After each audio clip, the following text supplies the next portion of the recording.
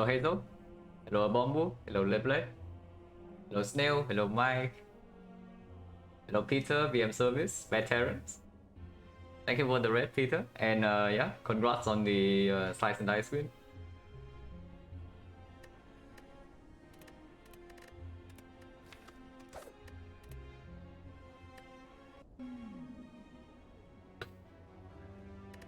Only curse for 250 over common relic.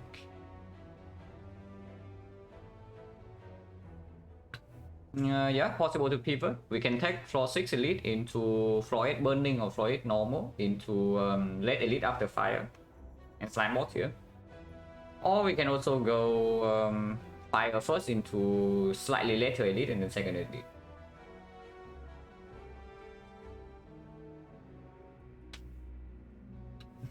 Hello, my dear sunny side. Hello, Nerdmaster. Hello, up here. Yeah, see you, Peter. Thank you for the good luck. Yeah, curse for 250 over common relic, right?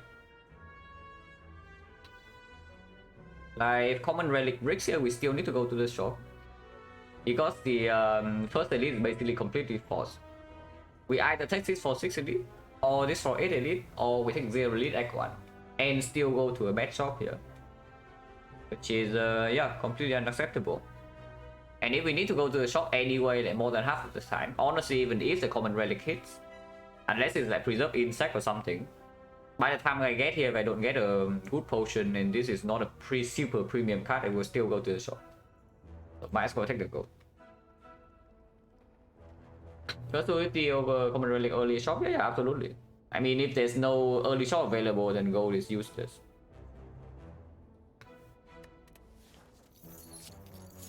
The size is fine.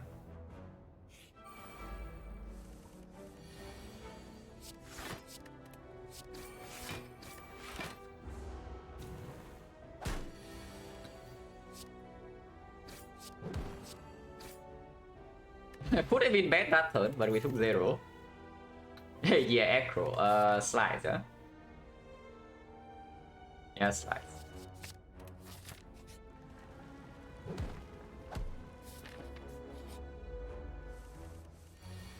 Max HP, even more max HP, but now we have auto protection.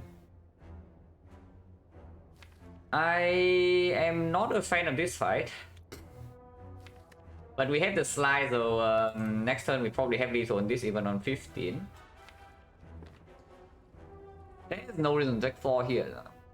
Like if we take 4, we can take 4 next turn. Unless you say that we really don't want to stay in this fight for so long, then we want to push this 6. But yeah, I think we are allowed to breed this 4.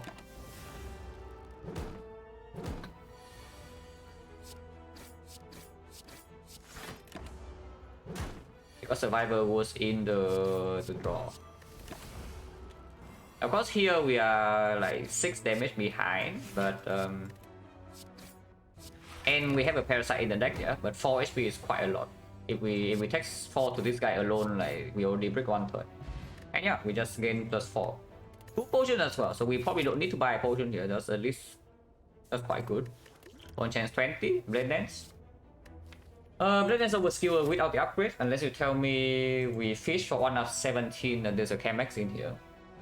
But I mean, if the shop has an accuracy, we can also buy it. And the slime boss is at the end. Blade Dance is just very good.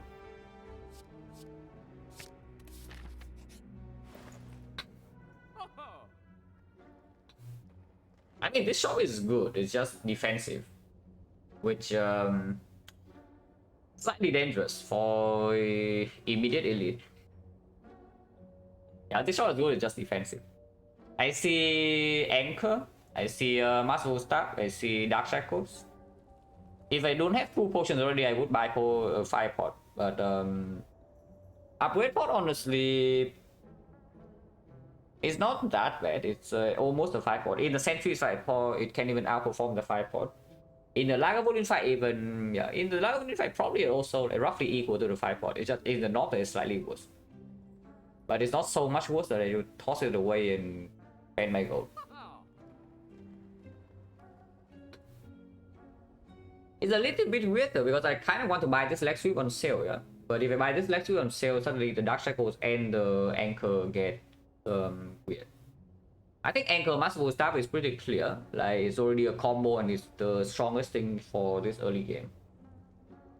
So we do that first. Anchor Masterful Staff.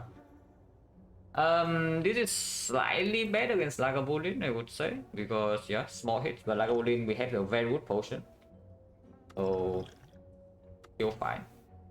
Invoker's a must? No. Like, why would it be a bust? Like, what does this even do? Is it so much worse than, let's say, a defend or a strike? Why is it a bust? Yeah, what's wrong with Parasite? It's just that the thing about the Parasite is that if we leave the Parasite in the deck and then we also buy these in our deck, is a little bit it's like too defensive with an Anchor, and that I don't like so much. So I can see removing the curse to improve the chance that we draw into damage on turn 1.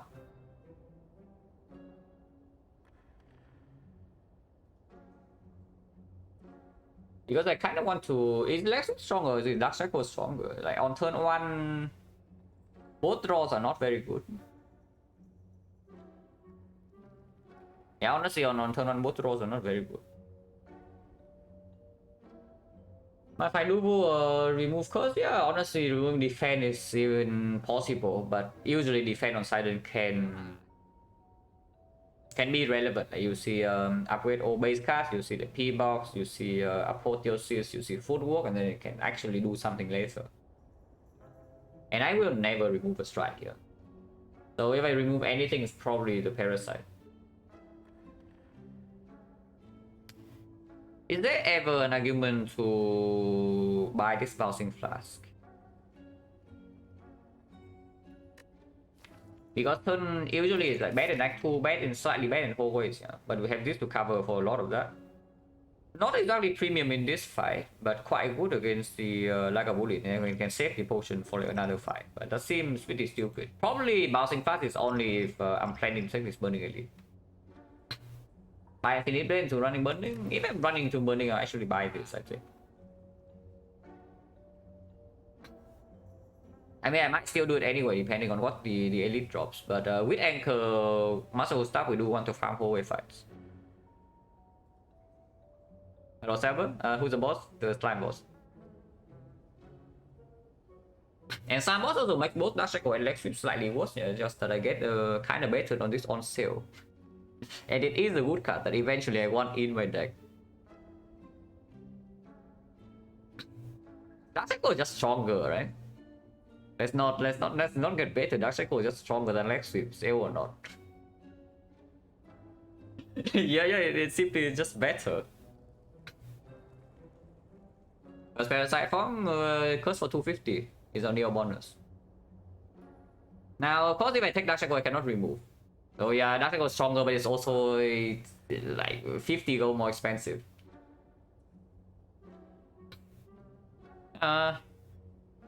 Maybe the 50 gold push it over the edge, because yeah, Leg Sweep I can remove. Leg Sweep I can remove the Parasite. Dark Shackle I cannot do anything. If I buy Dark Shackles, that's it. I leave the shop, and now I have Anchor, 5 defense, Dark Shackle, and a Parasite. With a deck that's already not amazing against the Knob. And a Blood Potion. It does seem slightly weird. Yeah, it definitely seems slightly weird.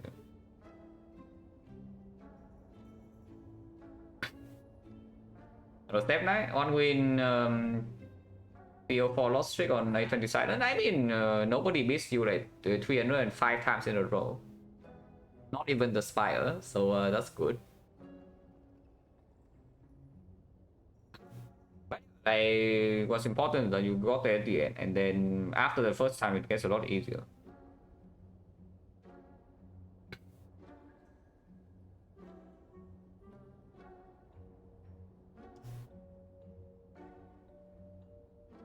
Yeah, remove Parasites, fine. Honestly, this Infinite Blades is very pickable. I don't know about spending gold on it on floor 4. It is very pickable because Slime Boss it definitely performs, and Master Staff and Slime Boss is only for a good split. If we still fail to have a good split, Master Staff is not going to do anything in that fight. Red Dance, if we cannot scale it, yeah, it's good, but nothing super special. We need to play a long fight, and then Infinite Blaze comes in. And usually the problem with Infinite Blaze is that it breaks you in whole wave fights. But third one we have Anchor already, and we bought a freaking Master Staff. So scale will not happening. It's just that buying it for 77 gold and then it's still better against Nomia, which is probably our worst elite at this point, is definitely questionable. But it's in 4 turns, it's not, like, it is really not. That's a I would say that's a pretty big misconception because I mean, it's true. If you take the raw value, it is the Blade Dance in like 4 turns. But the thing is that there are definitely fights where you can set it up for free. And there are definitely fights where having consistent 1 shift per turn is better than having a Blade Dance in your deck. So it's really not true.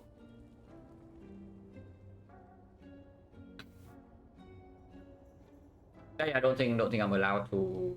I mean, like, not allowed to. It's not even greedy. Like, buying this is the least greedy thing of everything in this shop. But it just seems incredibly stupid. Yeah, probably just remove the just do the pattern play. Remove like Parasite and then buy this Leg Sweep. And with the Leg Sweep, we are going to be not that bad against Lagavulin, but only if we can preserve the potion. So if we have to use the Blessing and the Force against a not Lagavulin fight here, then we will not fight the second elite. But second elite is optional. I think I'm running here though, with 2 potions still and decently strong cards.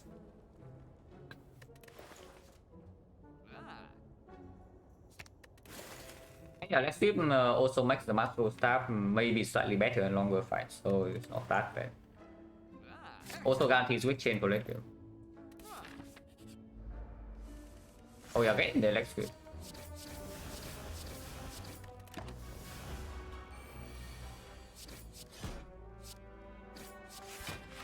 Yeah, I mean we are pretty strong in hallway fights, so you should take 0 in easy hallway. Accuracy again. Now it's unfortunate, but this choke is strong. yeah, it is quite unfortunate, but this choke is actually good. Because again, turn 1 we have Anchor already, so we want to dump energy into damage. We have 0 cost, 4 cards. And a good upgrade target also make sure that we can use this potion and then still not die to Lagavulin afterwards. And yeah, I take it. It's fine. Because we are fighting an elite immediately. And I think with the choke now I'm running into this for 60. Afterwards, if the fight is bad, we can go here and then avoid this. And yeah, we go left. No. How much damage is this upgrade potion? At the moment, +4, +5, +8, +6, 14 damage with the upgrade potion. It will not be 14 damage later. And it also blocks pool for next turn. So if I get negated by artifact, yes. If we do not potion, how much damage are we dealing? It's 21, 33, 36, 42. 42, we need 47. 47, we never have. We have 42 in here. So yeah, potion. Upgrade potion, but now we have the choke, potentially choke plus. So maybe the second fight is still takeable. It's dangerous though, because if we want it to be choke plus, then we need to take Burning Elite. Yeah. And choke plus against the Sentry is still, we basically waste an upgrade. Not always wasting an upgrade, because we do have 2 artifact sweeps in here, but it's not playable together with the leg sweep on the same turn. It's pretty bad. But yeah, like, yeah, look at the choke. It immediately performs. Imagine if this is an acro instead. I mean, a Red would also do pretty decent here, but I mean, just look at it. Next turn we have bottom deck Blade Dance we fail to kill. Very cool. That's the silent. Even if we triple strike here, if we bottom leg blade dance next turn, we fail to kill. It's fine. If we break next turn and we block potion, but I don't see why we would play the defense here. Because if we play defense, we need to draw every single attack, so it's like a clear strike. Okay, we don't break. And yeah, without choke, we never kill turn 3, and now suddenly we have another pocket watch or choke. Oh yeah, and here's accuracy, so now choke is gone. But with this accuracy, I run into the burning elite. Yeah, with this accuracy, I actually run into the burning elite. Potion chance 40. Yeah, 1, 2, 3, 4. Potion chance 40. We upgrade the blade dance and then run into burning elite. We know that it's not a knob. Pocket watch is it's worse against the knob if it has like max HP or something. You cannot finish on turn 3 because you only draw like 6 cards. But against Lagavulin, it's almost trivialized the fight. Against the sentries, it also makes the second cycle a lot better. So we upgrade, and yeah, like everything so far is paying off. Like Let's Win, not really, but Master Staff definitely. Chop insane. And Potion save is also fine. And yeah, upgrade blade dance. Better with the pocket watch because whenever we want to play blade dance, we break it anyway. So it doesn't really matter there. Better with the choke cost. Better with the accuracy first one. And then the second upgrade can be the accuracy, depending on whether we are allowed to upgrade or not. But we are taking burning elite on floor 8. Yeah, strength Lagavulin, basically a normal Lagavulin.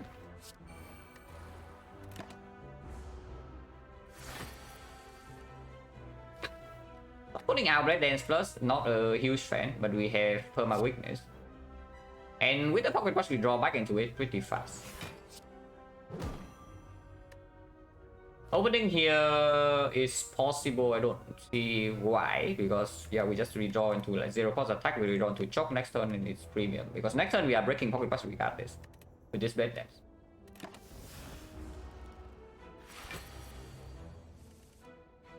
Yeah, it's Perma Weak if we want it to be. Probably taking a hit next turn, but this block potion can absolutely be used. We neutralize in here. I don't think there's ever a world where we play Let's Sweep over 2 strikes. Let's play 2 strikes.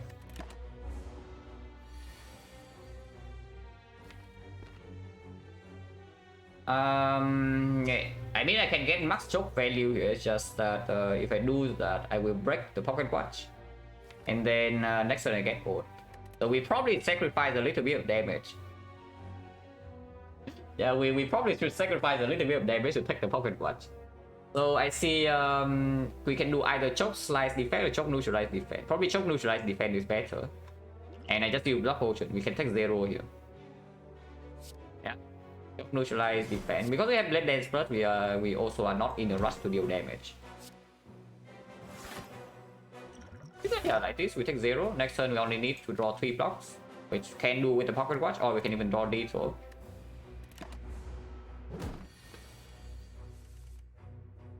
Yeah, we take 0. And now we draw into a Blade Dance Plus. Yeah, burning Lagavulin on floor 8, 0 damage. That's the silent. Yeah, that's the silent. Backstab with our Bag Marbles and our Anchor. Yeah, take that. Question card, yeah, sure. Well, this one's pretty strong. We are on floor 9. I already see that we are probably pretty strong. Are you looking? No. After first shop, I already know that we are strong. Like the fact that I even consider this 4-6 elite over this elite means that we are strong after the shop. And yeah, things have gone well. So potion use also perfect. By the way, potion chance still now 50%, but it's fine. We can refuel here. Probably just go max always. We already have outer protection. Like we don't want any other event in Act 1. I mean we do, but at the same time we don't. We don't care about life loss. And we can farm maximum always with question card, with Bag Marbles, with Anchor. We are extremely strong here. So let's Let's take all the fights. Yeah, exactly. Time to run to every hallway. Right, run into every hallway here. We upgrade probably accuracy to make the slime boss fight like super chill, and then we move on.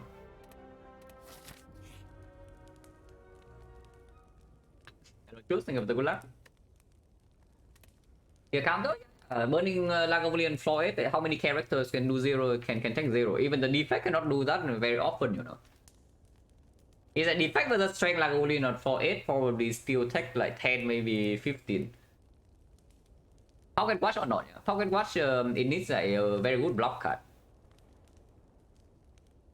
But we take 0. Here is the accuracy upgrade.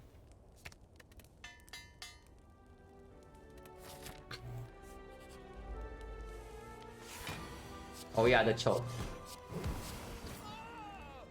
We overkill that thing by like 50 damage or something.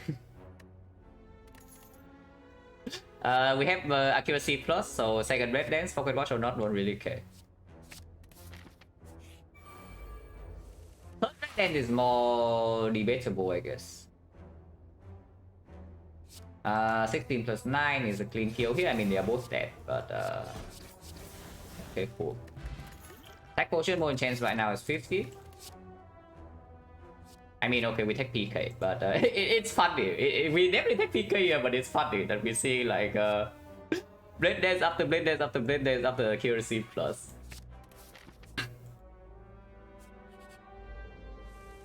So if we don't break the boss relic, I think we are in decent shape. Just don't break the boss relic. But honestly, even if we break the boss relic, we can still do fine for a little bit in Act 2. Slightly watcher. We're over Act 4, right? We pocket watch. The knob. It's actually slightly annoying because if I play Blade Dance here for damage, I break my pocket watch. I kind of want to to keep my pocket watch, so it's most likely just backstab, strike, leg sweep. And yeah, let's see what the block 2 next turn, so it's not the worst.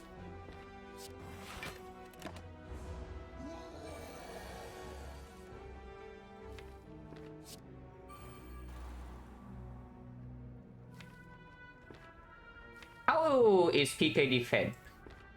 I know that Blade Dance right here is 40 damage, but how is... wait, why did I even play accuracy if I don't play Blade Dance? Is that 24 plus another 24, so that's 48. 48, 60. Yeah, it's super Omega dead, but I just wasted a bit of HP. I literally just wasted a bit of HP, like 2, because I did not... because I play accuracy plus on instinct. Okay, 2 is not, guys. 2 is not. It's still dead, yeah, even if Master Booster is 1. If I double defend here, I take 0, and then the Master Booster next turn 0, so it's like Omega super dead. But it's still dead. If I take pocket watch. Yeah, minus 2. 2 is... minus 5 actually, minus 5. 5 is not.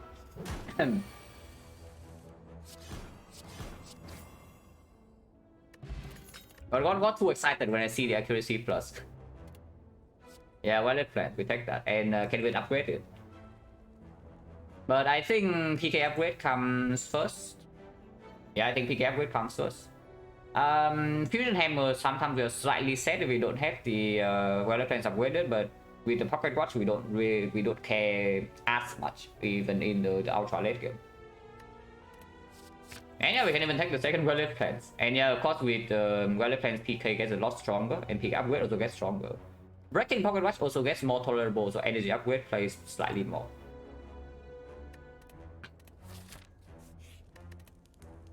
Yeah, upgrade okay. We are not taking snack ball, so energy upgrade plays fully.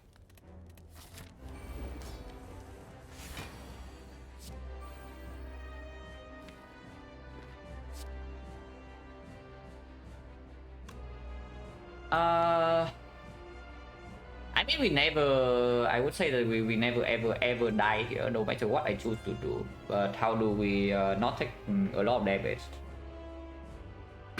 The running place, I die? Yeah, probably not.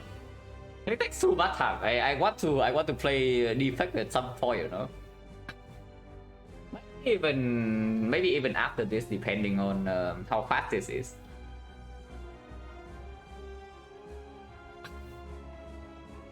Because I'm almost done with my VOD reviews, and like the final losses I do remember quite well.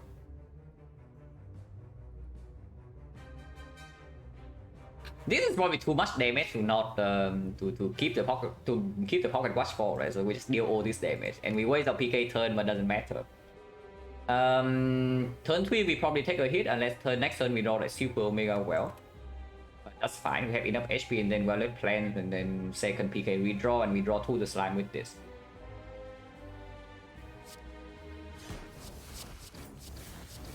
I mean, this is way too much damage to not do. Sure, 24, so that's too much damage. But I can do slice and nothing. If I do slice and nothing, it goes to 80, and then we have a thing. If I split now, how is it? If I split now, it's 36, 42, 48, 48, so 44, and we still have pocket watch.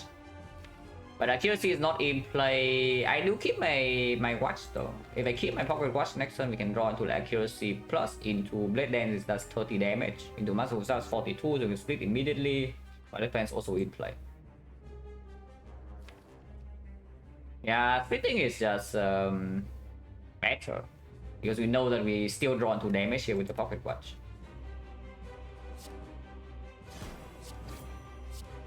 This is just better. 44 is fine.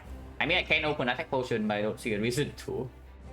And of course, if we don't play this defense of 3 damage, pocket watch is way more important.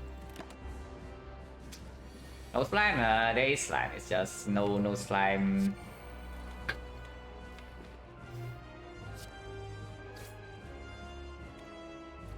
Other plans and keep leg sweep. Next time we split here. This is 21 damage. It's 9, so we have 30. And then PK plus, and then yeah. That's just fine.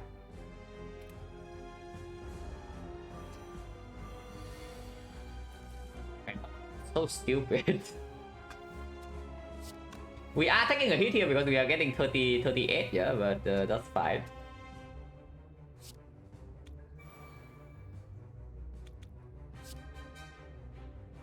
How do I do this? Because keeping the Blade Dance in hand for next turn is way better for the PK, but splitting now is fine too. Maybe splitting now is just good. Yeah, maybe splitting now is just good.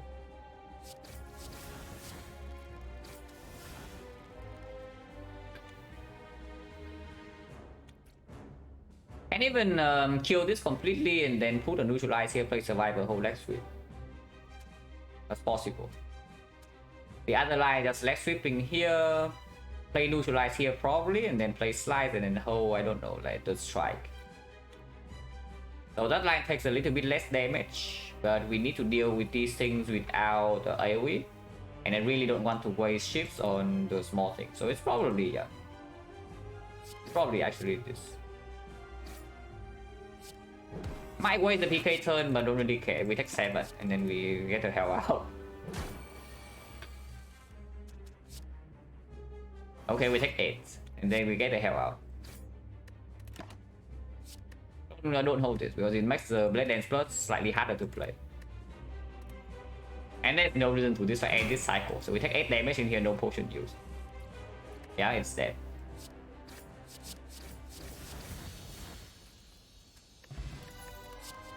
After damage is fairly clear unless you tell me it's die instead. But yeah, it's just after damage. We are we are shipping the late game here, so better cover for that a little bit. Also, not a terrible draw on turn 1, so it can even be upgraded. We do not need this. We already have the envenom in our deck right here. And again, 1000 cards. If we want to pick 1000 cards, we pick die instead. The guy, this is fairly simple, but still some decent decisions. Like, yeah, of course, the choke pick, like the decision to run into the Burning Elite. But afterwards, it's fairly straightforward. We are just very strong. Hello, Amjad.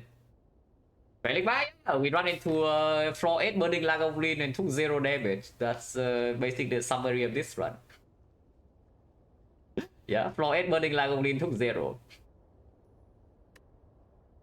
Didn't even use a potion. Oh yeah, I did use block pot. Okay, I did use block pot. Without block pot, we took like 11. But I did use block pot for 11, so we took 0.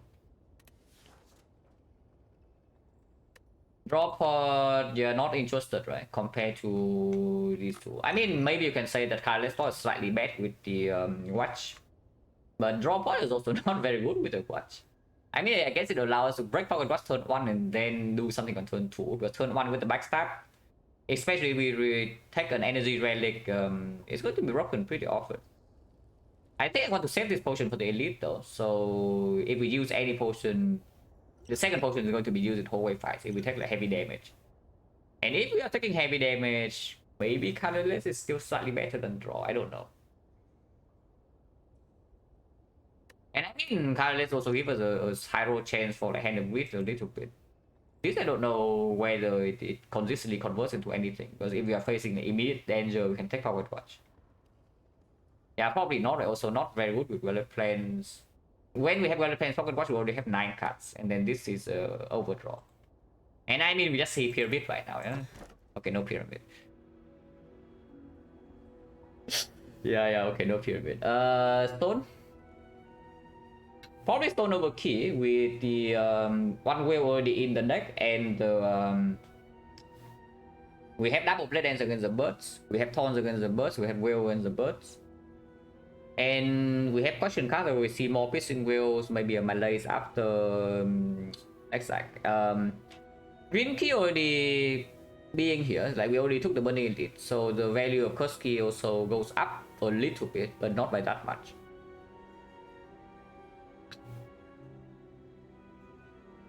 I mean, technically speaking, you can draw through the curse faster with the Pocket Watch, but only if the curse doesn't destroy your current hand. Like you draw through your normality faster, you draw through your doubt faster, you draw through your pain faster.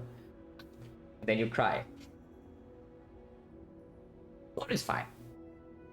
Back is honestly pickable here even without the Alchemize because we don't need energy that much. But with the question card we also see like decent draw option most likely. And I mean we already passed up like so much draw in Act 1, yeah.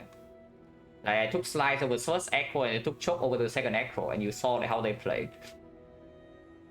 but now we take the Echoes. Now we see Echoes we take them. But this is fine. Can get slightly owned by burst on turn 1 if we draw badly, but potions can come in and on turn 2 they're dead. Early chop is absolutely clear and I see 4 elites, which we probably run into. Only 2 would be compulsory if we commit to this part. 2 are optional, so that's quite good. Yeah, let's take here, question mark, shop, question mark here. Hunt for like maybe Bloody Idol and then we just move on. 4 elites.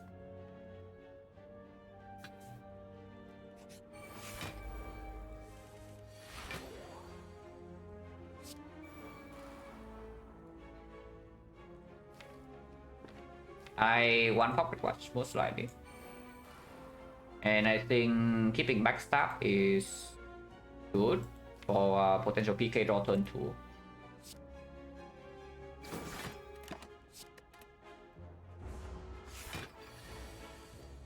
No PK turn, but it's dead.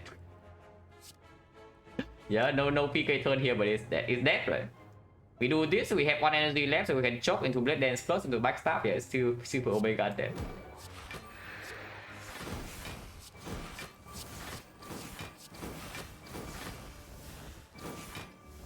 Yeah, next turn. Not this turn, but next turn. It's 5. We take 3 damage. I mean, blocking this turn is complete nonsense anyway.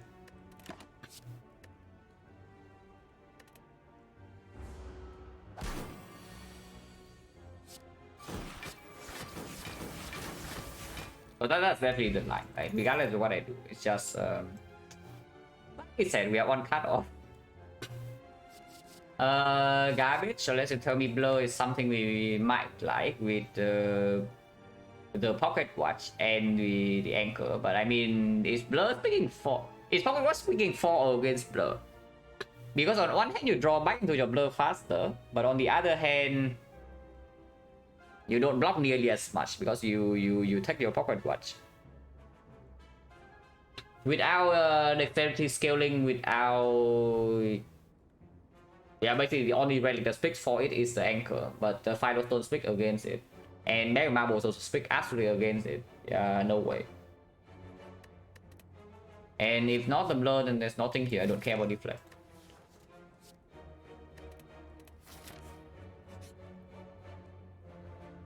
There's a Terror. There's a Backflip. There's another Blade Dance. There's an Envelope.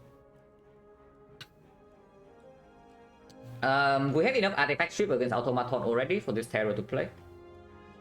So probably Terror and Venom.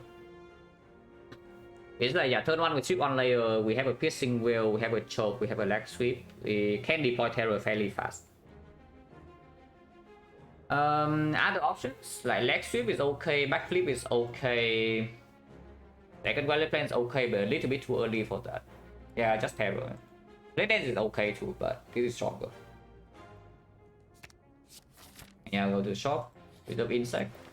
No Preserve Insect. Oh, this shop is quite bad.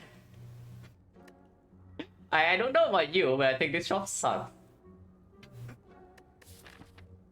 For our 400 gold, this shop is not exactly ideal. The Abacus with Pocket Watch is like a thing. It gains 6 block on turn, I don't know, turn 5. Invest in the fish. We just invest in the fish and then Bloody Idol here. Suddenly we have Bloody Idol fish. Yes. But no, seriously, what the hell are we buying here? Because I don't see anything and there's no second shop in this act. Are we really like overpowered enough so that I can save my gold completely or what? It seems questionable that is the case. I don't mind the second accuracy. With Pocket Watch, we set them up faster. With Pocket Watch, we definitely set them up faster. It's just the second accuracy with our third Blade Dance is not actually that good. And we don't need the second accuracy damage ever with PK Terror. Valid plans. Is Master Strategy good? Probably just because we have nothing else to buy this shop. It's basically like we borrow the Pocket Watch one turn. Instead of taking the Pocket Watch turn after, we take the Pocket Watch immediately. I mean, of course, we lose one card, but that's the idea. Overkill? Nah, why would draw be overkill? It will still be positive. It's just how positive is it? It's not that much. It's basically slightly worse than normal, but yeah, of course, it's still positive. It's overpriced. Remove, yeah, we definitely remove. Like, this is probably just remove Master Strategy, and I don't know. Probably not the second accuracy, but I can be convinced that maybe second accuracy is okay. With it being on sale, and it's like we can pick up a third Blade Dance. I don't mind it too much. With the question card here, we can pick up a third one. And again, turn 1 we have some setup. It's like, but the Firestone cuts down our setup time a little bit here, so I not so sure because we have like setup. We already have 4 things to deploy. Like this is even another thing. So we have like 5 things to set up already. Do we want to pick up a 6th thing? How heavy can this anchor lift? Because at some point it will fall off.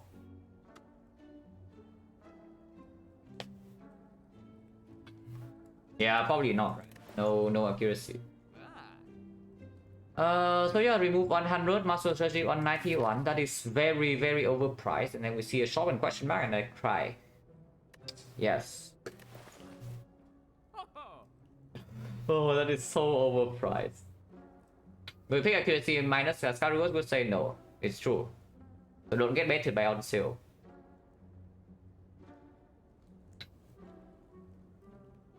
But yeah, remove I would remove Defect in this spot. Potential for buys right here. Back Marbles turn on strike is also a better draw. And we also added block after image, so now we can block while we attack with Blade Dance.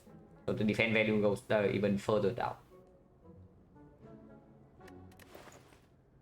So yeah, I would remove Defend and just add Muscle Strategy and move on.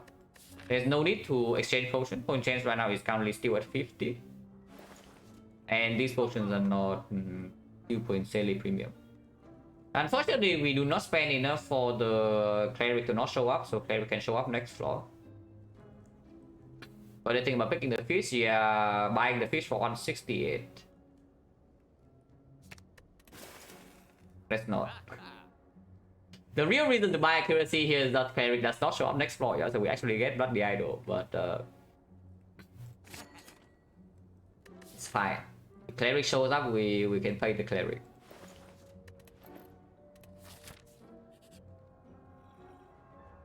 It's not the cleric. I mean, it is the cleric that does not ask the circle. Oh, by the way. 1 energy block 36. Just saying. 1 energy block 36, yeah. We choke Piercing will backstab, and one of them will die. Backstab is 8, with this is 18, so this doesn't quite die.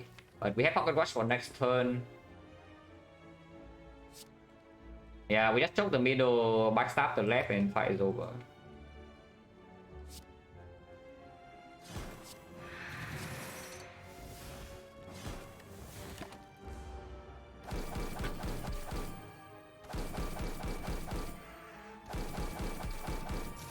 On scale also absolutely going in. I mean, this fight is done, so we move on.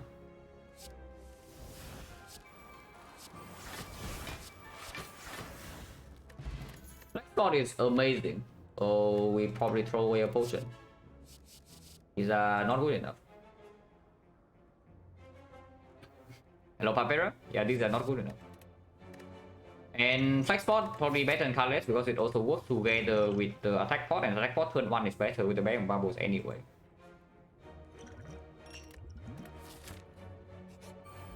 Oh, Starbank, we have Bronze Scale, so this guy is toast. Flex Pod is definitely better after during the PK turn, but what about flexing right now? Because we have Bag of Bubbles and we don't know when we draw into Terror. This turn we also are breaking the Pocket Watch. So if I don't flex right now, yeah, we are doing 26. 26, another 16 is 42, 42, another 24 is 66, 66, 69, yeah, nice, 100, 194, 94, and then next one is unclear. If we flex bots right now, we are doing 16, so 24, 24, 14, so 21. So 42, 42, 24, 66, 66, 12 is 78. 78, this is 52, so 140. 146, these guys are 23, so next one either we block or we kill. So let's go for it. Mutations. Okay, 136, 136, 33. Oh. One block. 3 cards, so it has to be something like Terror Choke, but if we don't want to do that, we already have a kill. So I can play after image first. In case we don't draw a kill here, which we don't. But that's fine, because we basically full block, take 2. Oh, not 2 damage, guys. Not 2 damage, I mean, we kill here, yeah, but I can also just block. And let it die to taunts. Let's make Bronze Scale happy. It's dead to taunt.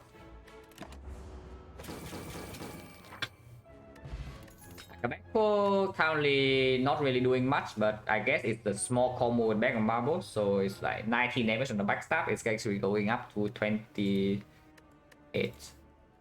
Yeah, Akabeko Dagger Strike, but here's a Fumes Plus. I mean, I only like Fumes usually, and here it is green. I always like don't mind having 1 Fumes in my deck, even just to strip artifact later and like dealing a little bit of damage to Time Eater. Dagger Spray is very much not needed.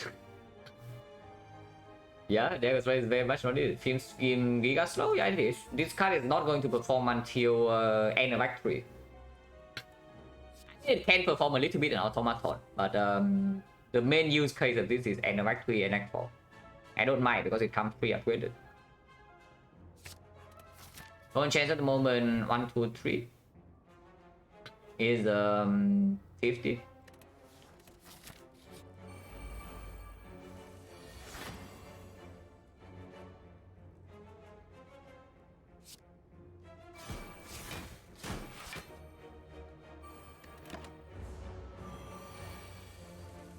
Yeah, screw up the image, right? Who would need that thing? Flex Potion back for chance 40, and yeah, Flex Potion, as you can see how well it performed in the last fight, like this potion is insanely strong. Third Blade Dance, I guess I don't mind it as much now. Now that we pick up like maybe Master Strategy, also Break Pocket Watch on the same turn, and a little bit more setup. Yeah, my third Blade Dance. I don't think I pick a fourth one, but the third one is fine. And then yeah, upgrade over question mark. We do question mark for Bloody Idol. We just upgrade our freaking Violet Plans. Probably just upgrade Violet Plans. Upgrade Violet Plans, and we take one question mark.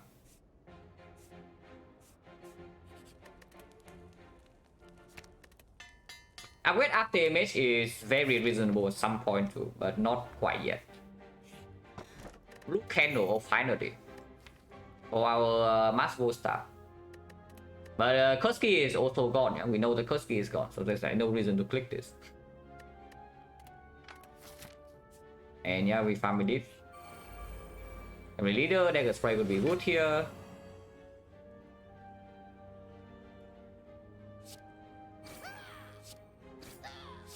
Let's take the watch. This is only 16 damage. Pocket watch is more important. Surely is a fight run? Yeah, surely. She dead? I mean, we have full block basically, but is she dead? This is 60?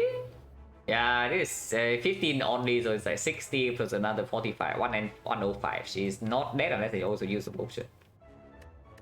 Which I don't see why we should.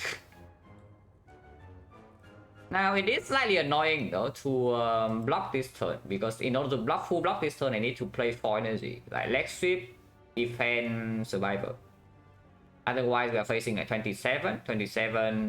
If I play only leg sweep defend, we take like 8. And if I play triple block in here, then we don't have accuracy in play, we don't have PK in play, we don't have terror in play. So I can see potioning. Which potion though? This potion is guaranteed to kill. This potion is not. So it's currently in our hand right now. We have 105, 108. We have 41 damage shot. That's quite far away. Next time, either Bull Stabbing or the Slavers. In the Slavers, we know the attack potion can perform on turn 1. Bull Stabbing probably not too difficult. I can see just doing flex bot now and get out of here. Point chance is again 40%, so it's not so low. And we don't have sustain. Yeah? We actually don't have sustain in this bar, so better not take heavy damage yet before we run into 2 other elites. And we know that the attack potion can still cover for slavers here. So if I flex bot. If I flex spot, do I actually have lethal or not? If I flex spot right here, shift is dealing 15, so it's 22. It's 22 times... Wait, 22 times 7 is not even killing. Wait, is Remnant Leader OP or what? Or is my math wrong? 15, 22... No, 22 times 7 is 145. 154. Yeah, it kills. It kills. For some reason, I was thinking it's only 144, but it's 154, so she's dead. Yeah. It works. I will check, yeah. Shift is dealing 10-ish, 10-ish, 15-ish, 15-ish is 22-ish. 22 times 7, yeah, 154. She's dead on full HP. So let's do that.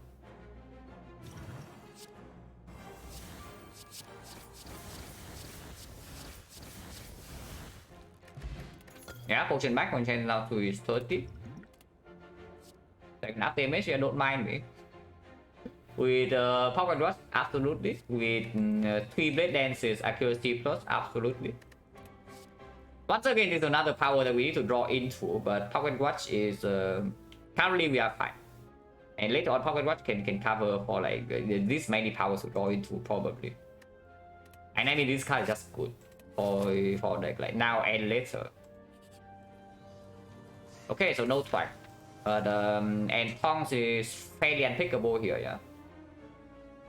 So I would take the upgrade, and upgrade goes on Terror, looking at what's happening.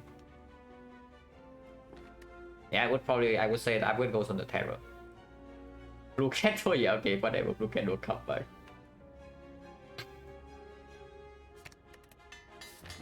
And yes, we take Elite over upgrade for sure. We don't even have a good upgrade.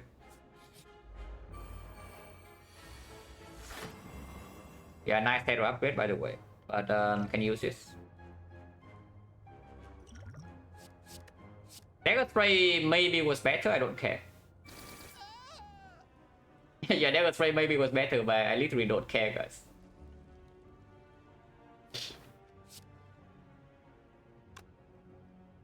And I think, do we take the watch here or not? Because I can take the watch with something like Leg Sweep PK, like 0. Even Leg Sweep Terror. Leg Sweep PK probably... It all basically depends on whether we draw accuracy or not. If we don't draw accuracy, then Terror is stronger. There's also a line that does not take Pocket Watch. We just do like backstab here, do 16, Terror here, PK is one strike, we even kill, and then we Leg Sweep, maybe Taskmaster. Which honestly is just better. I don't over rely on the Pocket Watch.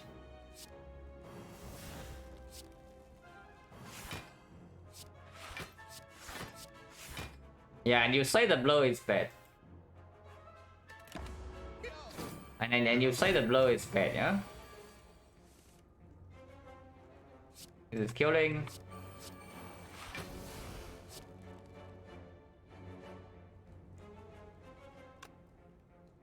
This is not quite killing.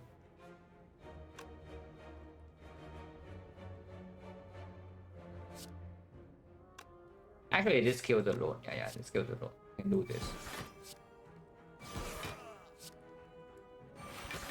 And yeah, I don't need wallet plans. We don't care about holding these things anyway. Mega prep for our backstab. Quite nice. And with Mega prep now and the lantern, I definitely see upgrading on up damage. At some point. Yeah, another Blade Dance plot. This one is green, but we take the second wave. This is very good. I'm saying this is extremely good, but we take the second wave here. With the Philo Stone and with us being extremely strong for the short term, better prepare for late game.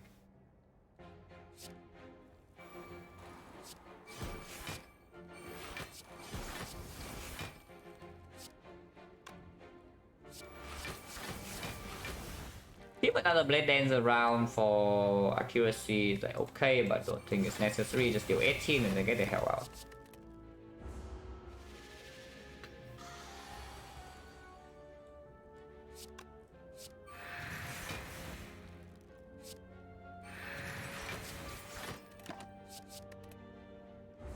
I'm gonna play defense strike instead, but I think this guarantees a kill or full block, like slightly better. It's fine, Clone Dagger plus, but we take the gamble. Yeah. Gamble turn 1 amazing. Pocket Watch turn amazing with Valor Plans quite good.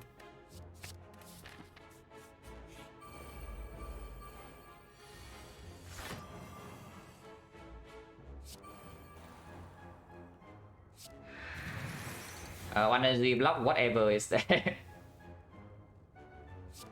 Yeah, I thought that was on energy block, whatever. I did first because I want to do Akabeko here. And then now we can 16 here. Now we can master.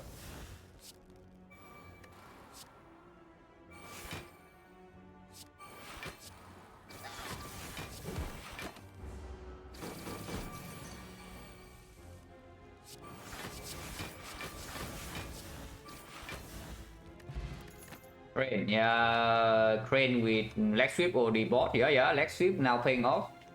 Crane to mitigate the Philo Stone, and we have double piercing wheels, double after image. This basically solves the late game block immediately. We can have a third piercing wheel. We can also pick a CE right before the automaton fight, which seems extremely unnecessary. Honestly, but I don't really know. Like, are we actually having that not much of an easy time against automaton? If they steal PK, if they steal PK and accuracy somehow, like, are we ever in like trouble?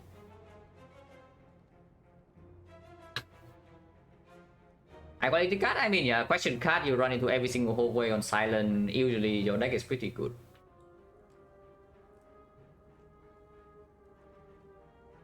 Why does the CE actually do anything besides this automaton fight? Darklings we don't care. The Darklings we don't need the CE. Rectomancer we don't need the CE. Golden deck are definitely not. Awaken one we are no times, don't need. In fact, Awaken one the third wheel is even more important. Against the heart, the third wheel is more important. However, Cloud Crane pretty good, but I think we are upgrading leg sweep right now, so it's not playing nearly as much. Act for Elite? No. After Act for Elite, you kill one of them with Violet Plan Plus, like the other one is trivial. We are not playing red form here. CE against Act for Elite is basically red form only. That it actually carries the fight. But yeah, you play red form, your time is extremely limited, so now the CE deals plus 150 damage, and then it's good because it actually cuts the fight down. But if our deck is actually very strong defensively, after we set up, then we kill the spear, and then the shield is never doing anything because we have well-laid plans and we full block every single attack.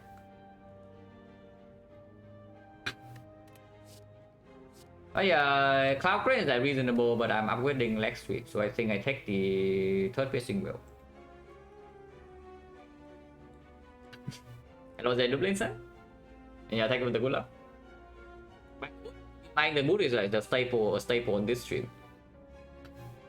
If you were around during the early silent days, you would know. You would know I tell tales of the run where bought the boot over membership card, and it was just correct.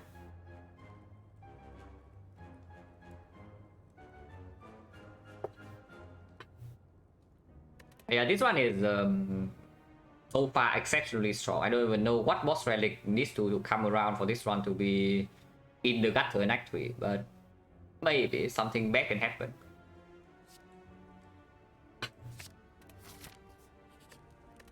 Oh yeah, upgrade leg sweep with the crane now. Don't need to upgrade 2 after image yet with 2 of them. If we see Fusion Hammer, yeah, whatever. We see F2 after image, so we draw into one of them pretty fast anyway.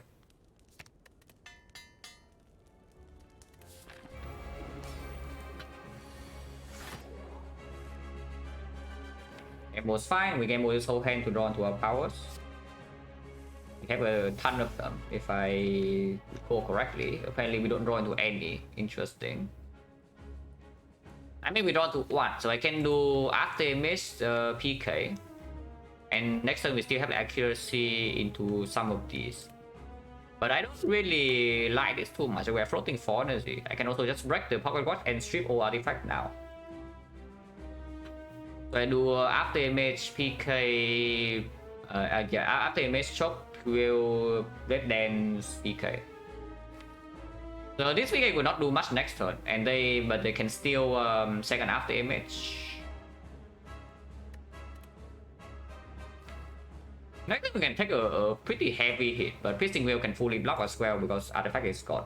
Yeah, it's even more reason to strip artifact now. Yeah, over keeping the pocket watch.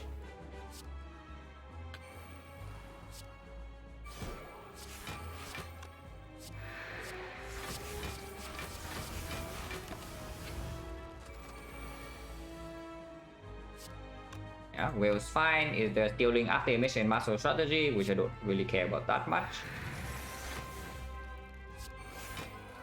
Can play fumes, can play defend. I think I will play defend, and we play fumes next turn. Heal is no longer super necessary because artifact is gone. And so break the pocket watch and play the blade dance now. If I play the blade dance, I should have played the fuse. But without accuracy, this breaking the pocket watch for the PK is not even so good comparing to just drawing into accuracy. Play accuracy, blade dance is more damage anyway.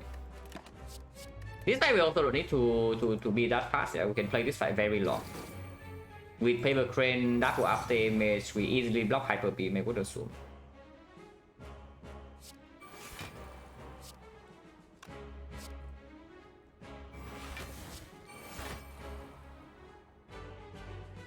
We want after image back. I don't care too much about the master strategy.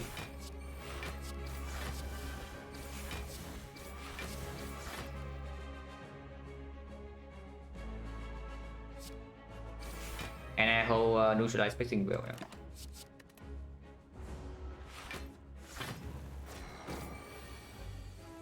Yeah. One energy block, whatever. Again. But we do this first.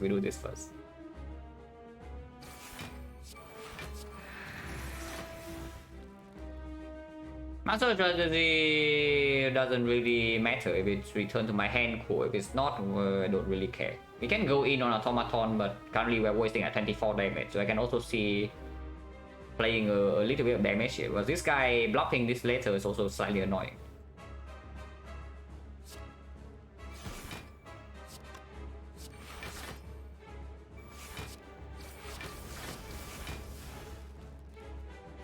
Let's keep this around or just play it. Playing it is fine, we are always drawing into leg sweep.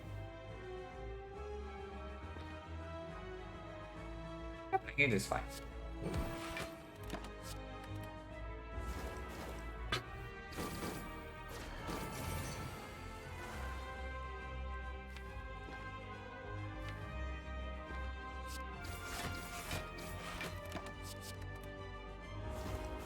Overdraw by 1, doesn't matter.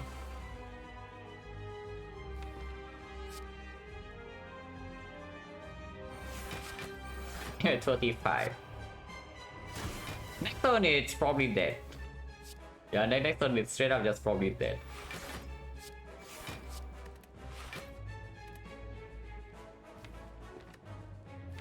Let's shuffle.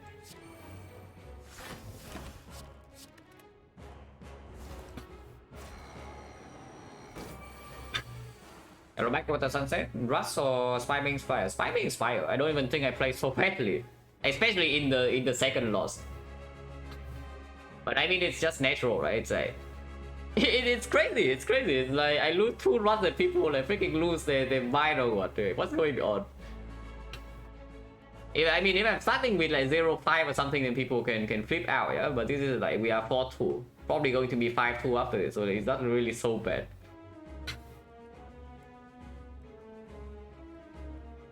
Is that really so bad to lose 2 runs?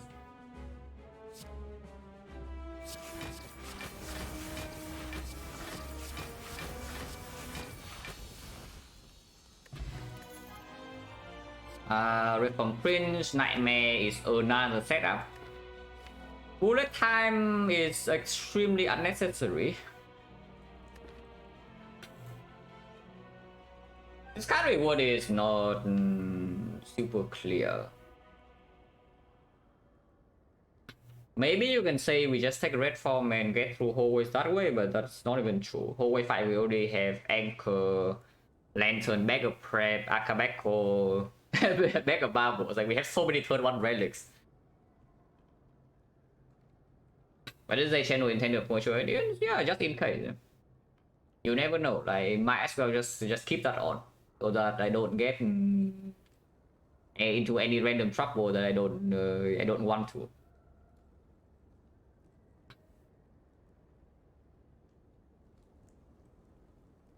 Yeah, Nightmare is like totally unnecessary. We don't need Nightmare accuracy in any fight. We don't need Nightmare after image in any fight. We don't need Nightmare piercing will. And Nightmare is another thing that we need to draw into. And usually we need to draw into well-lit plans before the Nightmare to even play.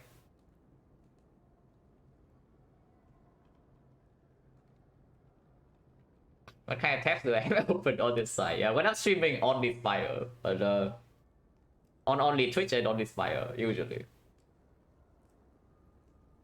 I think the bookmark bar is pretty spicy though, but that will not be on stream ever, so don't worry about that. I already edited my browser source to exactly cut off the bookmark bar. So you will not see it unless I want to show you somehow.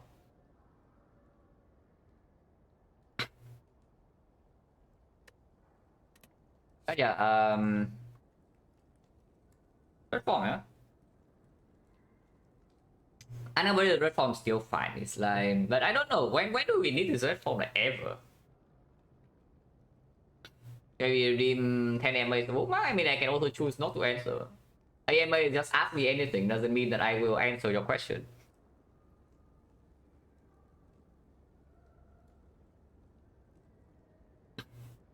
This reform is not even good. It's my point, but maybe it's okay because it does buy time us to play powers in like super short fights. Because I don't see this Nightmare doing anything relevant. We don't need the Nightmare output for late game.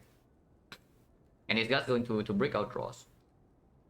Against time meter, is Nightmare necessary or not? Because yeah, if we Nightmare, best card in here is probably Malay. I would say the best possible card you can see here is Malay. The second best card probably is Alchemist. But maybe red form still third.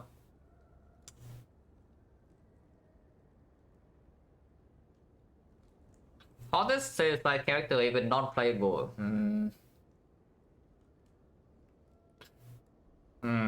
Who is it? Even non-playable. Even then, like, a lot of monsters are out of the question, yeah. Honestly, cleric is a pretty good answer if you don't care about genders. Because just look at just look at his apps, like he's freaking jacked. No, seriously, cleric is pretty buff. You just check out his apps. And he shows them all, so he knows. Like he definitely knows.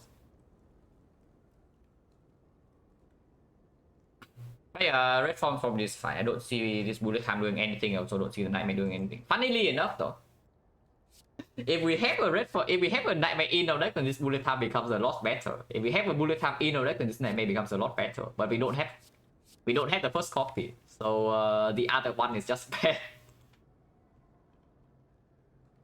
It is pretty funny. But yeah, it's also really weird because I don't expect this red form to do much of anything. But maybe it can be fine in time eater. Honestly, by streamer, I mean...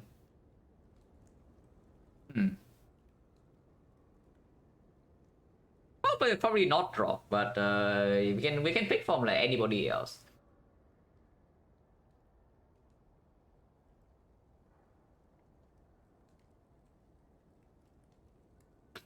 Oh yeah, just take the red form and move on, yeah?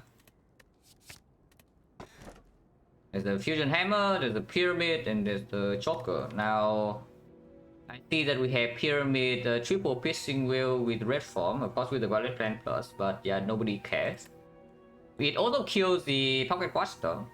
On the other hand, there's a fusion hammer which makes the red form slightly worse, but not so much worse. Problem with fusion hammer playing on 5 energy is that first of all, we don't actually have card draw on this deck besides pocket watch. Lose a run on spot, and you think choker actually lose a run.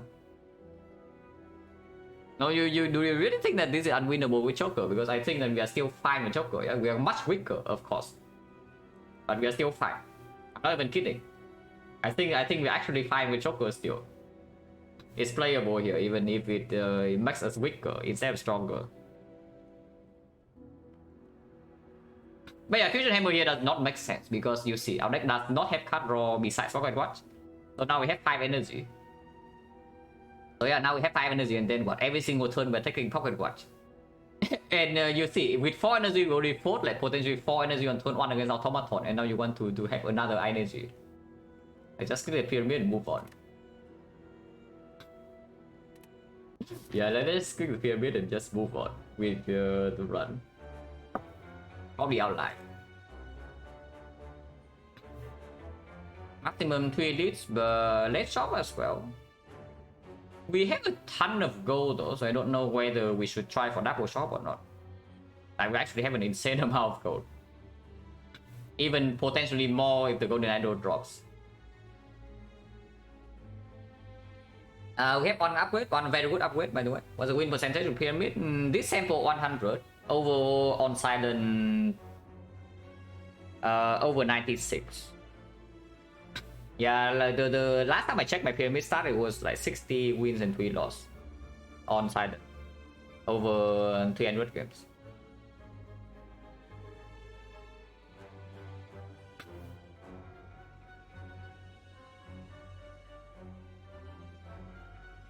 But yeah, probably 3 leads and let's shop still fine. If we have like, if we see the golden idol thing, we have like what 1000 gold in 3 shops. But remove also 125, so we can do 125 to 150, 275, so 750 for 2 shops. That's still not that bad. Again, we can probably still spend our gold. Golden idol win percentage slightly higher than pyramid. But maybe now it's different because I just lost this one with Frozen Eye recently. But last time I checked, my Frozen Eye stats with Silent is also around 96. But I remember it's like very slightly higher than pyramid.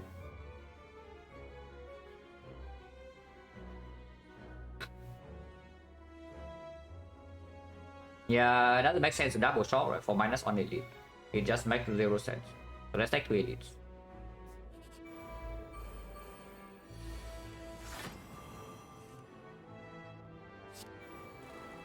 Also now we don't need to care about progress and we just play our cards.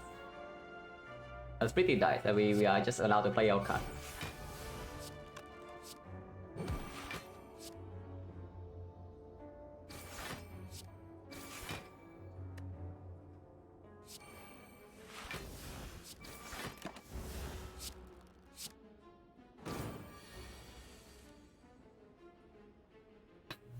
People really don't take Frozen and totally losing situations? What do you mean? I see Frozen in the shop, I buy it. So I don't know what you're saying.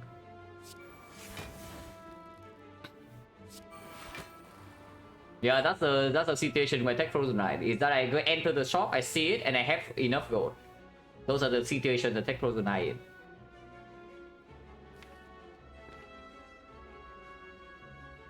I might not be able to afford it, yeah. But I mean, then why is it relevant then? Unless you tell me like having no gold in the shop is a totally losing position. That's not true.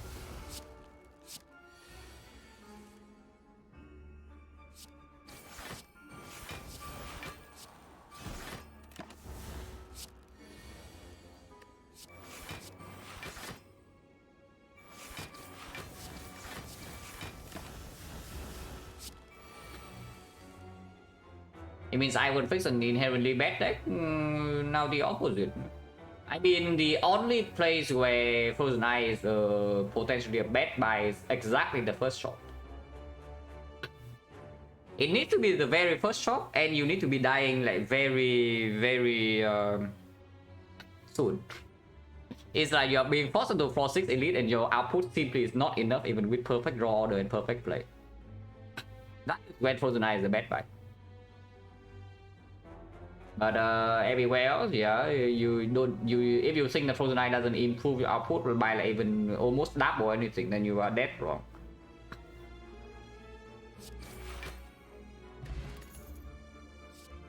I mean, how many whales too many? We have the pyramid. Now we have 3. No, yeah, how many whales is too many? Usually I stop at 3, yeah? But with the pyramid, maybe I can go to... no, pyramid makes it we need less, not more. So 3 maybe is fine.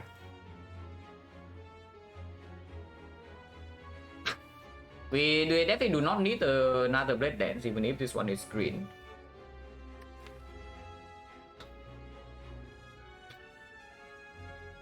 Oh, these guys are so good, and then I'm about to skip or what?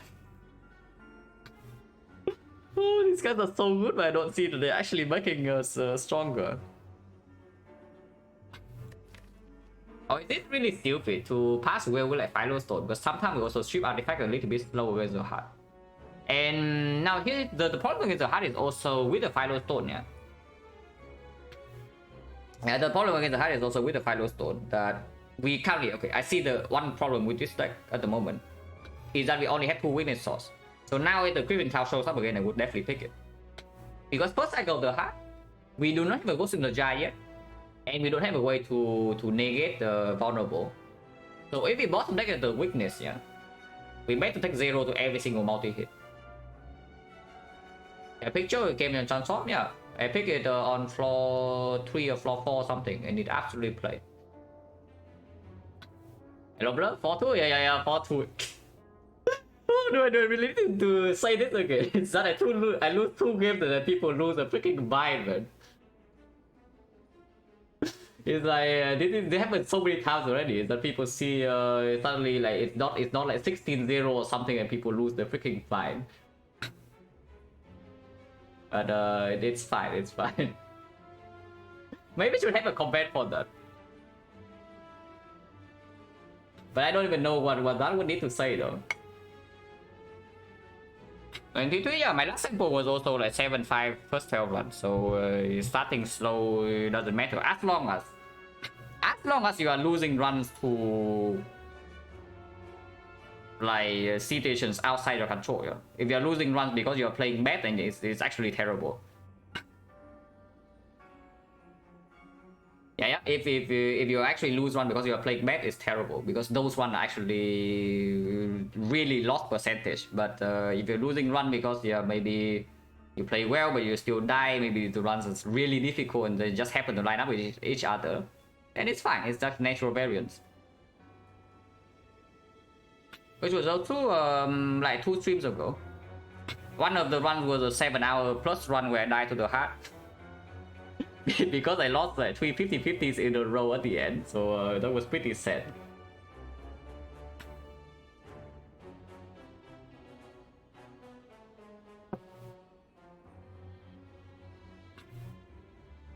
But yeah, another basic way is fine because as I was saying, that if we bottom deck our weakness, if we bottom deck the weakness, like that was like a double boss relic brick run. Double boss relic brick, and I play boss outlet extremely nicely. So not too much complaints there. There are definitely things to think about, but I'm not too unhappy about that.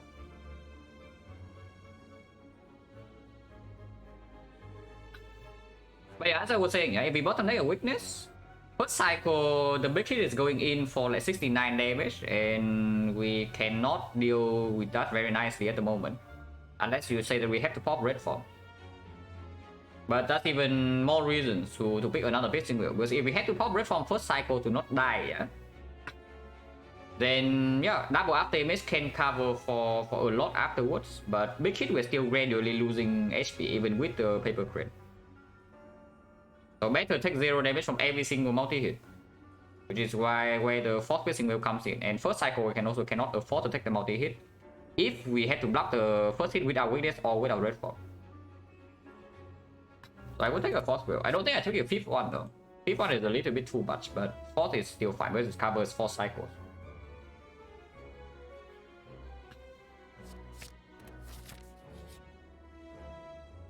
Now upgrade all cards, a way to throw this run. It's not even bad here. Upgrade all cards is strong here, but it is a way to throw this run. It's actually quite strong, in fact. Like we draw 9 custom runs and we don't really brick. We upgrade both Artemis, and turn 1 we have the lantern, so we can get both of them in play. And now our red form suddenly is green, and our Calgambo is green. Our front roadblock is extremely good. But the thing is that upgrade O doesn't even improve our output by that much. Yeah. Upgrade O doesn't even improve output by that much. These things are already green. We don't need the... yeah, like most of the things we need to upgrade are already upgraded. There's only like red form and maybe a Calgambo. and maybe one up damage, but I don't even care about like both of them being green. And yeah, 3 of throw that's option 3 is true. Oh god, we are being critted.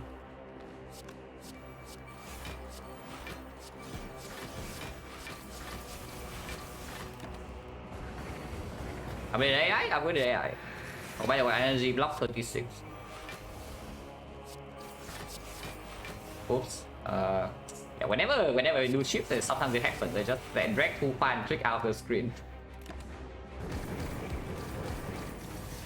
Dead Rand's hiding, yeah, that we don't pick, so unfortunate. It's fine. Dead Rand will advance the relic pool until something actually good after.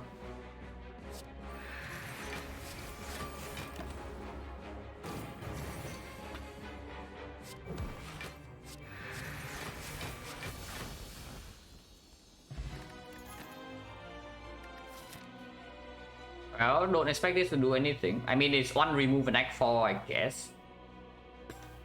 Yeah, we upgrade Red Form, we recall, and then we took maybe Master Staff and Act 4, so that's not the worst. But they are fairly mediocre. Keeping Run? I mean, we have freaking Pyramid, what do you want? What do you want with the price? We have this and no bullet time. Armor Plus? What about the Defect Plus? Like, what do we need Armor Plus for? Because I see that we don't even use our energy right now. Without any additional energy, we still don't use it, yeah? Don't forget. We do not have card draw in this deck. Besides Pocket Watch and the Pyramid. So, you know, the cards we are holding in our hand is already not being played with the current energy. And no, the current energy is not being spent with current cards in our hand. Then where does this armor maneuver convert into? Yeah, it converts into nothing.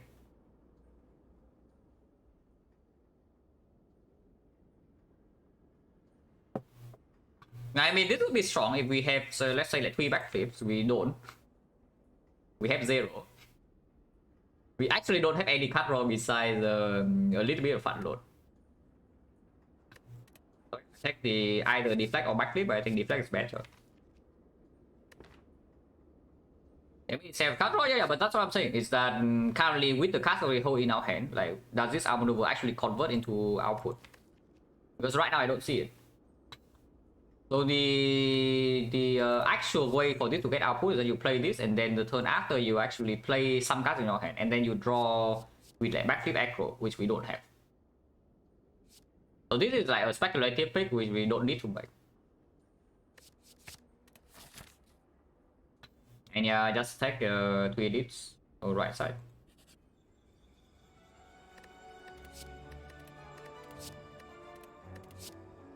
You could technique. Definitely still good enough. Might even be the upgrade, but probably not. Enlightenment is cute. But that's where it stops, at being cute. Flash of Steel? Yeah, I don't really care about that. Like, what do you want with Flash of Steel? I think it was already one of the more annoying fights, and now you want to add Flash of Steel. We don't have a Kunai Shuriken or whatever, and even if we have those, we have plenty of ways to proc them. What about this Purity? Yeah, what about this Purity? Impatient Omnivore Plus. Yeah, impatient with Masterful Staff, like, of course. The Peace Strike? Yeah, Peace Strike right here. We have the Peace Strike right here, and we have 5 strikes. We are removing a Masterful Staff with the top, maybe remove another one in the shop. But these strikes are staying, and I don't want to draw them. So what about the Purity? Not bad, right? I think it's better though. This one I don't really care about. I mean, it's good in most fights though, to be fair. To be fair, this fight is good in most fights. It's only time eater that is bad in. Even if the heart is neutral. Because we have double after image. I would really like a blind here. This is a situation where I would love a blind from Sensory Stone even on Cider. We do need At least one more witness source. I could pick 2. Even Sucker Punch minus maybe. I don't actually mind Sucker Punch minus so much. Is picking violence probably better? Yeah. We don't have that many attacks, so it's like pulling strikes. Which I don't even know whether I want to do or not, but it does combo a little bit with the purity. I don't mind the Flash of Steel though. I don't actually mind the Flash of Steel though. It plays a little bit with the choke too.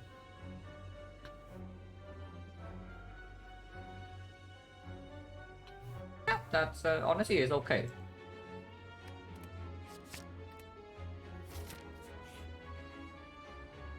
Yeah, what a garbage. Madness not interested, so it's on the -3. Oh, the shop. So we do have 2 shops. We don't have Golden Idol 333 gold, but we also get bonus gold from these things. We have 600 gold for 2 shops. Around 700 for 3 shops. I mean, I did say that I would pick a Sucker Punch minus. Do I buy Sucker Punch minus with question card? Yeah, no way, right? So we can maybe take Concrete, or we can also ignore the shop. Concrete is quite good. If I take Concrete, I will never remove here. Garbage shop? Yeah, only Concrete is what I see. I don't think this is the run where we need Discovery for anything. Concrete is pretty good, to be fair. It's pretty good. It mitigates the most dangerous case of straight up just going way too low in the first half cycle somehow. Because with 4 piercing where we will fully block the multi-hit, so it's only about the 69. Yeah, clean move on is probably fine.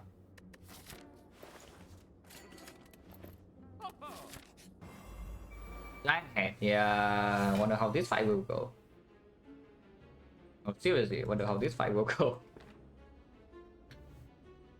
But we're actually not that good until we draw into the powers, which I guess we have plenty of time to do.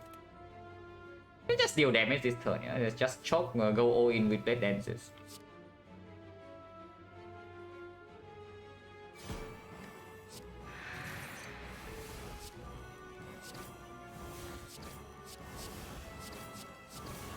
It's a lot of damage. We are gaining ton of damage from the choke and from the slow stack vulnerable too.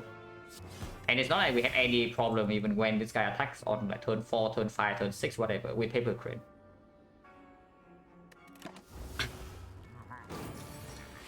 And yeah, Concrete playing a little bit, not that much, but sure.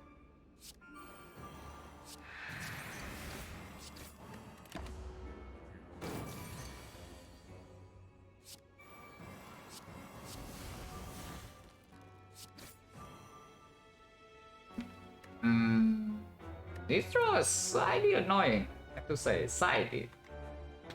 I mean, we are fine next turn, yeah, but in turn after, I guess we have red form. So even if we bottom deck, like, oh, this is still no problem, but a little bit slower than I would like. Probably keep the defense because we have Card Ramble.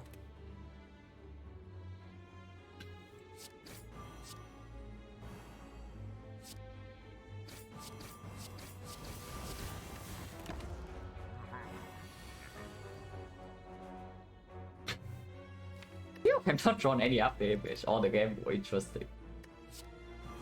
I mean, it's only 24, so like nobody cares too much. But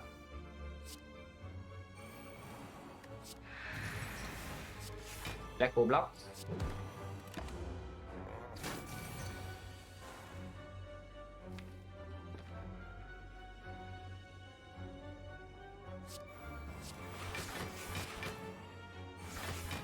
Yeah, their purity. Probably should have even purify away the piercing wheel. Yeah, it's actually just true. But it's fine.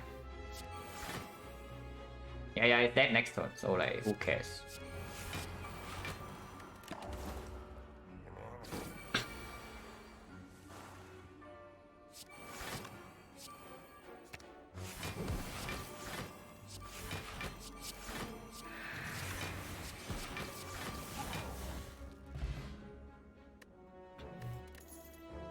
Airplanes to overturn 1 common relic? Yeah, what about something like Mirror the Bone?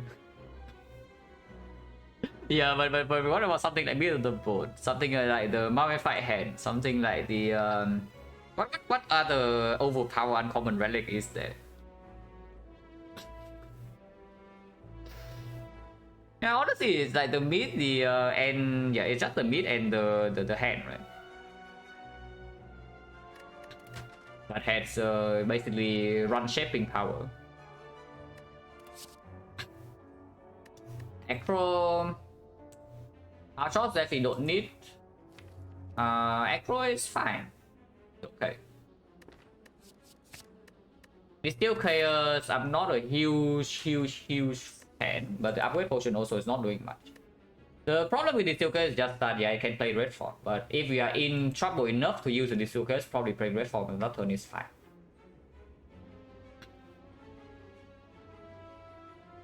Even, yeah, honestly, even don't in deck card, we pop Red Form immediately, we don't really lose the fight.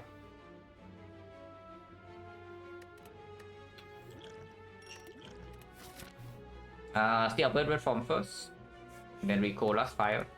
Don't think we ever need to rest. And this opens up a mirror in the shop right now. Would mirror Red Form first, let's be real.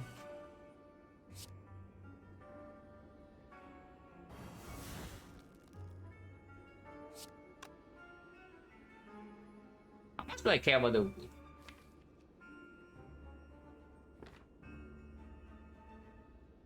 How much do I care about the wood?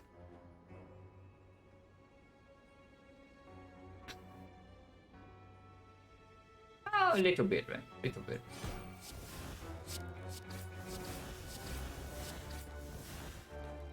Probably should gamble this.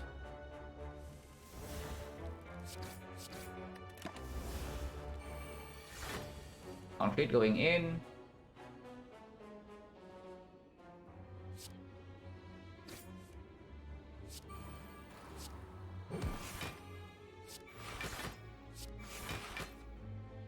It is slightly concerning. The most concerning part is that we full block this turn, so that I actually don't get puzzle, but surely we are fine. Yeah, the actual concerning part is that we are full blocking this turn. So maybe we should have thought more about it when I played the after image, because we could have definitely taken one. I mean, it's fine, we have the Steel Curse to bail out.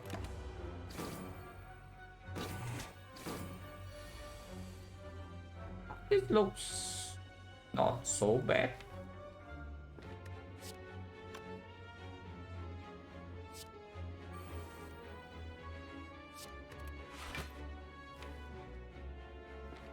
I think it's fine. Is it?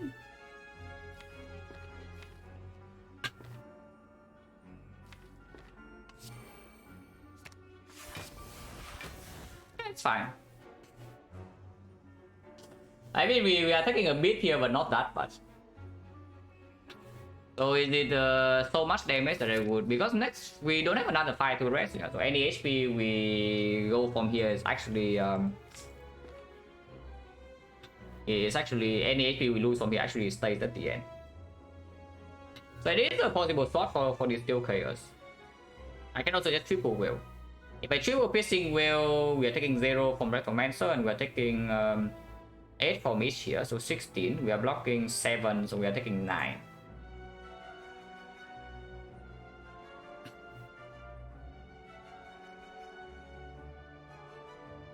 It's only 9, but this 9 we don't really get back. And we still don't have sustained relic. This fight is probably okay. The second fight maybe a small issue, and honestly I'm not so attached to this potion. Just use it. There is no cow ammo in here, yeah. So if we see like after image is fine, if we see red form is fine, if we see damage, maybe we can kill some daggers. Abilities, whatever, it's okay too. Yeah, now we can kill some daggers. Let's kill some daggers.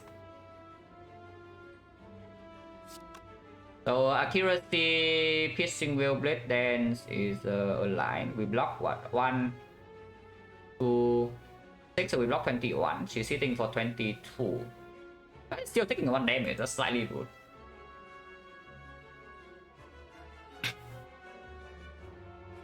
Effect physical side more viable. I just think that you need it's like probably one of the defect specific relics to not be orb related. It's like every single one is orb related. You have like the plasma, you have the dark orb, you have the data disk, you have the emotion chip.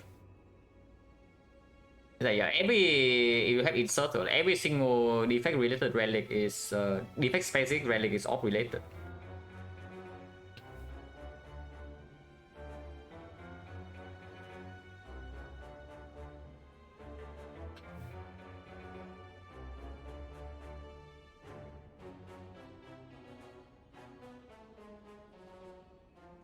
But yeah, I'm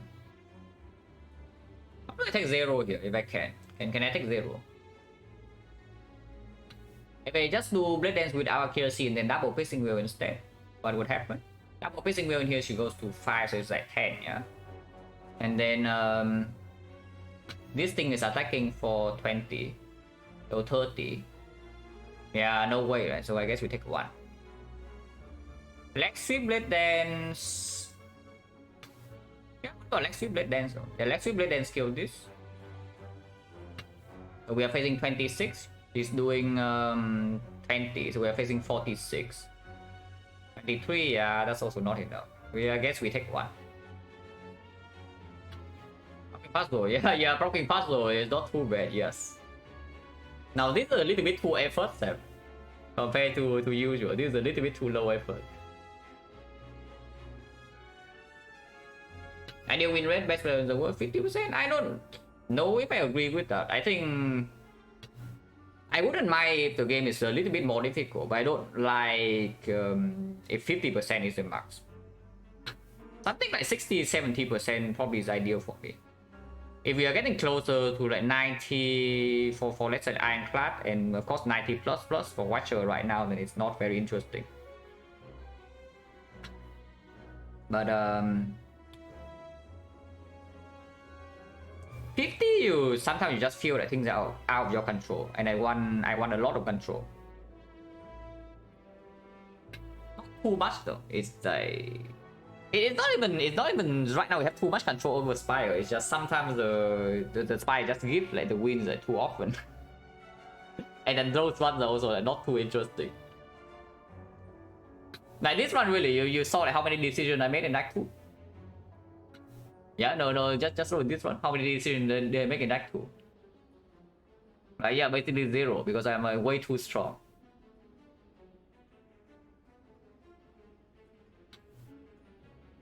More better control, less free big win. Yeah, basically just like nerf the overpower things a little bit, and that should be there because the core is already here. Like the decisions that you have to make when you don't see overpower relics are really cool. So you just make the overpowered relics to be less overpowered, and your decisions are still roughly the same. But yeah, I guess we take 1 here. I don't see a line of take 0.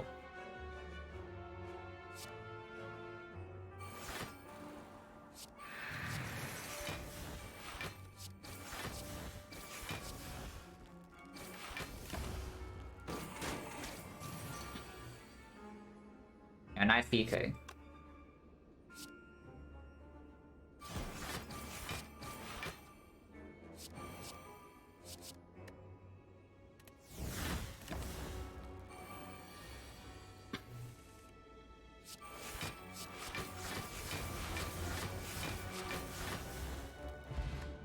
Frozen egg, yeah, doesn't matter. Bouncing blast plus extremely unnecessary. That is not exactly not what we need at the moment, unless you tell me we pivot to poison right now with the secret technique catalyst plus dex block. But I see a backflip that we can take.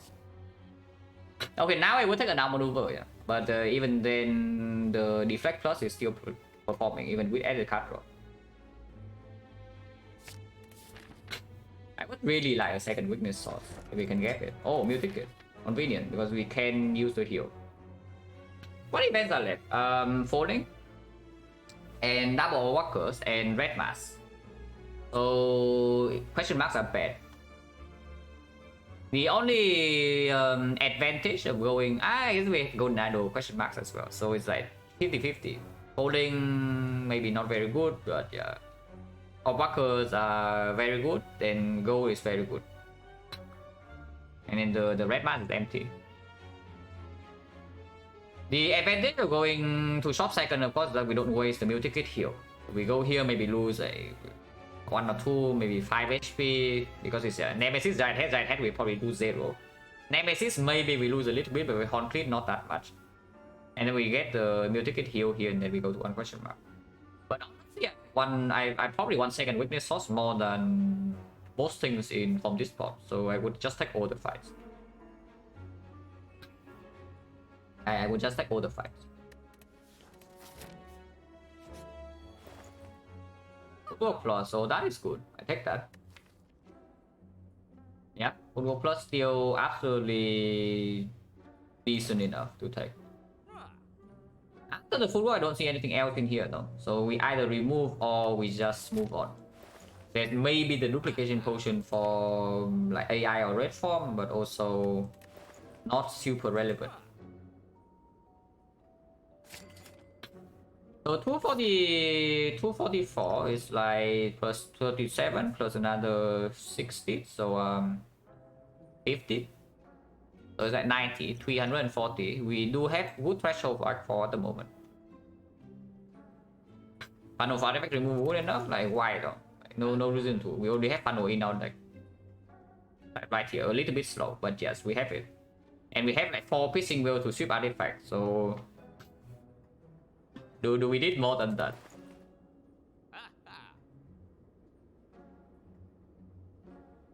Honestly, we are more reliant on red form than we currently is, and this setup is cute. It's just we are not. So this setup is not doing really anything.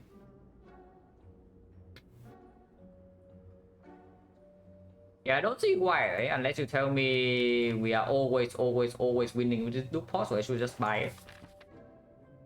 And then Act 4 shop does not matter, but that is not true. Because this doesn't mitigate the still the most dangerous portion of the run, which is the 60 first big hit. The very first big hit of the heart is still very dangerous.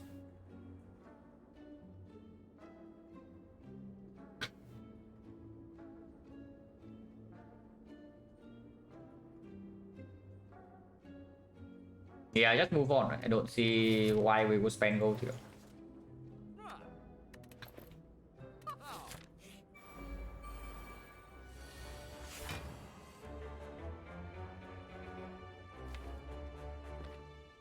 Is it dead or not?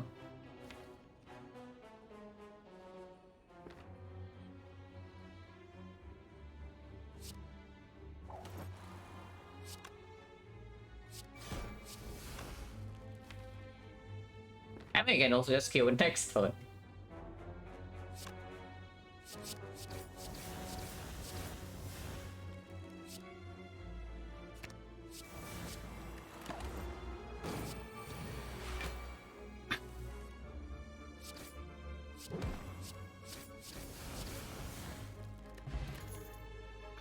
Oh yeah, I imagine paying gold for Footwork Plus when that comes for free. And now this one I don't even take, because we do not need the second Footwork for any fight. And we just draw into powers like too... yeah, we just draw into too many powers. So I just spend, just threw away the 80 gold for nothing. Yeah, interesting.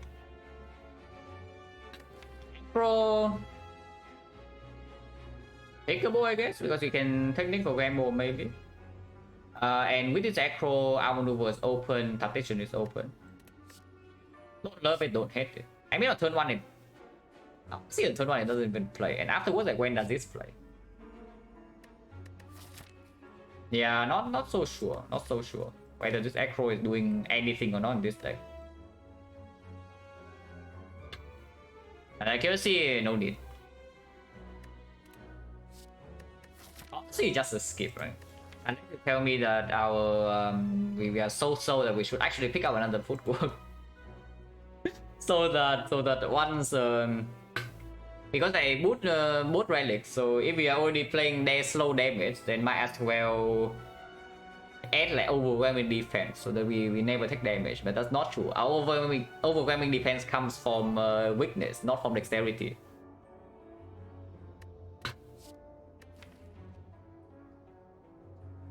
Honestly, probably a skip. I do not want to aggro into aggro at the moment. And when our hand is full with pyramid, the aggro is doing nothing. We have no tactician, no energy source.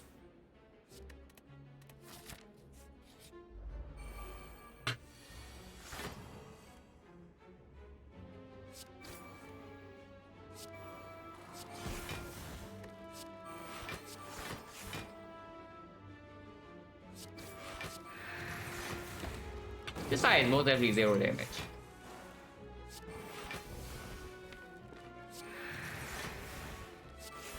And this fight is both definitely 0 damage. I mean, could I play more? Like, I don't even know why I kept the pocket watch. It's completely irrelevant. But sure, I did it anyway. I'm a honey accuracy. If I need damage, I add accuracy. But I don't see that we actually need damage. What we need in this deck is speed, and accuracy is the opposite of speed in currently. Like, look at how many powers we have. Do not forget, yeah, Awakened One is the boss in this fight. Is the boss in this one, and we do not currently have Permanent Weak, and all the powers are stuck in our hand. Which is also why I pick up the freaking Purity. So that maybe against Awakened One we are like not completely screwed.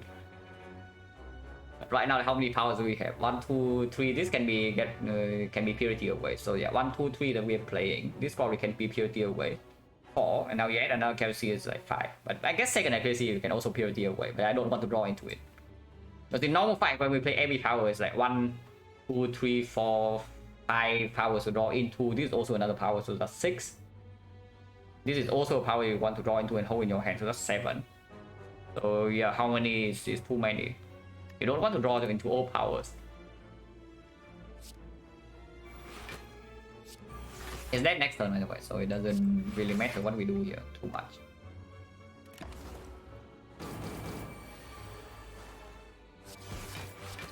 And yeah, look at this. You need another accuracy for damage when your blade is doing on 20. Last on period. Outmaneuver. This one I can take. This one I can take now with the aggro. Yeah, turning down second aggro though. Because now with the outmaneuver in my deck, I would like an aggro. I take a concentration in this spot? No. Concentration plus maybe. Concentration minus, don't think we refuel cards fast enough. So even with the pyramid, it doesn't play that well.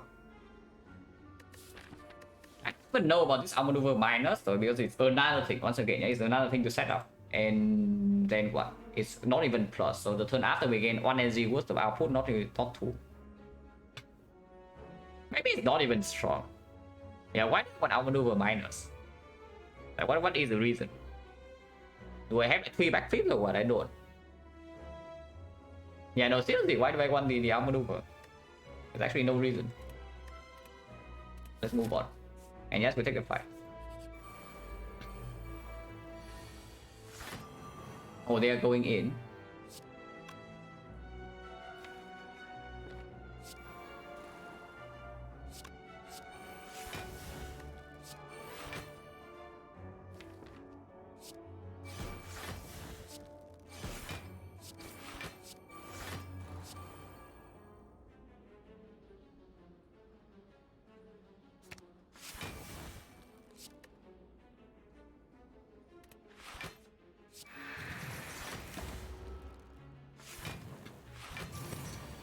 Yeah, so far not too unhappy about this concrete, I guess. Not that happy either, but it's doing fine. Yeah, nice PK turn.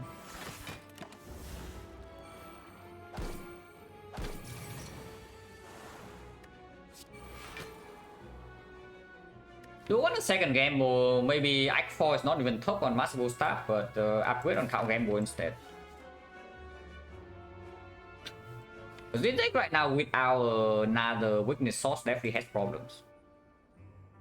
We need another weakness source. Right, soon. Really soon actually.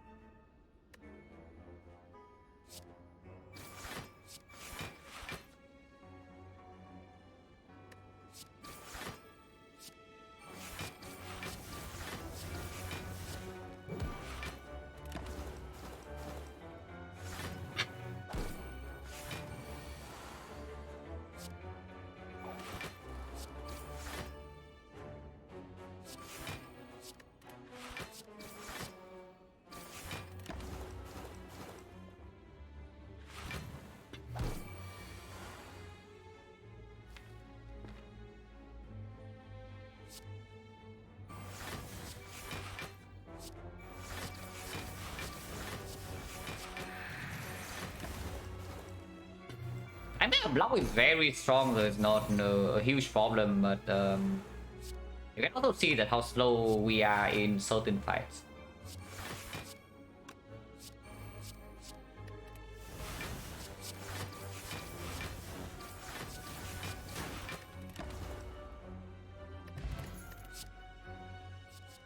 Well, second weak sauce is here, and I just say that I want second weak sauce over most other things. That is very good.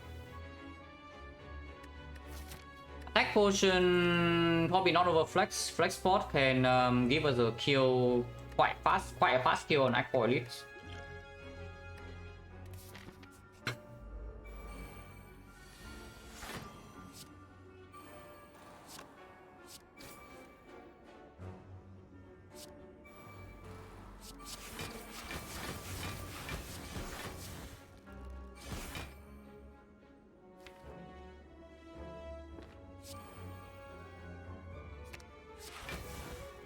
Reform's in hand, so there's no danger whatsoever here.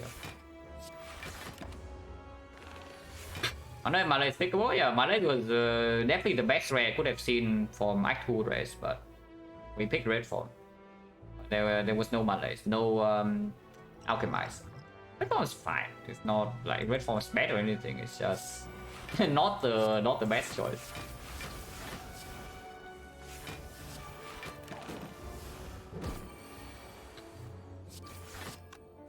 I don't know, do we need to upgrade Cow Gamble? Because upgrading Cow Gamble simply is to open up like, yeah, we are holding a ton of cards in our hand and we don't want to...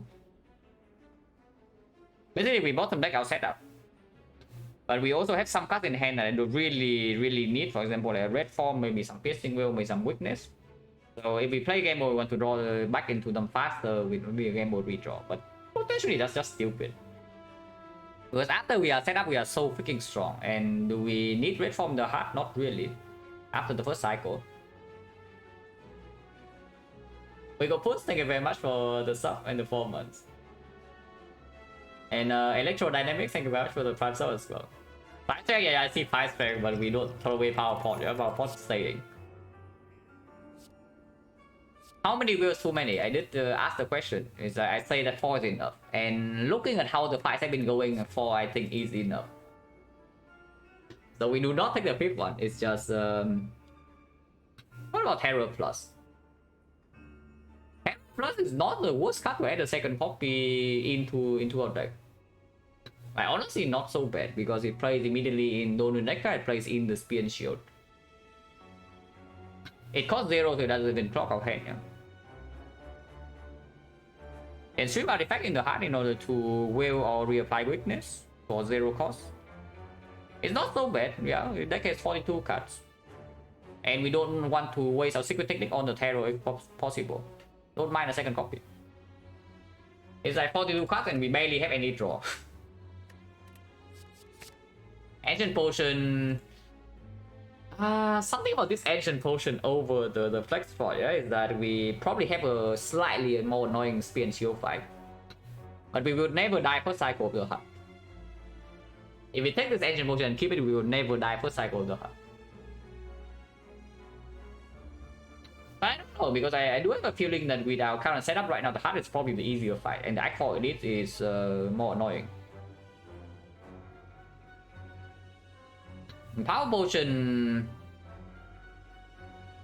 What does Power give us that is better than Ancient? Like Artifact Strip, After Image, honestly, Accuracy, honestly a red form. Who's the trade even? They have many hits. And the nice thing about the Power Potion is that it can also be used in multiple fights, not just one fight. Ancient Potions for like one fight only, unless you combo it with the Flex, which I don't want to spend 2 potions in one fight if I can.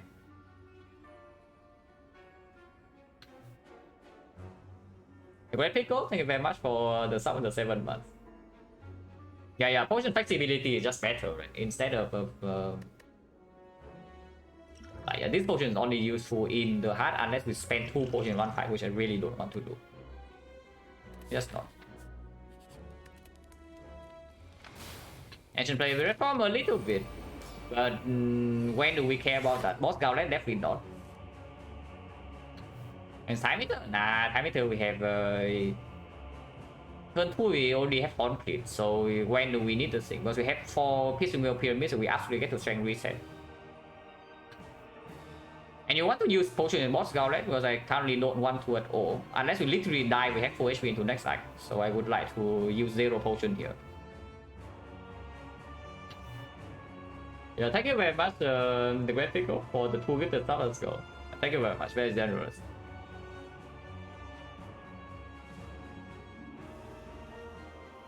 Okay, so what's our turn? Day first. No after image. Fine. What do I want to purity in this fight? Probably some strike, right? So I don't even want to play this strike. Just play like partial steel, see more cards.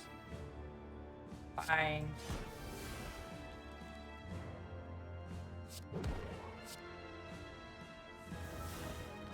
That's fine. Yeah, this should be good enough to take 0. I would assume.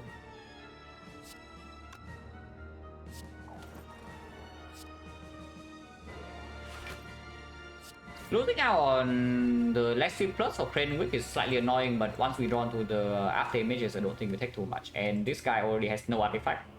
This guy also has no artifact coming up, and we have 4 piercing in the deck, so we can block for a while. Enjoy play a lot, thank you. And yeah, Honfleet playing fully. It's either decent purity hand on 3 strikes better, but on 2 strikes not so bad. I don't mind purity away 2 strike here into piercing wheel to gamble, or we can also just piercing wheel gamble and then purity later. But I think I want to purity now.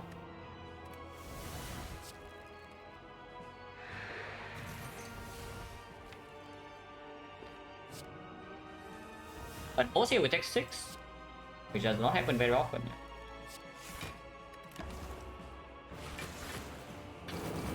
I played Whale Silver Fish Sweep. I want to keep Whale for turn after, but maybe that's stupid. It's because it's the same. It honestly the same, but we gain energy if we play Deck Sweep first. Because turn after Piercing Whale with the Hornfleet and artifact is already full block. So and the weakness does not play. Yeah, we already play Neutralize unless you tell me that we play a second Deck Sweep here as well. But then the weakness is still wearing off on the irrelevant turn. Yeah, it's not very good.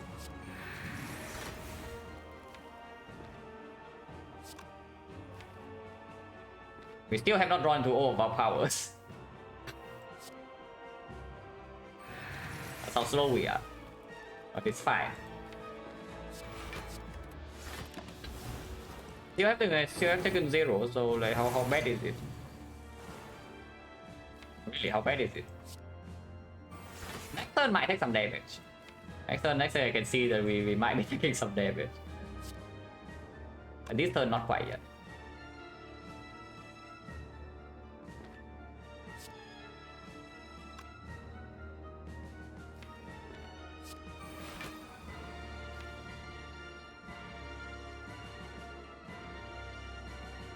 Honestly, you can play Red Form next turn. Yeah, I think playing Red Form next turn is completely fine. There's no issue whatsoever. If that's the case, I should play Echo here. To draw into PK, yeah, exactly.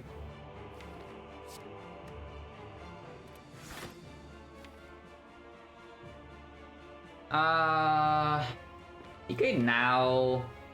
Next turn Red Form Blade Dance, turn after Secret Technique for PK again, kill this, and then Red Form blocks this guy one more time, and then we go to like -2 Dexterity, but we have Perma Crane Weakness, we double after image with Blade Dance's Pyramid. Yeah, that's fine to just be play PK now and shuffle it in. Can't even take 4 damage, but I don't see why I would. We just Red Form this turn. Do I even need to? Because I can also just do after image. I can just do after image, terror here, defend. We are playing how many cards? 1 block on this, and then 1, 5, 6, 7. So yeah, 1, 5, 5, 6, 7. So we block 14, block 15, block 26. We are taking 12 if I don't play Reform now, which I don't really like. Like why take 12 when you take 0? Let's play Reform.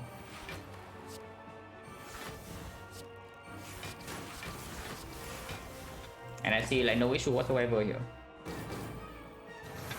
Doran, thank you very much for the prime sub as well and the 16 months. Appreciate it a lot.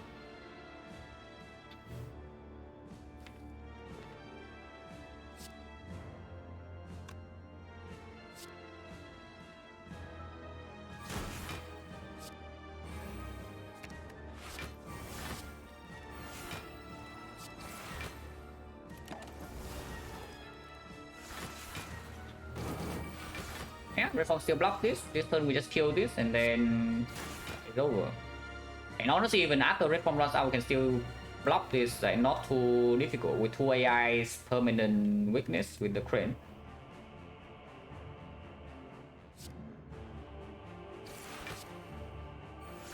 Pretty happy that I do not pick the second Acro, by the way, because I see that first Acro is not even playing.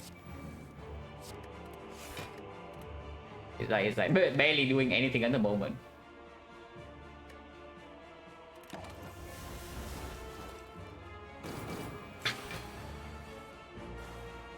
It's like completely fine, right? Even when we have -1 dexterity next turn. Like, what does this guy actually do to us?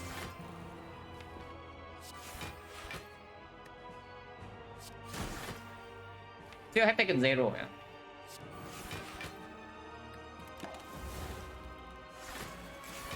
Yeah, attack 26.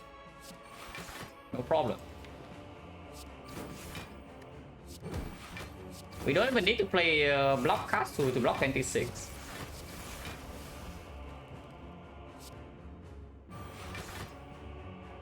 The next time we draw into our stuff, it might be different, but the next time we draw into... the next time we get attacked, he's dead. Oh yeah, 0 damage by as expected.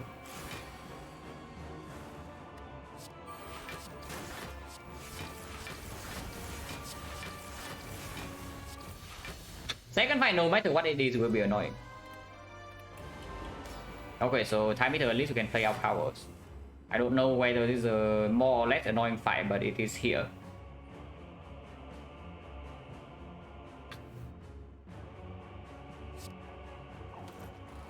And technique for Let's Sweep Plus, which might be good.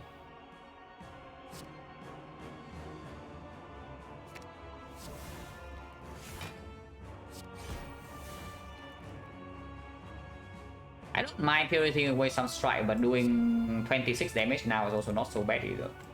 Let's do 26 damage. This I don't play though. I think I want to purity to slice.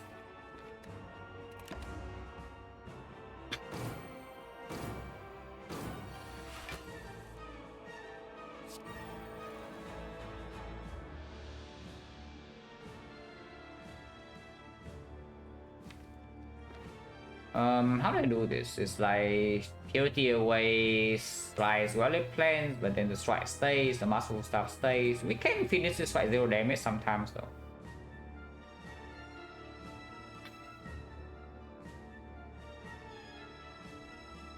Yeah, I think I like purity here because otherwise next turn our hand is also going to be pretty bad. Can even purity away a will. I think defense better than will anyway. We don't need all of them.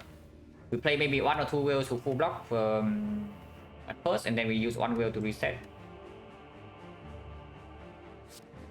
Because right now I see that in order to proc the clock I need to play Blade Dance, so my hand space is going to be slightly weird soon. It's like right now hand goes to 8, so I play Blade Dance and then 1, 2, 3, but I need to play 1 block in order to full block, so it's like Blade Dance into 1, 2. So I have 2 shifts in my hand.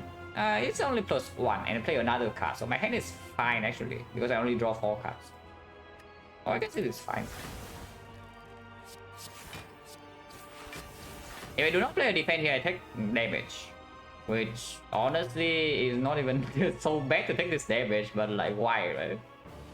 Why take damage when you can just like, you know, not? Take damage actually means I draw 1, but plus 2 stuff becomes 1 cost.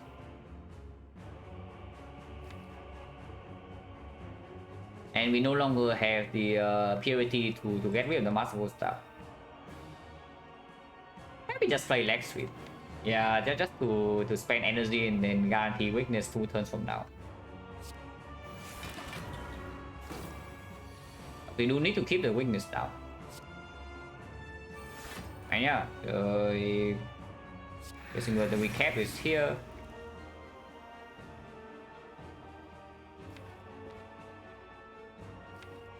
We have double terror, accuracy is down. I would play PK. Play this. Next time play 8 cards maybe. 1, 2, 3 here. Yeah. We very likely we can play 8 cards. If we cannot, then we can also just like hold the ships a little bit.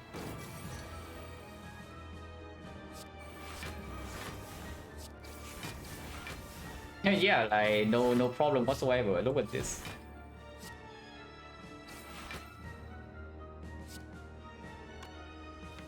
Put more whales in here, so I can use the whale now because next turn cannot be multi-hit. Yeah, so the defense more effective when blocking, but it's still not splitting yet, so we don't need to hold a whale in our hand at the moment, and we draw 5 cards.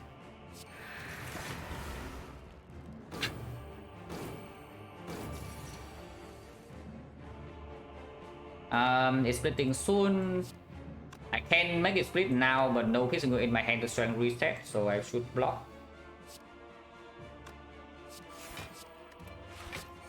And who says that Pocket Watch is useless now? Because I see that it draws me 2 cards. If I play the Neutralize here, it draws 3. Fake Neutralize now is slightly weird because after splitting we don't have access to Wick, but there is a card game where I can play. And there's like what, 4 slimes in the deck? I've taken 0 damage. Totally fine.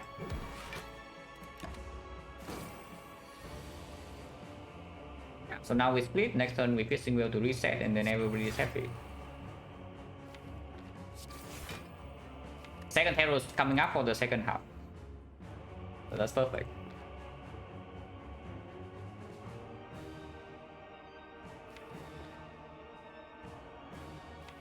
I don't even mind using 2 Piercing Wheel to reset. I push it to 7 strength, use 2 Piercing Wheel to reset because I do want to redraw into my weakness cards. Otherwise, blocking the second half is going to be pretty annoying. And not redrawing into PK as well is going to make turns slow. So I can see something like this. There's no kill, yeah, because it's debuffing and we are weakened next turn.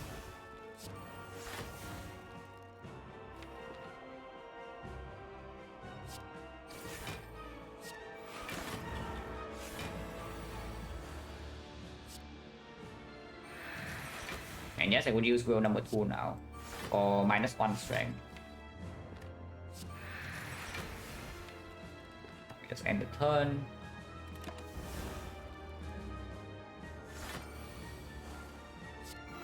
And yes, second half is also terrored.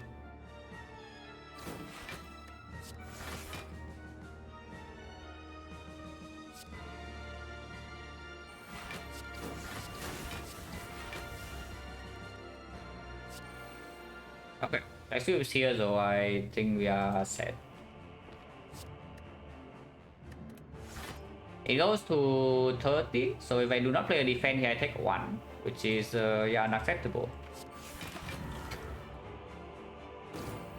Let's not even take 1 damage here because we don't need to.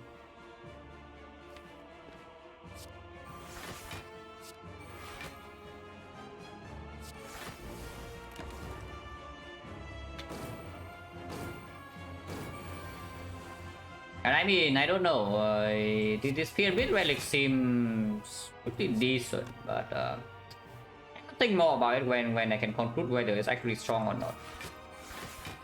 Pretty decent, is my first impression.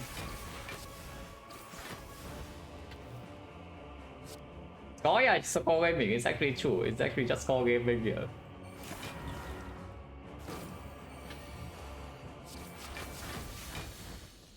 Yeah, 0 damage time is no potion use, no red form play. And this golden deck forces us to play the red form.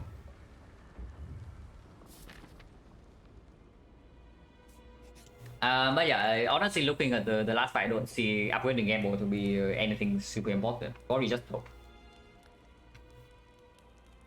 The talk, does it really go on a muscle staff? What about the choke? Choke draw on turn 1 maybe can still play because yeah, we need to ship one layer of artifact before weakness or piercing will can come down. But when I close, no need. Yeah, absolutely no need. So bad is it really worse than Masterful Staff though if we say that we already have this against Spear and Shield? And against Spear and Shield, red form being played right away is like completely fine. Because I see that if we draw something like Masterful Staff, several Piercing Bills in our hand, yeah? Compared to Choke and Piercing Bills, and I would probably prefer the hand with Choke Piercing Bills. Even in the hard fight, like later on. And later in the hard fight, the Masterful Staff is going to be a curse. Unless we are perfect in the fight, but if we are perfect in the fight, then I don't know. Like, it doesn't matter what we do here. Yeah, let's talk the Masterful Staff. It's done this job, like extremely insanely strong early game, but now it's it is gone. It's outlived its usefulness. Get the meal ticket. Yeah, Orrery, and then I guess that's that. Orrery remove. Don't see why we care about this Nunchaku over Orrery. Like Orrery. Plan plus, yes. Tactician Acro plus. Setup minus, not too interested. Gamble, absolutely. Catalyst plus, can pivot. Next sweep, yes, I take that. Suck Punch plus, Sucker Punch plus. We have 4 weakness swords in the deck now. It's like neutralize, leg sweep, leg sweep, leg sweep. 2 of them not green. But they cost 2. This Sucker Punch costs 1.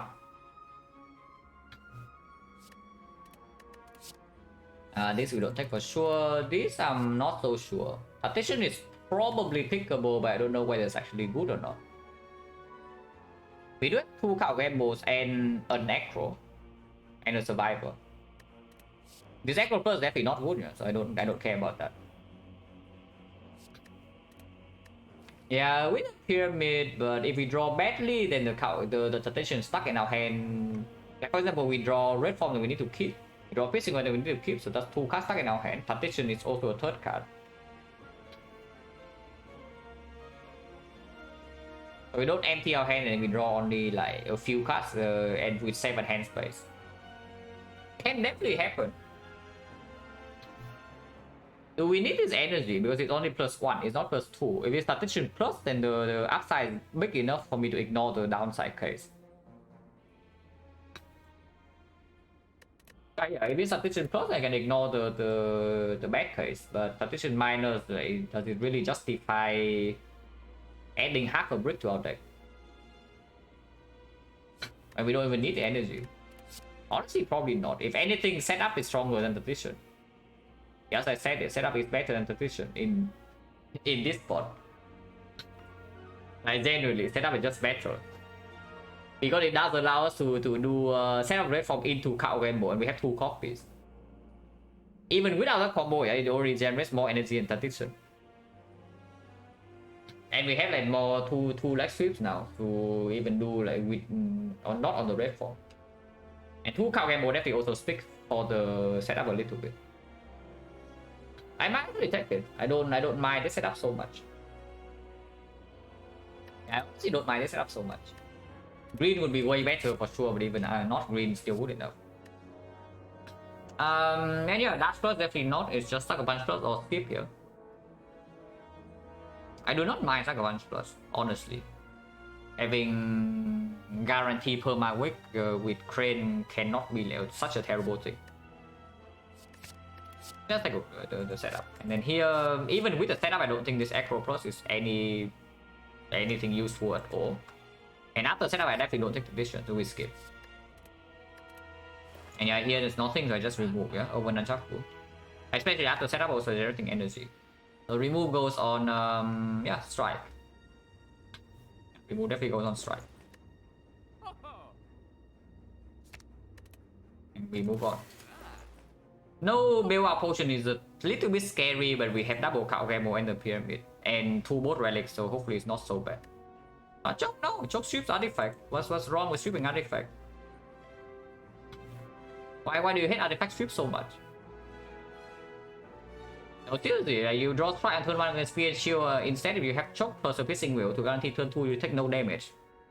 Why would you not like the choke in there? I know that our deck has like a ton of artifact sweep here. But what do you want to do with the strike? Try better than Violet Plans. Violet Plans fine. Violet Plans fine. Like why do we care about Violet Plans? It can go away on its own. We are not winning the fight in one deck cycle. It's not the hard fight.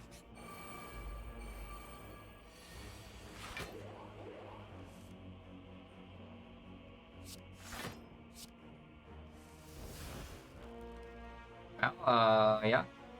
I guess we are fine with the 3 piercing wills in hand. We just do that. Next turn piercing will again full block. This turn we already full block. We don't even need to play the leg sweep. And yes, I would make hand space. We can flex spot now, but flex spot later is also just better. I don't care about flex spot for the heart. So I would flex spot here.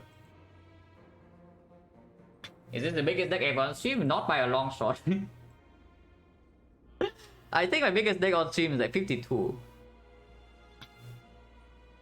That's what I'm saying. If you think 45 is particularly huge, then you have not watched enough runs. Silent, I think on stream is like 50. I know I have had a 50 plus run on stream with Trey Wheel start, but I don't remember like how big it is exactly. It's not bigger than 52 though. My biggest deck ever is 52, but I know that I have definitely had a stream Silent run that's more than 50.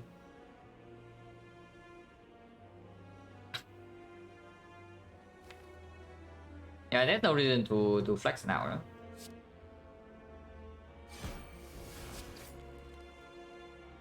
No reason not to play this either. I guess you can argue that keeping this for later makes the flex spot stronger and the accuracy stronger, but I want hand space. Because turn 3 we might still need to actually block this legend. There's no reason to play these though. These way I can keep in my hand. Because the after image gains block and Count Gamble can also draw more cards. And yeah, of course better with flex spot and like even this turn. After image. Slightly plus 4 block. For free.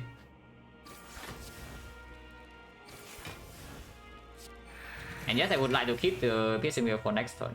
I can take 1 damage here. Taking 1 damage here is the safest line.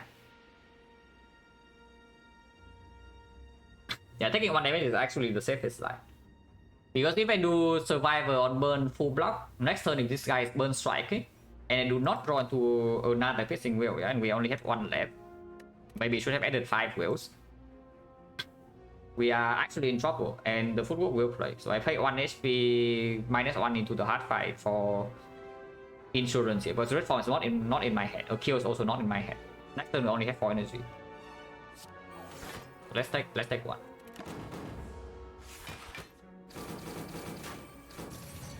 Okay, finally red form is in my hand, so that's -1.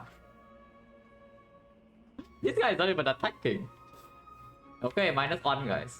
Sometimes you just take 1 for no reason. What can you do? Frozen Eye would save 1 here. EK is okay this turn because it does allow me to flex and just straight up kill this next turn. With this handling like this, I don't think we even need to play the red form.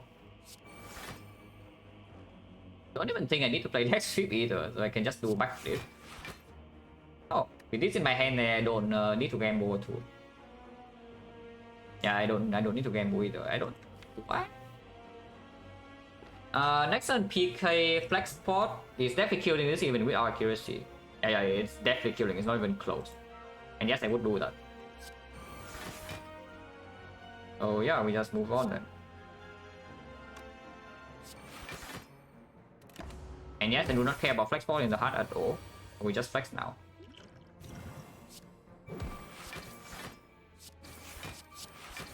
Yeah, we are like way overkilling.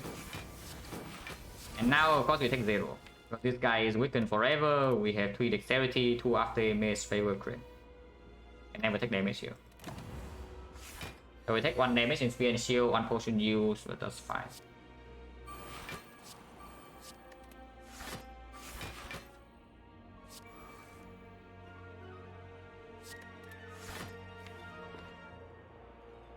Yeah, what's this?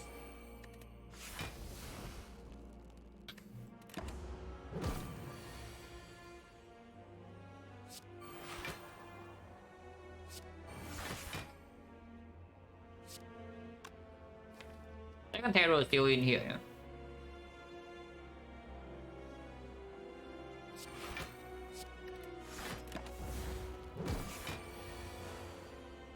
Which I guess I can get right now, but there's no reason to.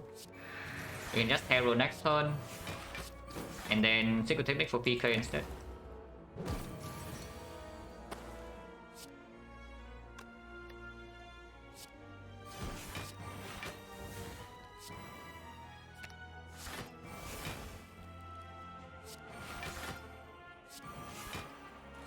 That choke.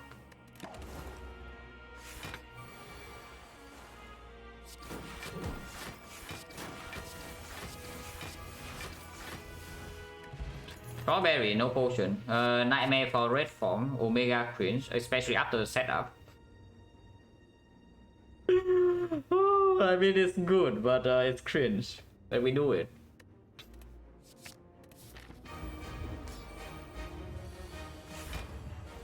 Is it? Nah, not yet, not yet. Power potion for the nightmare as well, yeah? Sometimes accuracy, yeah, sometimes after image, sometimes accuracy, sometimes footwork plus, sometimes power potion. This nightmare is just good with the setup.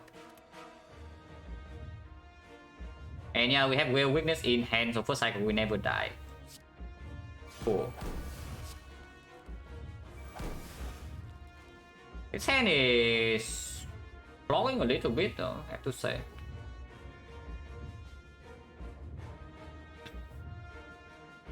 Or just power potion now, maybe after image plays immediately I can empty hand space. Even accuracy plays immediately. Footwork plays immediately. Hello Byron? This run probably stop being interesting on like floor 8. I mean we are not even winning this fight yet, yeah, but so far it's not that good. Because we took like floor 8 burning Lagavulin and took 0 damage. So that's probably all you need to know about this run. Into a pyramid.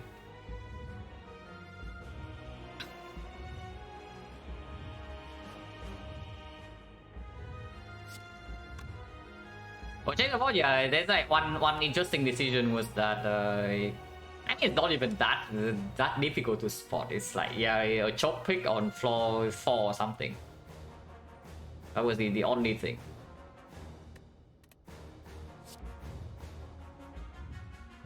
Yeah, open down is fine. Our chops, yeah, whatever. Don't need to nightmare this. It's just damage. This is fine too. I guess we also play this for hand space. I guess we can also play this for hand space. Can even draw with puzzle right now if we would like to proc it. Because next turn proccing puzzle is impossible, yeah. But proccing puzzle now is not actually doing anything.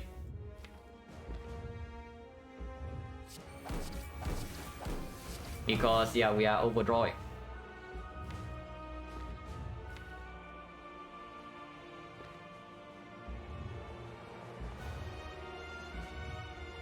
Let's play Defect. Okay, what are you doing? Who done 15 with the Philo Stone? Interesting. We can Nightmare 0 cost flex sweep, but it doesn't stay 0 cost, so it's not that good.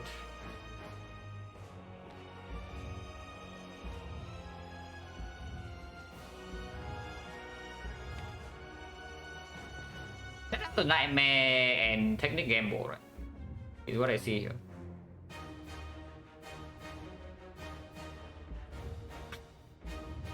Yeah, just set up Nightmare, Technic Gamble, Piercing Will play Gamble.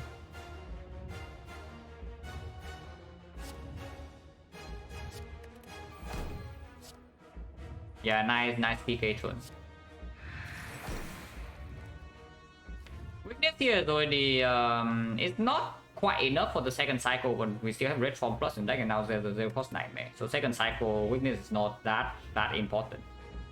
It's also possible to just do leg sweep now to guarantee weakness second cycle and then Secret Technique. But if I technique right now for Nightmare, I can play it and then another card. For example, I draw into AI Nightmare, then I can do it immediately. And I draw one more card. Let's do it. Nightmare Accuracy, that's not a good idea. So let's not do it. And there. This turn we might take a big hit, but we never die. Yeah, 41. We never die. And now Prato is good. Huh. Oh, that's slightly annoying.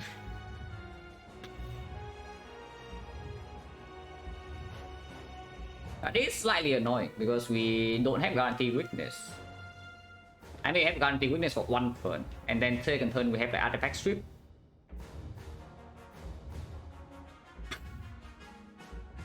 Keeping this hand seems really bad though, so I would probably just footwork gamble now. Yeah, I would probably just footwork gamble now. And don't use the Nightmare. I can also Nightmare Deflect. But like why, right?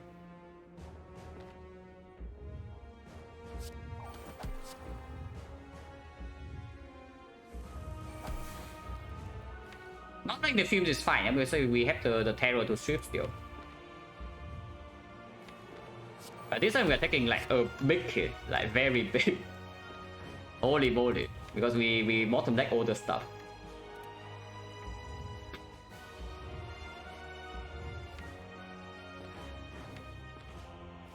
Yeah, I definitely need to be slightly careful here because this run is in a throwable state, absolutely from here. This is definitely throwable, so let's be careful. Because this turn we are immediately going down to fairly low and it is still Firestone hard.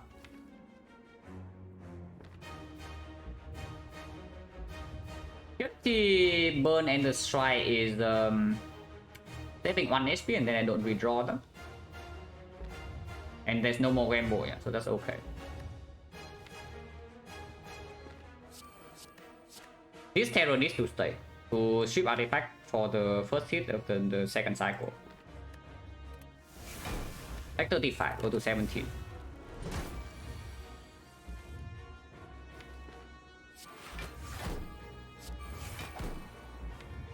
Yes, I will play this neutralize.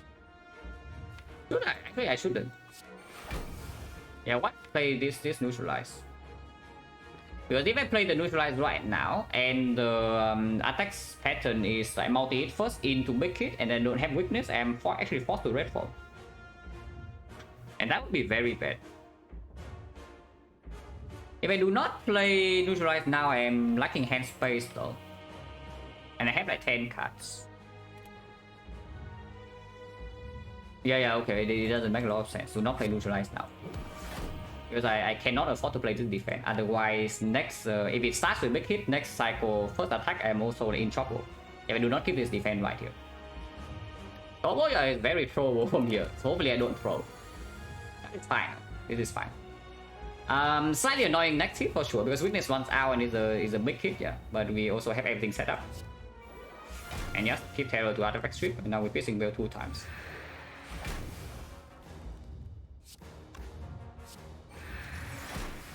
Echo can be played. Oh. Well, we are cringe. Yeah, we are cringe, guys. we are so freaking cringe. And I mean I don't even need to do it at the moment because I can just play well-lit plans. Next turn I play like some defense to full block and then I wait for the setup and then we cringe. Because they're doing it right now is winning immediately, but there's no reason to. There's actually no reason to, like, just slow down our damage for no reason.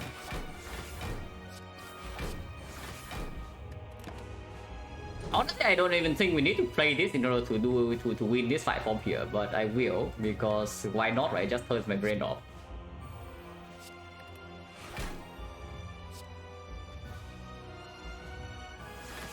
Yeah, if I play that, I just turn my brain off for the rest of the fight and we are fine.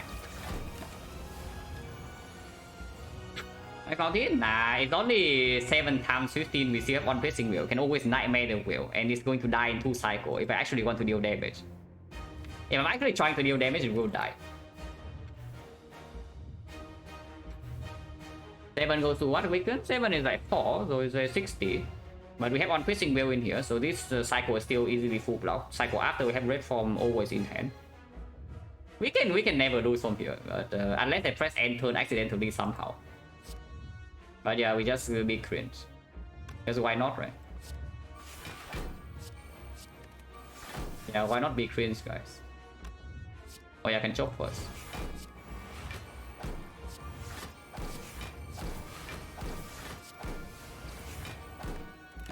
And with double up damage, we don't even care about this 1 time 15. Yeah? Even if we play all of these in next cycle, we have 0 dexterity. Let's be cringe. Also gains 1 block whenever we play them. Oh, nice films by the way. Now the film is finally played.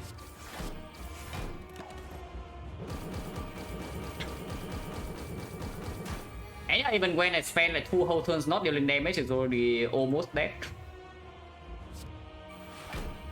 So if I was actually playing some light to deal damage, like, this guy probably dies this turn. So defect run is going almost done. I think I'm back to defect like very soon. Honestly, maybe even after this run, because I haven't spent a lot of brain power on this run. Like really haven't. So probably can even play defect like right after this. Well, trick, yeah, you want to wear trick, sure.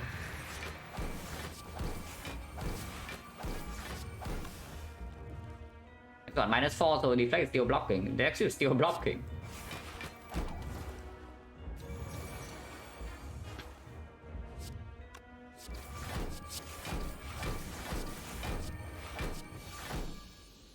Okay, 2 hours and a half. Defect analysis, yeah, I look at my losses and my close runs on defect and I think whether there's like improvements to be made. I do that often. Not like super consistently, but I do want to go through like all the things before I do the next sample. But I'm almost done with that, so can probably even start immediately. Yeah, 5-2.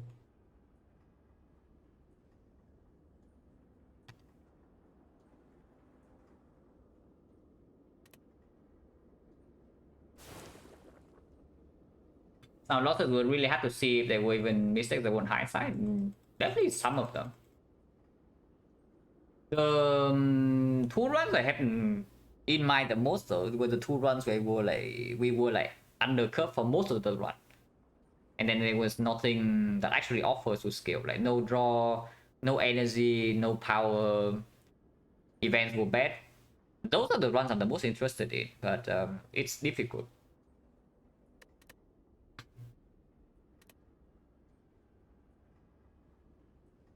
But yeah, this run is just floor 6 knob. How much have we been taking floor 6 knob? Like, did we take a hit? We did take a hit. The small hit. So we took 6 damage against the knob. And we took 0 damage against Burning Lagavulin floor 8. Yeah, like 6 damage against knob, 0 damage Burning Lagavulin floor 8. And then afterwards we have like Pocket Watch, so 0-0-0. Okay, turn 1 so Pocket Watch doesn't even play. It's just back Warbo's backstab. It's a 0-0-0 here. We took this is actually a 0 damage fight. I just threw away 5 HP for no reason. It's not 5, it's not 5. Like, because I play accuracy over defense, so it would actually be 3. Yeah, I threw away 3 HP for no reason.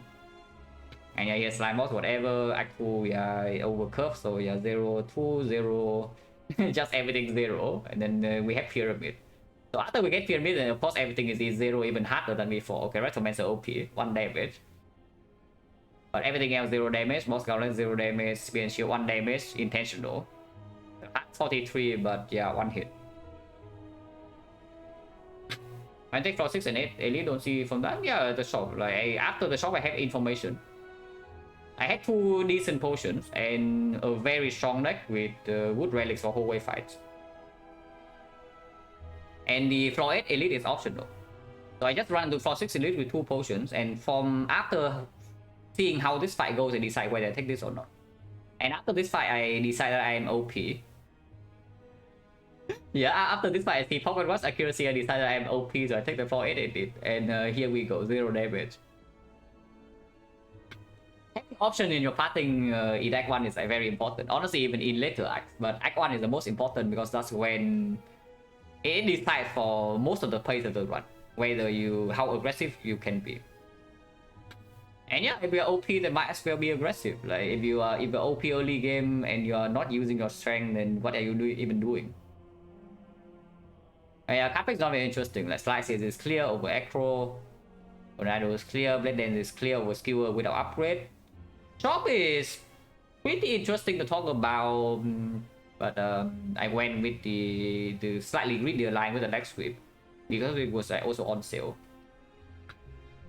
And yeah, Chop over Eviscerate Acro is extremely clear here, and it plays immediately in this fight. Without the Chop, we take maybe 24. Yeah, without the Chop, we actually take 24 here, 23. And if we take 23 here, then this is probably not takeable, and then it snowballs like maybe do something. But we still get Power Crush first relic, so like it doesn't really matter so much. That we do not take Destroy 8 Burning Elite. This one just like extremely overcurved. So it's whatever really. But yeah, probably can do Defect. So I take a short break and then we start the Defect sample.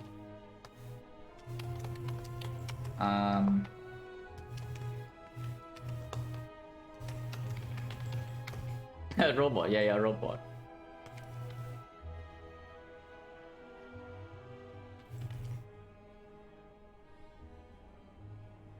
I haven't even made a new spreadsheet for this yet, so I will have to do that at some point. But yeah, be right back.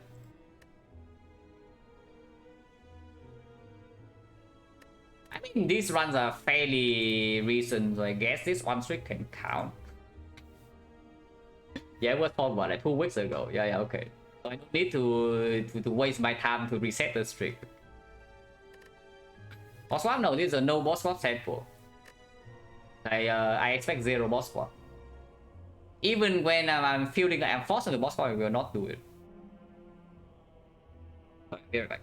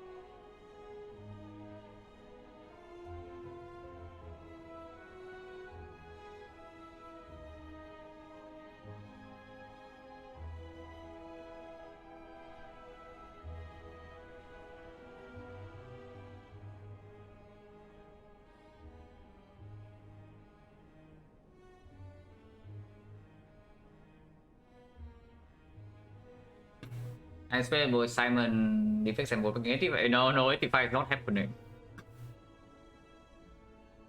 Yeah, it's because I already think that I was high rolling quite a bit, yeah.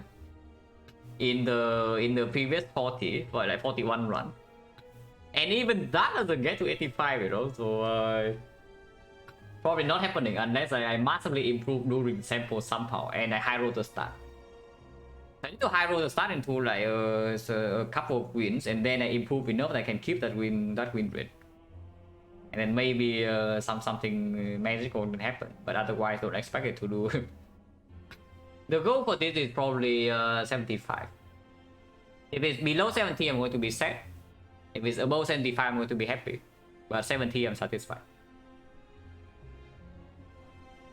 The looking at Defect runs recently and found that most common decks were to Act 2 Elites measure being booked when somewhere because when 2 instead safe going for 2 Act 2 Elites prepare guess how strong bootstrapping tips basically. Bootstrapping, if you don't have something like beam cell, dark or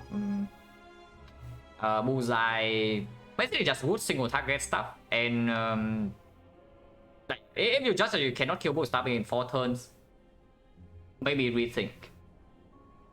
Because sometimes you cannot kill bootstrapping in 4 turns and your block also doesn't scale nearly enough. Sometimes you don't kill the bootstrapping in like even 6 turns, but you full block every single hit, so it's fine. But yeah, Act 2 Elites can suck really bad for Defect, so better just very carefully before you choose your pathing. Like after you choose your boss relic, just look at your deck and think like what is the worst Act 2 Elite fight for you, and how bad can it go, and then you can work like from there with saving potions, maybe buying things in the shop and whatnot.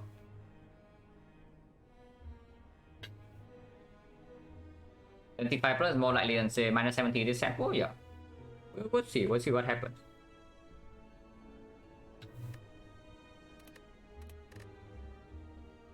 For the elites in Act 2 just rule based, yeah, sometimes it's free, but the low rolls are really bad. It's like you are instead of overcup, no, you need potions. Frankly speaking, you need potions. If you don't have potions, like very good potions, in fact, don't do it. Because yeah, strength levels are always there for you. Like they just kill you in 2 turns. You're full HP the entire act, you run into burning slavers, they kill you in 2 turns. And you wonder like why you even ran into that fight.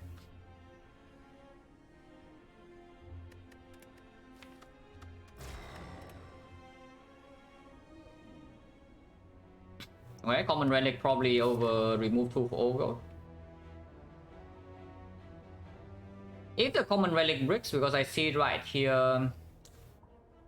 Path is pretty good though. Path is fairly strong. We can do like 1, 2, 3, 4 fights, or even 1, 2, 3, or 1, 2, 3, 4 like this.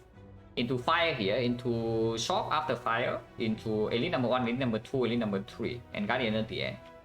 So it's a 2 fire, 3 elite path with a shot to buy potion before the elite. That's pretty strong. Remove 2 into the guardian is like pickable, but it probably forced me into a worse path. And common relic is good enough, so we take common relic. 99 for boss relic, yeah, it's actually it's not. Do not call education boss relic. I mean it is, but it's not. Silent run being able to hang on, barely not die. Yeah. Let's go, let's survive. Yeah, silent is doing that fairly often because even runs that are really undercut. You have some cards that are extremely good against the heart. So even if you're really undercut, there's always like some chance. Alright, Calcum, that's extremely good for Act 1, which tells me that I might want to take 4 fights. Because after taking these 4 fights, if I'm still healthy enough, my deck is good, I have corrosion, I can even run into this indeed. Yeah, let's take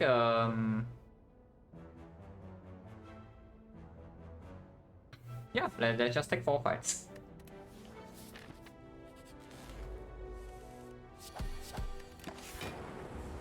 Usually a pretty bad starting hand like that, but with Oracle we don't care.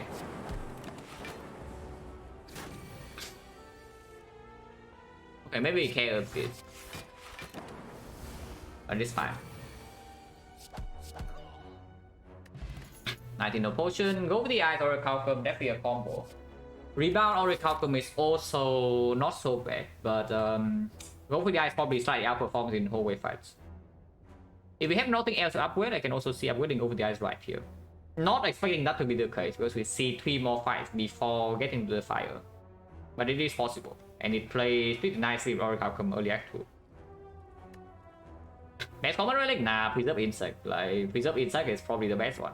Because it also guarantees that your Act 1 is going to be strong, yeah?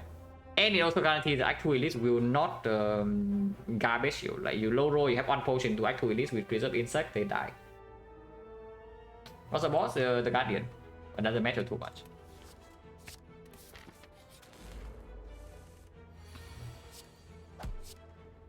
There goes the eye.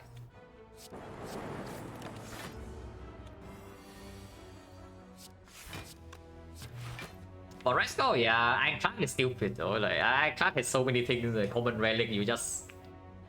the result is still exactly the same. You take like all the fights and you are almost full HP.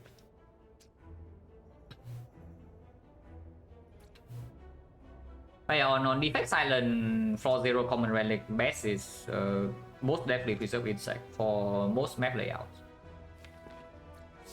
In order to I think I'm allowed to do this. And not take the 2. We can take the 2 this turn, but we don't.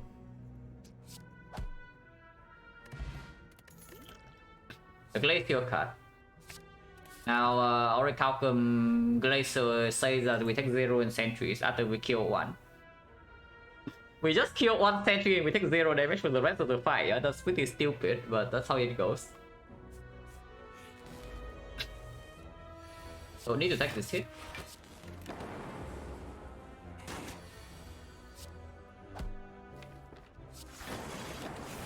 Next one don't really take damage and mostly take 2. But usually taking 0.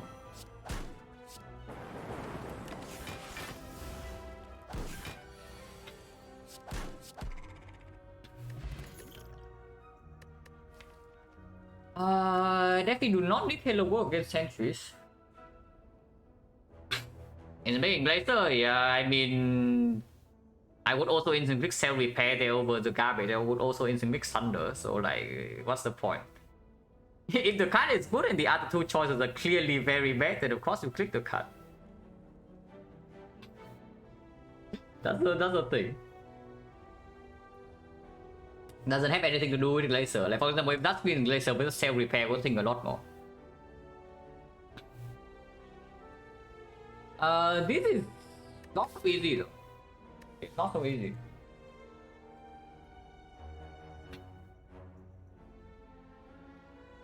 But I guess Hello World is still high. Because it's not like Quadrant is helping us a knob either, and I do think that Hello World outperforms the Quadrant in Lagavulin. When after Burning Elite, yeah, right now Knob is bashing our face in. We see sentries, we probably take maybe like 10 damage, maybe 14 sometimes. We see Lagavulin probably take, yeah, I don't expect it to take more than 10 to Lagavulin. We see Knob, we take like 30. That's the current story of this run, but that's just the Defect story, right? If you have Frost, that is what happens. And we even have Oracle now. But it's probably just, it's either Halo World or Skip. I don't think I'm allowed to take this cool-headed. And I do think the Halo World is better than Skip. We'll see whether this burning is takeable or not, because we do take another fight. We literally tame hallway. And yes, I want this to die next turn, so we do go the eyes here. If I don't draw 2 strikes, then we still don't kill this. Okay, I don't draw 2 strikes, but it's okay. You can play this way instead. Honestly, you should play this Halo World.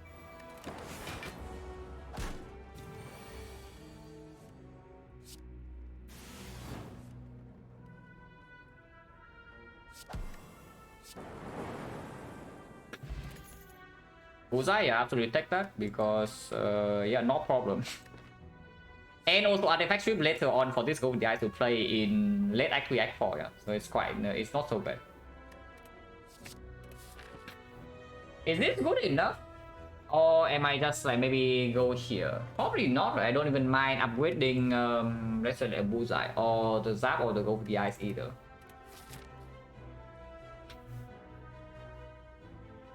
It's not a strong upgrade though. So if we say that this burning elite is too dangerous, then I can just go left. It's just the only the knock that we have problem against. The other two fights are relatively easy. So let's say we say see burning knock, we lose 50 HP. No problem. We rest and then we take to extra elites. I mean, okay, 50% of the time this is another knock, and that is maybe a small problem. But we also get stronger, like plus 3 relics, and maybe the draw order here goes well. Maybe deploy Blazer on turn 1, and then suddenly we block 10 per turn, go for the eyes. We barely take any damage. I like the burning elite actually, like quite a lot. Unless the question mark is screwing us over completely, or it gives us a lot of gold that I want to go to the shop instead. Suppose not suddenly killing us. So what do you think these two pods are doing? This is zero. This is zero output in the knock fight. I'm just telling you, this is zero output, and this makes the knock angrier. So what do you think these potions are doing in the knock fight? But from 62 we cannot really die. Oh, 72. Okay, these potions are healing us in the knock fight, guys. Yeah, let's take this. It is sentries. We kill one of them, fight over, and we have Hello World turn 1. Yeah, resent sentry, not strength sentry. Yeah, so we only need to kill one of them, and then the fight is completely done. This is only dealing 3 damage in exchange for 4 of HP. I might potion next turn with some energy pot or some Distilkers. Don't want to waste only total value, and also place fully here, not in the north. Luckily, I don't think we need potion. So yeah, double defend. Huh? Double defend and probably potion next turn. The world will carry this fire. Yeah, that's not a bad start. I can shuffle out the Glacier here 1 out of 5 if I play with Steel Chaos. If I use Energy Potion instead, we have what? Energy Potion right now is 15, 18, 30, 30. If I draw to a strike, I kill. Silent, yeah, Silent good. It's 40, so definitely willing to use 1. Energy Potion is definitely worse though in the North fight. Like, even though I trust Talk, this is still more useful in if we see the North. So I can see it, like Compound Driver right now. It's only like 1 out of 5 that I draw to the strike. If I don't draw to the strike, then Energy Potion doesn't even convert into anything. Is there any world where I use 2 potions here? First, yeah, what does that achieve though? 1 out of 5 I draw into the strike. If I don't draw into the strike, suddenly Distill Chaos hitting strike random target no longer works. Because right now if I Distill Chaos, yeah, and the Distill Chaos hits the strike on here or here, I can also chain up with the Energy Potion and end the fight immediately and stay on full HP. Because I say that Energy Potion is not worth so much anyway in the second fight, so like I don't really care too much about it. Yeah, honestly, let's start with Distill Chaos and when we decide. Because if I get into Glacier, I also draw 2 with Compound Driver and we have Guarantee Lethal. If we want to. Seems silly, yeah, seems silly, but I don't see that this potion is worth anything. We can also just take like 10 damage here, it's fine. I don't mind using it too much. But I don't think so. I don't mind using it just to not waste only top turn. And Energy Potion this turn doesn't even convert into anything unless I compound exactly into a strike.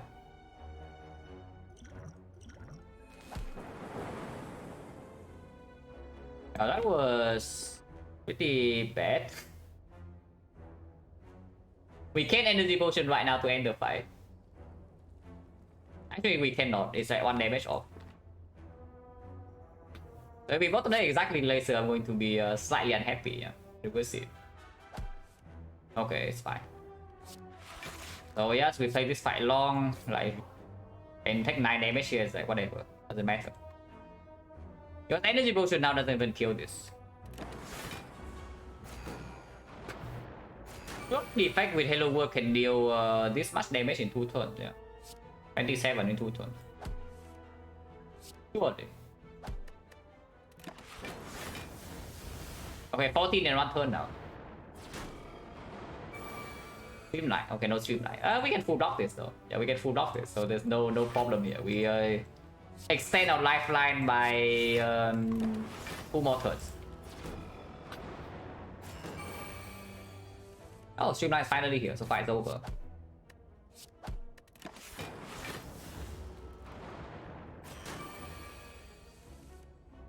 Yeah, literally cannot take damage, so move on.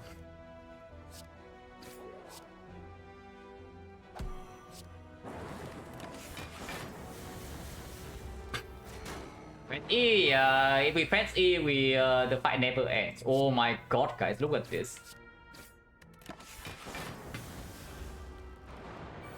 But okay, whatever.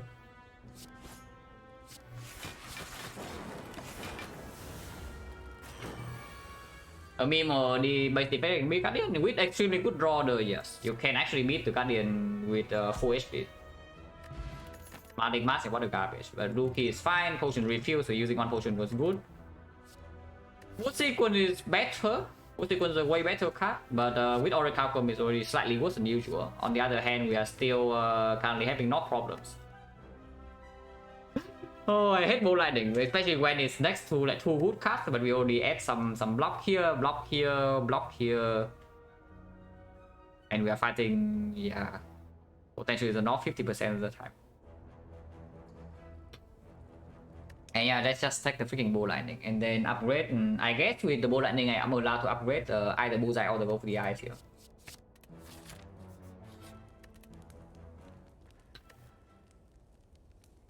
So what do I want? Block me? No. Like why do you think so?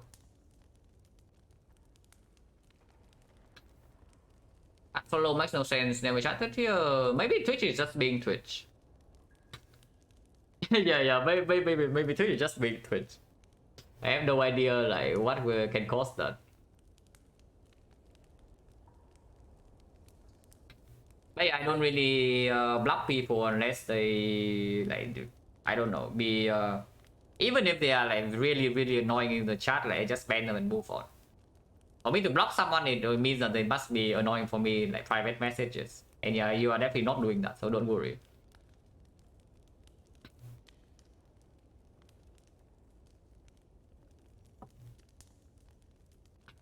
Oh yeah, upgrade Go for upgrade is honestly pretty good even in the North fight. And yeah, so if we keep the Go for until the end and it can stay relevant with the Bullseye, and the upgrade is strong. With Auric Outcome is strong. With Frost it's really strong. So against Lago Wolverine is also better than the Bullseye upgrade. If we have to play like super long. Optimal play Bullseye? Why do you know the optimal play Bullseye? Because I am about to upgrade Go for the Eyes right now.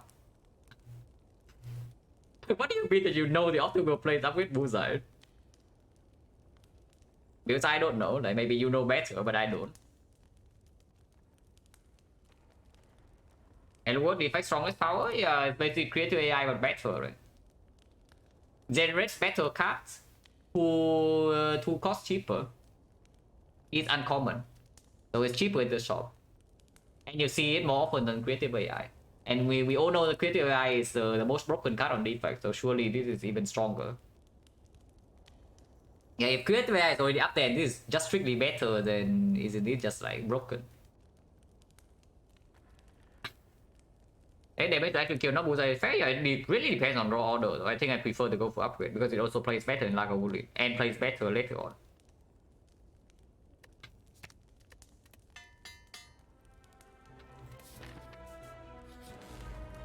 No? Yeah, okay, nice.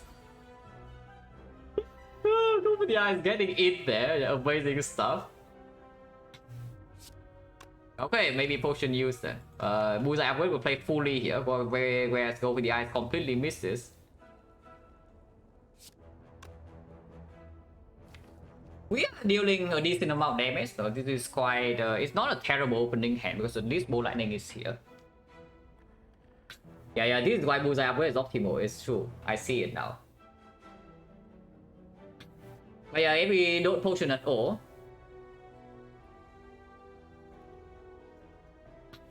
If we don't potion at all, then Bullseye Ball Lightning go with the eyes. It's dealing 8 damage passive. We are doing 8 plus another 4 plus another 7. So 19 plus 8, 27. 27 next on another 8. Yeah, 27 next on another 8 is 8 another 6 afterwards. So 41. 41 is at 48. 48, this is never happening. Well, I guess we can liquid memories and go with the eyes if we are really so inclined. But if we do that, might as well just memorize the Ball Lightning right now. It's like, yeah, we just Bullseye, Ball Lightning, memorize the Ball Lightning, go with the eyes, it dies, turn 3. And yeah, with this opening hand, without even Hello World, without the Zap, I think I will do that. Because even if we draw like dual cards next turn with the Bullseye debuff still on, it still doesn't die. So I think I'm probably just do that.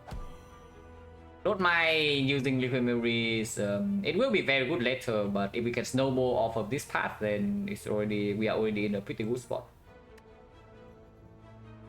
Hello, Ed. Oh yeah, memories on the Ball Lightning is doing another 11 equals 63. 63 minus 12 minus another 12 is 39. 39, 30, 30. Yeah, with this we kill.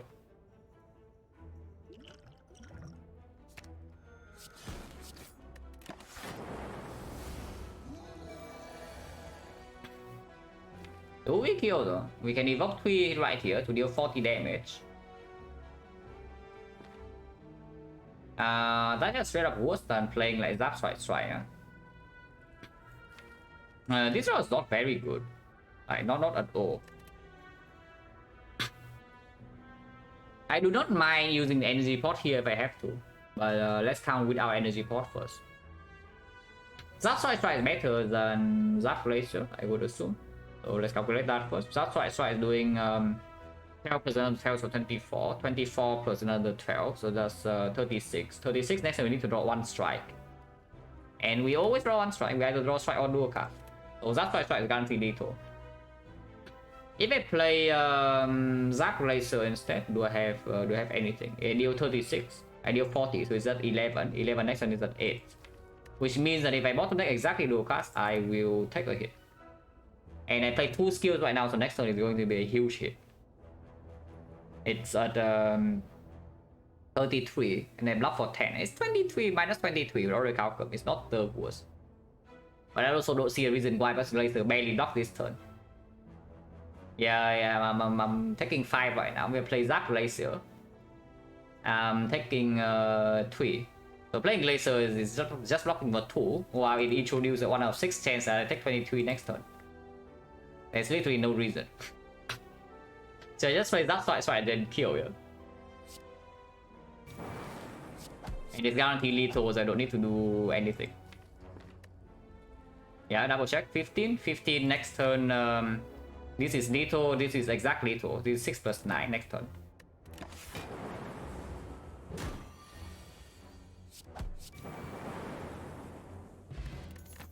Option drop again. We have 1, 2, 3, 4, 5, 6 with 4 pots. Or 20%. A chill with Orichalcum. Transparently, Orichalcum is slightly worse, whereas chill is better, and chill is also just an extremely good card. Common relic, yes. It's a common relic start. Okay. That's it, run into the elites. We can go to short to use the Smiling Mask, but upgrade wise, Bullseye upgrade is still reasonable enough. So I don't mind going here into here, upgrade Bullseye. If we see any better card to upgrade, we can make it here as well. And then run into all hallways instead of a garbage question mark.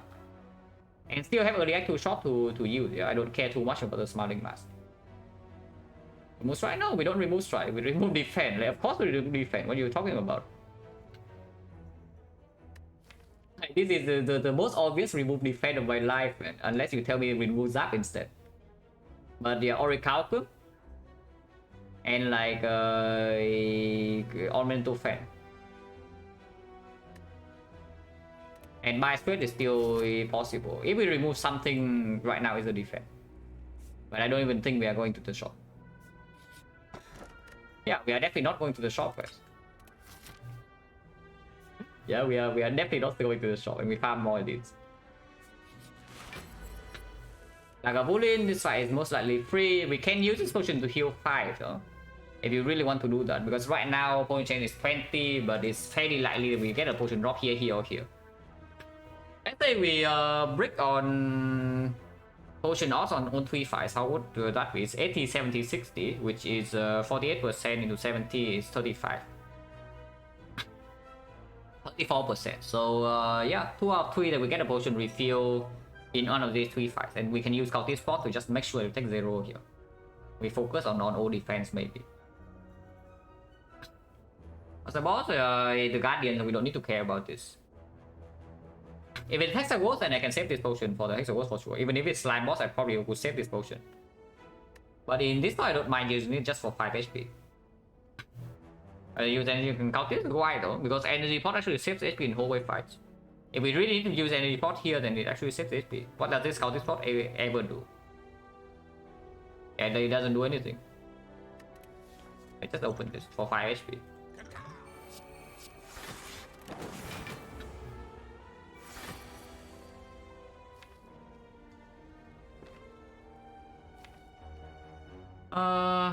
Okay, I drawn this hand probably means that opening is slightly worse.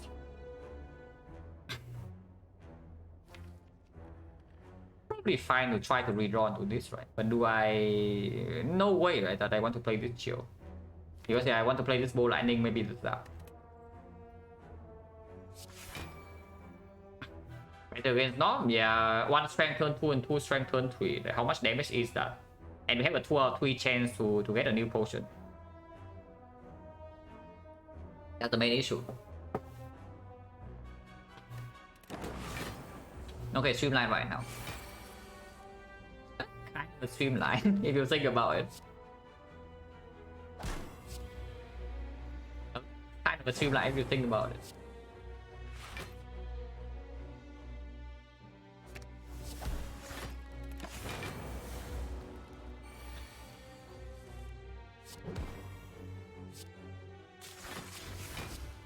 Beam cell. Oh, yeah, taking 0. Hopefully we draw enough block to also take 0 here. We do. That's perfect.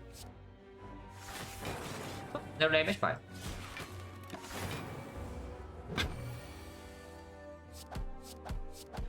Plus 5 damage, fine. Plus 5 HP, fine. Cable is good.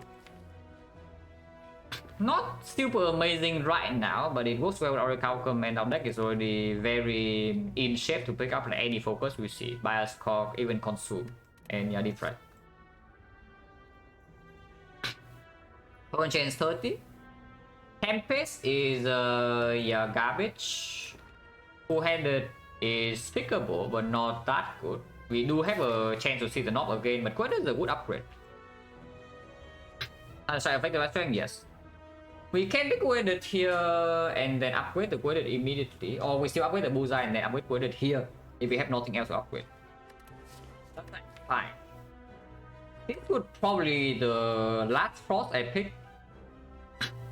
If between Loop and Cables, yes, one of them activates at the end of your turn. Maybe not at the end, but yeah, it activates passive, so some passive activate at the end. Like for example, Frost or Lightning off, then the Cable works at the end of the turn, not at the start. So it works nicely with Orichalcum Frost. With upgrade, we do have an upgrade at the maybe here, but again, several falls away. Don't know how important this Bullseye upgrade is though, but it's pretty strong because it right, we definitely have problem against Act 2 Elise. Yeah, we are probably strong against like almost everything else, but Act 2 Elise have we have massive issues. Yeah, we actually have massive issue, but we do have a ton of gold and probably pretty high HP, maybe 2 potions as well into the Act 2. So it could be worse. And yes, at the moment we again we definitely start pick like Defect and Bias Cork over a lot of things. I don't mind one Quadrant, I would not pick a second one. Basically, if I pick this Quadrant, that's the last force card I take, unless it's something that's super premium like a Glacier that's up against nothing. So that way, yeah, I think I wait Bullseye still, but I picked the full head. But that's the last quote unquote speculative force card effect. Yeah.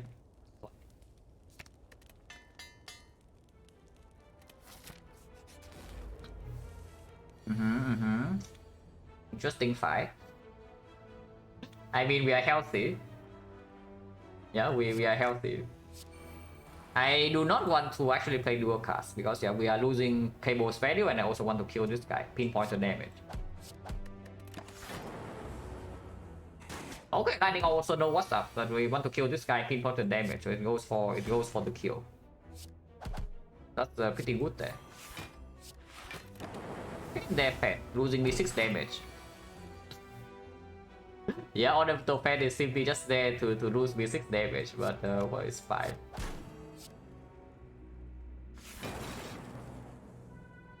It's just killing. I mean, the other is also killing, so it doesn't matter. Yeah, potion back, so the cultist spot would be thrown away right now if we have not used it, because I wouldn't use it in the in this fight either. We'll change back down to 20. I was just talking like hypotheticals, but I'm just saying that I will skip Frostcast unless it's Glacier up against nothing, and here's Glacier up against nothing.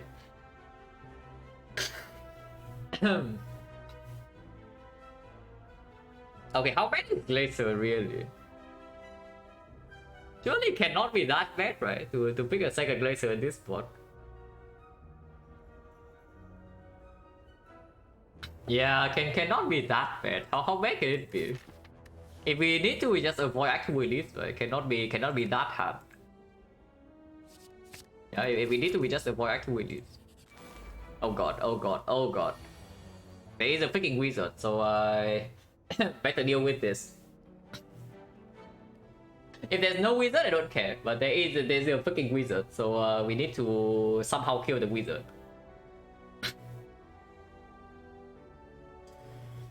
Could it first? I'm very willing to use the energy pot here, so we can code it first and see what we draw into. Oh, Glacier, yeah, what a surprise.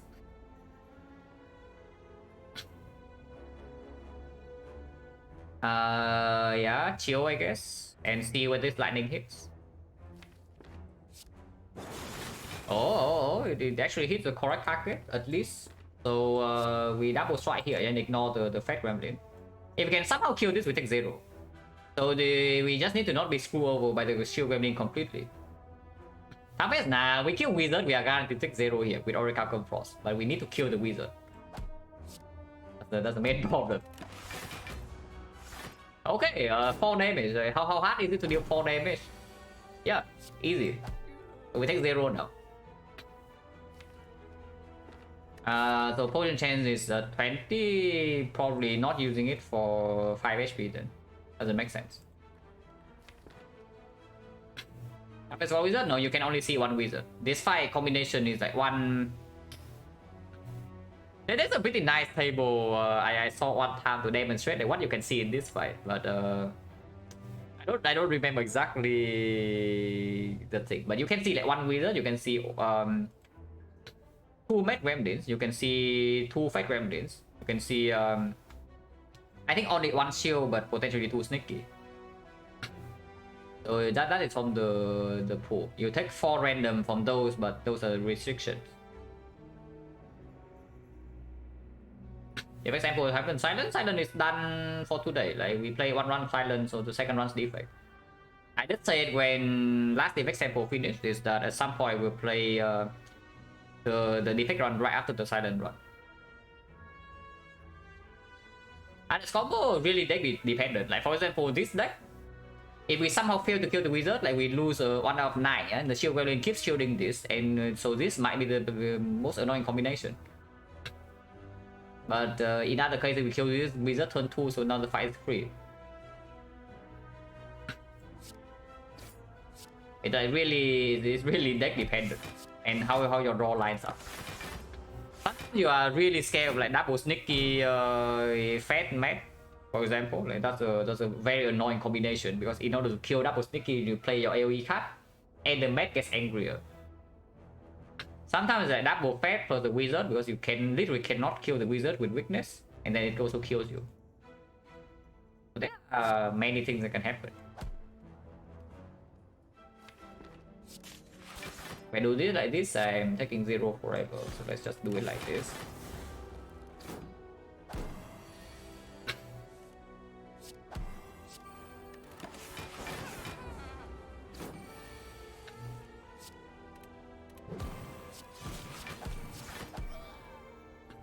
Potion for change 30.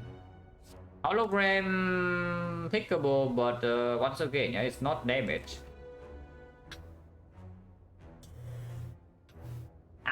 Our damage in Act 2 is going to look like extremely weird, you know, I'm just telling you, but we are very rich.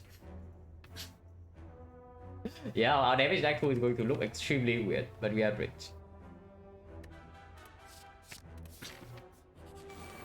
Okay, just don't see the second knob. So now we kill one sentry and the fight's over.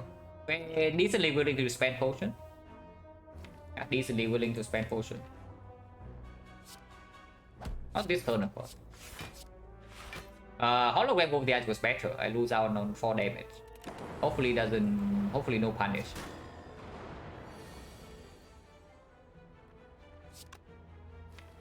I'll be fine. Do I want to potion for a little bit of HP or not? Because this is like potion chance around 30, so chance we miss at 30 for 70, 60, 42%. 58% of the time we draw a potion, but again, 40% of the time we have a miss, and if we miss, I would actually prefer to have 5 HP in the next act instead of this act, because I think Act 2 is going to be way more annoying than what we are currently facing.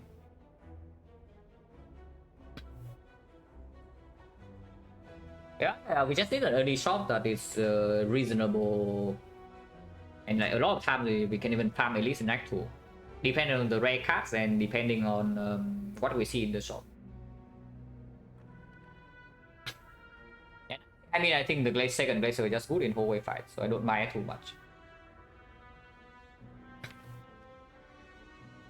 Oh yeah, here it's probably just Bullseye, Glacier, attack 9. I think 9 is fine.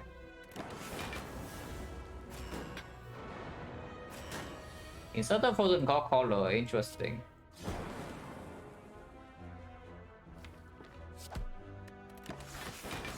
I could have played the last fight because of the cables, but it doesn't matter, it's the same.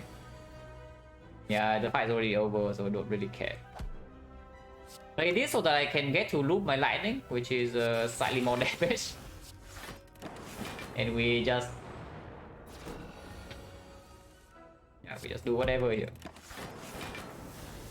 Luther's Marker don't take Omega, yeah, I hope not.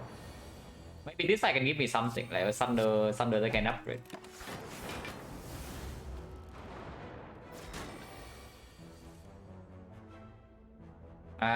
Recursion here is just losing damage, yeah, that's not.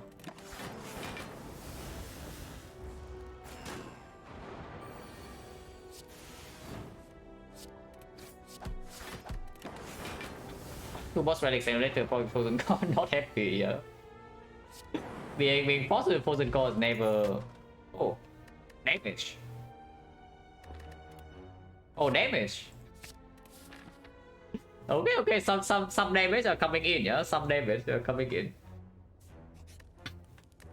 Do I even live over upgrading Electro here with Bullseye?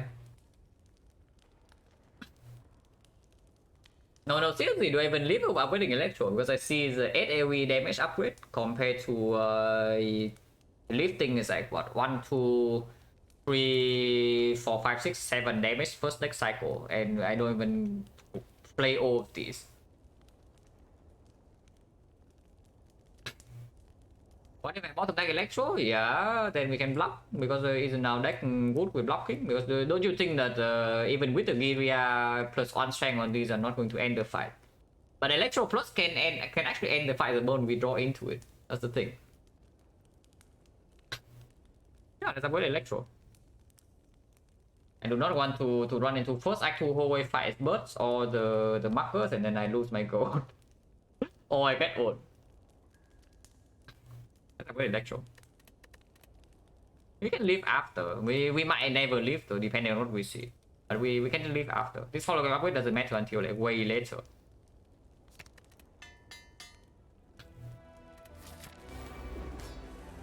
Hopefully we don't die to the Guardian, yeah? Yeah, let's upgrade going in immediately. We have 9 here, so we need 20, have another 9, so 11, so I would play this. Upgrade here, sorry? Yeah, absolutely. Here is absolutely cool. We have exact fleet. So electro upgrade already saving some HP. I mean, we are not even taking that much. Actually, we are with our electro upgrade, we are like how much short? It's like 16 here plus another 6.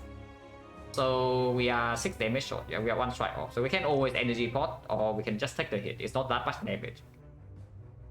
But yeah, split here. There's no reason not to split.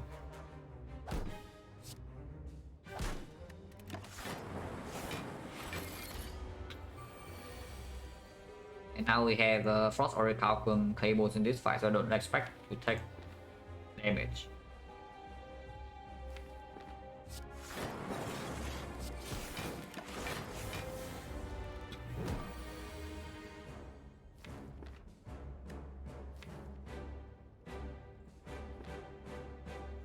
How can I do this turn? I mean, I can easily take 0, but he's taking 0 really good over playing Bullseye Plus. It's like Hollow Steam Barrier defend Bullseye is taking a little bit. Blocking like 9, blocking 14, blocking 20. Actually, I'm taking 0 with that line, so let's take 0. Yeah, let's take 0.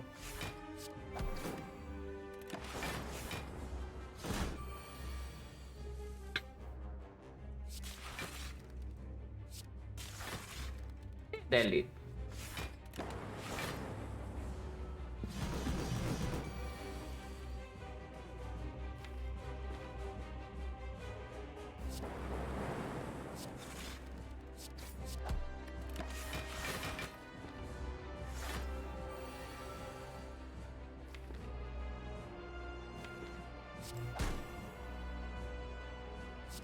Wrong order, but whatever, right? Doesn't matter.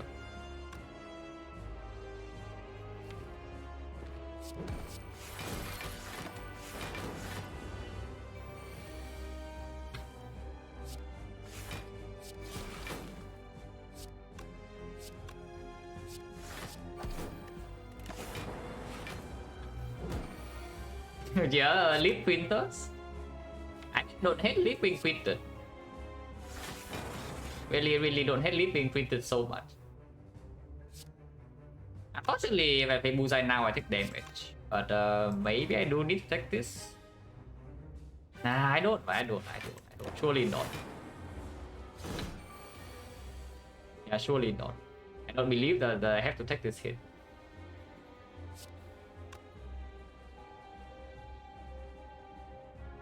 So as I go over the eyes, Recursion Glacier is the line. This probably does not split 2 turns from now though, because I did not play Bullseye before.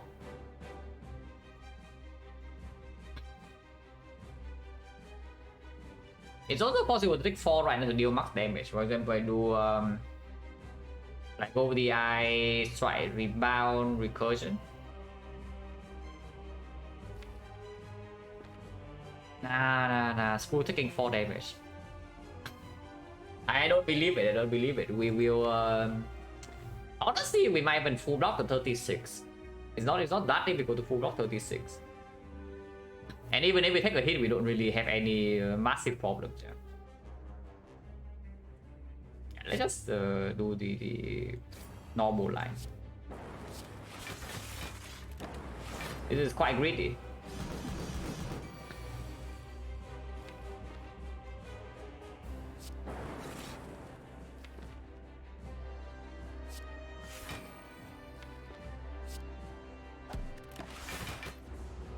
It is quite greedy, but even if we break this turn, we are okay. Bricking. Currently bricking. Not that hard though. We are blocking what? Like 10, 16, 20, 22. So we're taking 14. I mean, it's only 14 damage, it's not that bad. There's no split here, yeah? I can feel a little bit adventurous and not rebound cold snap. But the rebound cold snap is taking 14 and we move on. Sleeping Fly split ever? Probably not. Sleeping Beam can find more block though over this cold snap because cold snap rebounds only blocking 5. And this is blocking 5 and it's better. This is blocking 5 way more. This is blocking more. Yeah, no reason to rebound cold snap. Yeah. Let's do sweeping beam first. Yeah. OBI. Get in there.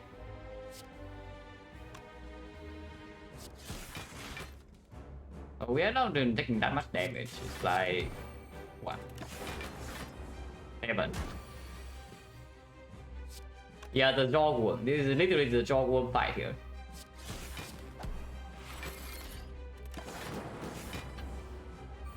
Okay, Guardian get promoted from like doing 0 to jawworm tier. That's pretty good. That's like an advancement in career. And no potion drop here, so preserving potion in both fights is paying off. Under Strike for our Electro Plus, our Bow Lightning, our Zap, and our Bow Stabbing solution. Or we can actually take a reasonable cut. Over Thunder Strike area.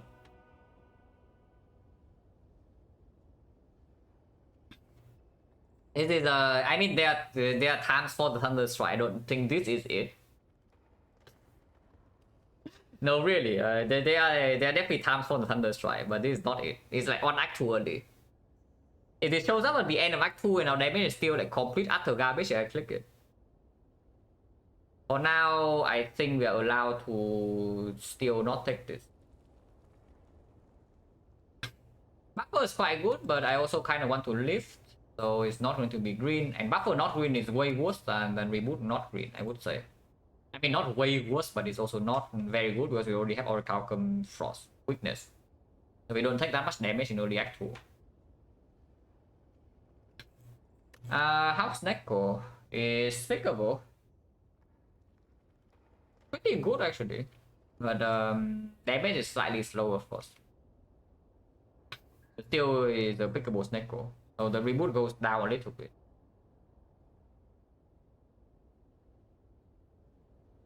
You pick Thunder Strike, Neko is in full force. But if we break on energy, then the Thunder Strike is going to be very bad.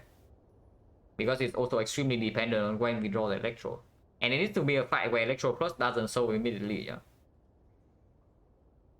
And there are not many of those in early Act 2 at least.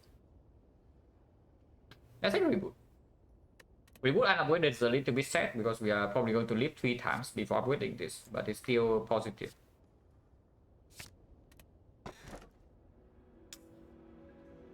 Ah, what a garbage. Oh, what a garbage.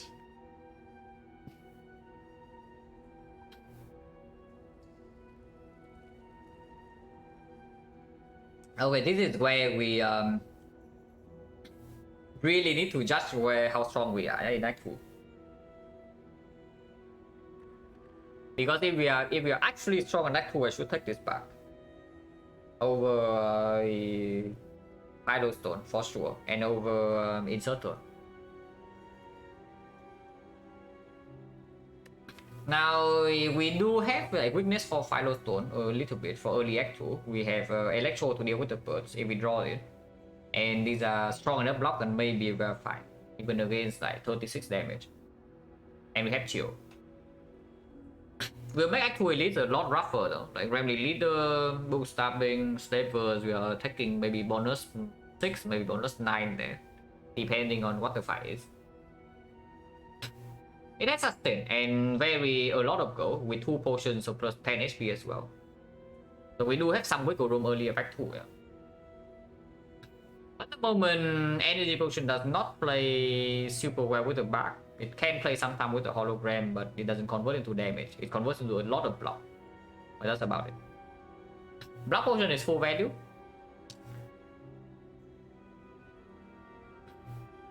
But I see that if we take this back, we probably cannot fight 2 elites. And this deck uses energy quite well. With 2 cost Blazer, put the draw Halo Wood and generate cards to use energy with hologram, also pulls cards back, electro cost 2. And reboot, we can also use energy and then reboot. That uses energy quite nicely, like with the Ornamental Fan as well. Yeah, I don't think we are strong enough to pick the back here. Because our relics are also like, oh, it's like early game, but it's not early game that's strong enough to deal with actual lists like this. Yeah, final defect, I hate it, but probably take it here.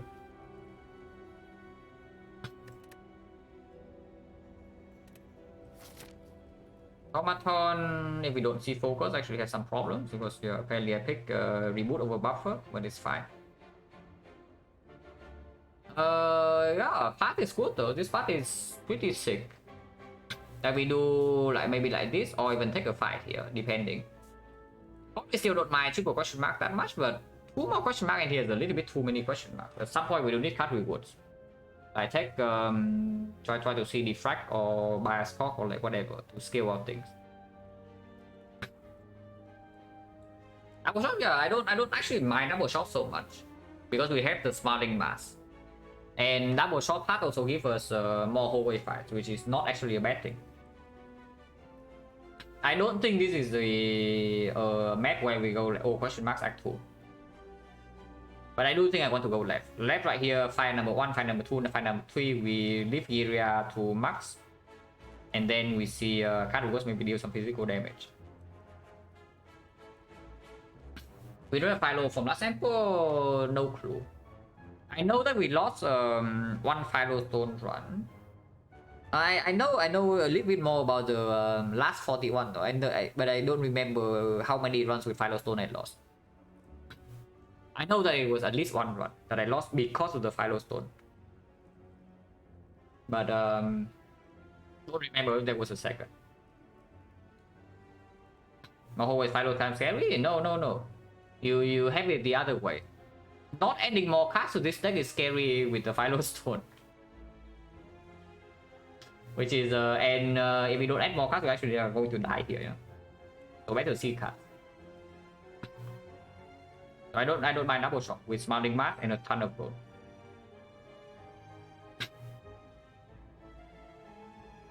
On the lowest start from either 100 card robot or both sharing, just tell me if you want the run history. I can send it to you on Discord like pretty fast.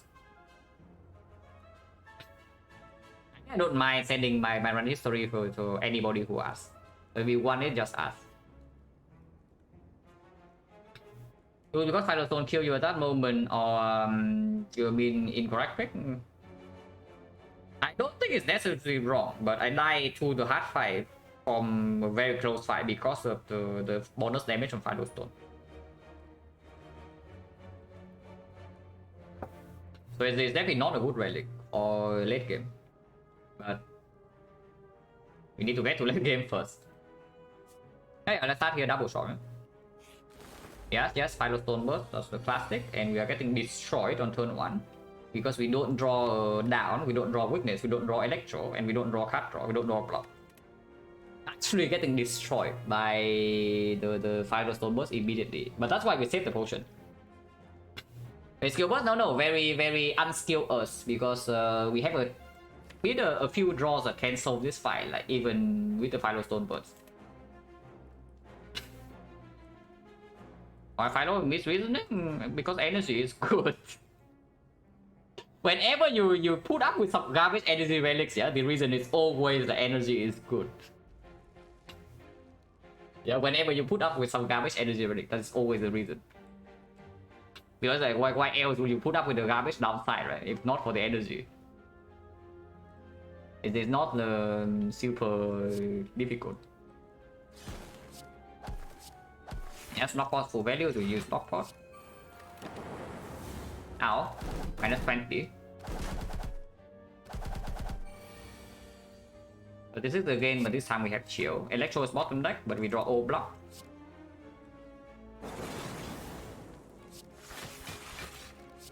Oh yeah, this turn is not so bad. That's what I'm saying. Like even against 36, you can block if we draw reasonably well.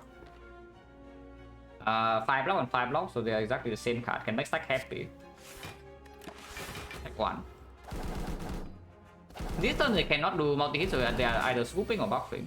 Only one of them swoop. We are Electro bottom deck, very nice. Very nice, I mean pretty bad, because if we still don't draw into Electro even next turn, yeah? It's impossible for that to happen though. So at least we have guarantee. Yeah, this is going to be 1 evoke and 3, so it's 17 AoE. Which means that, yeah, we probably have a solve. 17 AoE plus another 3 is 20, so I put 1 strike here and it's guaranteed to kill this and this. As long as you do not reboot, so yeah, don't reboot.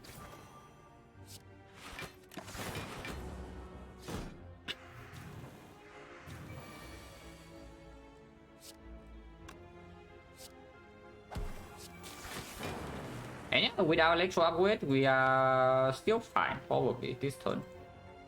But yeah, of course, if it came any turn earlier than Electro upgrade, plays fully.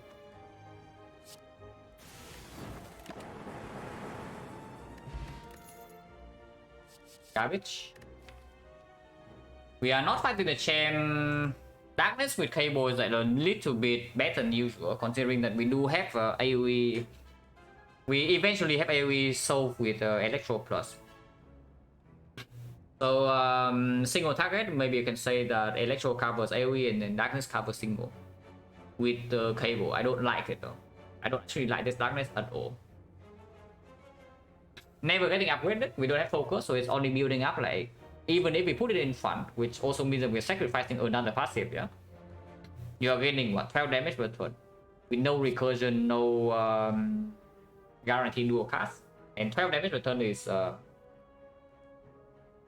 for like a card that takes several turns to even work. It's not good enough. We have the Bullseye Plus for that, but we are also facing Automaton, so it doesn't even work there. And whether do a loop here, probably yes. On 4 energy, I would probably do it. These are not very good. The thieves. Oh yeah, nice opening hands. At least reboot is here for us. Hopefully reboot is actually here for us. Potion chance 50, but we can refill potions with Ornithopter. Is there any reason to start the turn with something like single double defense before rebooting? Because I'm half willing to use this energy pot. Probably yes, yeah. I don't think double defense though, but single defense is fine. And if we draw into a very good hand, I will energy pot. Because we only see 4 cards here. But this hand is fine. We do not need the energy pot with this hand. Full block. Yeah, Electro turn 2.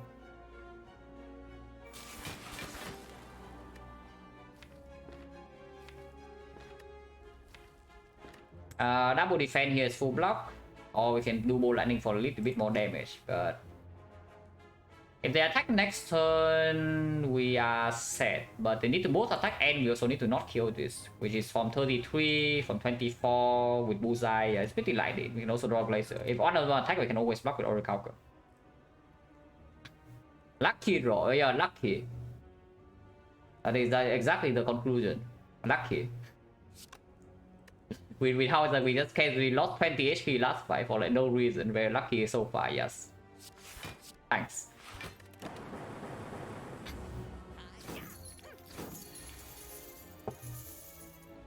Yeah, like this we are losing a little bit, but not so much. Let's go with the eyes or the Orichalcum.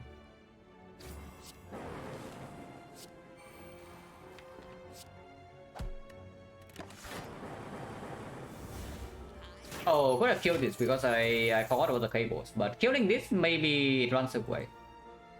It's fine, it's fine, it's fine. Go is more important. Honestly, I think go is more important when you go into 2 shops anyway, so it's not that bad.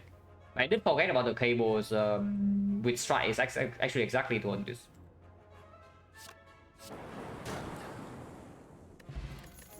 Potion back. Aggregate is not exactly what I need in this moment. It's energy when we already pick up energy relic. We don't have energy problems with the energy pot. We have no draw. Second over the ice. It's actually fairly important later on. For now, I don't think it's what we need. When we enter Act 4 with Philostone, if we want to survive that long, of course, then the second over the eye is pretty crucial. For now, not too interested. So probably a skip unless you tell me we speculatively pick an aggregate in this spot. Which is possible, because aggregate with reboot is a combo. Aggregate with hologram definitely a combo. It's just that again, it doesn't play immediately.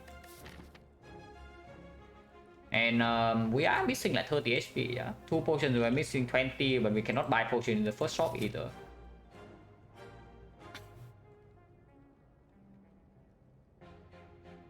I don't know though, that if I pick up like 2 draw cards, or even upgrade the quest at some point, I really would not mind an aggregate in my deck. And in Act 3 I will miss it if I do not pick it now. You dislike? Yeah, me too. I really dislike this screen. Because I have a feeling that I'm meant to click this aggregate, but it is so bad. Even going to do single gear lift, what do you think? Of course I'm lifting. Like what, am I upgrading an empty aggregate with the deck that doesn't work with it? Or are you telling me to upgrade like Quended instead, or the reboot? Of course we are lifting. At the moment at least. Unless I need to rest. But yeah, I take this.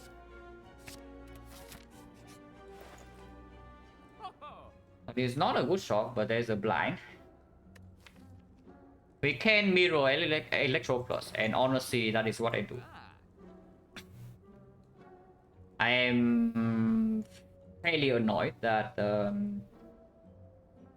that is what I'm doing in this shot, but I think that is the line, that I mirror Electro Plus. It does mean the second shop is we are turning off like a couple of strong things in the second shop. Yeah. We are spending probably this, and probably even use the Smiling Mask. We are spending like 300 here. 277. So 327. 327 we have 260. 260 means that next shop we don't have 300, so we cannot buy rare relic. Oh, that is it. Yeah. just how it goes. Defect Act 2, sometimes like things happen. Mirror Glacier, yeah, Mirror Glacier. Yeah, cool, man. Very nice. Mirror Glacier is exactly what we need in this spot, yes. Come on. This one is already like troublesome enough. Yeah, I hope that I don't need to say why mirroring Glaciers are terrible here. I really hope that I don't have to say it. Beam Cell is I don't like it because once again we don't have card draw, and I don't even know whether Beam Cell upgrade is stronger than lifting. It probably isn't. And we have a double electro already, yeah. So the Slaver's fight hopefully is not that bad because we're healthy enough to face tank turn 1. Afterwards we can rest. Against Spam Leader, double Electro hopefully means that we can actually control minions. Hopefully, not always. Boost stabbing is an issue, but again, Beam Cell minus against boost stabbing, like how good is it? Not a huge fan. I think I just buy blind, remove defend, yeah? Yeah, remove defend. And move on. 300 for Reveling is possible. I do think this blind is very good though. So how many things are you hedging for with saving the gold? Mummified hand a little bit, but even Mummified hand is not that clear, and sometimes we can still afford Mummified hand if we high roll gold for the next fight. And yeah, of course, Rare Relic Incense Burner doesn't play immediately. Of course, it's good, but it doesn't offer immediate power for the elite. Elite is right next floor.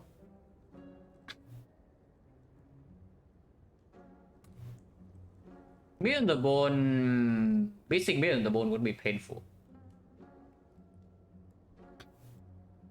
158 is 260, 260, 260, 275. 275 is enough to buy most rare relics. Most uncommon relic. It's only about rare relic that we completely miss. But short relic still on the table, remove still on the table, potion still on the table. I take the black. Already has 5 schemes. Do I click them all? Yeah, maybe 3 of them. Maybe 3. I don't. Maybe 4. Maybe 4. I don't know if 5 is actually good, but 4 is probably takeable. At least with the energy potion. With energy potion, I don't think I click 4.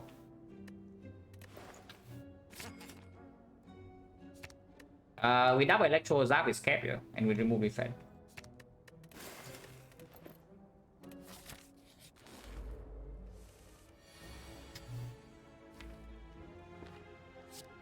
Oh, every fight is like this. We can weak pot though. I can weak pot in here to heal 5 because we have like blind of the eyes now. Potion chance is also 40.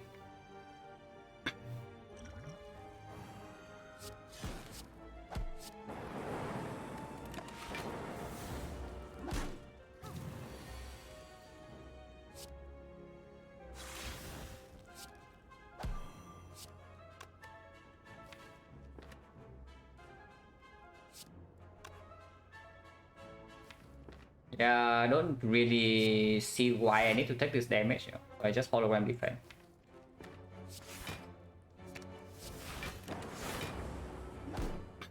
Okay, last try I lose block. I lose block because it blocks 4 and then I lose 2 block.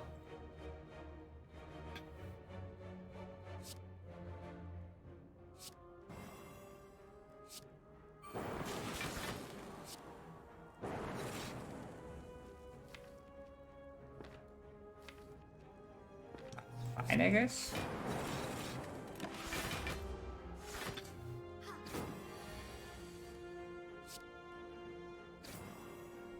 He is full block currently, so I don't need to do anything. Next time I draw into Electro.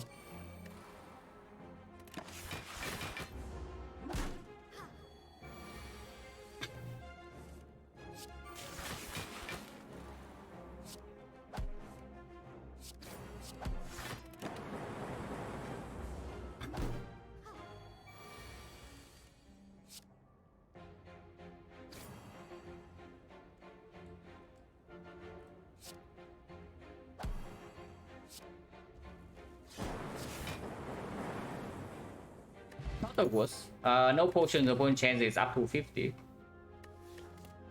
100 plus attack, absolutely. Unless you tell me consume somehow stronger, but no way.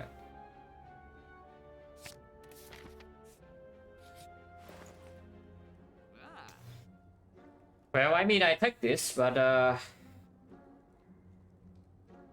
hopefully I can live for a while. That is definitely better than virus. Like it's not that's definitely better than virus.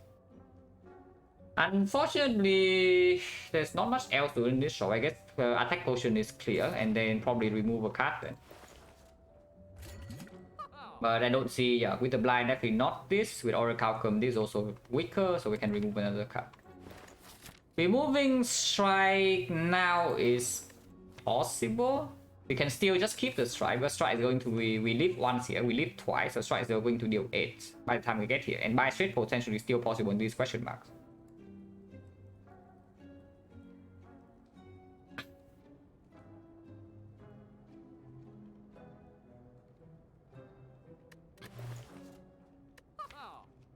Yeah, probably still remove defense. Yeah? Probably still remove defense.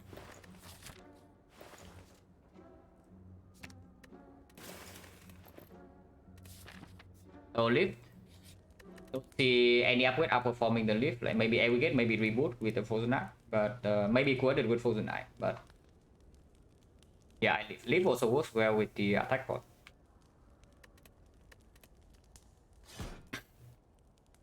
Man, Act 2 defense is always like this. You are like so freaking strong in Act 1, and then you enter Act 2, and then garbage happens in like 2 floors. Where the hell are Electro? Pretty far down. We can draw into one of them next turn though. Or at least there's that.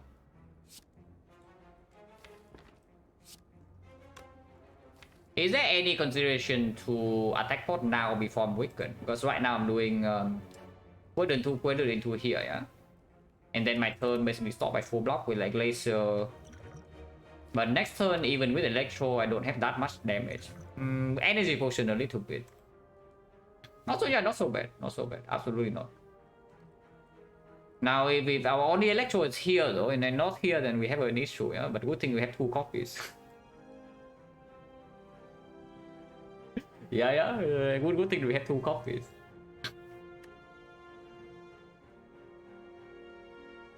And it's more, yeah, I mean, that's why we mirror it.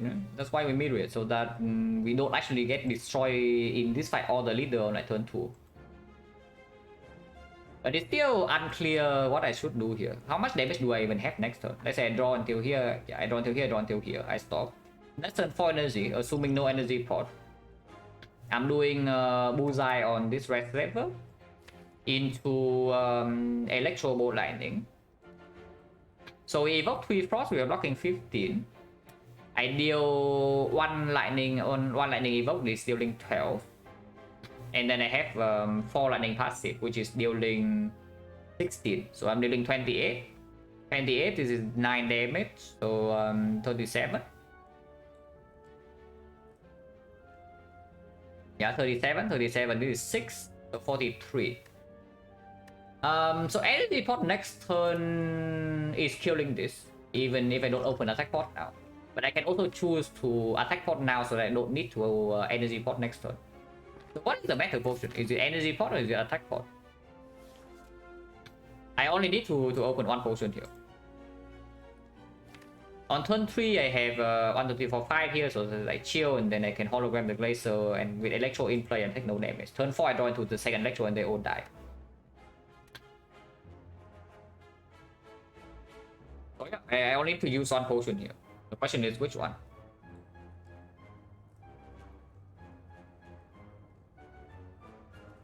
Into... Honestly, with the Frozen Eye, I think Energy Potion slightly outperformed because pick up any card draw, but we only have like 2 more card reverse screen before we see the next edit, yeah. If we have Grammy the bad turn 1, then absolutely the attack potion is stronger. And if we see the Book of Stabbing... Yeah, Book of Stabbing, I don't mind the energy pot so much. In hallway fights, probably energy pot is slightly better too. And if we can preserve 1 potion in this act, we only need that we can bring after the act 2 boss, and would probably prefer it to be energy pot over the attack pot. And attack pot can also give block immediately this turn, yeah. So we can see what it is.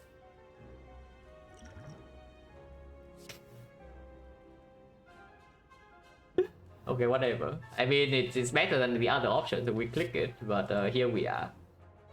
It does give us little on the rest level next turn, it does deal AoE damage, so it's not the worst thing to see here.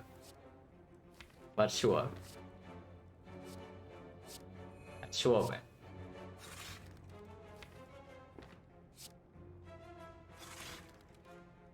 man. Currently I'm facing what, 32. So if I do a cast this lightning into Glacier Frost, I'm blocking 12, I'm blocking another 5, 17 blocking another 8 is 25.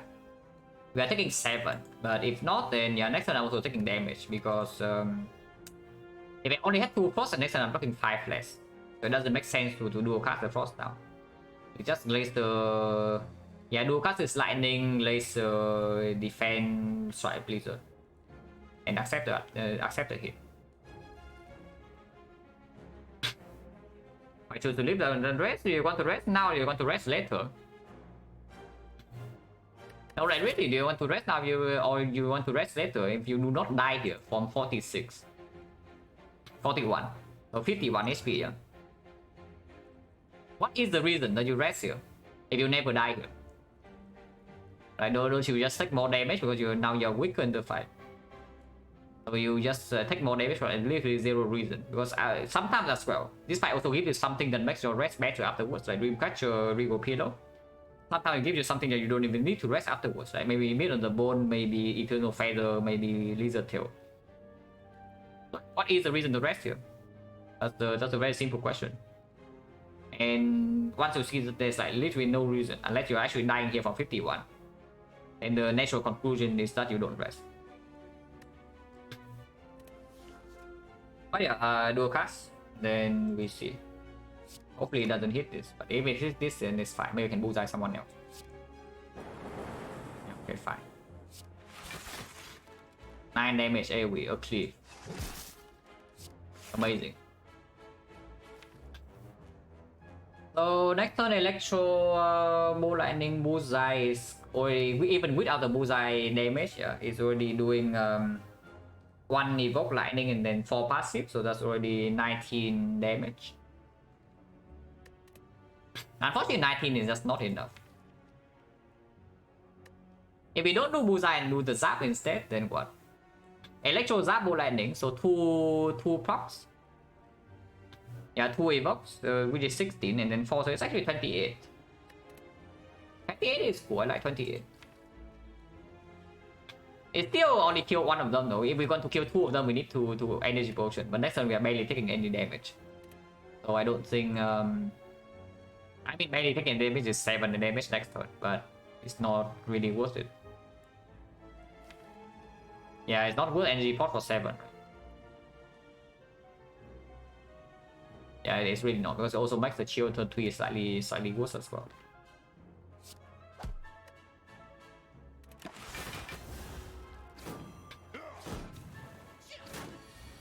Oh, this guy is stupid. Wait, this guy is actually so stupid.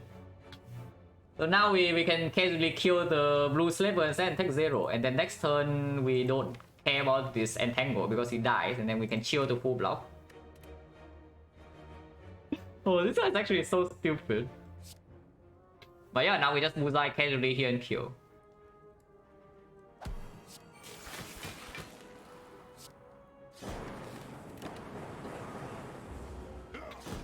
We could have Bolt Lightning. Actually, could have Bolt Lightning here and kill instead, but doesn't matter. Fight's over. Yeah, doesn't matter. Fight's already over.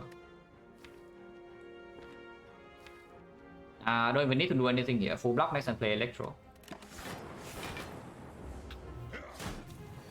That's rare, yeah. It's like 20. Is it 20 or 25? I don't remember whether it's 20 or 25 to total net. Oh, Bell of Hell is amazing. The Steel Curse with Frozen Eye, also super sick. Point chance right now is 40. It's green. With Energy Pot, with the Aggregate. Yeah, green attack. We do have 4 energy here.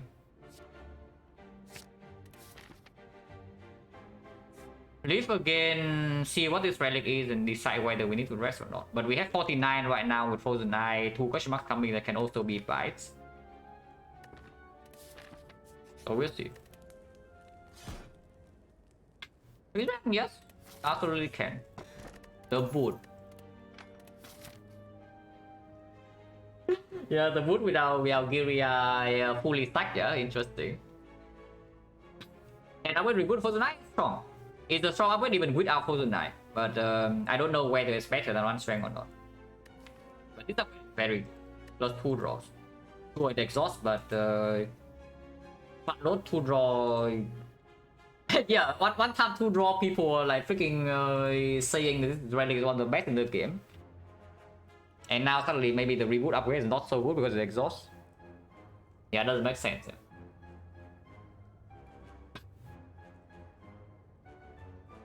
It's strong. The reboot upgrade is really good. Full strength, I mean, full strength is already also meeting a threshold. Like, it's pretty important that full strike actually kills the Gremlin now. So it is a small consideration over the third lift. Because we don't really have Barrage, we don't really have Beam Cell, we don't really have Rip and Tear, yeah, God forbid. We don't have 0 for 1. Okay, the light reboot upgrade. Eventually we also want this upgrade, eventually we want this upgrade, eventually we want this upgrade, but we are playing the defect, so that's natural. That's just natural. 18 HP fair, yeah, sure can happen, but not very likely. I like the upgrade.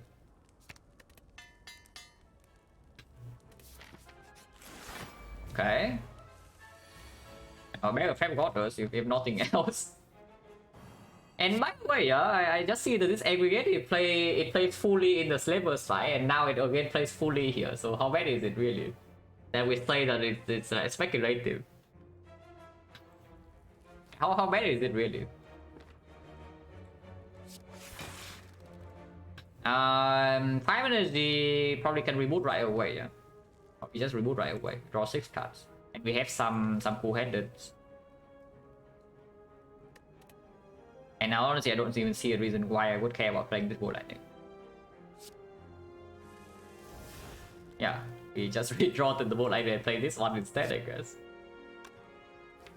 Next turn, we are fine. Turn after, we are not fine. This turn, we are very much not fine. Holy crap. Unless the avocado dies somehow. So, I mean, not really, because we do evoke 3 Frost. Yeah, we evoke 3 Frost this turn, so even when we are vulnerable, we are not taking that much. But maybe even have a kill somehow. We'll see.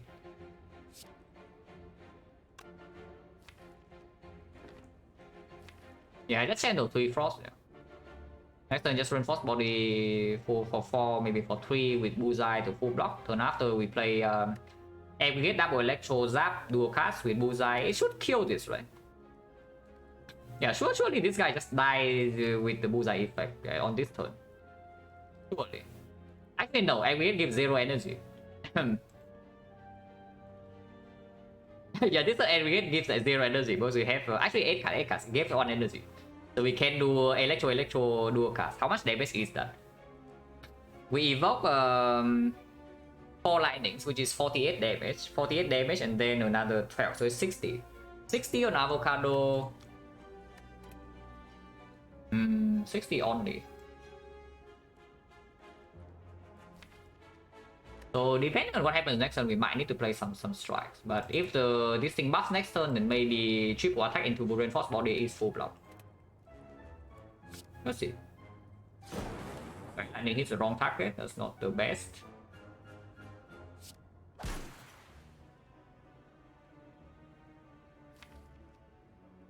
Keeping this lightning in front is probably not very good. Or is it? Because if I keep the lightning in front, we actually have 5 lightning evokes, so it's 72 damage here. Yeah, like this. We have the 2 passive damage and then 72 damage on the avocado on this turn. Next turn, this thing is dealing exactly 13. We do Bullseye strike reinforced body, it will kill this on turn 3. But if the rest are attacking again, then we are facing potentially 23 damage. And we are blocking 4, we are blocking another 4, we are blocking 6. So we are blocking 14. That takes a bit of damage. Yeah, just playing the chill here against 6 block on next turn. So I'm definitely always allowed to do Bullseye strike. Which is 13 plus 8 plus 8. So we deal 16 damage here. He goes down to 52, 65. We have 60, so we have 5 off. Yeah, if I play chill here, even with triple attack, we have 5 damage off to kill avocado on this turn. But we do evoke 3 Frost. So we lock 15 already. We are going to be vulnerable, but also that assumes that the lightning misses here, 50-50. That I play the chill. If I play the chill and the lightning evoke hits, the avocado will already happen. Yeah, it's probably just better. Okay, that's fine.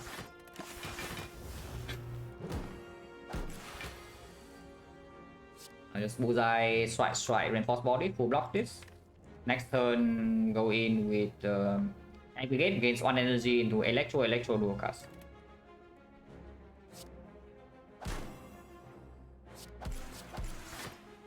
Yeah, block. Okay, 0 damage taken, no potion used. That's very good. Exactly 1 energy here. Yeah.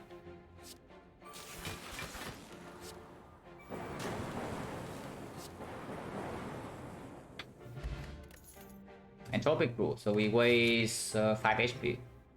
1, 2, 3, 4, 5, 30%. Consume plus. Oh, plus attack. Oh, plus has to be good enough. Yeah, plus has to be good enough. I mean, the alternative is like capacitor, but yeah, not before this. If you pick capacitor after this, not before. Frozen Eye Chaos is way too strong. Transformer card. Okay, so no track today as well. You think that today might be the track day, but it's not. Transform what? Another defense.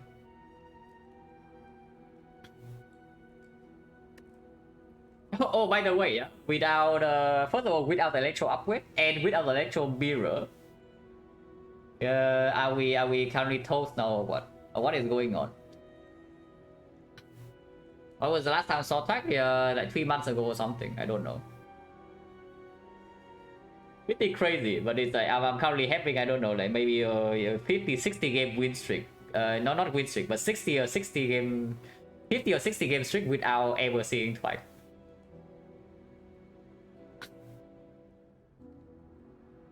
But yeah, like so far, honestly, no matter how this one turns out, I'm really happy with electro upgrade into mirroring electro, because otherwise I think we are pretty screwed.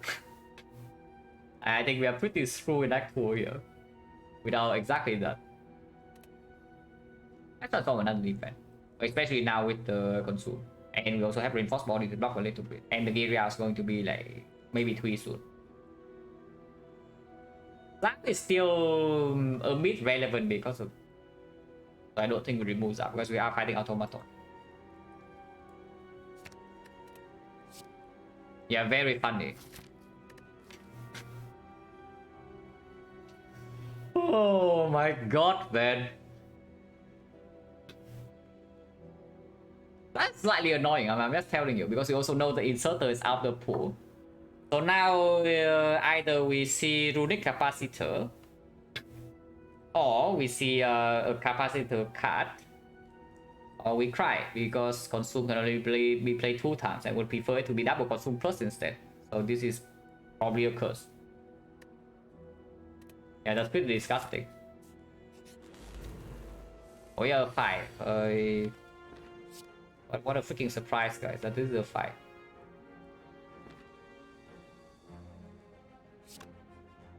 Can play one consume here. Can play one off slot. One off slot is okay too. No problem.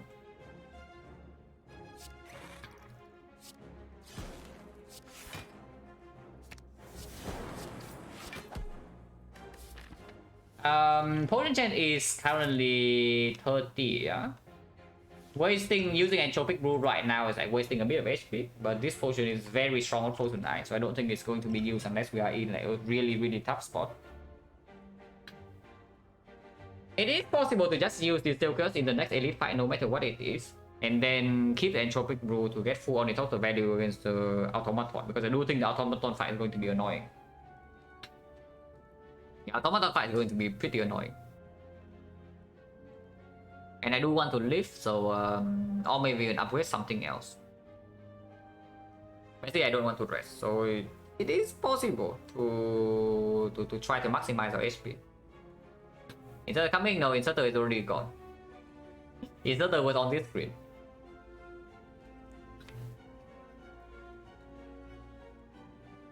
Yeah, just the consideration.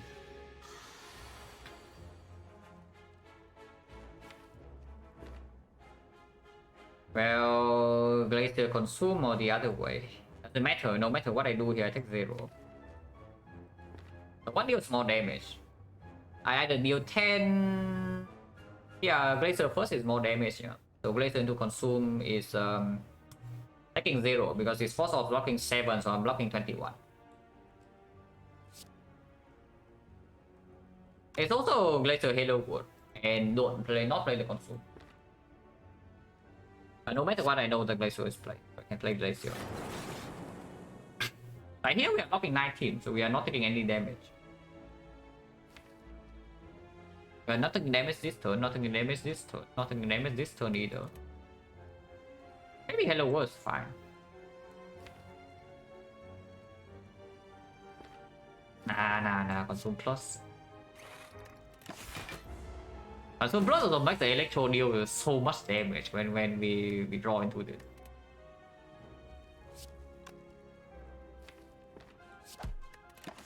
So I want to draw both Electro on the same turn. This is what we do. Yeah, just dead. On chance 40. We are quite late, my friend. You are a little bit late to the party.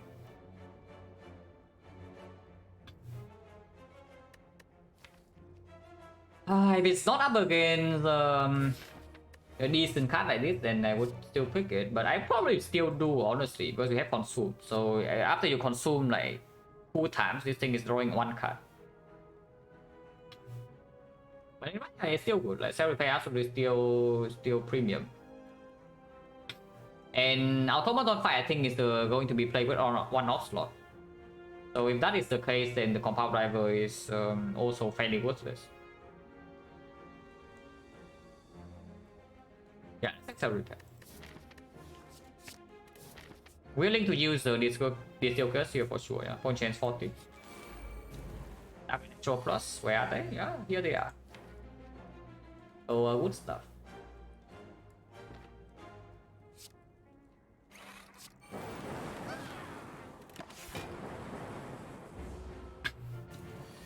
The attack switch is actually not so bad for us. I don't mind this attack. I do Coordinate first into the bullseye and then I play this Steel Chaos. Seems fine to me. I even play Hello World because we are rebooting and we already have full block. How does this work? It doesn't. I get the cut by and then I toss it away immediately. Yeah, it doesn't go. I mean, it's fine. The fight is like basically over. I want to get lightning in front. So like this is dead. Slightly annoying because I don't want to self-repair though. If I consume right now, she's dead. If I don't consume, she's taking 18 damage per turn. So we can still react and kill her on this turn if we need to. Okay, so I don't need to play anything here then.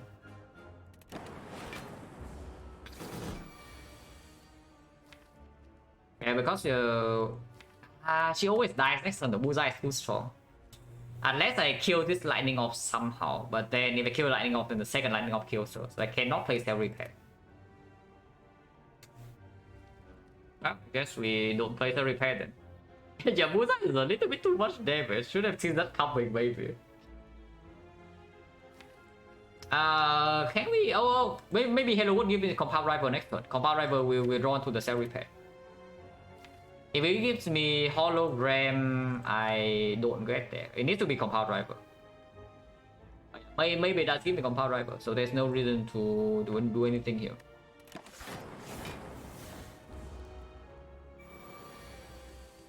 Hologram is not quite. Hologram is draw 1. Because we bottom deck our Coded Plus. It kills, yeah? We play Coded now, it just kills her because yeah, it deals 16. It's too much damage, but yeah, there's nothing to do here, so we just end the fight begrudgingly.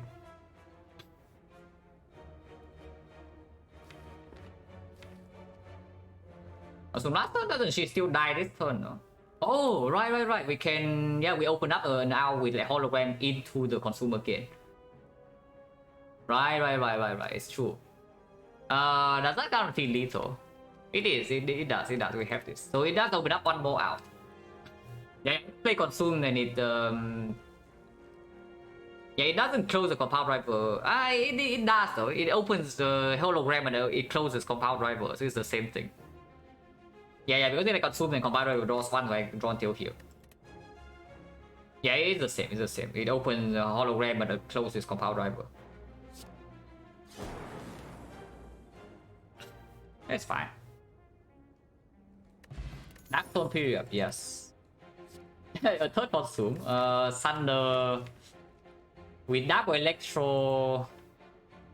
Then turn it dies with cables. This is right here. No matter what I do, leader is already dead.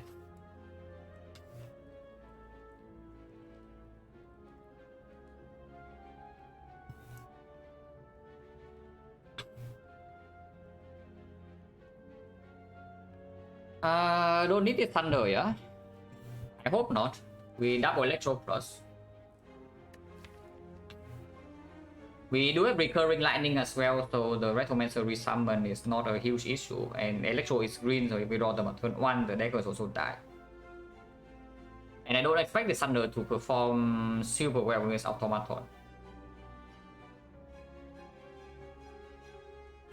I wonder if it's a hologram upgrade or lifting, but I assume it's lift. Because right now, Bullseye is not quite enough single attack damage on its own.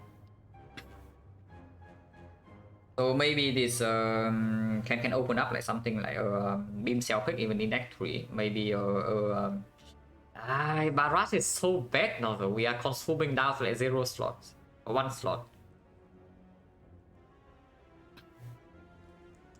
Compound Drivers was Barrage is worse.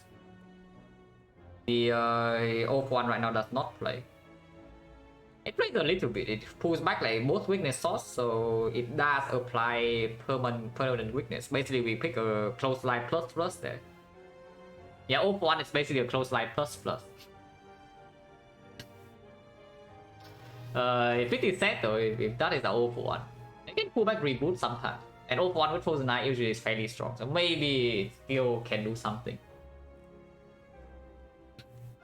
But also I don't see an upgrade like so premium that I could make it over 1 strength in this spot before the automaton fight. Because there is a real possibility that we bottom deck both electros and they are both stolen, and then we are in trouble.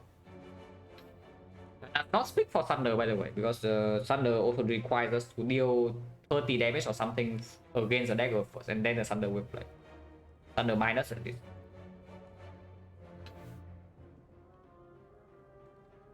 Yeah, I skip this new lifting.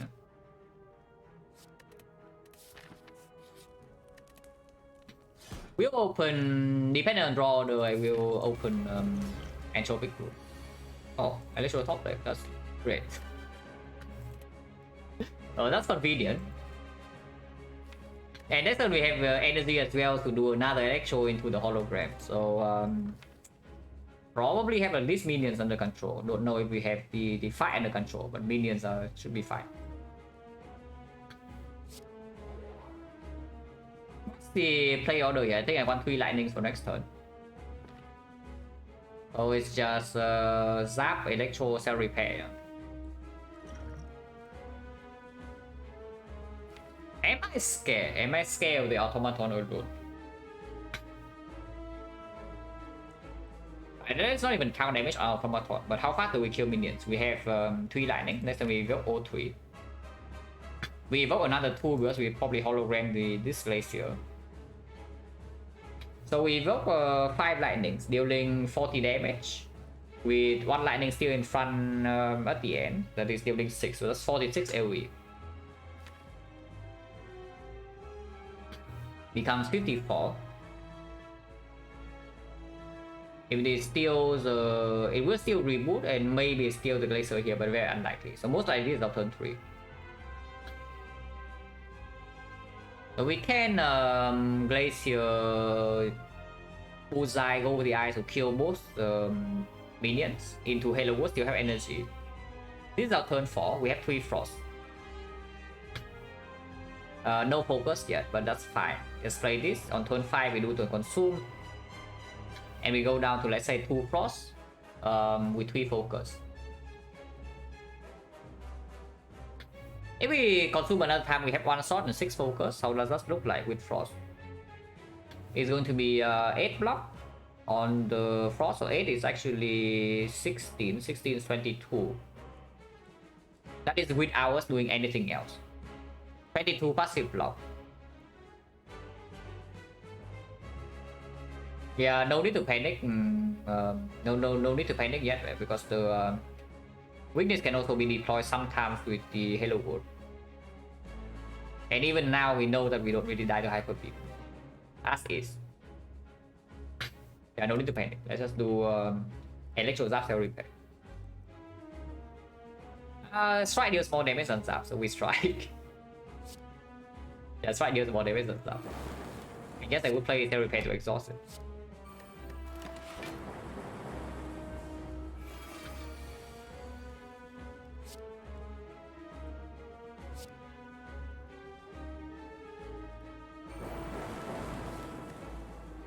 Taking a bit of a hit here, I guess. We can hologram cool-headed and draw until here though. Hologram cool-headed, play laser, so evoke O3 lightning this turn, but we have frost in front. So we are blocking 8 plus another 10, 18. We are taking 9. Feel perfectly fine. Feel perfectly fine with that, and we exhaust our Standard Bane immediately. The other lines, of course, hologram, glacier, play defense. It's 16, 16, 22, 22 with this is not quite enough. It's barely off from killing. So in that line, how much damage do I take? We just do hollow defense electro. Hollow defense glacier. Blocking 7, blocking another, so blocking 15, blocking 19. 19 I'm taking 8. Wait, is the other line really... No, Frost is actually 8 block. So hologram cool-headed is 8 block. Plus this 11. 11 with this is actually... yeah, 18. So actually take more damage if I do that. And then I shuffle out my Consume Plus that way. I guess I always shuffle out the Consume Plus because it's exactly at the bottom. And this guy is still in reboot now. We will shuffle the Consume no matter what I want to do. Probably do the line that's more damage then. In the line that is more damage would be keeping the frost, keeping the lightning in front. And it also saves on HP this turn. So it's just hologram laser defense.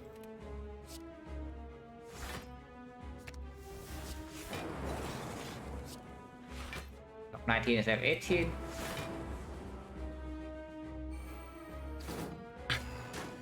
Now, if we're feeling adventurous, we can play Reboot now. But I know that Reboot is coming in 2 turns, so probably no need to risk. And it's possible to, yeah, it's very possible to do something like this though.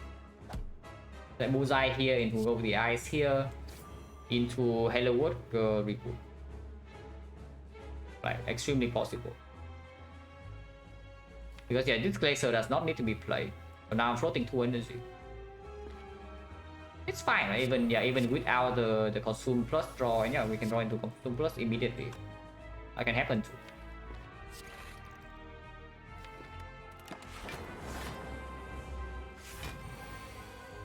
Do not have another hologram, so that's slightly annoying. But that's fine.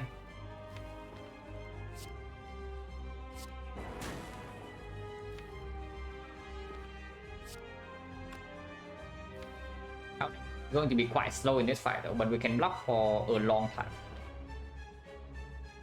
And once Bullseye is being put down and we can do some one lightning off, it's not so bad damage wise.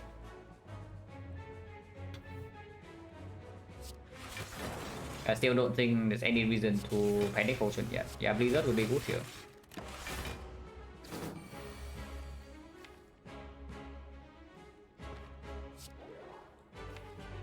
Next turn we do have basically full block if we would like that.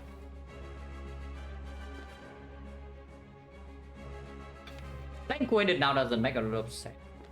If I just do Bolt Lightning Strike here and nothing else, next turn I'm blocking 10 from this and I'm blocking another 36 from this. I'm blocking 46. 46 we're taking 59, so we'll take 13. Not playing this ball lightning, block 5 more next turn, but we are losing quite a bit of damage. It's a little bit weird though to... Yeah, this shuffle is a little bit strange because I am also not even allowed to play the bullseye. I mean, I can play the bullseye, just take 9 more damage. And I don't know whether that's actually worth it or not.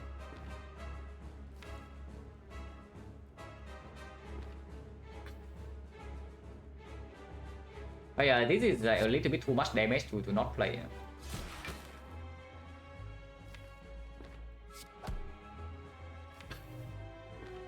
Yeah, next turn just do... Depending on what the Halo Word gives. Maybe Halo Word even gives weakness, and then we can do other stuff. Halo Word does give weakness. But I take the weakness then. Yeah, I take the weakness then. That's good.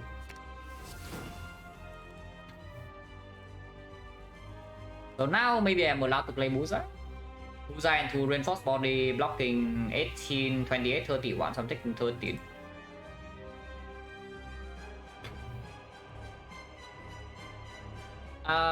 There's a very aggressive line that we do Bullseye Bow Lightning. If we do Bullseye Bow Lightning Reinforced Body, then I'm blocking in total 15, 24, so I'm taking 20. But I deal way more damage.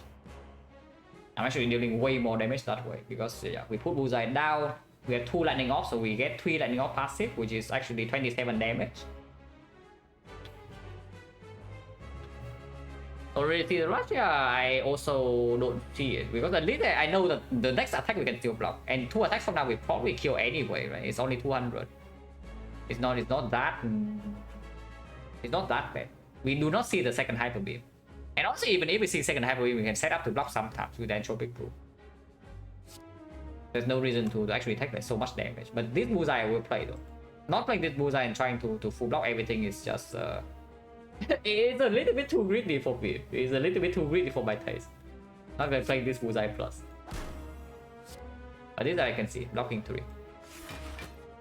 Blocking 2. We take 13.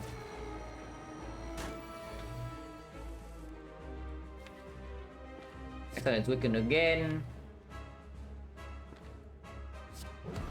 Unfortunately, this hand is not exactly ideal.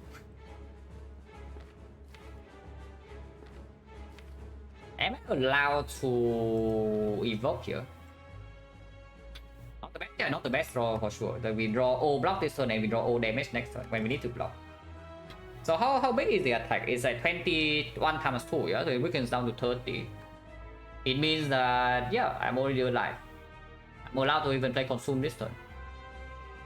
So let's play Consume and now we rush. Now we actually rush. So Glacier Consume is what I see. Yeah, Glacier Consume is what I see. Next time we just go in with damage. And we kill it over 2. No potion use needed.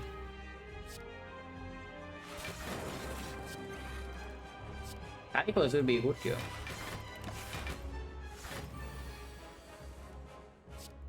Oh, does this draw into... It does draw into a lot of block if we want that.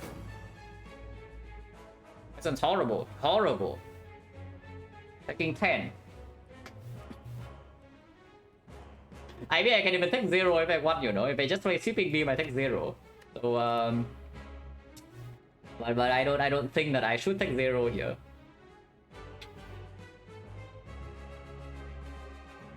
It's just slightly bad because last turn we skip 1 turn to deal damage, but this turn we block just 5. Tropic usage. Man, I really don't know whether you are trolling me or not. Okay, come on. Like, what's going on here? You see like, how much block we have in our hand right now. Like, what? What's going on? We are losing like 3 HP here. You want to open your entropic rule. If we want to block, I don't even know whether we want to block or not. We can even literally end turn right now and we are fine, yeah? And then you want me to use potion. I'm like, what? But yeah, try to deal damage here because if I have lethal, then I should just go for it. I don't want to deal with another attack because weakness also is weakness doesn't run out. I draw into the blind here because I have the two-headed.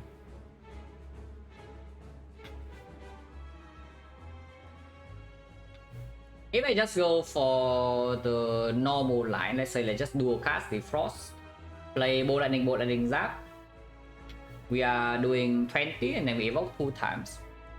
Lightning evoke is what? It's 8 is 13, so it's 19, so it's 38. 38 plus 20, so 58. 58 plus another 2 lightning passive, which would be 24, so 62. 62 is at 100. 100 next turn we have Bullseye, Recursion. Turn after Glacier is we play Bullseye, Recursion, Cool-Headed, and then next turn after we have Glacier, Blind, Full Block. But yeah, Cool-Headed minus, yeah. That's like fine. No, this is full block, right? Just double checking. You just Glacier alone with 1 Frost off, so we evoke 2 Frost, which could be 20. 20, 34, 41, yeah, it's absolutely full block. Yeah, this is absolutely full block. Just do, just do a cast, bolt lightning, zap. It's sweeping beam right now, but it's just less damage and there's literally no reason to. Oh, actually there is a reason to play the sweeping beam. Yeah, if I play the sweeping beam in here, I don't need to play the cool-headed, so I get to keep my lightning to loop it 1 turn. But then I also lose out 10 block on this turn. So this turn will be 1 evoke frost, so that's 10. So another 7 block in here, and another 2 frost passive, which is 14. So 14, 21, 31 block. 31 block. We are facing. Next turn is what? 25 minus 7, 18, 36. So we're taking 5. Yeah, no reason to take 5, right? Like, why would I take 5 when I take 0? No reason. Exactly. Oh yeah, we even block 4 more, so we take 6 because the fan props.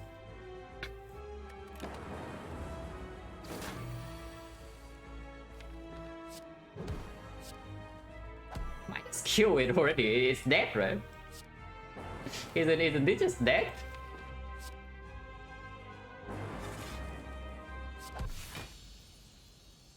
Yeah, potent. Oh, this screen is difficult. Oh, this screen is not easy, but I think it's bias score over 6. It is never vision with consume. Double consume even. I don't know why we have like 2 consume in the deck, but we do. The Frozen Eye is exceptionally strong. But we have already seen like maybe 3 shop relics. So yeah, artifact is very, very possible. Bias Clock, Clockwork Souvenir. Stick also really needs an upgrade. And we do not have card draw at the moment to line up the Super Omega combo. So in the deck, I pick the upgraded one and then I transform into another one. That's a pretty sad moment. I click the consume plus and then after I transform into a consume minus. Only have artifact code is true. I have like 3 artifact codes in fact. Actually infinite into artifact force if I'm skilled enough. But yeah, probably Bioscope. Bioscope also plays much better with the cables. It is slightly scary because our deck does not really have draw at the moment, so we are in prime position to get owned by Act 4 here with the Pilostone. But our output is also not enough, and when your output is not enough, you don't turn down like output solve, like the Bioscope here. Inserter now is fine. Inserter now would actually be fine. We cannot see Inserter though. Inserter is gone. Cool. Wait, did I just say that we don't have card draw? And we have Aggregate that I pick up. And yeah, so far, a performer with this Aggregate minus it in this deck is absolutely fine. There's no problem with that. The problem with taking this Neko is that... What is the problem? I don't see one. At least comparing to taking the other two relics, I really don't see one. Yeah, what is the problem with this deco? Yeah, there's none, right? Now, maybe I'm slightly sad now that I don't add the Thunder from the end of last act, but it's still fine. We do have some low roll mitigation with a lot of HP from this. We have Sustained Cell Repair, we have Orichalcum. Third one we draw 9 cards, like Frozen 9 of course it makes it slightly worse with the Snecko, but still quite strong.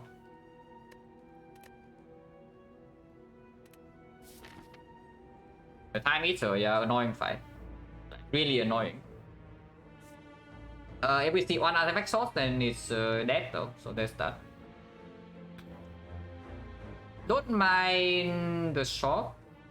Like currently the path I'm looking at is like here. 1, 2 fights here into shop, into here, into fire, into elite number 1, elite number 2, elite number 3, fire along the way to catch up with the upgrade. And right now the Snecko, yeah, hologram upgrade goes way up.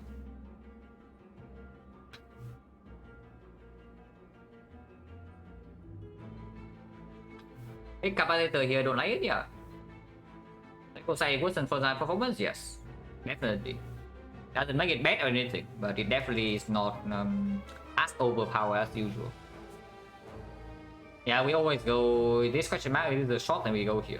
So start here doesn't matter. It's literally the same. Technically speaking, starting here strictly matters. I would still do that. Technically speaking. Or consider Off-1 more seriously now thanks to Senko? I mean, absolutely. Off-1 hologram, we are infinite. Of course, we take Off-1.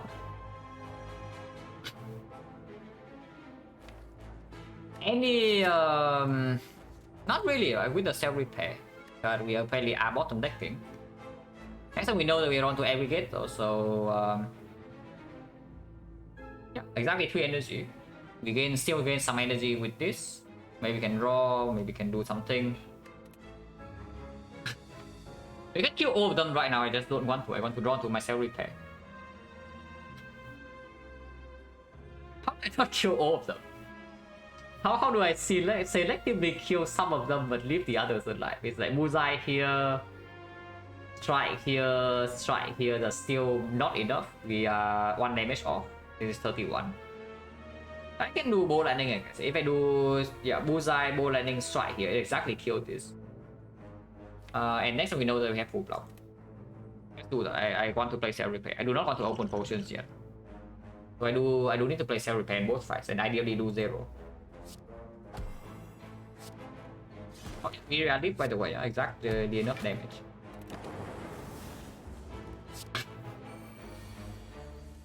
We are going in, not like we have problems with that.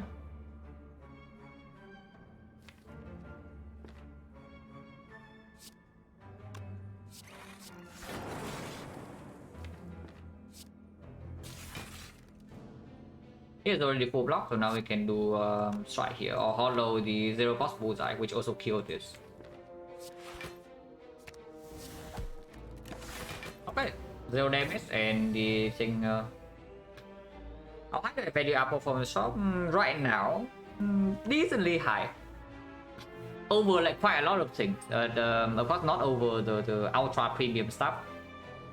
Palace right now goes down a little bit though because of Snecko, but still probably very good. I mean, it's freaking the Palace bias. How bad can it be? It just maybe makes our damage slightly awkward, and it turns off Off-1 infinite.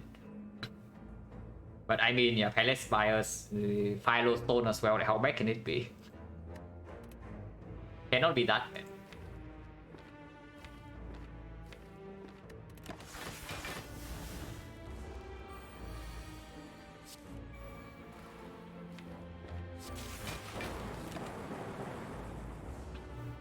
That's that, and we heal 7. Potion chance 50. Force heal. It's not good enough, even though it says 4. This card is a little bit sad with the Snecko because you see that it costs 4, but then you look at the number and it's actually quite mediocre. It's a leap plus. Yeah, we don't take leap plus in this deck, right? Not really. Because after we consume once, like laser draws way better, but after we consume twice, the quest draws way better, and we can even add more laser to this deck. No reason to. I would consider Blizzard in this spot. I hope that it doesn't need to come to that. I wonder how close this is though, the static discharge plus. Because this thing is fairly interesting if we say that our hard damage is really lacking, which is true at the moment. And it's fairly strong with the consume as well. Like we consume this dealing insane amount of damage. But yes, it's true. It is with a Philostone. Like we cannot face tank multi-hitter with the hard ever.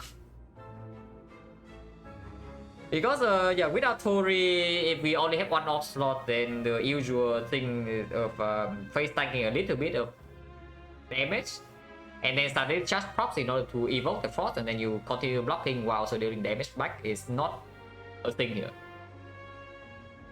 And probably we're like still too early because we get a shop and maybe 3 elites after this and 100 card rewards. And with Neko, with some energy already in the deck, with the aggregate and the hologram, there are potential was to still be broken along the line this time. So yeah, it's probably way too early for this. Darklings. Ow. Unless you kill all of them right away, this is going to hurt. Yeah, let's kill all of them right away. So do we have it or not? We consume here into double electro. Is doing what? We channel 6, so channel 1 here, and then we evoke 4. Yeah, evoke 4 lightnings. 4 lightning which are dealing 10 each, so it's 40 AoE. And then we have 50, so it's 55. So we kill all of them right now. To come back? No, we have a kill on all of them right now, just like we lose out on cell repair value. But I mean, before I take this garbage damage, I could just end the fight. So let's end the fight. Double check, yeah. Because if the bet is wrong, then I would use potion instead. But here we do, yeah, 1 off spot in here. So we channel 1 and we channel 5. Oh yeah, actually it evokes 5 lightnings. Yeah, okay, they are super omega dead. I was thinking we only evoke 4, but we evoke 5. Yeah, they are super dead. No, we need to strike here. Potion 50, so it is possible to open the potion for 5 HP. But with the cell repair, I don't think we we waste the potion for that reason.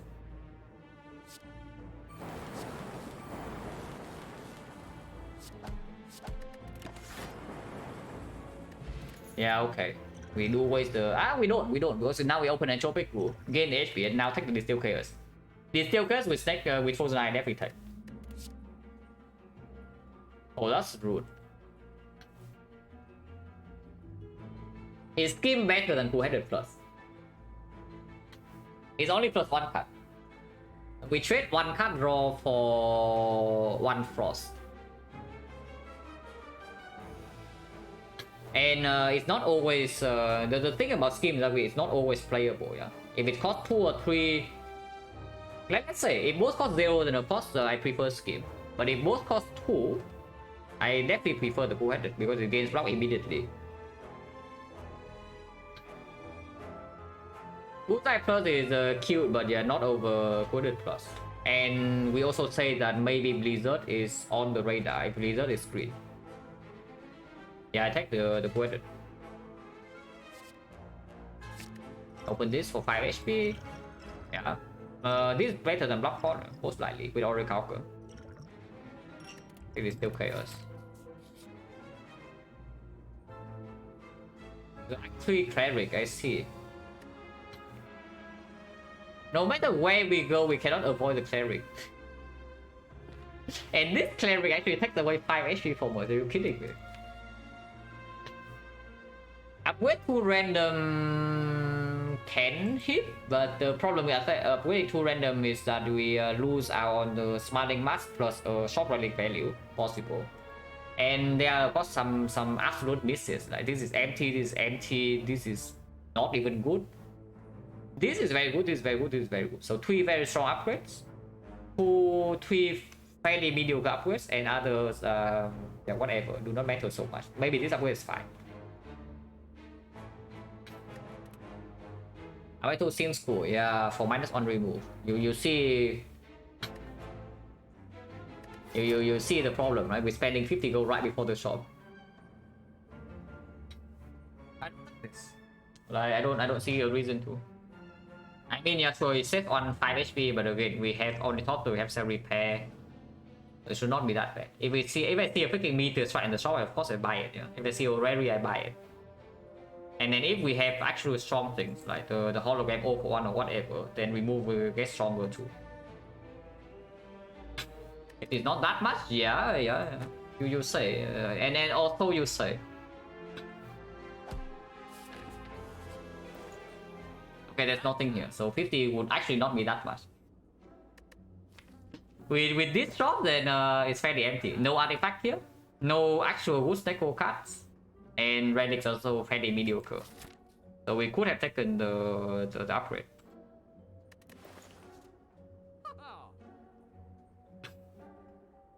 Spoon is on hologram, is on chill, is on reboot. The only valuable thing out of those is the hologram. So yeah, probably not. No algorithm, no operation, no retro decker, no double energy. These are fairly overpriced. How much gold do I gain? 90? 135.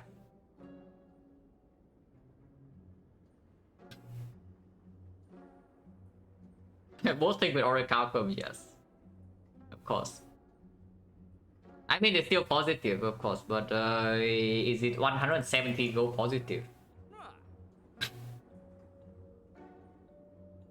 Okay, we'll move on. I think so. I can also see back marbles. So I think if I buy a relic, it's back marbles over the anchor. But it's only for artifact strip. And this only works against spear and shield and the donuts. So it's probably not worth 173. I'll just remove and move on. We open up to potentially a huge X4 shop. Can still remove and buy any rare relic. So it's not the worst thing to just leave it.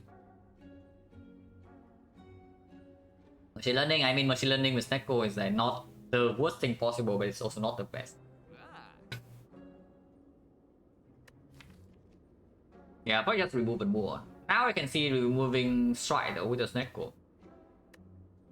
Yeah, with the Snecko in this spot, I definitely can see removing strike.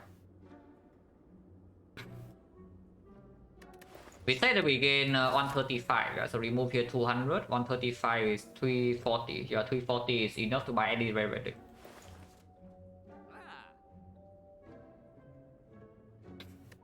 Was that removed with double electro? No way. With double electro these days, because Thunder Strike right now is very pickable. With Snecko double electro plus and Giria 3 stacks. This definitely is still better than the base cards. Now it's probably time for Strike to go. And move on.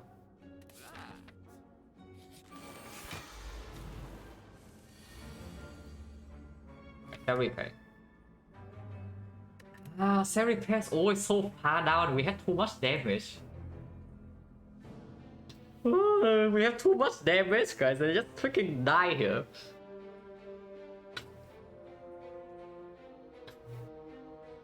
It's like I'm taking 0, but I just cannot play this cell repair one because the electro just kills everything. Ow. Oh, sorry. I hit my my leg on the table again. So sorry, I thought it was loud. Oh god, it actually hurt this time. It's fine, it's fine. We can draw quite fast. So if I draw accelerate, my draw can still line up a kill on baseball and a cell repair on turn 3.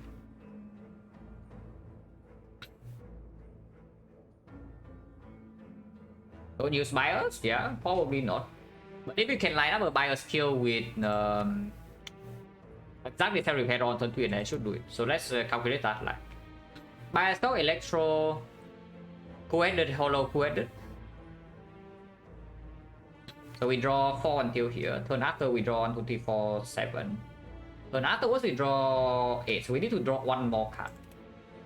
Which can happen. It's like bias. No. This is I can actually draw 1 more card. I may can draw 2 more, I guess. I draw 2 more and overdraw 2 here doesn't really matter. And then aggregate also plays. So it's yeah, it's possible to do bias cock, electro, co-handed, hologram co-handed, maybe even chill. We can evoke all this right away. This is doing first 4 focus, so it's 7 evoke by 12. Evoke by 12, we evoke 4 lightning, 3 lightning. So we kill this immediately. Next time we draw until like here, so we can play this cool-headed, draw until here, turn 3. Yeah, it works, it works. There's no reason not to play the bias cock. It would worth it? No. Not here, like why though? Just play the cool-headed plus next turn and you have it. It's not too much damage, yeah. Electro right here, evoke 1. We evoke 3 times, so it's just 36 with this is 50. 50, next turn it still doesn't die, next turn it has 95. And turn after we kill. Perfect.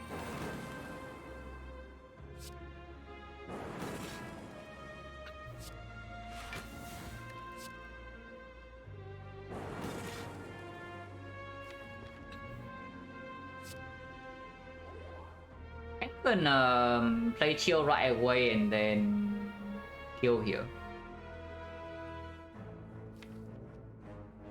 If I play chill right away, this thing goes down to... If I dual cast, they both die, yeah, so let's not do that. Let me play.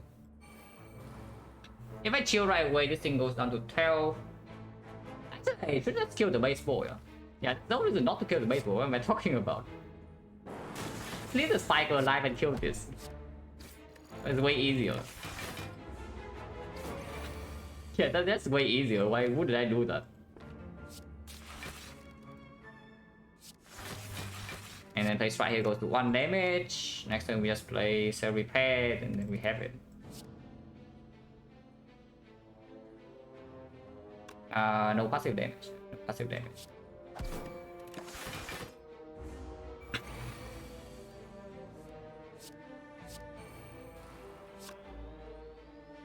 This takes damage right if I play the ball lightning. So let's not. We just draw into electro next turn.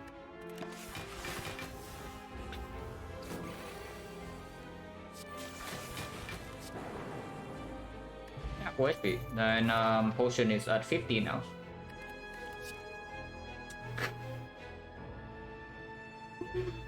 Post Fuel's back is still bad.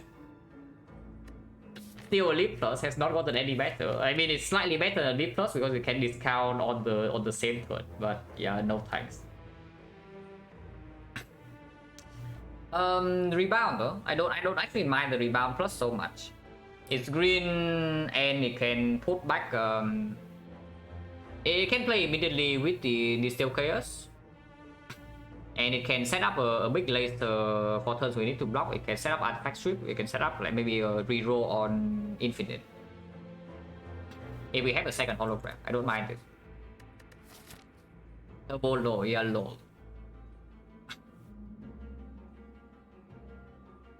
I really hope that you are actually trolling me and not be actually being serious with like, all of this, because otherwise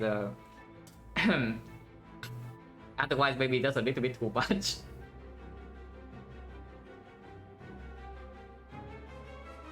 But it's fine, you are free to troll me. It's just that if you actually have misconception, then maybe I can tell you like eventually, slowly, one by one.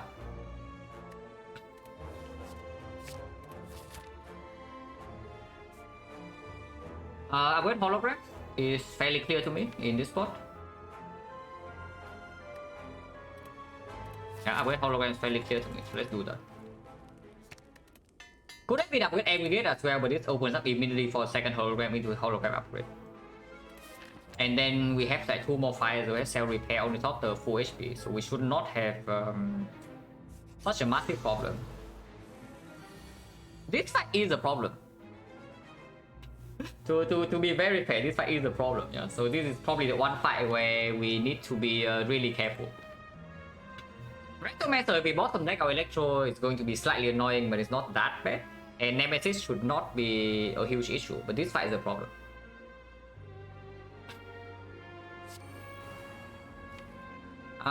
Playing Bias Cork immediately is slightly dangerous because I don't think our damage is actually that fast.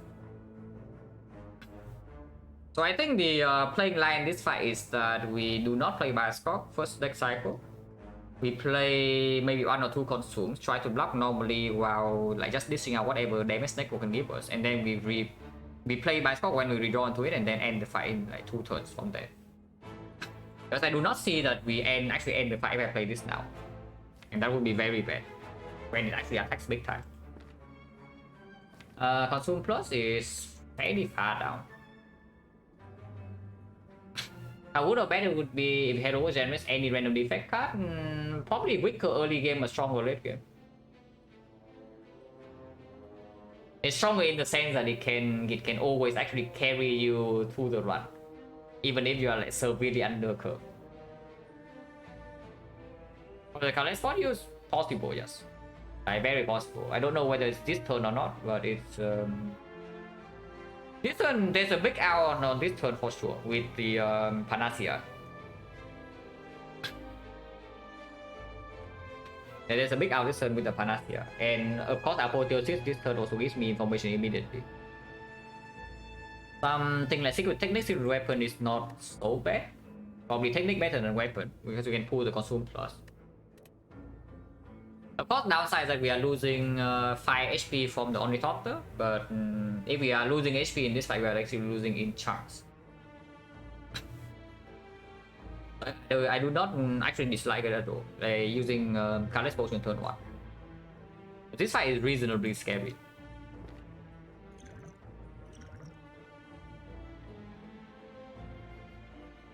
Do we believe or not? Do we believe or do we not believe? Anas in here I think converts into maybe like 30 damage, not more, not less. On the other hand, there's a transmutation. And we can transmute for 4 immediately. And by itself it's still 0 cost, yeah? So if we generate any Panacea, it can play on the spot. Yeah, I take this, yeah. Of course, it makes the redraw slightly worse because most of the time cards are 0 cost, but we also have Halo 1 and we draw 7 cards. And there's also this potion to be used. I believe. You might not believe, but I do. So, rebound Glacier because I definitely don't want to rebound the colorless card. Rebound Glacier into hand space for the transmutation. Transmute for 4. 25 gold.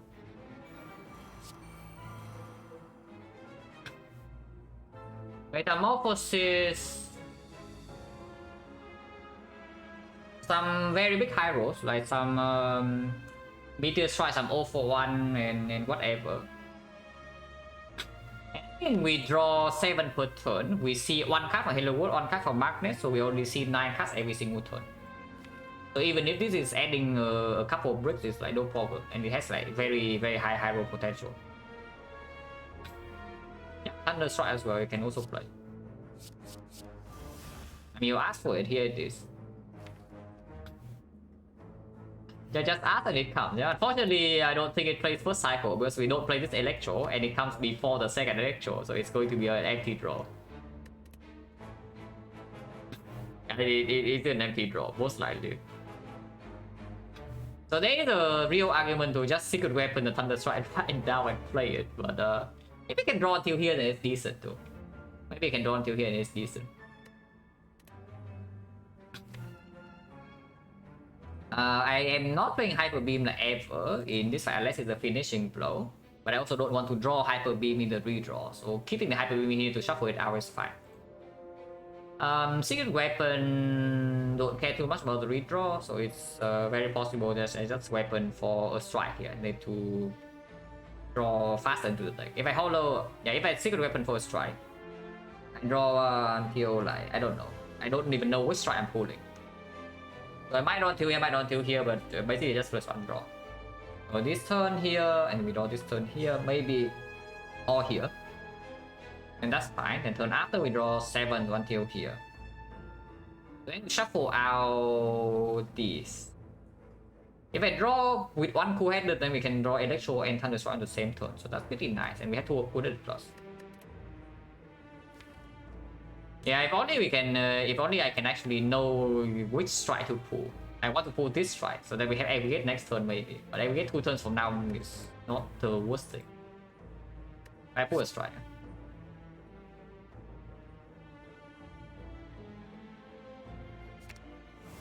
Okay, did not pick the right one. It's 1 out of 3. Because next turn doesn't do much damage. I mean, possible. I guess yeah, if we pull Beam Cell this turn, then we are guaranteed to draw aggregate. So that's probably better, yeah. That is probably better, but also possible the Halo would give us something. But it is true. Probably pulling Beam Cell right now, so it's the best life. If I use a secret weapon, that is.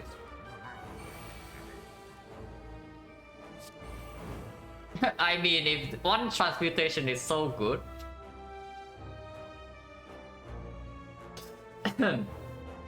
Now this is going a little bit too far. I'm just telling you, this is pushing it a little bit.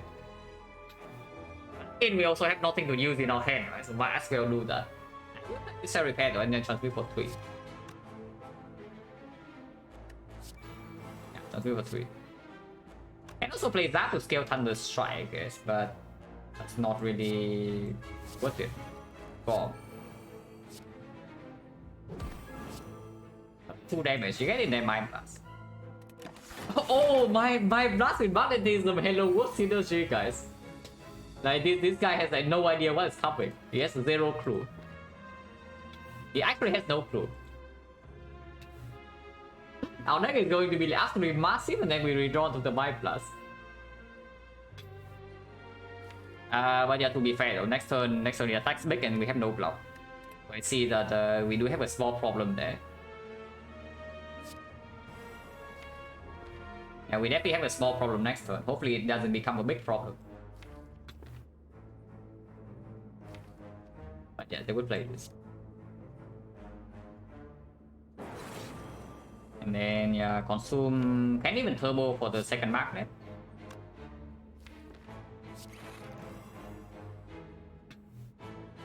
Honestly, turboing for Go Over the Eye is just better than the second magnet. I haven't played the second consume. I don't know how good of an idea that is. Probably not very good actually.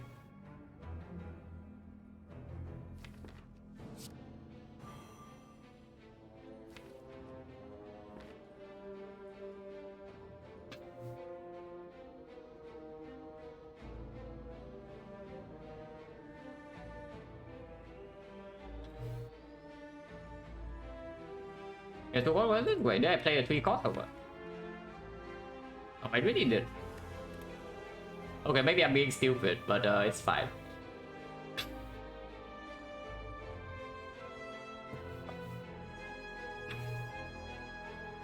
Yeah, do I play this magnet or not?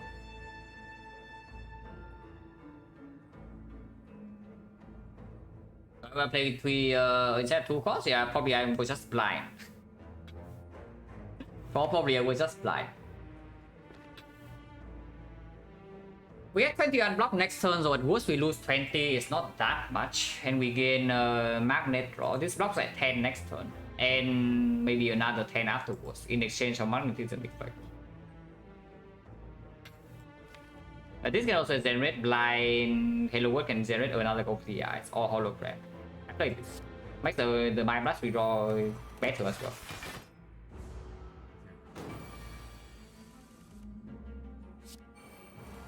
Okay, that is a little bit too much, yeah, but maybe.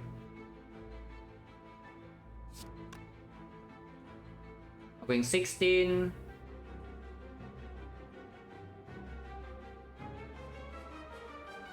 Oh, we have to do this. This I definitely don't play. We only have 10 cards in hand per turn. So do cost? No, consume is definitely play. Like consume is there is no debate for the consume.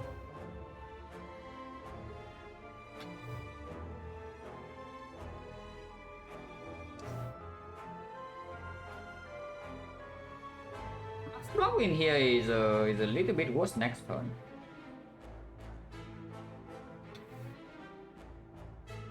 It's like cold snap into electro, cold snap defend electro bullseye or something, or the thunder strike afterwards. So we evoke 3. Yeah, we evoke 3 to block 29. We're taking 12. But we are dealing quite a bit of damage here. And in the boss worst come to worst, we have this heal 5 and this also block a lot. And we gain 10 cards in hand per turn. Yeah, it's not that bad, it's not that bad. To max block here. So it's like, yeah, cold snap into electro into thunder strike.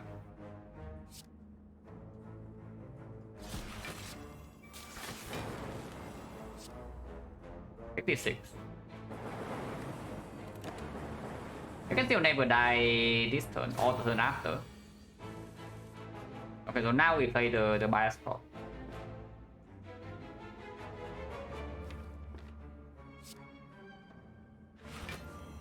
Now we play the bias prop.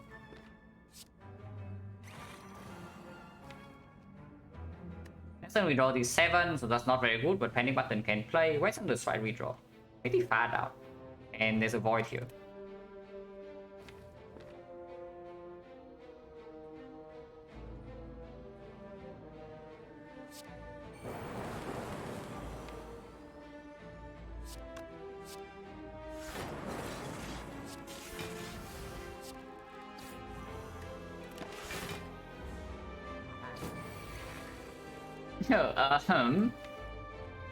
If the first two are so good, if the first two are so good, because right now I see that this turn we are still okay, and this turn we still don't take damage. Next turn, like this, we can do maybe the bomb glacier. Not taking a lot because it's also weakened for 2 turns. Turn after we get on, this turn is the turn where trouble comes because we don't draw actually into the thunder strike at all, and there's a void.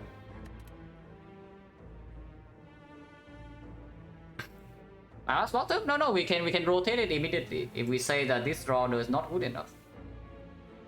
We can immediately rotate. Even if I draw in exactly into the void right now, we are still fine this turn. And yeah, honestly, I think we do go with a deep breath. I don't like what is in this draw at all with this order. I don't want to redraw any of these in my hand, so I just deep breath right now, immediately. Hologram 1 cost, so what's about it? And that's right, still bottom deck. And we draw until like here, so I can navigate into reboot. Yeah, I draw until here, so I can navigate into like Milkwood into reboot. Possible. But once again, we bottom deck both my Blast and the Thunder Strike. What's my Blast doing now? Yeah, beats me. How would I know? Do you want me to do slow back when the card is not even in my head? Yeah, no way.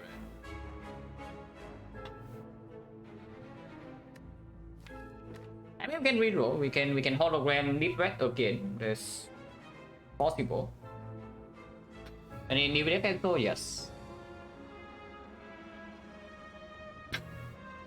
We do have a pretty strong turn next turn though, so I don't know that much about like deep breathing again right away. We know that this turn is good.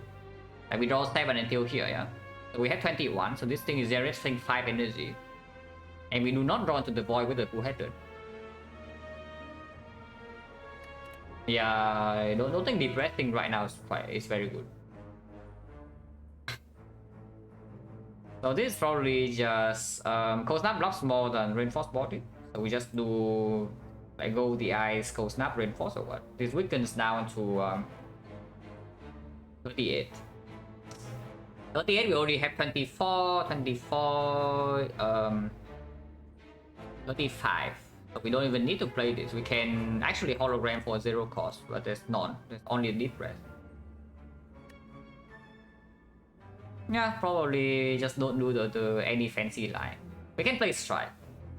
So like strike, Cold Snap and go with the eyes full block. We block 4, we block another 11. So 15, 15 block 24, 39, and the attack's 38. So it is full block. Exhaust, yeah, exhaust transmutation is fine because we do reboot next turn. Let's just go for strike Cold Snap.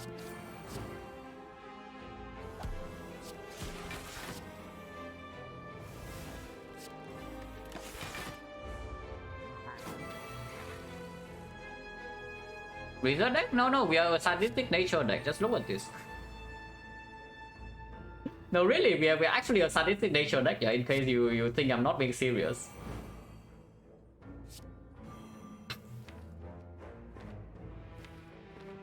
Single quality is fine. We can hologram every gate, so let's do that.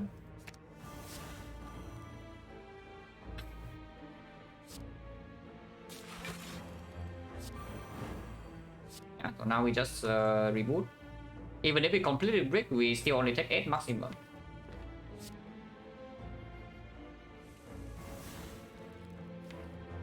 No, seriously, we are actually... Next turn, if we draw again until here, there's a blind. We are actually killing this thing with blinds. We are actually killing this thing with blinds. That's like really funny, but that's how it is. Actually how it is. There's no more deep breath, but maybe it can generate, the magnet can generate the deep breath next turn, so I don't think I should play this turbo. I mean, drawing into this consume is irrelevant next turn, right? So it's possible that I just but I can convert it into the beam cell, so this is only 30 damage with the sadistic nature. And where the hell is my blast? Like, they are so far away, and these things are actually dealing real damage, but they just don't come. They refuse. maybe the magnet can generate a my blast. Like, who knows? Yeah, they are shy. They're really shy. If I take the magnet, I only draw 6. So we draw until here. Yeah, probably not. I want to draw 7. To draw 7, so let's just do this. Yeah, 36 damage with the eyes. Yeah, exactly. And no, really, you think I'm kidding that we are a sadistic nature deck? Just look at it. It dies to sadistic nature like right now. It actually just dies to sadistic nature right now, but we can secret weapon for Thunder Strike. Holy crap, man. Oh, that was beautiful. I don't know whether the fight was actually well played or not, yeah, but that was beautiful. So I really like that fight. Equip?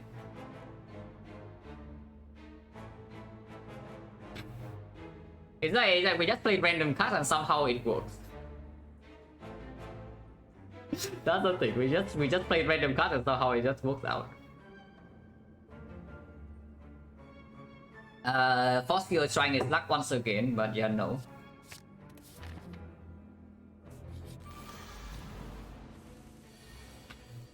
Six HP? I generally do not mind this parasite.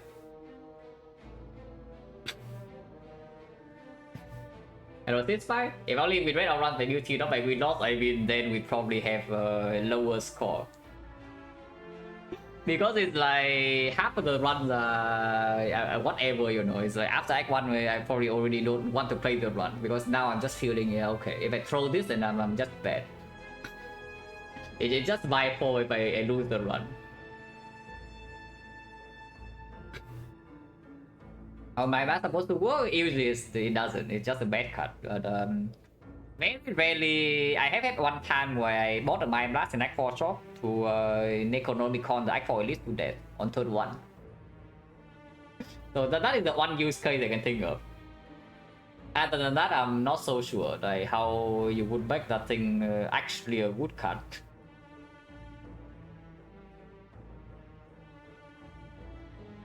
But yeah, Necronomicon to one-shot Act 4 Elite is a pretty cool thing.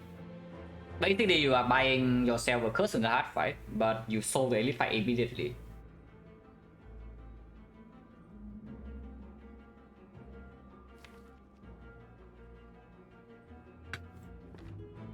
What do I do here though? Guy is annoying as hell. Glacier reboot or what? Yeah, Glacier reboot.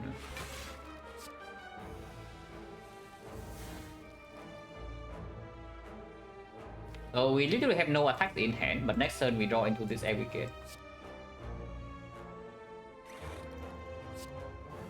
And it's weakened, so we are... even when vulnerable, we don't take that much.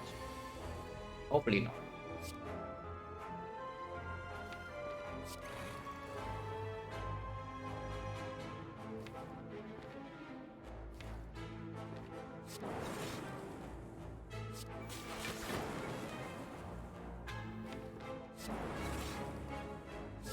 Taking 0.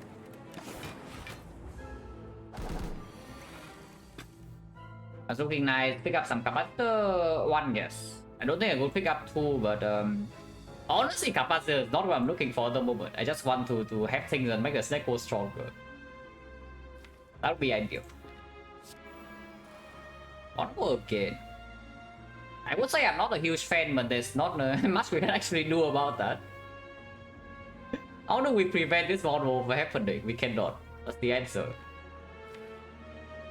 So pretty unfortunate, we just have to take it.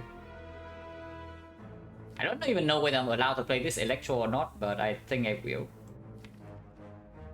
But we have white beast and I can still always do Distill Chaos. And we heal like 5 every fight now. With this plus the self repair is actually 12 every fight. This is not full block though if I play the Electro. If I play Electro, we are taking 9 damage immediately and also be vulnerable for next turn. That's pretty nasty actually.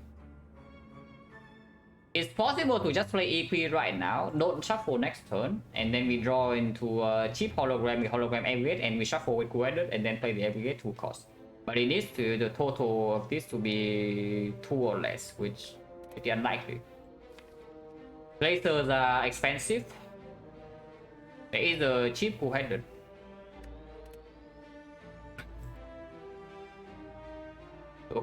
Yeah, what about next turn then? No, seriously, just ask yourself like a few questions for like very quickly. What about next turn? What do you do then? What about next turn? If you do a cast now.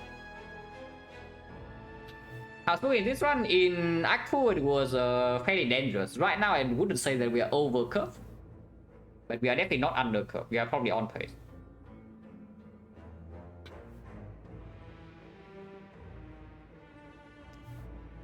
Yeah, it's just equi, huh? It's just equi.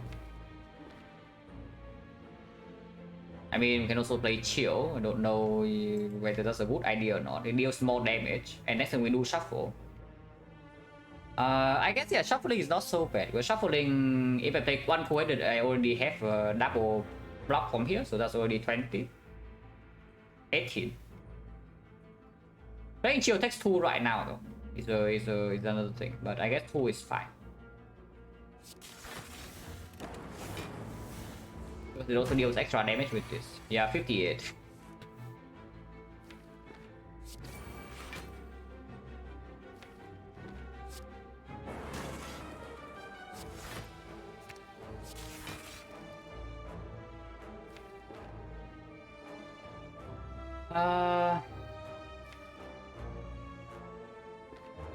No more hologram, yeah. So we are playing this self repair right now. We're taking 1. So it's still vulnerable, but we do draw into this Electro. Sure.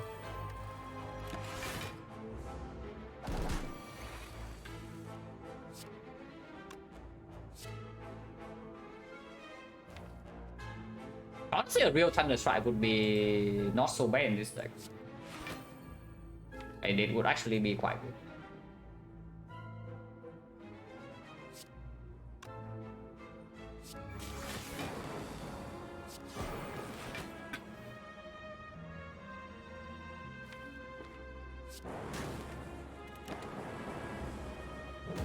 Yeah, this should solve the fight now.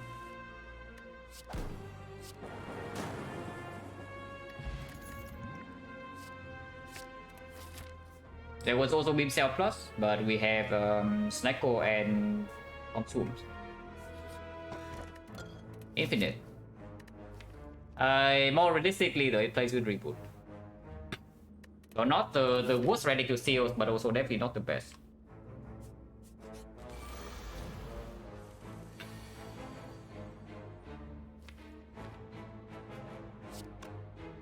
Do I want to rebound this Consume Plus or not? Probably no. Bioscope can we play later? Because if I play Bioscope now, I'm weaker for turn 6, which is the dangerous turn anyway.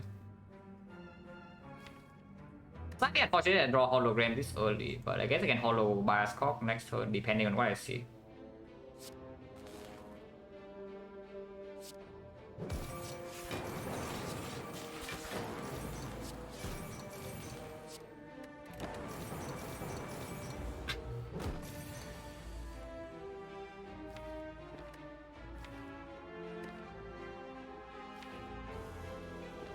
Yeah, spooky stuff.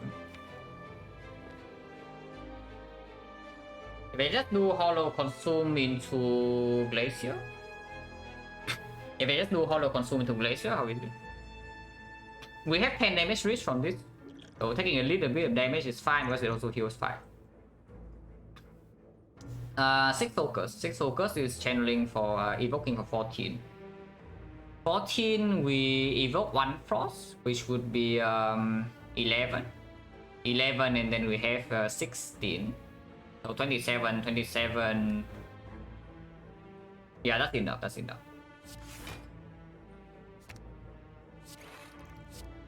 And I mean, of course, afterwards we still have a chill that we can play. Scary, would be very scary if I play the this Consume. So let's try not to do that. If I don't play this Consume, I think we are not that bad here. I hope.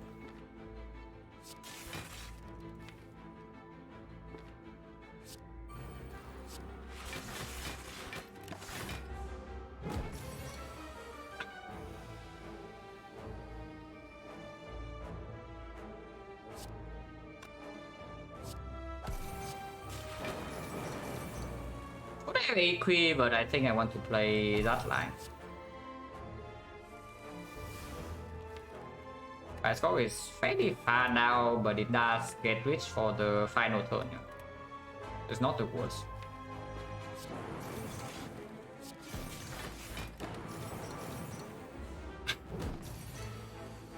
Well, Snecko up against, yeah, it's Cage and Collar.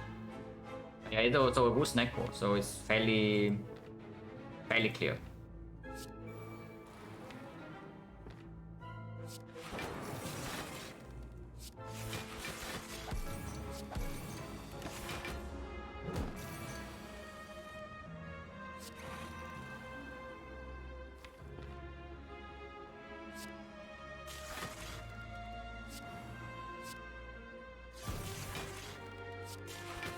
We're taking 0.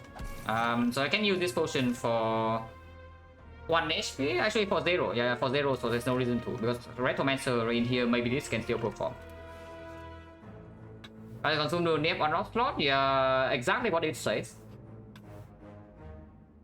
It's doing exactly as it says, so don't do that.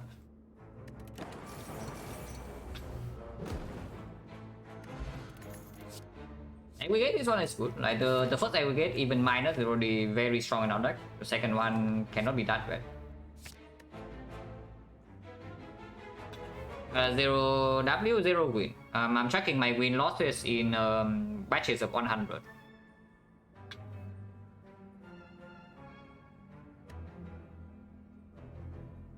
Consume the 0 sword, does shield still debuff focus? That's a good question, I actually don't know that. I would assume that it doesn't, because if it debuff focus with prismatic shard, then I assume that it's tracking by orb slots and not by character. So it shouldn't actually debuff your focus. Yeah. So you can debuff, you can consume down the 0 slot and then gradually capacitor up. I don't know when that would be actually a correct play, but it's it's possible.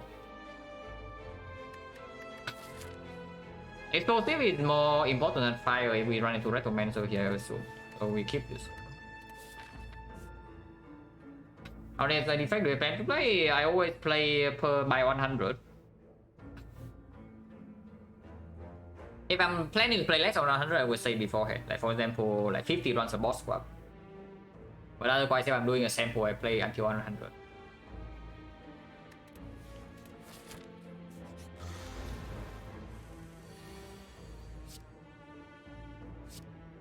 It would be nice if we can actually have something to use with this energy, like a Tempest.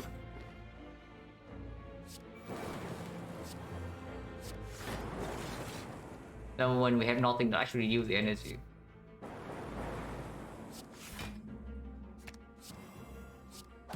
I mean, it is for about quick, not that bad. As I had 70, yeah, 70 at the end. Go with this sample for me is 75. So let's see if we can do that.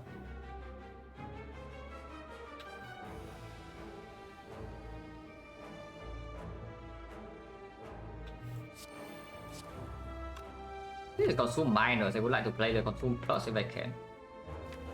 We do not draw until the Consume Plus next turn now.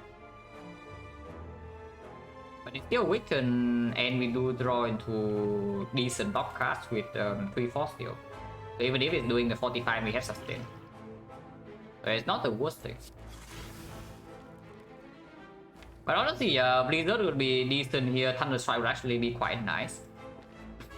This is when we would pick up all the weird stuff, but they are just not showing up. Yeah, this one is actually when we would pick all the weird stuff, but they are just not showing. It's like slightly unfortunate. 34, interesting.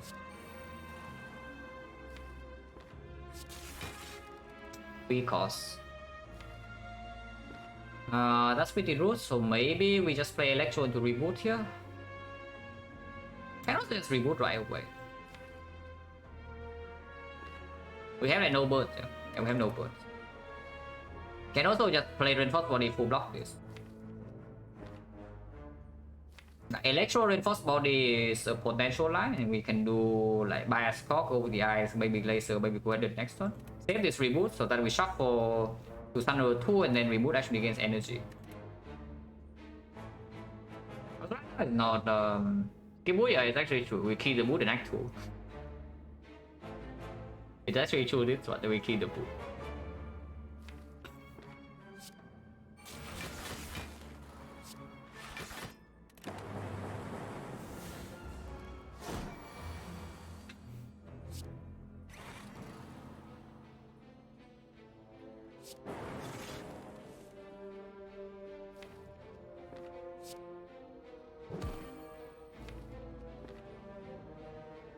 I think 6 here is not the worst thing. I think more than 6 is also not, is also fine. We have 12. I would just play the line that make sure that we don't take more than that. Yeah, like for example, this turn without this weakness is pretty annoying. Yeah.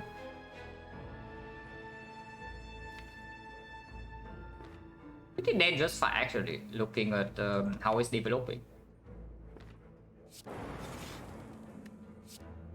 And we don't really find a good turn to play Bullseye, and we still don't have Consume in play. I mean, we don't actually have Consume in play.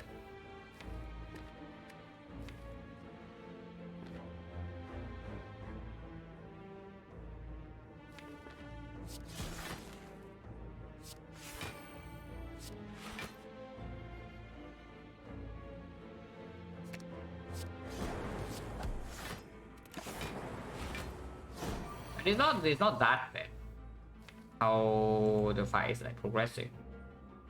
Next time we get Sundial energy here, so we can do Consume into like Bullseye and still have blind weakness.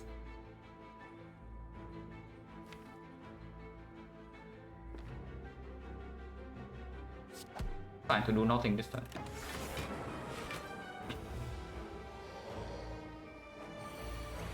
It's really just keep doing this 46. Maybe find a new trick, my friend. But I guess if the trick works, then you don't need to replace it, no?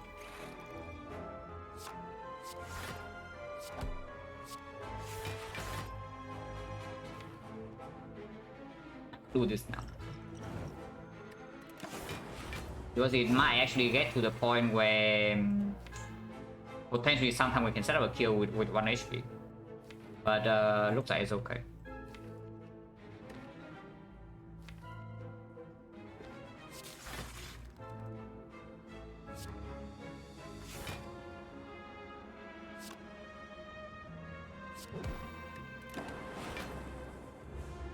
Now this one we just kill.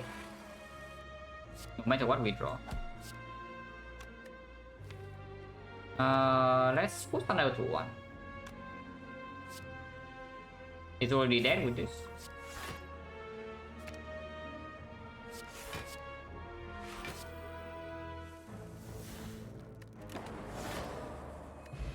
Zuzu bracelet, yes. Okay, maybe I can do something here, but we'll see. Plus, I don't hate, but once again, it's like blocks. It is another block card.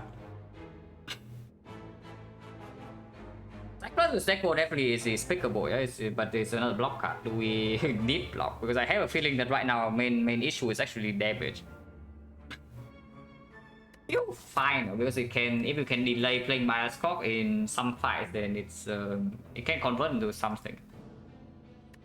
I think this is green. Green card usually pretty decent. Recall first.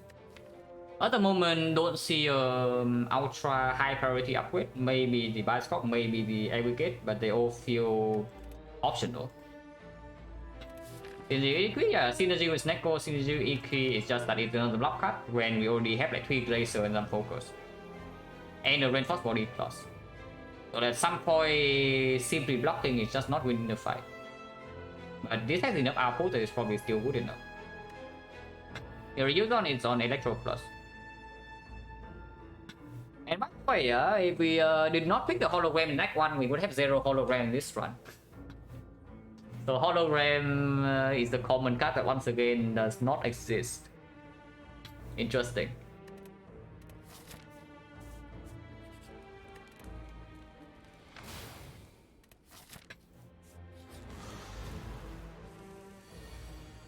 This side once again is dangerous.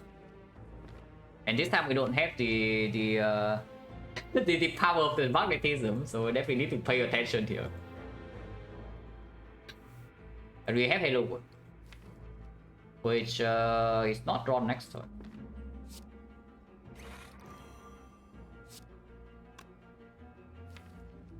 Play this. We can draw it next turn. Not really.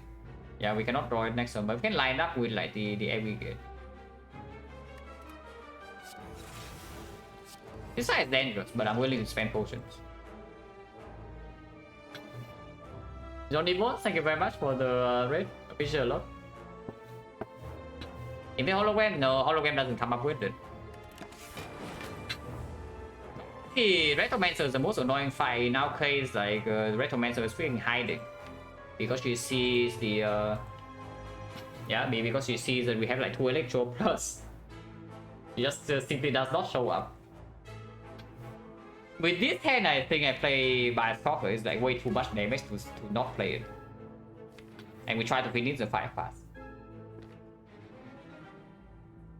And with this hand, I think I play this draw pot. I don't mind playing draw pot immediately. Because if I draw pot next turn until here. No, I don't draw pot next turn. I draw 7 until here, then aggregate only is +2. So it doesn't even generate energy. Robot right now, this aggregate can generate 3 energies is positive, and then it also reach deeper into the draw power. I do lose out on the stack next turn, but next turn is still not a big attack, so I don't really care about the stack. Yeah, I draw 7 here, I draw 3 here, so I can draw 7 here, so I can shuffle into playing this every game if I don't play the reboot, if I draw pot now. That's pretty good. On the bullseye, no, before I commit energy, I want to see what I draw. But I will use the draw pot. Fine.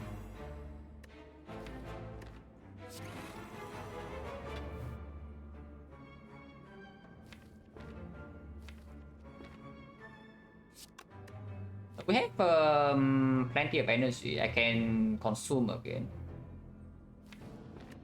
So like hollow consume plus, play consume plus, and then play blind bullseye electro bolt lightning.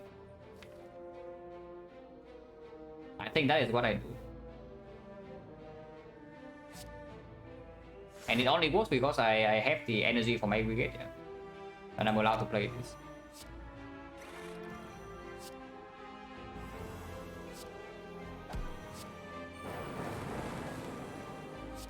$100 damage. And we also have cables.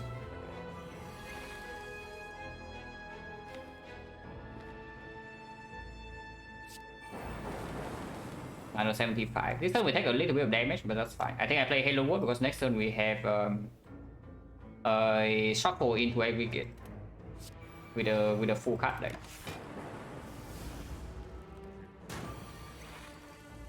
Yeah, barrage.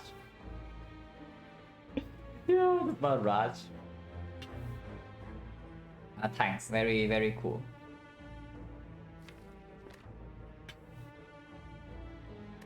We are still short on damage, but we can block this for a little bit.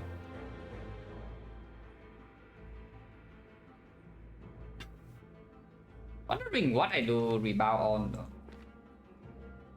Honestly, probably on nothing. I just do like coordinate into rebound aggregate maybe. But rebound aggregate is not even that strong because yeah, we shuffle right now. We have 18, 17. 17 is 4 energy. Possible to like let's say rebound glacier now and then coordinate, or rebound like go over the ice and then coordinate into the aggregate.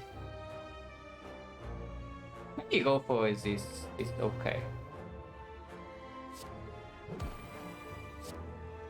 Because shuffling more things in also makes its aggregate like slightly stronger. Do not play this consume.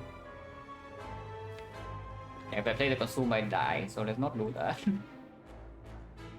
Zap Glacier, yeah. There is potential for just go with the ice glacier or the other way. Next time we deal no damage, which is very concerning. On after we have this, but Sundial can work on the reboot. 7 here. So can reboot, gain 2 energy, and then maybe do something else. But yeah, definitely concerned about our damage output in boss fights. Very concerned if we don't see a way to negate this bias core or some off slots. If we see off slots with the if we see off slots with the consume plus, then it's probably also fine. But at the moment, really scary.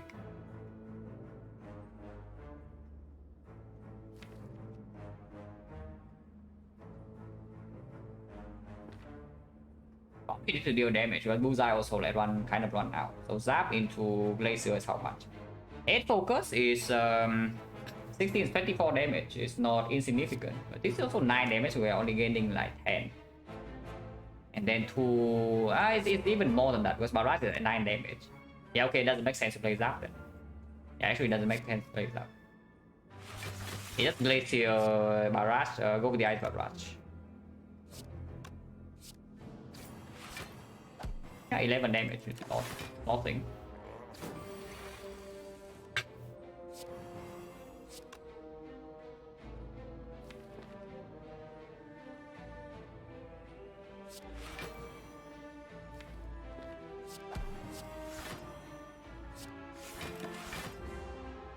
Slightly wrong order, but doesn't matter that much. Reboot costing 3.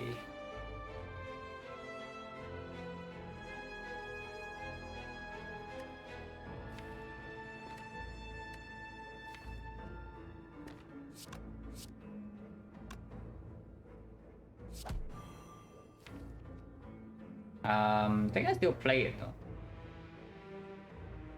Wait, damage? Yeah, you tell me. I don't know.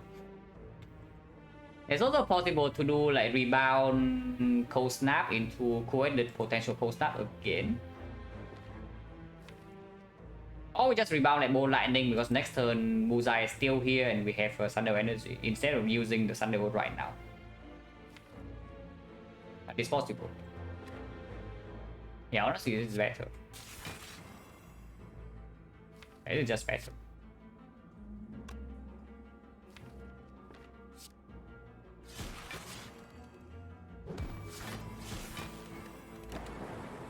It's fine, it's fine. We take one and in this turn we should kill or at least like come very close.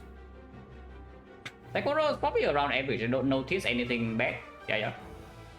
If the fight goes as per normal, then as I expected, then I would assume that the rolls are completely average.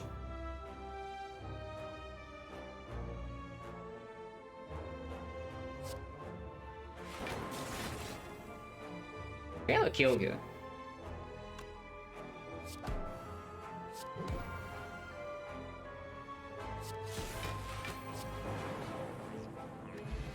Like a backpull,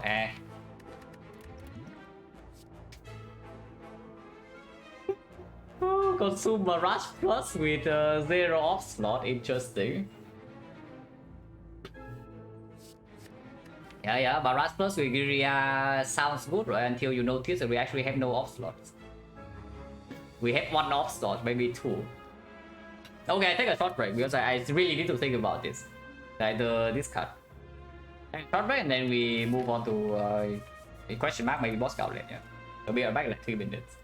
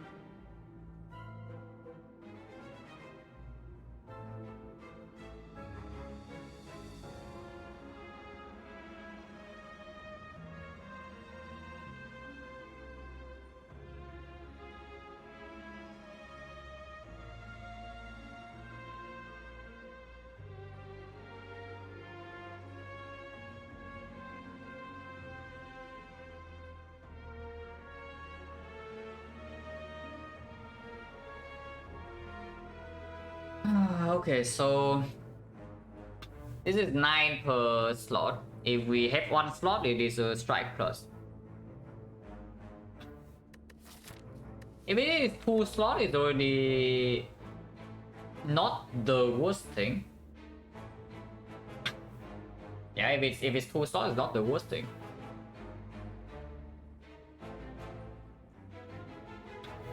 It's the 18 damage, which I guess is not actually good. It's so weird. It's like you see right now, we have 71 HP. We are farming max elite. We never lose HP. Full HP the whole act. But somehow I just have this feeling that we are going to raid their own pretty hard in the boss gauntlet. I just have this feeling, you know, is that we are getting kind of old in the boss gauntlet fight. And I was considering all the powers we have. How many powers do we have? Self repair irrelevant. I guess on Electro is like fine, and on Halo World is actually good. If we are really not having damage at all. It's reasonable. With the Frozen Eye can line up, we have one hologram, which makes it slightly worse, but okay. Frozen Eye, some sustain, it's fine. Because the other moment I also don't see this Barrage doing anything. It's yeah, 18 damage, Halo World generate a streamline, that's already better. I can see it because Anti-Electro, especially with like Bullseye consume is a lot of damage potentially for Act 4 and of course in the boss gauntlet. It does make Awaken 1 fight worse because yeah, we don't really want to amplify anything there. But it is just one fight. We still play one Electro in the Awaken 1 fight for sure. But that is all we do. And yeah, 50% of the time we don't even see Awaken 1. I don't mind this, like, because I don't see this solving anything, and this is not what we need. This maybe can do something. Don't actually mind. Yeah, get in there, Juzu. I would like a normal fight, so maybe I should have even keyed the Juzu, I don't know. But there was rarely events are still possible, Sensory Stone is still possible, yeah. Unfortunately, this madness is doing nothing because we have Snecko. So it is just another -4. I prefer a normal fight to this because there are many cards that can make us stronger and we see one more potion with the white piece. And of course I don't lose this garbage crap here. Unless you tell me to take the ride. Taking the ride is funny because it's basically taking a ride for a pet. So it's taking ride for pet like a good trade or a bad trade. Because turn 1 it doesn't matter, the -1 draw on turn 1 doesn't matter as much. We already draw 9 cards, so now we draw 8. In exchange we gain 10 max HP. Honestly, I like my 10 max HP, I'm not even kidding. I think I take this right. Simply because the other option is garbage and we have Dark Zone period. Yeah, this madness is completely unpickable. Yeah, okay, the Dark Zone period, amazing stuff. This upgrade is bias cock, yeah? I don't think anything can compete with the bias cock upgrade in this board, especially now that we pick up the amplify and our plan is going maybe glass cannon in some fight. And we end with 2 copies and sometimes draw can still go wrong with not enough card draw in the deck. I also don't love it so much. We cannot convert the energy into something like insane. For example, the Tempest or the Caliper's block. But scaling damage we have not, which is why I'm actually worried in the boss fights. And which is also why I want to upgrade this bias core. More energy into 2, yeah, but what about just ending the fight 1 turn earlier with this? Maybe even 2 turns earlier. Yeah, what about that instead? I do think that in Act 4 we are going to upgrade 1 aggregate. But with the Amplify being picked up, I think I upgrade bias core first. Missing a Darkness? No, I am missing the Thunder Strike. I am genuinely missing the Thunder Strike that we did not pick in the back one. I mean, of course, that's hindsight. That one is genuinely hindsight, but I miss it. I would love a Thunder Strike this deck right now.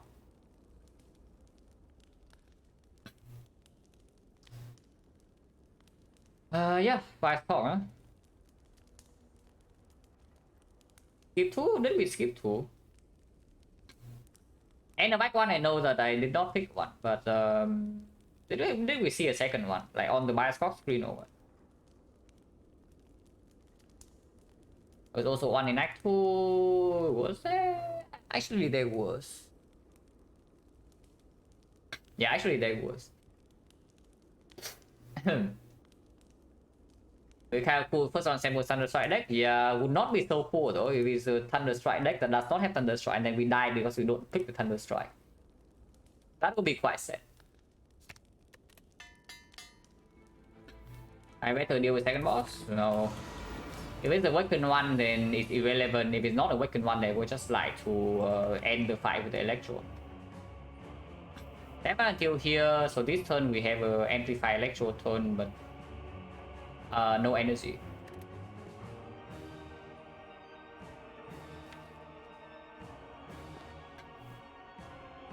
Repair Bullseye Reinforced Body stack is what I currently see. We draw 7.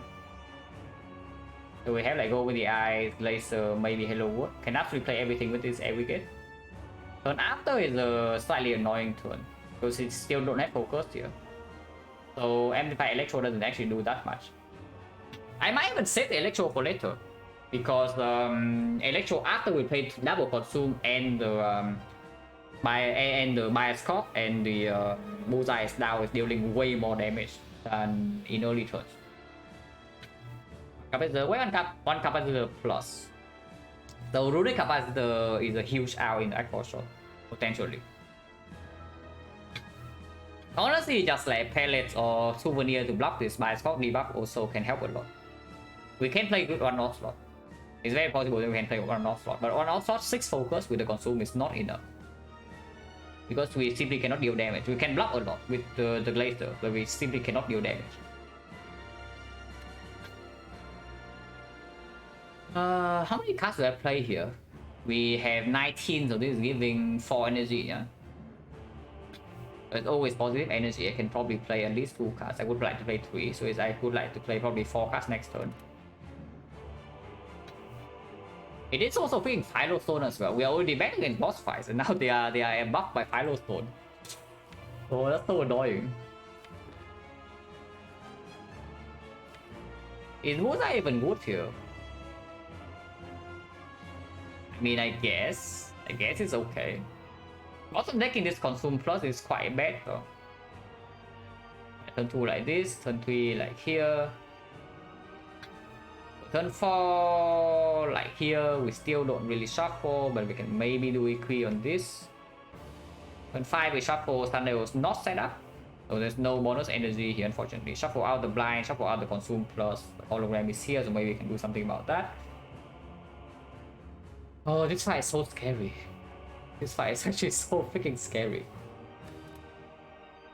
We do have plus 10 and the yeah, we do have 89 HP plus the no 87 HP plus another 7, so 94. Yeah, we have 94 HP with the first 9 is still clear, so hopefully that is enough to get 2 boss counted. This fight will hurt. It is possible to just pass turn, like just do reinforced body for 3 here, pass turn. Not don't deploy the Bullseye because Bullseye doesn't really matter that much here. Preserve cast play for maybe turn 3 or turn 4. And yeah, we are not playing this Consume Minus ever. Or deploy Self Repair over playing Bullseye because this fight will go long. It will go very long. Yeah, this in the second next cycle, probably into the third. I do not want to redraw Self Repair. And this is converting to how much? It's not even that much damage. It's 14 immediately. Plus 1. Because I'm not playing dual cast, yeah. Plus 1 into another, plus 1 into this. I don't even play. So it's like what? 15 damage. Maybe 16. Yeah, 16 damage. In exchange for 17 damage in exchange for removing the Self Repair. Yeah, let's remove Self Repair.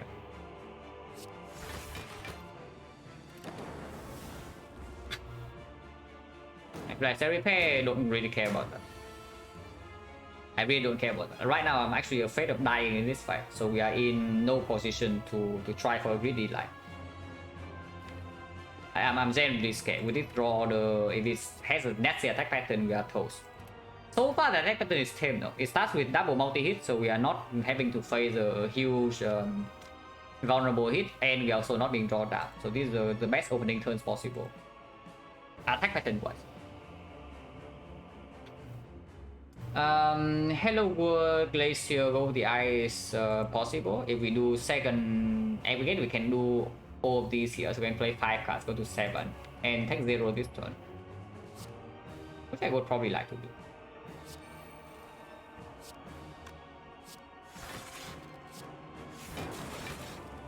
Go the Eye is worth playing, probably. It's like, yeah, I hope that it also gives me damage somehow. Don't know how, but maybe it can. And that is 21 damage. Honestly, not the worst.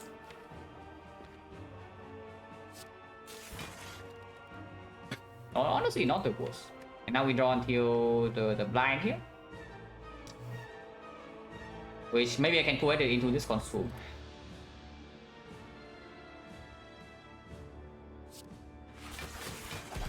Full cast next turn only. It is debuffing. So I can do Quid into consume, it means no blind, but we do see +5 plus the Hello World card. And yes, playing consume plus right now for free is fairly strong.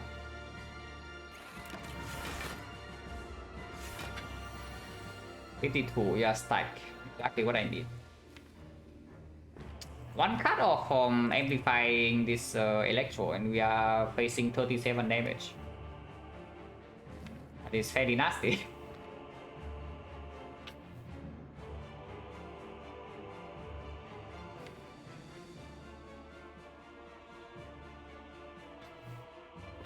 If I just take this hit.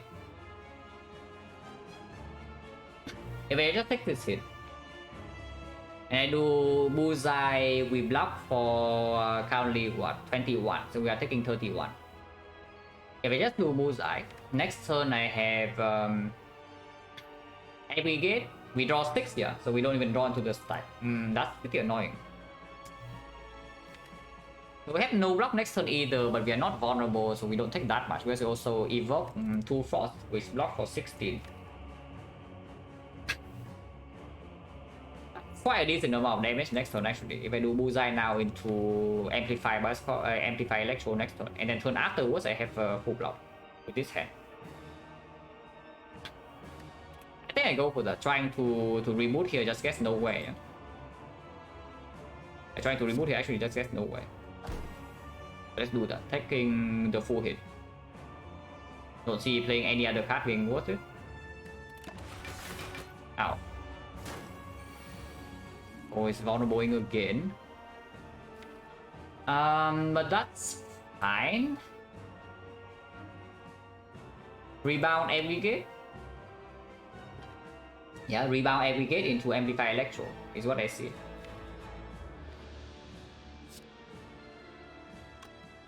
So, and then we can even play the slang, yeah? So we play 5 cards, we go to 6. Next time we draw on to 3, 4, 5, 6. So aggregate is having 4 energy, which might lead us to be able to play aggregate, go-headed blind glacier.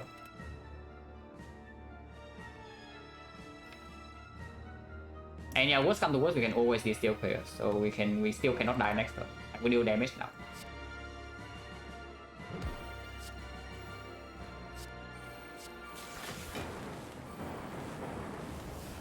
Yeah, amplify is going in. We can play 1 slime and put it to 5 cards. 5 cards is 1, 2, 3, maybe 4, 5. We can only play 4. It's difficult to play 6, right? 5 is probably manageable. And I really want to prop the clock next turn. I think we can full block with like only 3 cards or so, but probably not happening. Next time we have 1, 2, 3, 4, 5, 6. We draw until here. Play blind. Turn afterwards we have 1, 2, 3, 4, 5, 6, 7. So bias score, but still not quite a halfway point yet. So we cannot play this bias score yet. But we can play reinforced body is still weakened. Turn afterwards we have something like this. So maybe go ahead and block. Afterwards we have consume again, shuffle out, but this shuffling out is no problem. Yeah, just play slack and then leave the turn there. 16 times 3.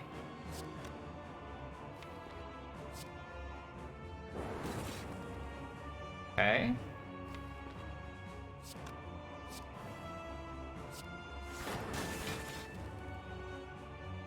So we take 0 this turn at least. But we also loses our landing off, which is basically our damage. The next time we can channel lightning off is like here or here.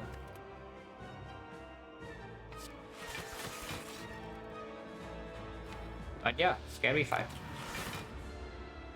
Really scary fight.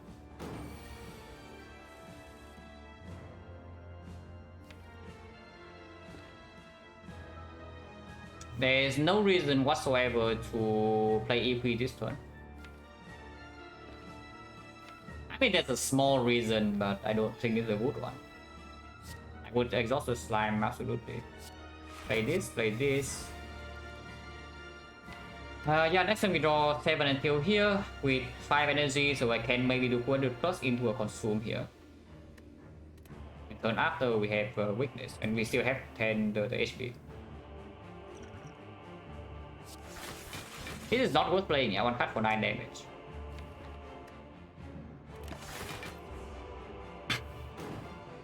Result will be good. Thunder Strike will be amazing.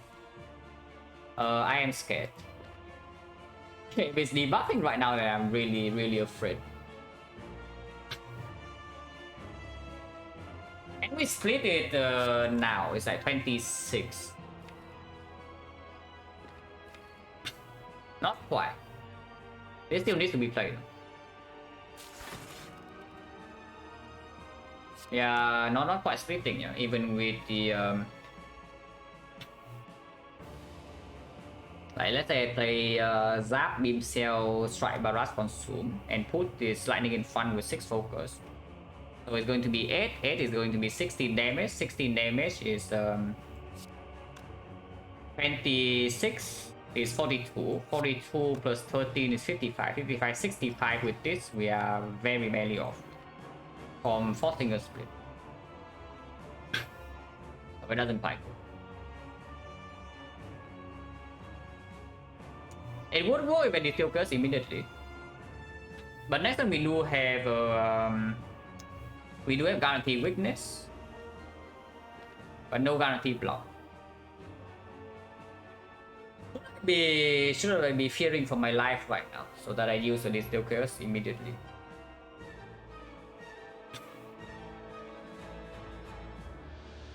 How big is the attack next turn? We have 8 blocks, so we have 22 passive, yeah. It gains to 7 strength.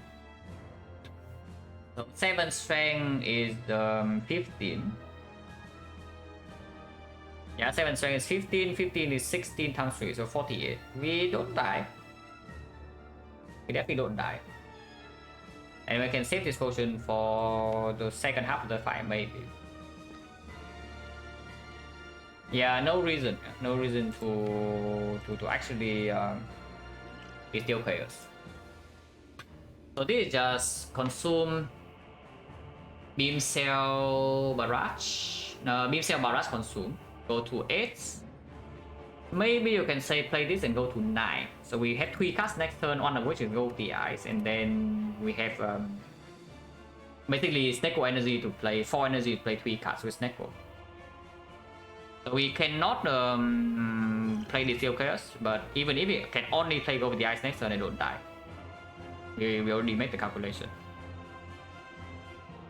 So I think I like that. This like beam cell, barrage, consume, strike.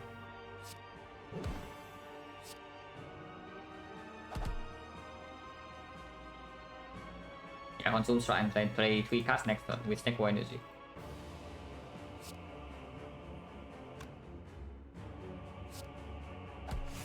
Just barely off from splitting.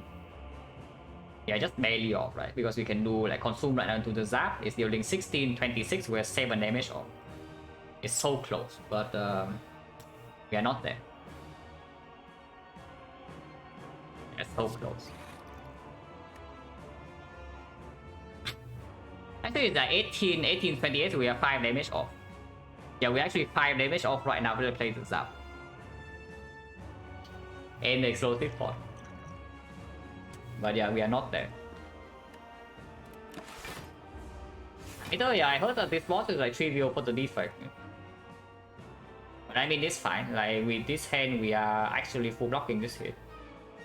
Next turn is not very fun, but next turn we are also not debuff.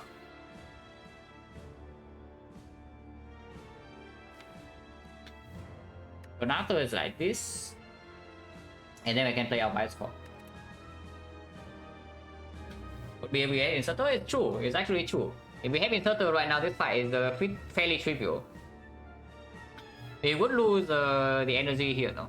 I don't know whether that's good or bad. Maybe it's okay.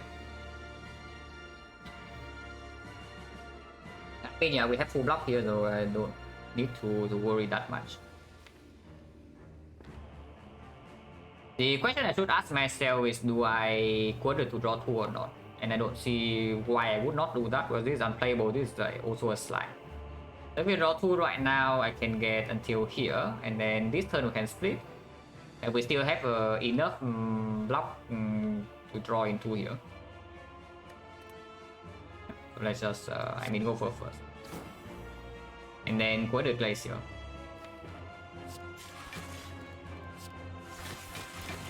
Block.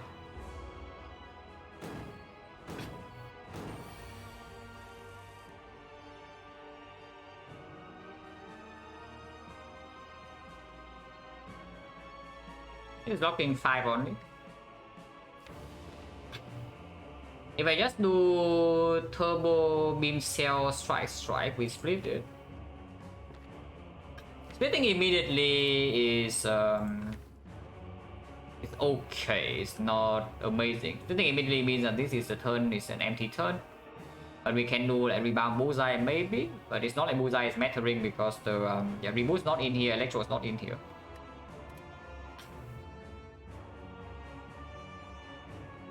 If we do not force the split right now, next turn we draw 7. If it's doing draw down again, it's ugly though. If we wait 1 turn.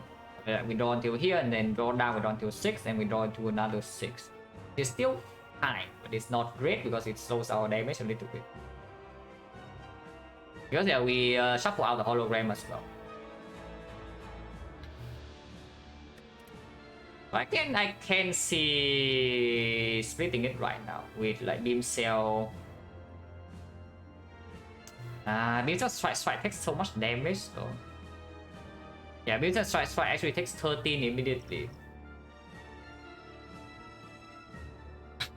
The 20, well, I need to translate it, but I'm assuming if you're asking like 20 with heart or what. And attention, yeah, it's attention 20 with the heart at the end, so we are playing Act 4.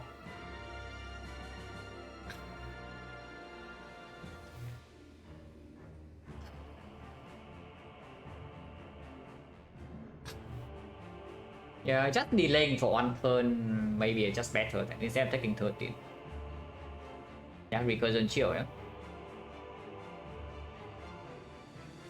Chill to redraw is not good, but I need to recursion chill to full block, otherwise it takes 6. We just delay 1 turn, we do nothing. We are scaling our stack, we are not doing nothing, we are scaling our stack, it's true. Yeah, right here, look at this, stack is already 20. We split it immediately. Splitting now is fine. It does mean that Bioscope is not being played next turn, but that's fine too. So draw down if we do not rebound anything, and draw 6 until here. Turn after I draw another 6. This is the buff turn, like the renew turn, and then this is the turn where I want to play some stuff. I can maybe do put it into hologram, but no energy. I can draw 1. So if I draw 1, I can draw until here next turn, which doesn't even convert into anything. Turn after, I still draw 6 until here.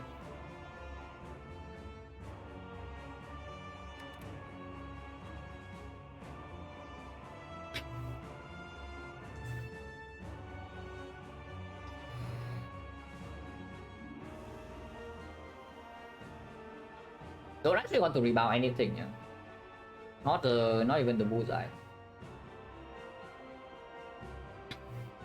How much do I want to rush the clock? Not that much, right? I actually don't want to rush it at all, so I don't want to play 10 cards with this turn and next turn combined. There's like no reason to do that. Just give this guy strength for no reason.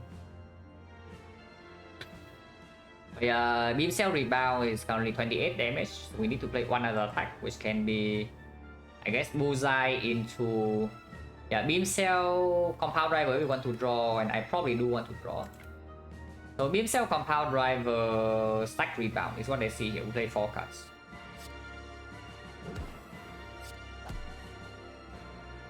And yeah, this is already splitting. Yeah.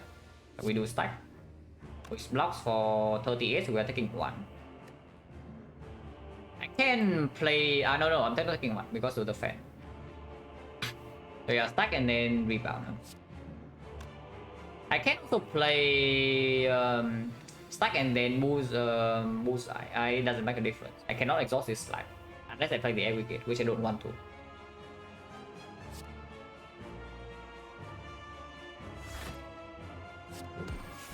Full block and split. Nice here, which is irrelevant to play because when we draw with XecnaR, it's empty. Possible to do charge battery here though, I guess. And we have 5 cards next turn.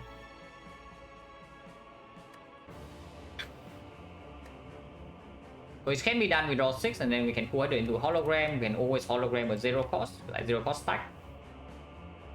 That is right here. Pretty decent. 5 cards with 5 energy, but this is also 2 cards in 1. Is it too optimistic or not? Well, this is not playable. This is also irrelevant. Because it is possible for me to just play another card like, for no reason, to just do advance. But Hello World also gives me a card.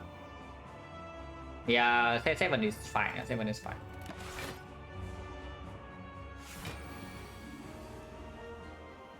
Okay, maybe 7 is not fine.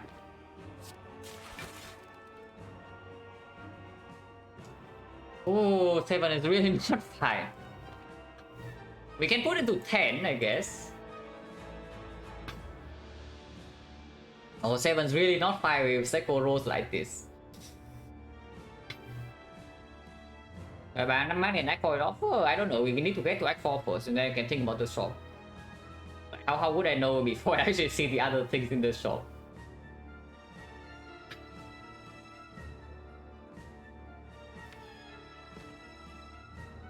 I guess I can just play Glacier and stop, and we have 3 cards. But Glacier blind is just better than simply playing Glacier, yeah? So we play Glacier blind.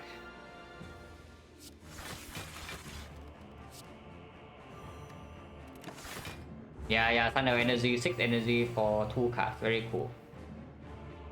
Oh, maybe 6 energy for 2 cards is not so unreasonable after all. Yeah, Beam Cell Streamline, strongest combo in the game, makes its appearance. We draw 6 next turn only, but we can always do Glacier. Unfortunately, Hologram doesn't convert into anything in here. There's no block. And it's not weakened, so pretty scary, but this Glacier blocks for a ton. And we can always distill curse into more Glaciers. Afterwards, we have Bias Corp. Turn after, if we can line up to amplify Electro somehow, it would be great. Okay, so I should really think about whether I play this Guarded or not. Yeah, I should really think about whether I play this Guarded or not. But right now I'm drawing 6. I do nothing, yeah. So turn after, I am still. Yeah, next the turn after I draw 7, unless it's debuffing me again. But let's assume I draw 7, because it's more likely. So I draw 7 until here. I draw another 7 until here, so I am 3 cards short from this amplify, but I can play the cool-headed. So yeah, 6 until here, 7 until here, play cool-headed until 2 slimes. And then turn after I have this, so I do want to play this cool-headed. We are missing out on 9 damage, 15 damage, but I can get to amplify electro in 2 turns. Without bullseye slightly set, but there's still a ton of damage. But I do need to make sure that I also have luck in that hand. I draw until here. I draw 6. I draw another 7. And I draw 2. And this is the hand. There's no block in here. There's actually 0 block if I draw until this hand. It is weakened. And I will evoke 1 frost. But that is all I have.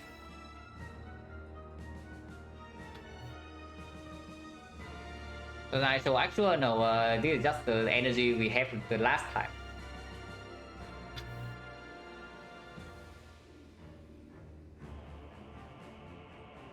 Oh, that is bad. That is bad.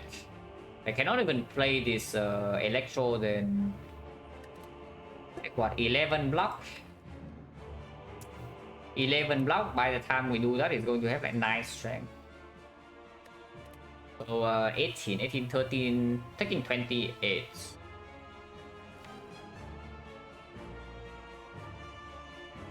If we don't reach the electro, then I can just do like maybe charge battery electro. But after I have double stack, so I'm fine. And the lightning is dealing some damage with weakness. But afterwards, bullseye, maybe reinforced body, and I'm still okay. But after playing this electro, I cannot refill frost orbs, and triple glacier is top deck, so there is a possibility that I just play reboot this turn then. Because I really do not like this portion of the fight with just a lightning orb and bullseye is like 2 turns late. If that is the case, then we do not need to play with squadron. I just do beam cell streamline and deal some damage.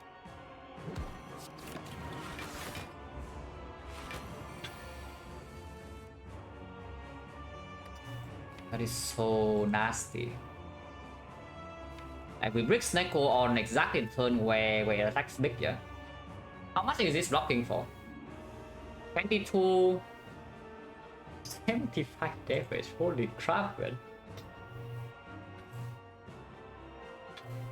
I mean, I'm not dead even if I don't distill chaos, but it's not looking very cool.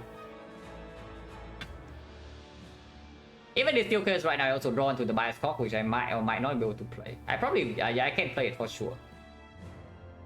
But after I do draw the full 7 cards, so it's until here. So I can play electro into something.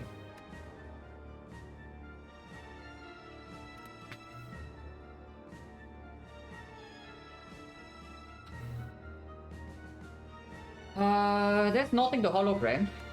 Yeah, there's actually nothing to hologram in here. So if I just play the glacier and nothing else, I am blocking for 22.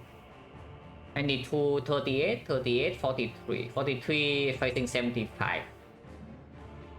So I'm taking 32 damage. Unacceptable, yeah. Probably unacceptable. The slightly scary part is that if it uses this chaos and it's doing this thing once again, like it's doing debuff into a huge attack, we can no longer stop it.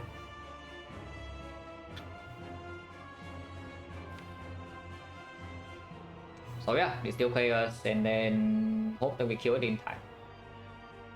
Is what I see here.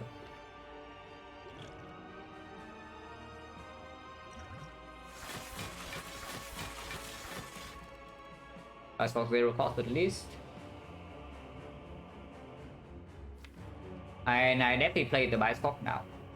There is no way that this Bioscope is not played.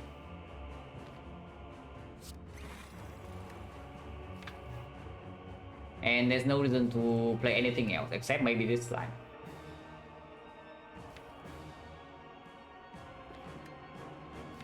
So yeah, probably that's where we have.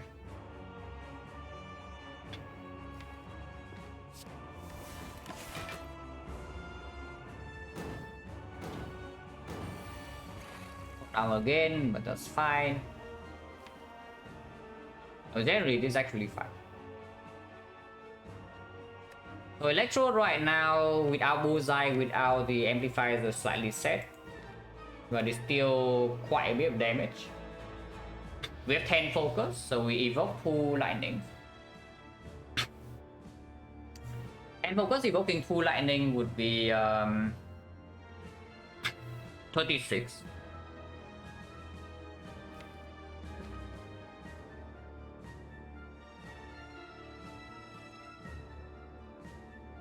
I'm really wondering about reboot order though, whether I want to keep lightning or I want to keep frost. Because if I keep lightning, I'm doing this like 9 focus lightning, which is like 10 focus lightning right now, yeah. So that's already 26 damage. 26 damage, and then if I do next turn is another 24. That's way too much damage, right? It's just that if I do not have a frost, and right now I also see that I'm playing like several cards. 1 here, maybe 2, maybe 3, maybe 4. It goes to 9. If I do not play, oh, it's definitely like this. Oh, I see. We play 7 cards this turn. We play 7 cards this turn. It's definitely like this. Go ahead first into the aggregate. And now we have energy to actually play 5 cards, and I will play 5 cards. So we evoke this, yeah, we gain 30 block, it goes to 43. Which means that if I want to full block, I need to play either Go Over the Ice or the Stack over the Charge Battery. 5 cards at the moment would be Electro, we draw 6 until here, which I don't love. Yeah, that we don't love because we don't even reach the second stack. So I would say that this is a reboot turn. Yeah, I would say that this is a reboot turn. But we do full block first and then reboot, or do we do guarantee weakness first? 5 cards, 1 card here. If we play the stack, we already have full block, so that's 2 cards. We play 3 cards here. So now we have 3 energy in order to play 3 cards when we draw 6. If we fail to play 3 cards, we get completely destroyed. So maybe I play a slime beforehand, or the charge battery for insurance, probably the slime. So it's like Electro, Stack,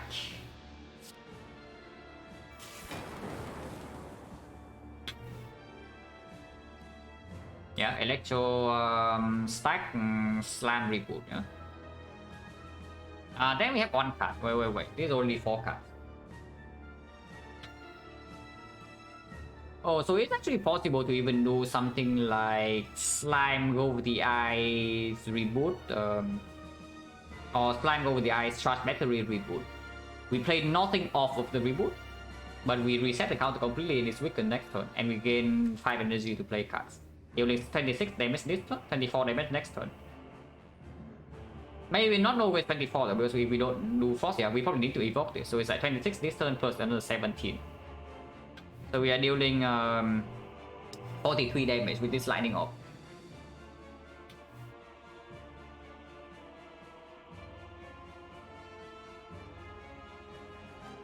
Six cards and we need to not a single one of them to roll 0 or 1. So what's the chance of that? Yeah, we draw 6 and I need to not a single one to roll 0 or 1. That would be 1 out of 2 to the power of 6, which would be 1 out of 64.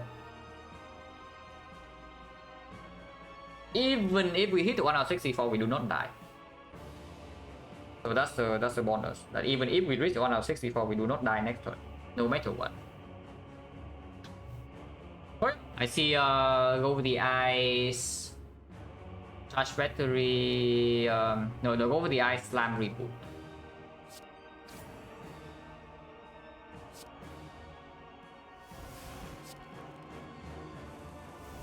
Okay, we can play your card. No reason to play this slime over the defense, so let's save some HP. Next time we draw 6, so we do have beam cell bolt. I think, oh, that's a lot of damage. Yeah, that's actually a lot of damage.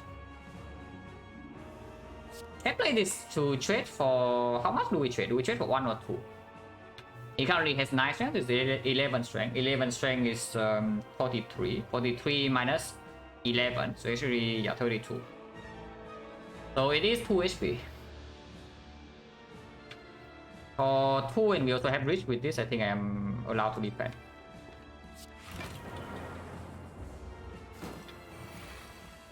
for debuff. It's fine because at least debuff gives us a free turn to deal damage. We just play bolt lightning and pass. Deal another 24. Next turn we have Witness Glacier. Hopefully that we can play both.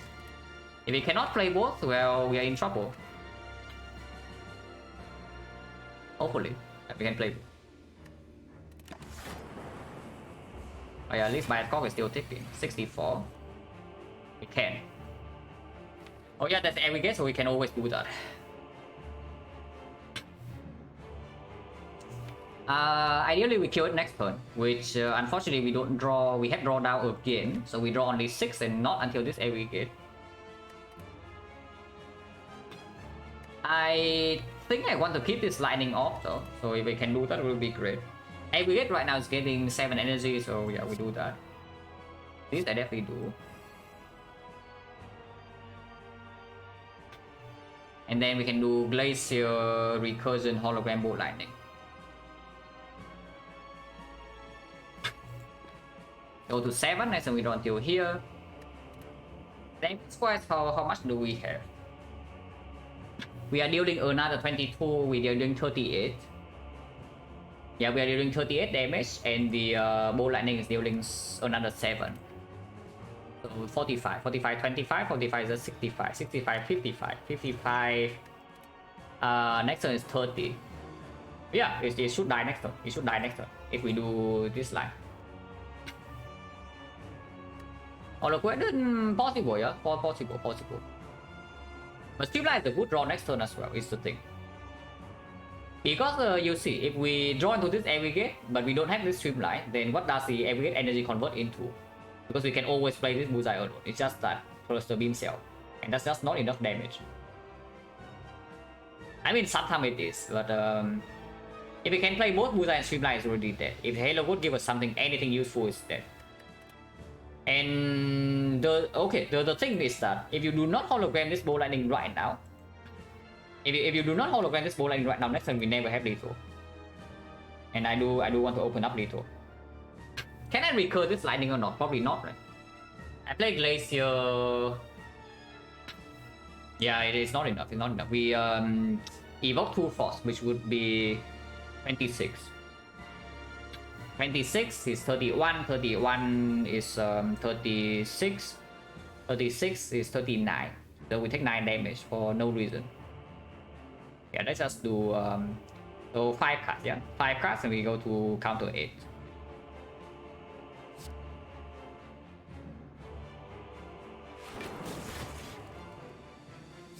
And we have exactly enough energy to play this line. That's like very cool. Yeah, if I just simply evoke this with the thing, we deal more damage, we take damage this turn. I don't think we are at pressure. Yeah, I should really calculate the case that I break next turn, but we have 5 energy. So if I just do the max block line with Recursion Bolt Lightning, then we are dealing 7 here, so it goes to 3, and the lightning passive is 22. So 25 damage, it goes to 62. 62, next turn Bullseye is 14, so that's 48. 48 and lightning is 30 damage, so just 18. 18 Streamline is exactly 2. So as long as we can play these things, so they do not cost both 3. Yeah, if they do not cost both 3, so 1 out of 9, we are there. Even if they both cost 9, the turbo also needs to cost 2 or more. So it's another 50-50, which is 1 out of 18. 1 out of 18, we do not have lethal next turn, but even then it might also not attack next turn. And then if we can light up Beam Cell with the Bullseye, we also have maybe a kill. And 16, no. Oh yeah, it's true. 1 out of 16, 3-3. Yeah, 1 out of 16, 3-3, and then another 1 out of 2 here. So that's 1 out of 32. That we cannot play both Bullseye and Streamline next turn. Otherwise, it just dies. So we are allowed to full block this. Because in Bolt Lightning, yeah.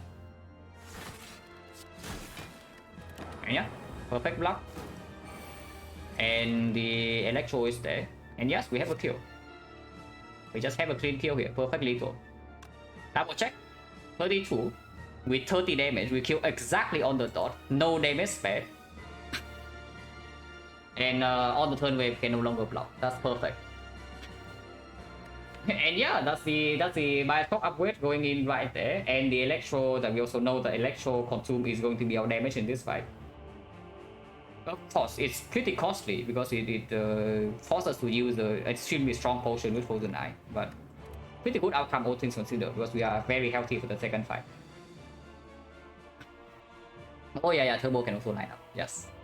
This is already exactly to, and it's it looks better if we do the exactly to line, you see. So let's do the exactly to line.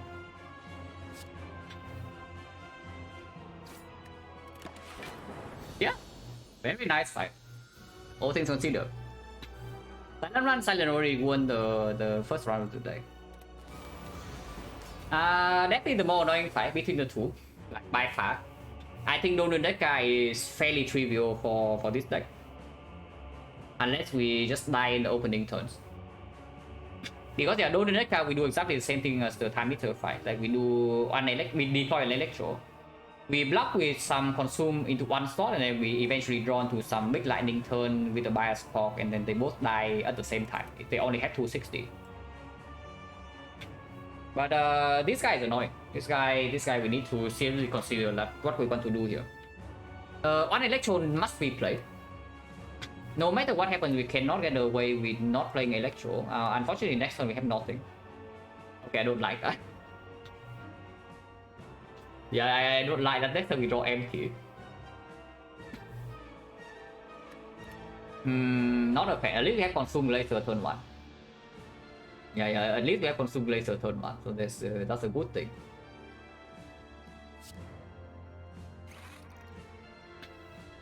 Can go the Equi Glacier, I guess. The Equi Chill and save the Glacier, and then turn after I just block with this. Turn 3, I have the Electro, maybe blind into like bullseye. I don't know how much I want to delay this draw though. Because if we just do... I cannot retain all the wood block for turn 3. And if I play Equi right now, I draw the blind on turn late. So then I'm forced to play both the blind and the Electro on turn 3. Instead of just accepting that next turn I take a hit. Block with body next turn I play all 0 cost. I mean yes, but you see my point, right? You see my point is that if we I just say you play 1, 2, 3 here, you have 5 cards. So next time we draw 5. We draw until only here. And then what? Turn 3 we have this. And now this Electro must be played. And this blind also must be played. We have 4 energy with XecnaR. Do you trust that? Because I really don't think I trust that at all, you know. If we do not play blind on turn 3, we are being hit for 60 damage. It's more than 60. No, it's not 60. It's like 6, so 5 strength is 11 times 4, 44 damage.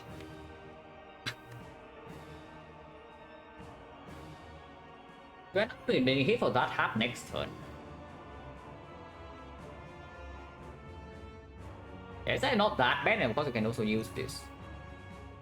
And if we don't know, naturally turn 2 we have this, turn 3 we have this, so we can maybe do some Electro into Quadrant to block immediately, and then we just play this fight long. I really long. And we just play 1 Electro, and that's all the powers we play. We block with 1 shot, consume Glacier, Quadrant, eventually deal some damage with Bolt Lightning. And we can manipulate weakness and shuffle with the Frozen Eye. Blocking 44 with 6 focus on off slots should not be that difficult. I hope. I really hope it's not. But yeah, so basically I see Zap Glacier Chill. Or if we say that Chill is a good redraw, then we can save the Chill. We can just do Zap Glacier full block.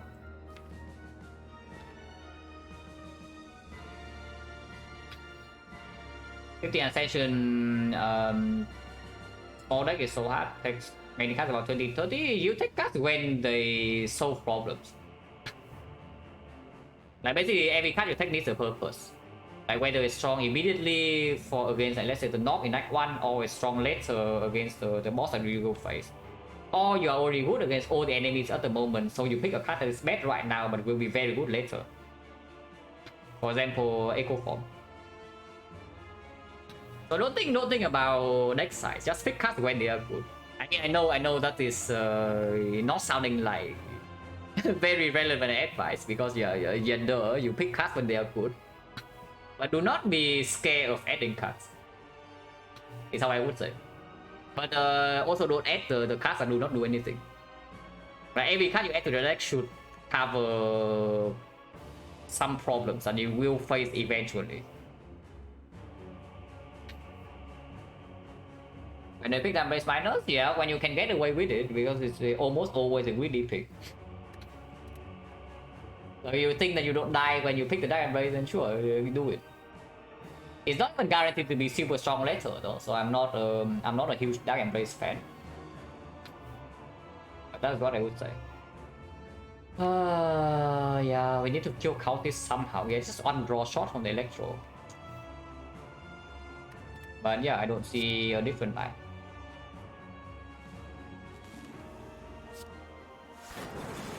Honestly, Chill is not even a bad redraw, so probably can keep it.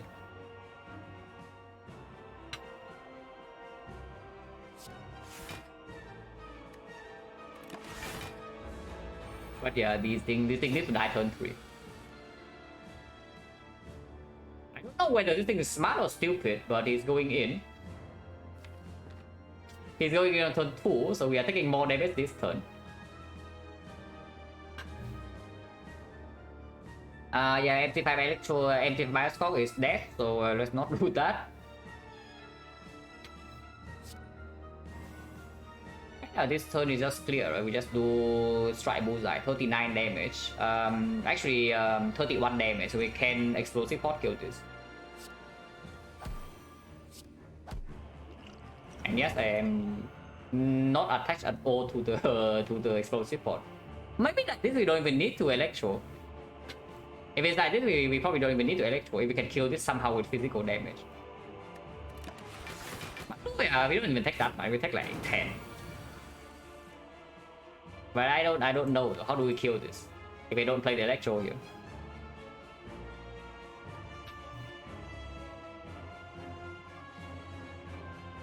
I could tell no, it blocks more than that because I'm also losing even more value if I had to kill this turn. Probably just buy the bullet, play the Electro, and accept that this guy has 2 more strength. Right? We can open with Coeded to see, but I want to play Electro and then refill 2 slots. And on right for 344? Yeah, exactly. We have gold. That's also why like we preserve the gold in the shop instead of buying mediocre stuff like the Anchor. Yeah, Anchor, what a garbage. Would not do anything. Yeah, this Anchor would do actually nothing in the boss gauntlet. And we are killing our Act 4 shot for it if we buy it here. So good thing they did not buy it. Did not fall for the trap.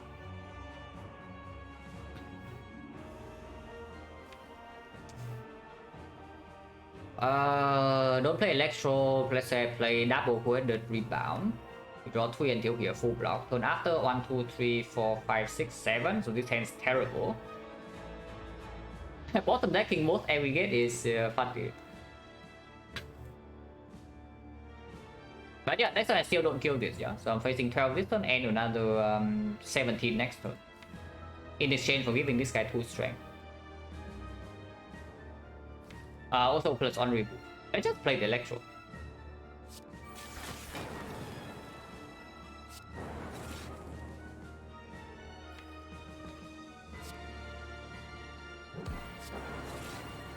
So now we just try to keep weakness on this guy for as long as possible, and then full block with consume and 1 frost, and then 1 slot.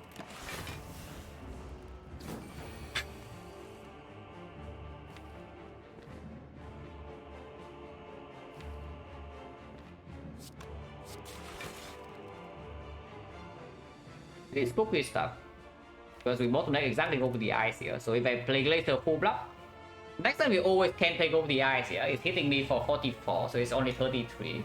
32 I have 21 block passive, so maximum attack 11. Honestly, not the worst thing to happen, because keeping the reboot in the reshuffle was also good when Sunday was on 2. And yeah, right now there's no guarantee if I play the reboot either. So let's just play this. Result will be good here.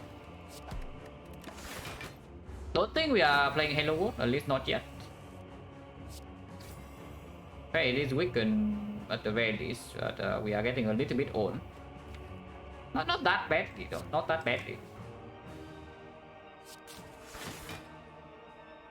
Yeah, really not that bad. And I guess we do blind over bow lightning. I mean, we take 0. It's just that we don't advance the fight and we lose 1 force off. With the hard fight, it's probably easier than the last one we fought. It's most definitely easier than Time Eater. It's just like annoying. It's time consuming and we still have a chance to take damage. So it's not trivial. As I say that we brick next turn, interesting. We can prevent the brick with Equilibrium. So let's do that.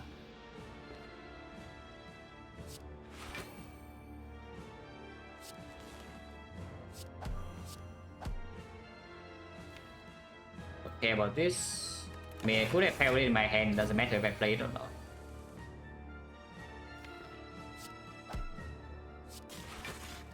And now it rebound laser and it guarantees full block next turn.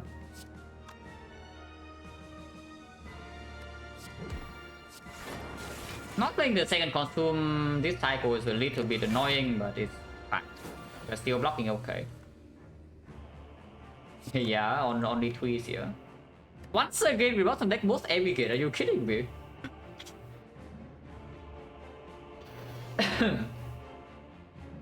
So I really was really wondering like where our energy is, yeah, and apparently they are here. I mean, it's fine. Next time we have a big turn. It's just yeah, it is true. It actually is top deck, so we can do double aggregate into reboot next turn for a massive turn. We gain I don't even know how much energy here. In order for that to happen, I need to not play this Coeded, which I don't want to anyway. And we don't need to. Unfortunately, I cannot play the hologram in order to reapply weakness. But that's fine.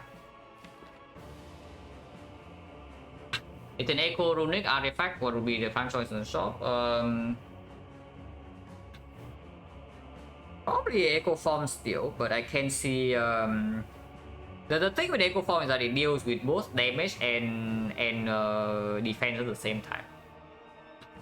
But Runic Capacitor is definitely quite strong. I don't think I care too much about Artifact. Artifact would be nice. Like Souvenir pellets would be pretty good. But they don't offer as much as a Runic Capacitor or Echo Form for sure. And yeah, I don't accept this. Yeah, there's no way I accept the 2 focus on 2.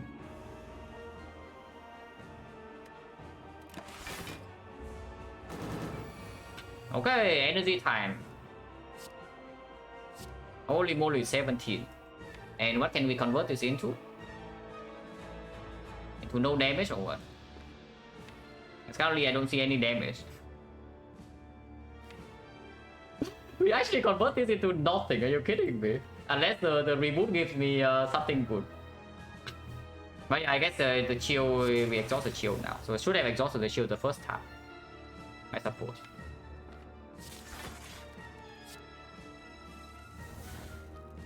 Okay, I guess this is fine. Oh yeah, Consume Plus. Consume Plus is fine. I can play immediately.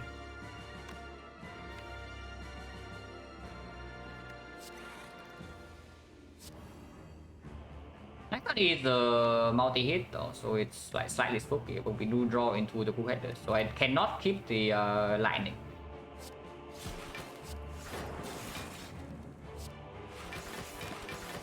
Alpers would be good. Actually no, this next turn is a multi-hit. Next turn is a multi-hit. Where we have this, so every get is full energy. That's not great. Draw 1 and can reach the EQ and the hologram. I can always hologram for a Glacier, and the Glacier 0 cost, so it's always it always works. So we just do Bullseye Zack Coeded, yeah.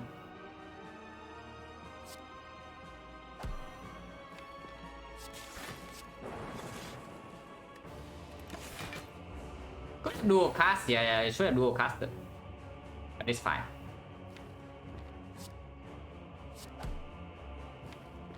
When do we deal damage? Good question. Really good question. When do we deal damage?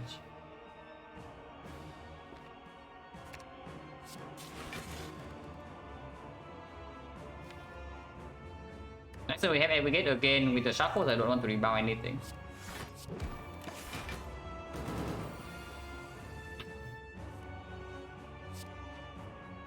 Shuffling out all the Glacier, not my favorite. Yeah, because shuffling out one Glacier and then we draw the other two top deck. Definitely not my favorite. I still weaken at this.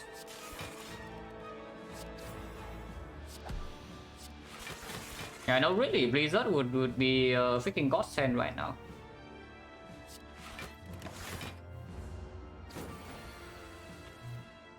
Yeah, Blizzard could be a godsend right now. We don't have it.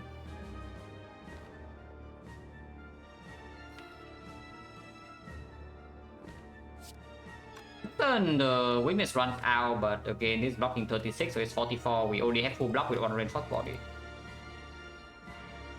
I'm allowed to do zap into Coeded here.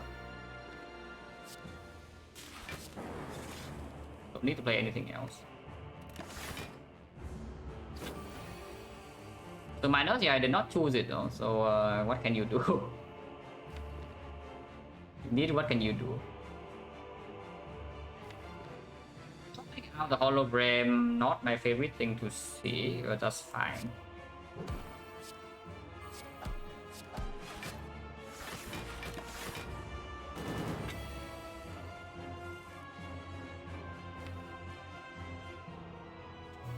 We can keep a lot of energy for next turn, but also doesn't convert into any damage. I suppose not. We just do perma weakness this turn then.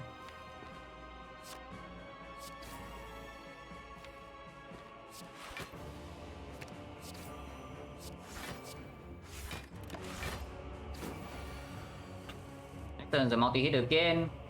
So we can do Zap full-headed, and next time we don't to Glaze, so it's fine. Yeah, I mean we are slowly advancing the fight. Keep going on slowly. Yeah, keep going on slowly. Really slowly, in fact.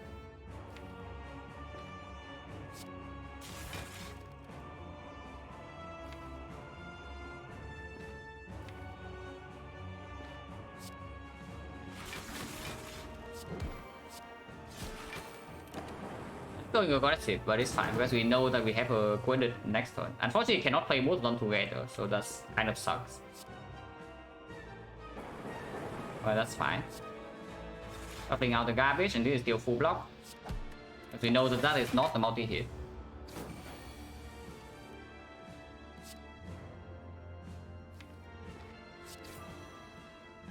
Next turn, yeah, always can play Glacier, so it's weakened. We cannot take damage, which means I can go in again. With another hologram Bolt Lightning. We can even keep the Lightning here, and just play the Glacier to full lock next turn.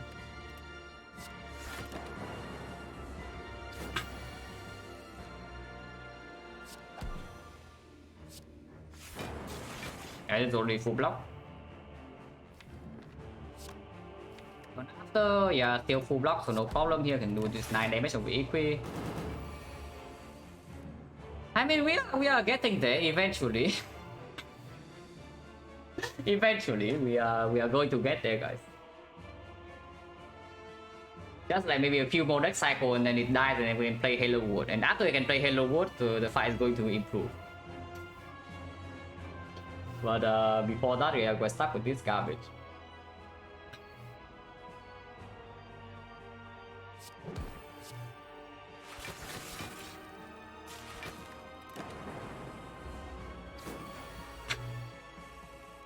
Only 5 minutes for the wrong reason? I mean, not wrong. You're definitely not wrong there.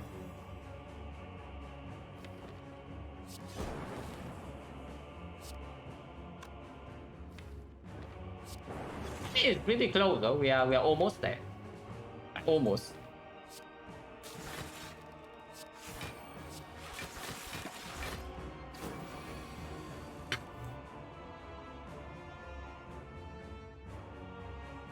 Yeah, just full block this. Don't really do anything else.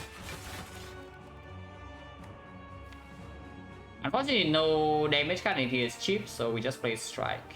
This is full block, yeah, 45.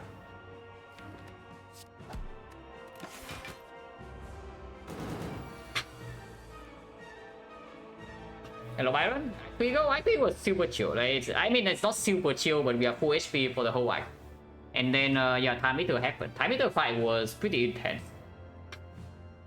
Yeah, honestly, time meter fight is pretty intense. So it forced me to use the steel players to save like 50 HP, but we got out this the fight very cleanly. With exactly to lightning off cables. Yeah, I really like the line I chose in time meter fight. Like we basically the timing was all perfect. And when I choose to deploy certain stuff, and I also read the flow of the fight quite well. Really enjoyed that. If we can kill this turn would be great. Don't think we can, no. So Hello World also needs to wait.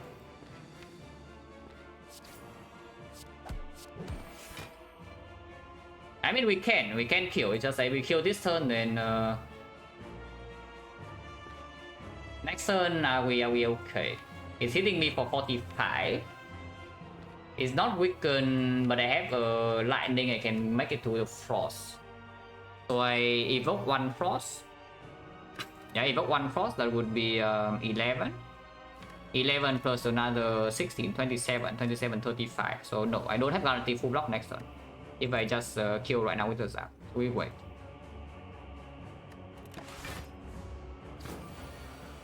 Don't have like meal ticket or eternal feathers. I would like to not lose. Yeah, I would like to not lose a random HP if I can help it. That's not what I want to draw, admittedly. I mean, it's fine, we're taking 0, it's just that... It does make the, yeah, splitting right now and trying to line up a turn with Hello World play more difficult. Because we lose a block.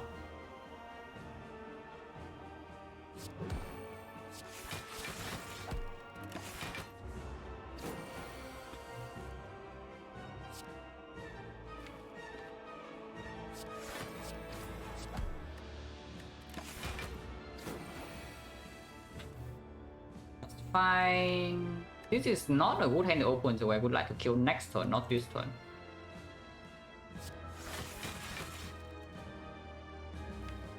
Can also hollow if we... Yeah, I suppose we can hollow if we... But there's like also no reason to.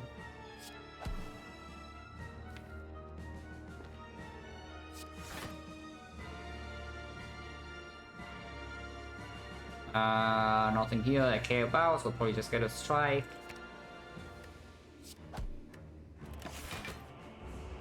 This is a table lightning, it dies. Hopefully we draw full block next turn so I can actually go in. We kind of do. Yeah, we kind of do. Actually, we always do. Because like, this already kills.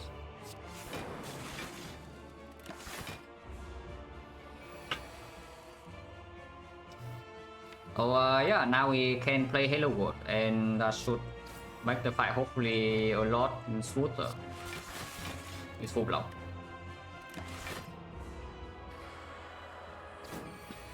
V3, no problem. Can wait for Amplify Cell Repair.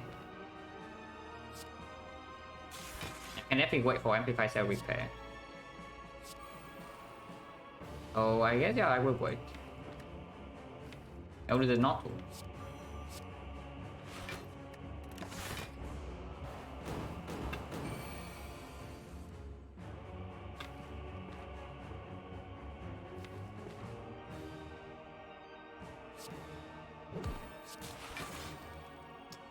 Root cost 3, so I cannot do Bullseye Electro.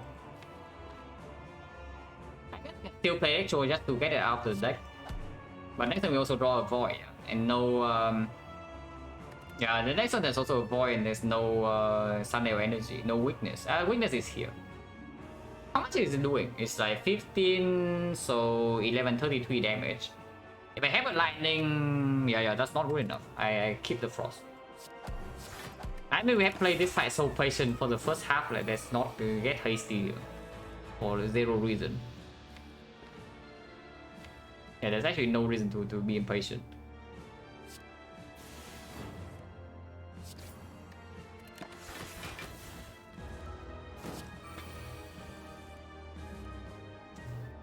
Amplify cell repair is fine, then we can play Glacier full block.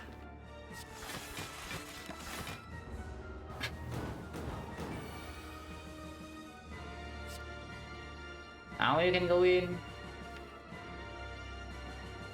Two voice in here is pretty spooky though.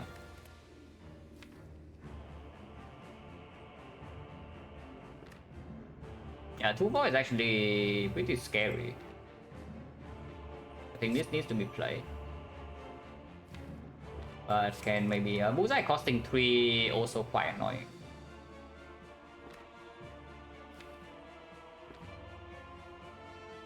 Maybe we can do this.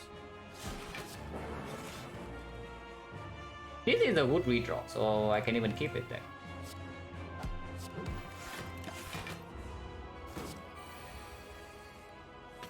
Next one is always multi-hit and we are drawing into 2 voids, yeah. So better make that only 1.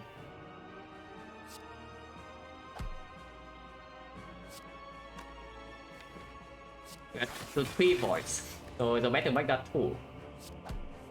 And Sun Arrow next turn, so we negate the voids.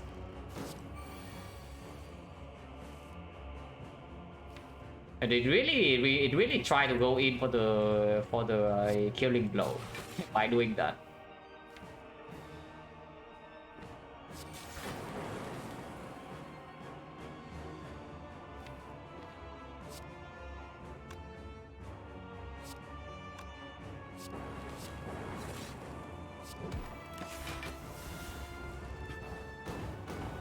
Sando definitely wants to be set on 2, but I also see that we don't have that much freedom on regarding when to end this fight.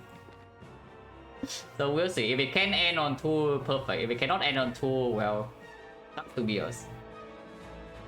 But what can you do, right?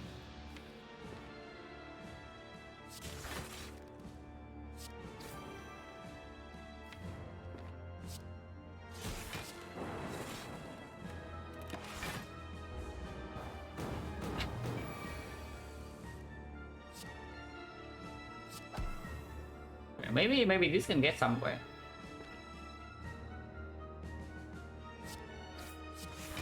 Even at the very end of the run, it still comes back to this, guys. No matter how far we progress, it just comes back to that. Like it's Hollow Streamline. How does Defect ever do damage with a Hollow Streamline? Oh really? How can Defect do that?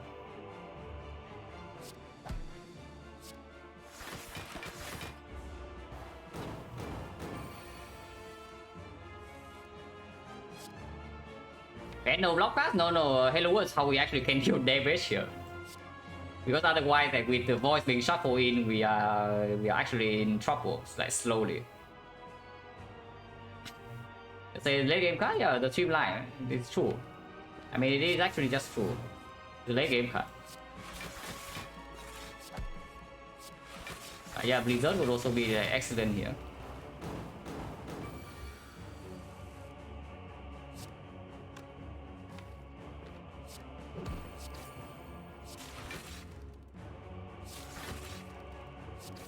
No, really, like this is the streamlines are putting damage.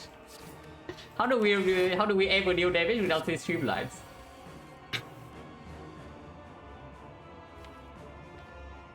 I know, no, seriously, it's just true. I can hollow the streamline 0 cost, play that, and then do a sweeping beam into exactly this, and then I can still pull it if I want to. I don't want to. Oh, just look at this. How else are we dealing damage? I don't see how.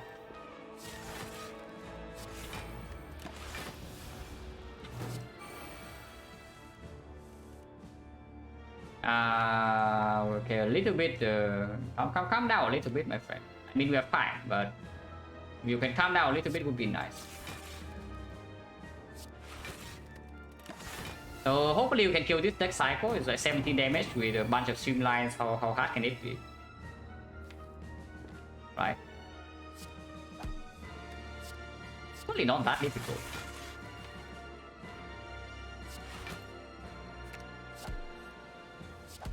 It cannot be that difficult, right? To kill from this point. One full next cycle.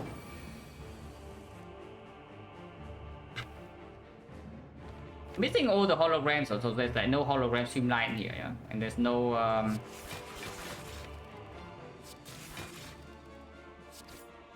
yeah, we are pushing some damage. Oh, more streamlines are coming in. This turn is certainly something, I would say.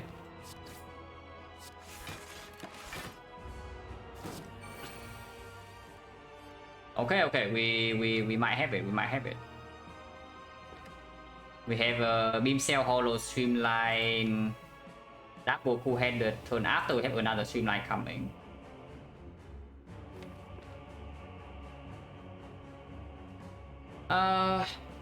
Beam cell hollow streamline, rebound streamline. Next time we have double streamline. Yeah, that's generally what I do.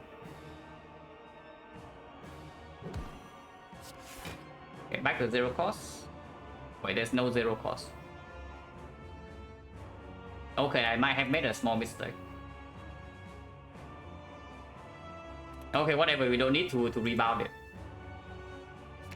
Discharge Plus? Not yet. The Discharge Plus will be excellent in the hard fight. Maybe. But for now I'm still not missing it so much. Oh, we have a kill. Okay, so we do get the hell out. We start the setup and double cell repair.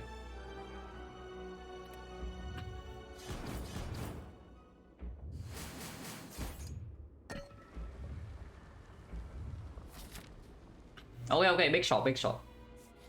For now, upgrade goes on, yeah, aggregate. Unless you tell me it's for the second consume, so that we have like one more consume target, but I don't see the upgrade outperforming aggregate like at all.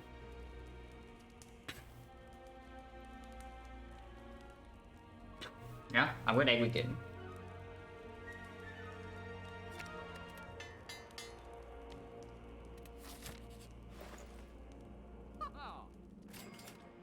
Oh, that's good.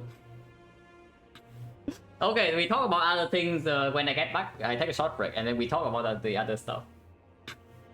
Oh yeah, be right back.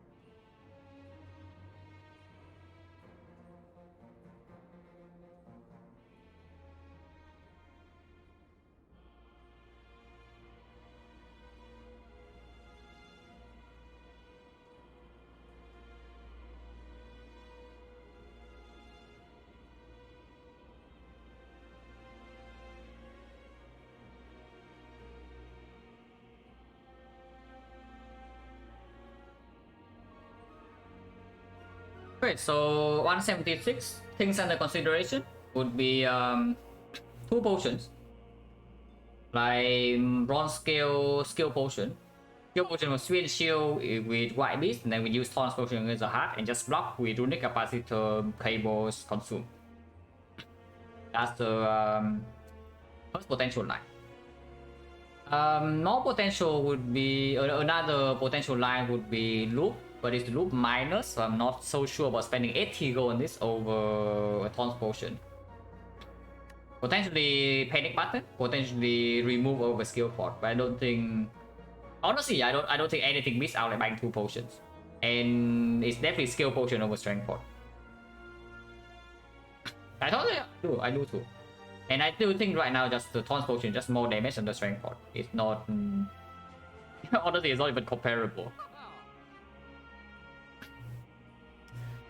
So yeah, let's take Thorns pot, skill pot, and unfortunately that is barely not enough to remove a card even with a Smiling Mask. Yeah, just barely not enough, right? We have 141 here. So we are left with 35. We can buy charge battery on sale. How good is charge battery?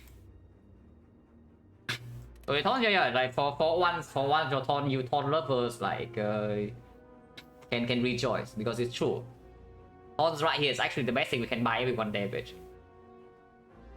Compared to the other things.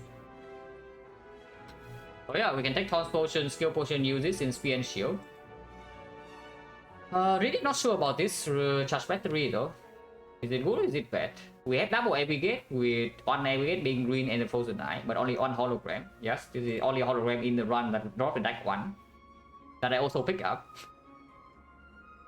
Skipping hologram in deck 1, we are toast. Yeah, we are probably currently toast if I don't pick this hologram in deck 1. Is Loop not worth it? Why is Loop doing much? One removal skill pot. Greed, yeah, greed. Let's move on. It's just I don't know whether I should buy this or not, but probably not. It does make the stack better.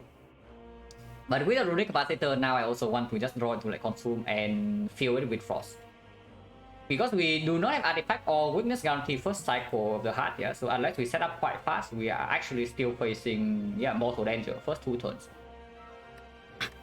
And yes, it's true. I would prefer to draw any of my Blazers over the charge battery. I would prefer to draw Consume Plus over it. I would prefer to draw even Bow Lightning over it. I would definitely prefer to draw Bullseye, Weakness, or Hologram over it. Yeah, let's move on.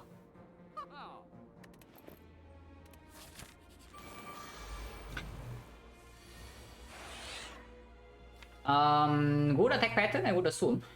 And we can do a Consume Plus this turn. Next turn we can draw... If I draw until here, I can even deploy Halo Word. So next turn we draw until for 5 here, but I can always hologram for this laser 0 cost. So that seems good. It's just looking like we are not taking damage first 2 turns. Maybe even first 3. But this turn is a little bit dangerous. We do have Stack Plus though. Nice, yeah, good hand. It's a good hand.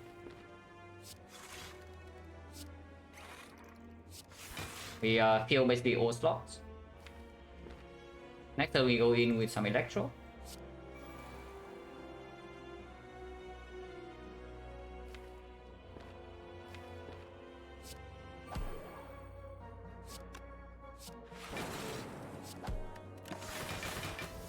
Give us strength, please. Thank you.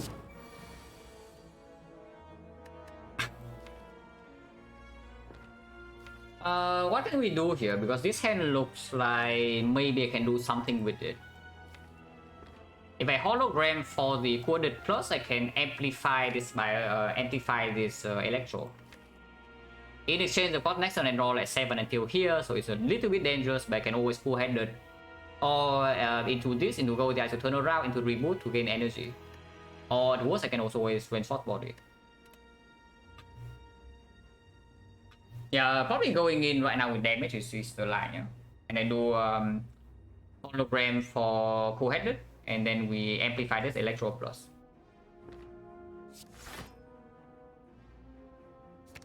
I can also do this. In case it's expensive, it's not.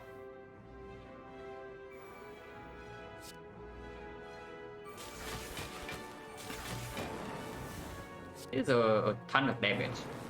Like, really a ton. It's 30 damage here. Next turn we have no frost whatsoever, yeah, but it's fine. Because this potion can always be used. We have reboot potential and we can generate one frost off here.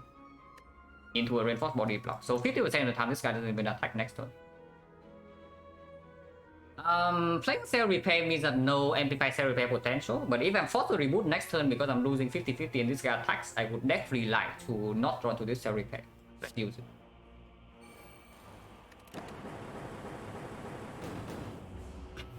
Hello, Pijosco? We did lose the 50-50, but this looks pretty bad actually. It's so long been in stream, been busy. Hopefully it is not something like bad, and hopefully it's a wood kind of busy. But yeah, no problem. Don't worry about that. We have a kill on the left or not? This is quite close to lethal, I would assume. We have 36 damage, 47 damage, 47, 61, 61, 70, 78, 83. We are currently 3 damage off. And then happy, okay. Yeah, we're actually 3 damage off at the moment, which is pretty annoying. But we bought skill potion for this. And we have the YP, so let's open the skill pod. This is not quite damage. It is a decent amount of block though. There's no damage in here. Strength pod would kill now. Oh, Strength pod would kill immediately, so that's slightly unfortunate that it is this way. But yeah, I just take the stack, yeah. Overclock doesn't do damage. If I overclock, I can get the reinforced body, play reinforced body for 4 and still turn around. So we don't take that much damage, but yeah, not interested. I would probably just reboot now. Overclock, sometimes it doesn't always kill. Actually, it does. Overclock does kill. Like, because it costs 1, so we are guaranteed to play this again. It just does. Sometimes we get owned by this a little bit, but it's only like 8 damage. And we have Cell Repair. Yeah, it actually just kill. It's true. And at first I was thinking that attacks in my hand are costing 2, you know, but this thing is costing 1. But no, it's always lethal. It's always lethal if I just rebound the bolt lightning. Potential reboot, yeah, it is. But if I can keep my Sundial, then I would prefer to keep my Sundial. Probably cannot. Yeah, looking like this, it's impossible to keep the Sundial. But yeah, this is already guaranteed lethal, so let's just do that.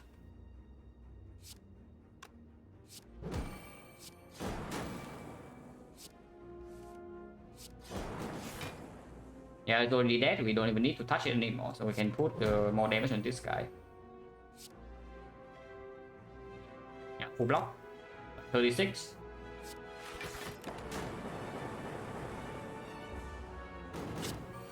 Yeah, I was actually forgetting the fact that my bolt lightning costing 1. Because in my mind, like, I already exclude the bolt lightning and the beam saber in my hand for my calculation, because I just see like strike costing 2, and then the other attack also costing 2. So we're just thinking, yeah, it's like 2 damage, 2 mana, so like there's no guarantee. If we can kill here, it would be perfect. Because then we can even keep the Sundial. So how is it? This is 11 plus 30, 41, 41, 49. 49 plus another 5, 54. It is a kill, It's a kill. And I mean, we can even say consume for damage. Yeah, consume is positive damage. So actually very nice that we can even preserve Sundial perfectly. Full HP with 2 potions.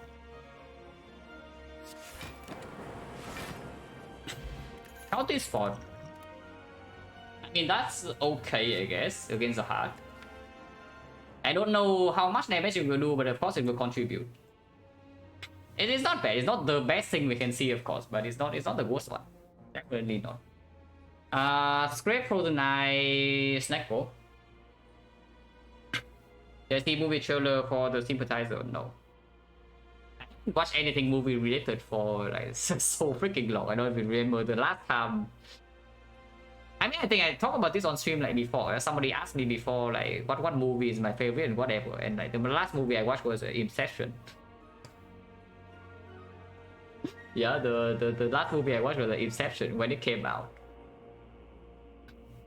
So that was like what, 10 years ago.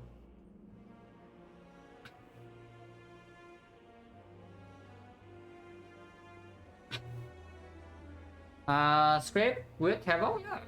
I mean, it's not that bad because of the both the Frozen Eye and the Snake Core. What are the hands that I am not allowed to play script in? Missing this would be pretty bad sometimes. Missing this would be really bad. Missing this would be really bad. Maybe it's not that good. Yeah, maybe it's not that good.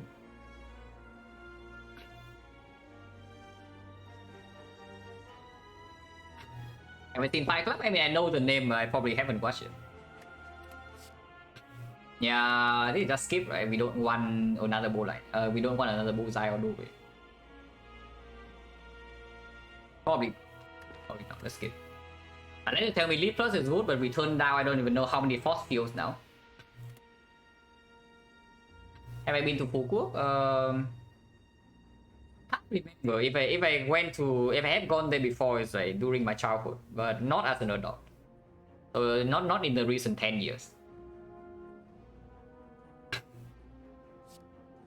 I mean, we turned down like several force fields already, so why do I want to pick Leap Plus? Because force field is just better. It actually decosts when we play the powers on the same turn.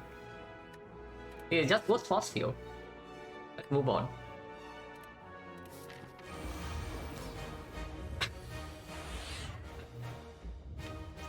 Consume minus. And you should have upgraded the consume.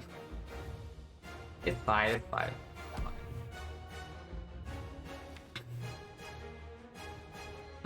Yeah, I guess we play a consume minus. Because I don't feel safe unless I have the consume HP. Unless I have the consume block. Again, like for frost.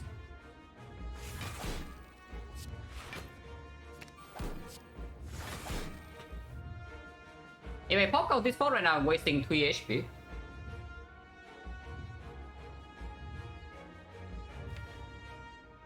Okay, here 7, so I can remove for Sundial because I don't see this hand being amazing. We can go ahead into both the eyes. Depending on how much this costs. If this costs 3 and the reboot is cheap, I just reboot.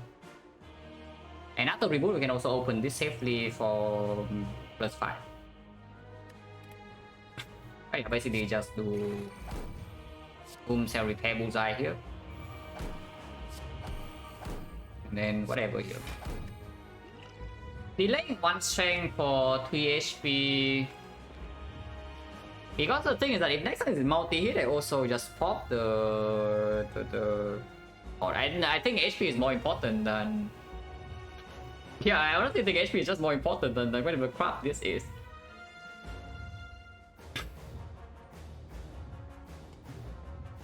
But I want to play turns just ritual here. Is that true? What if we just delay ritual for 2 turns? Like we face the big hit next turn, yeah? We take maybe like 50 damage to our face, and then we double potion. So we don't lose any value of the taunt spot. And basically we lose 2 damage from taunt spot, and we lose our like 2 strength on the taunted spot, but we gain 5 HP. So do you really think the 2 strength is going to be that important? Because I don't think so. I think I keep my potions here. Actually, it's not for 5 HP, it's for 3. 2 strength for 3 HP. But if next turn is the next turn is a multi-hit though, that's the thing. If next turn it starts with multi-hit, I will just bring the taunt spot here. And then maybe take a little bit of hit. And then the turn after I play cultist spot, so that would be fine. Jax, yeah, Jax. Actually too, it's Jax. When do we draw to the second consume? When do I feel safe? Okay, pretty far down. 7, 3 turns. Depending on where the status is, but usually 3 turns. I want HP. I want my HP. At worst, I lose 1 strength. But I want to see what the next attack is first and my draw order with statuses before deciding on whether the HP is more important or not. But 1 strength I don't think is super relevant.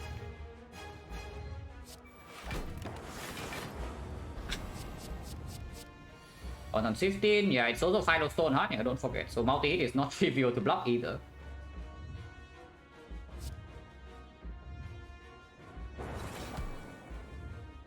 Yeah, right now, so I can do go the ice. Definitely is positive. Now we can play maybe even strike and then drink the potion. This potion definitely is used this turn.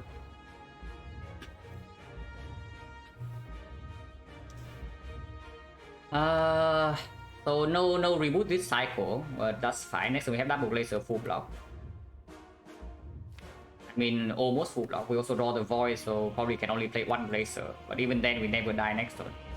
We currently have 30 block, so we are losing 15. If we play Electro, we lose a little bit less, but then we lose more next turn. So I don't want to play this Electro. Yeah, HP, yeah. I don't play Cultist Spot. It's on strength now for 5.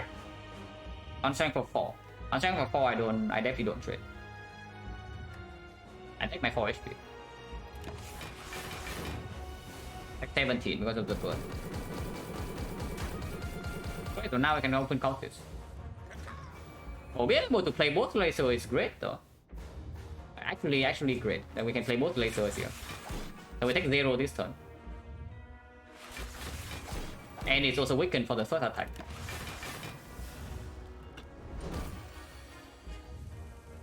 Okay, so this is where it gets slightly weird because next turn we know that our hand is complete trash.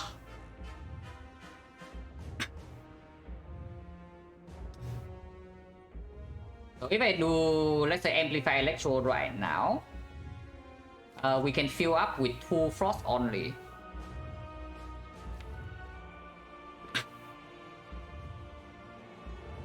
Yeah, Amplify Electro right now we fill up 2 Frost, so it's going to be Lightning, Frost. We draw until here. Maybe sometimes we can play this Zap as well, but turn after we have 1, 2, 3, 4, 5, 6 plus 7. Seems incredibly stupid to do that. So probably just play on mode Lightning. I think no, Amplify Electro into Consume into Coed Chill. How is that? So we have 4 slots. So it's actually going to be Lightning, Frost. Multi next cycle is still 3 times 15. Lightning, Frost. We have 5 focus. So the Frost is blocking for 7. 7 would be 20. We take 25 maximum, and it puts a lot of damage in. Oh, I think I do that actually. And yeah, this is your freaking Cultist Spot HP. Like you want 2 strength. I want to trade my HP for something like this instead of the 2 strength. Yeah, I think this HP I trade. We do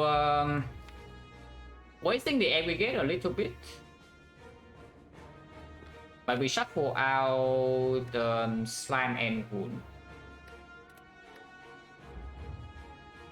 But yeah, let's do defend, consume, amplify, electro, which actually takes 1 damage to be the best still.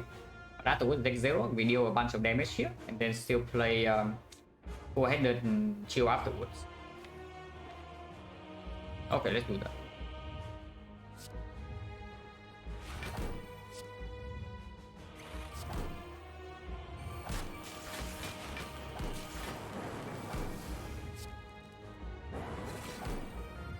Oh, Zap is 0 cost, so that's even more damage. Off order, I think we want to... maybe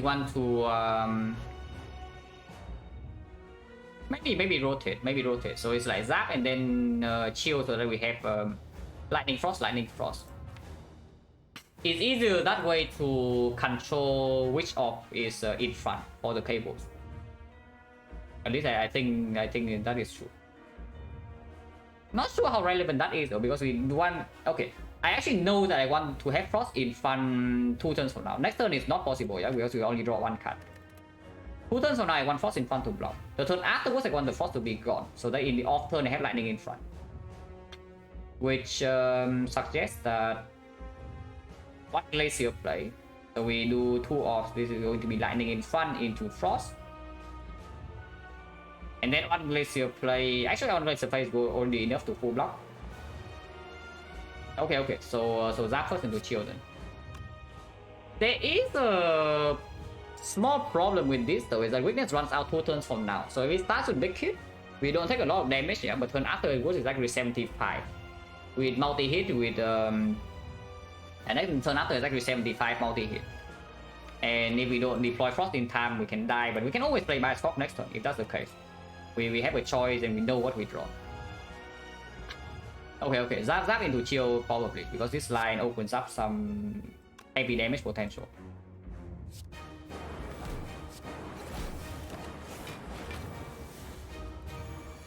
Oh, multi-first. Multi-first is good. Multi-first is definitely good for us. Honestly, I can even see Bioscope immediately. Still. Because now we know the next turn... How's the next turn?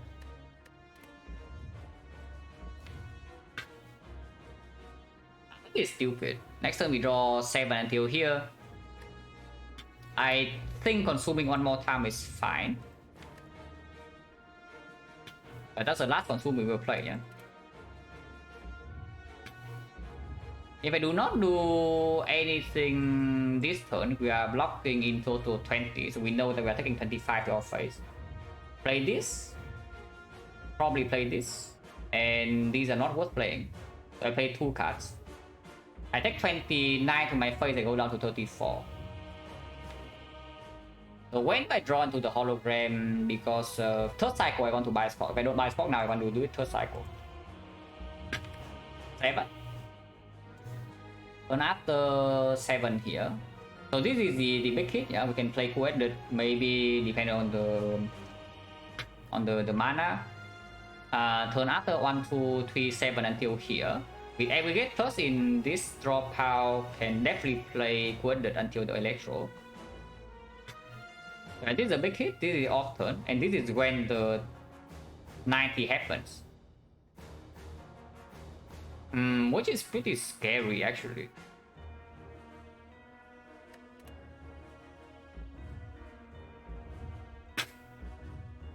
Yeah, that is actually pretty scary. It's not 90, it's even 105.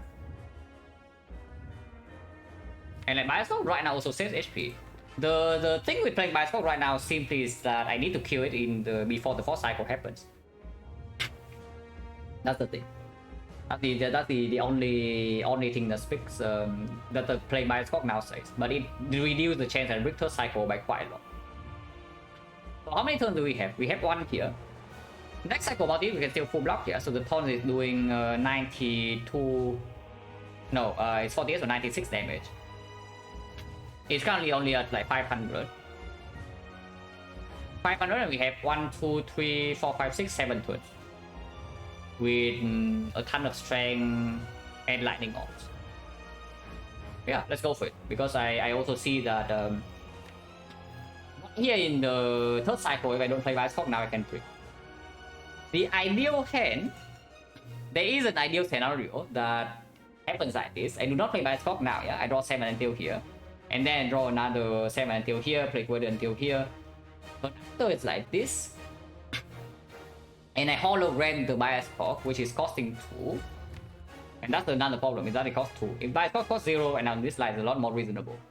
That on this turn, I hologram the Bioscope and then I amplify the Bioscope. And that should easily win the fight. Even if this guy still has maybe 400 HP at that point. But the mana will not line up on this turn, and Sun Level also doesn't play. So yeah, I think Bioscope right now is probably the call. But let's do that. I do think I will still play other cards though. So Bioscope, Aggregate, Halo World, and Exhausting the Slime is worth it. So we still lose 8. And we gain 5 focus, so this is 12 each. We only block 30. So basically I'm losing 15 to another 8, losing 23 still. We go to 40 HP. But that's fine. I mean, I don't need to play Aggregate. What am I talking about? I'm just throwing away 2 HP if I play this. Yeah, we have 6 energies. I can do Bioscope. Yeah, exactly. Why Aggregate? No reason. Bioscope, Slime, Halo World. Just play that. Like, why throw away 2 HP for no reason?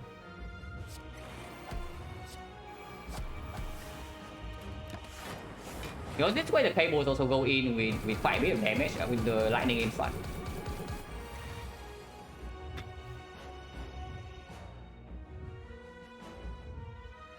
The sand is not so bad.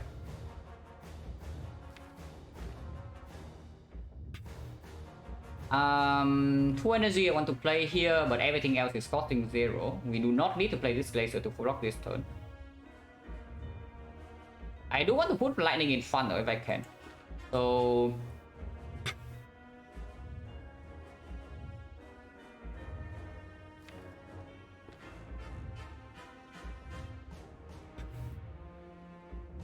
lead consume glacier blind. And we draw 7 until here. So this is the off turn. We draw 200 until here. And this is the next cycle. 1, 2, 3, 7. We still have 2 or 3 frost. We can amplify electro if it's the multi-hit first, and we explore. We evoke all the frost. And we channel maybe one more. And strip artifact, 2 layers. And this go with the eyes. We will not land on the first attack though. It will land on the second attack, not the first one. Unless I draw here. If I draw with this until here, then next turn I have 1, 2, 3, 4, 5, 6, 7. I can draw until electro. So I can't play the electro. Turn after I have 1, 2, 3, 4, 5, 6, 7 here. So it still doesn't reach. Yeah, it still doesn't reach the go with the eye. So we don't have the weakness for first attack. Can hologram the blind? The blind cost 0. Yeah, actually hologram blind is guaranteeing weakness. Okay, so bullseye must be played and the blind must be played. But afterwards it's unclear. Because I might even want to play this 2 HP in order to gain a little bit of damage now with the consume. Is that only 3 damage, so it's definitely not worth it. Yeah, glacier of order would be lightning, frost, frost.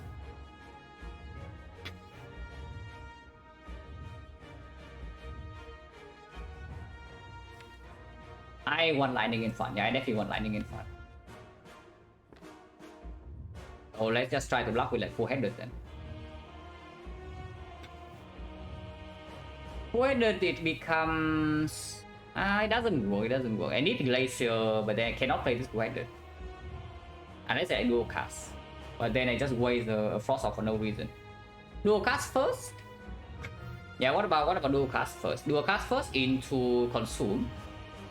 And then I have dual cast first into consume into 200 works. Yeah, dual cast first into consume into 200. And I must say bullseye, so I will have to take 4 bit of death here in order to play that line, but I think I want to trade that.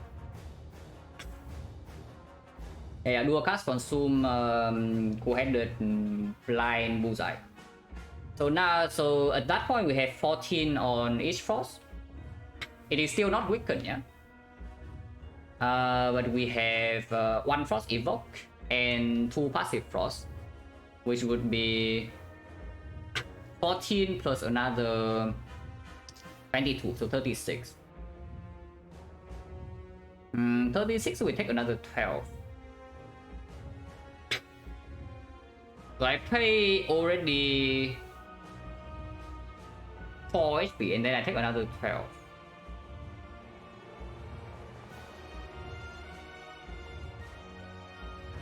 Wait, 1, 2, 3, 4, 5, 10. I block for 1 evoke.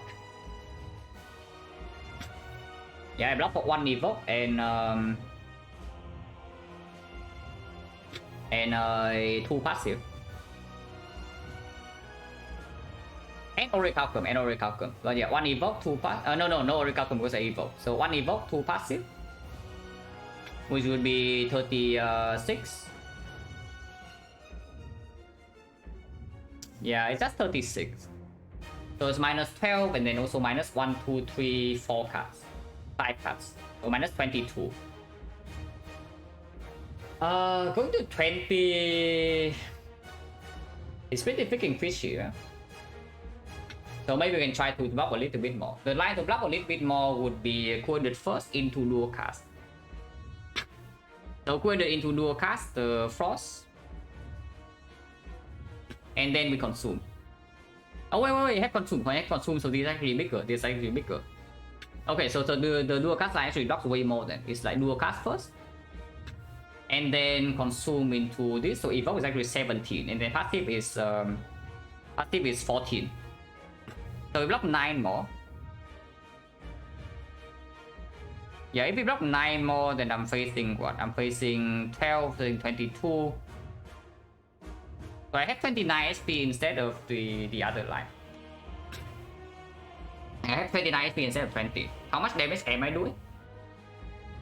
34 damage. Another 30. So that's 60, yeah, 64, 81. 81 damage this turn. 84 damage with the taunts. So is that for 39. Next turn, I'm going to have Lightning Frost. I'm saying later, don't disturb me at the moment. Like not now, because I don't even know what line I'm taking before I calculate all the damage. So if I forget any value I calculated, we are going to stay here for another 5 minutes this turn.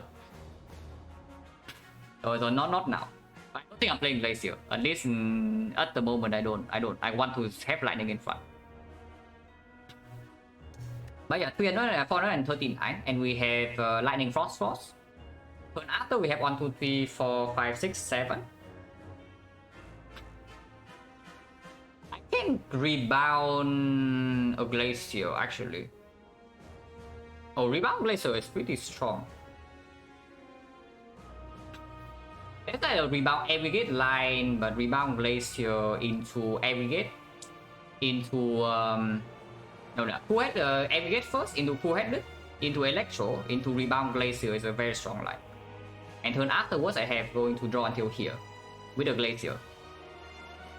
Focus is 9, 12, so it's 11, 10 focus. Weakness is not always down because I need to be able to play both Glacier and Hologram with 4 energy. But with 10 focus, I do have 1 lightning in one frost in here, so I have 3 frost. No, I have 3 slots. I have 3 slots, so this is actually 3 lightning, which is translate into 2 frost here. So it's like lightning frost, which actually is quite bad if the multi-hit is first. But if Quadrant is cheap, we can also play that. And this Quadrant can always be hologram, of course I prefer the hologram blind. Next on how much damage do I take? I can always start the turn with stack into aggregate. And this aggregate right here is giving 3 energy, so it's not always I can play everything I want. 29 HP. 7 times 15 weakens down to 5 times 15, it's only 75 damage. With 10 focus, we are blocking for so 24, 30, 45. That is a little bit too much even with weakness. So that line is dangerous actually. That I would win if I can play this hologram and the coordinate together. I'm pretty sure that would win. But it doesn't always happen. So if we try to scale down with damage and try to maximum save HP this turn, then what does it look like? Still definitely 1 lightning in front. You still definitely 1 lightning in front. There's no reason to not have lightning in front now. Turns you left with, I mean, this turn, off turn, attack first cycle, attack second. It's like 5 turns if I can survive next cycle, which is why I'm considering what is the line that always survive next cycle. 6 turns. 6 turns from here, we should have it.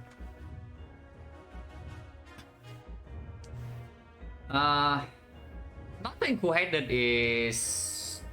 It's possible we can also do like consume Glacier, Bullseye, Blind. It's possible to just do that. I think it's Frost in front, no? Is it? Actually, it's not. Glacier first, and we have Lightning Frost, and we consume, we kill 1 Frost, so we have Lightning Frost, but Glacier is already evoking 1. We just don't play the Quadrant, and next we have 1, 2, 3, 4, 5, 6, 7 here, which is actually quite bad. because I cannot draw into this electro, so we lose out on a lot of damage. Yeah, playing Glacier is nonsense. Playing Glacier is like complete nonsense. If I want to maximum block with only the coordinate play, then it's coordinate first, into dual cast, into consume. Yeah, coordinate dual cast, consume, leap, no, cannot play leap, into bullseye blind. So we dual cast this. Dual cast this before the consume though, not after. So lightning arts can consume. Okay, listen man, that was literally the first line I consider. Like okay, I know you have a lot of questions, yeah, but calm down. If you do not listen, then just watch.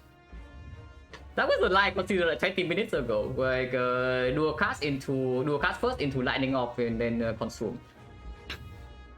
Dual cast first, no, dual cast lightning is the maximum damage line, because now I'm thinking dual cast maximum damage is potentially dead.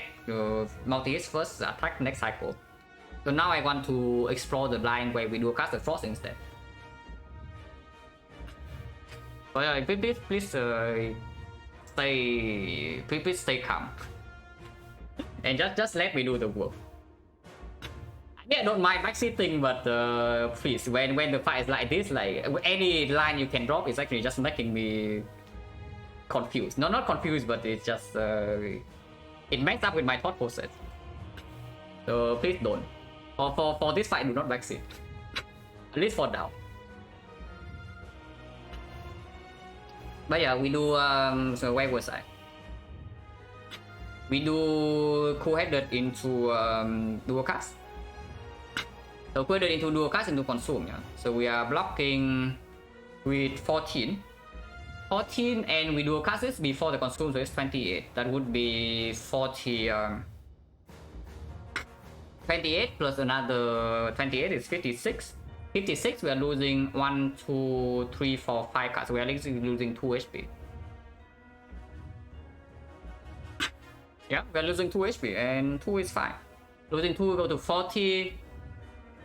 Damage wise, we are still dealing 17. And then another 30. That's 47. Yeah, that's fine. That's way better. Like, it saves so much HP. Yeah, it saves so much HP by that line. Let's go for that. Let's do yeah, co-headed into dual cast the frost and then consume bullseye blind. Is what I see. Double check energy.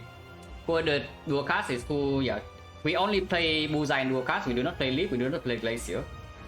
We literally don't care what this glacier here costs. Okay, so let's go for that. Co-headed dual cast. We are only losing like 20 damage or so by doing this line, but we gain like 11 HP. That has to be worth it. So, co-headed dual cast. Orb order would be lightning. Yeah, orb order would be lightning, frost, empty. So now we consume and lose nothing, and then we play these two, and that should block.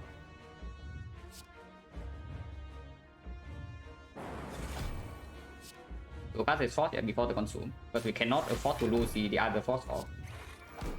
Okay. Yeah, block 28, 48, exact block. And we loop the lightning in front.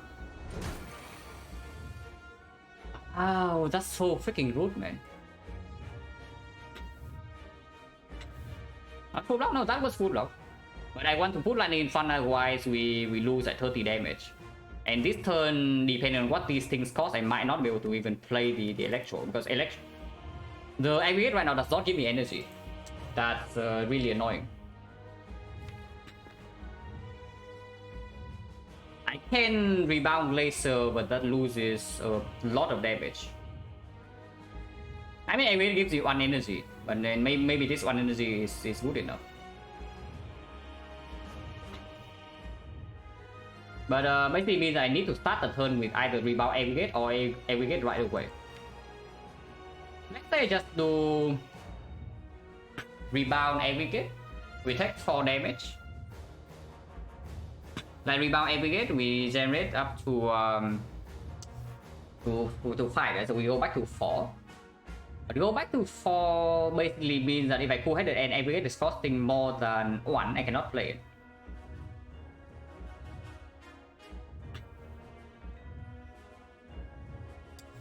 This hand is annoying. This hand is so freaking annoying. I think if I just want to block next cycle, we have it. It's just that it doesn't quite win the fight. If I don't play the Electrode right now and rebound the Glacier. But we simply cannot with this cost. So what about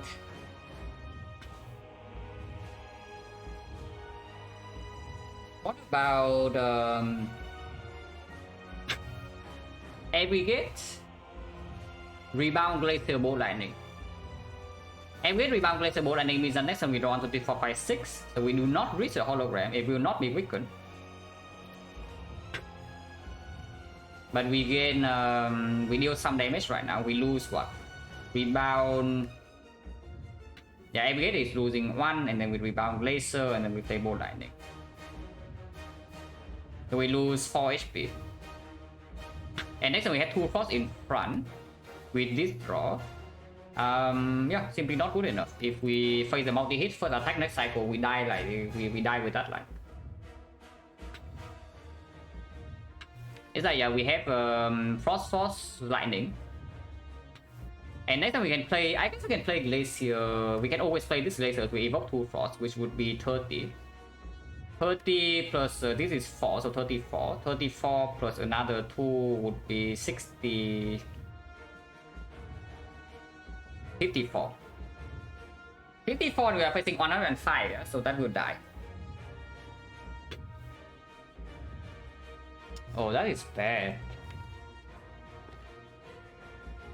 Yeah, this aggregate costing 3 is screwing quite a lot of things up.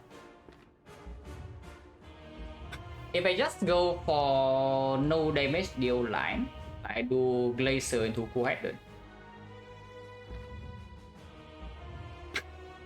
Glacier, aggregate, cool-headed, and if the Electro costing 0 or 1, I can play it, but afterwards I have no Frost, which is just death next turn.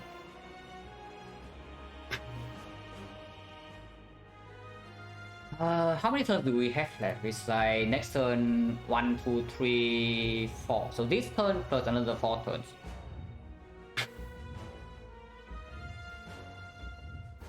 Yeah, so we have 5 turns in total. And the taunt is dealing 48. So we need to deal 400 over 5 turns. 80 per turn, no bullseye.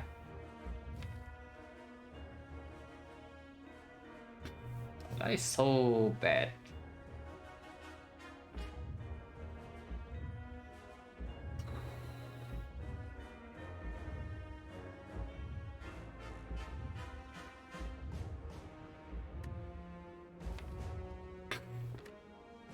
Yeah, that is so bad. Yeah, how do I get out of this? We have 5 energy this turn. And I know that cool-headed must be played.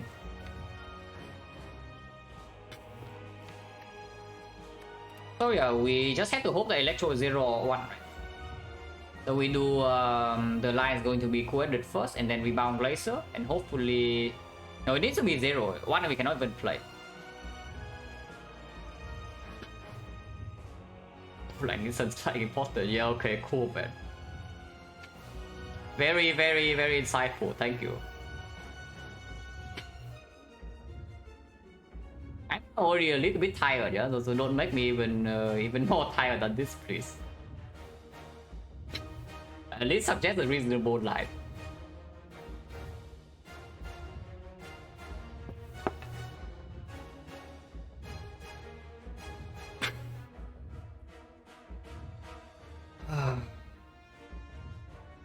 Yeah, the scary part is also just that we need to deal damage. If we just need to live, then it's easy. But the most annoying part is that we need to deal damage.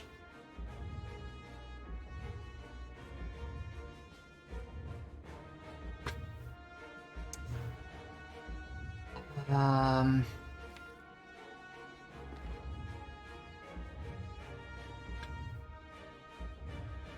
Without playing coordinate, any rebounding here is death, yeah, because you don't reach a hologram.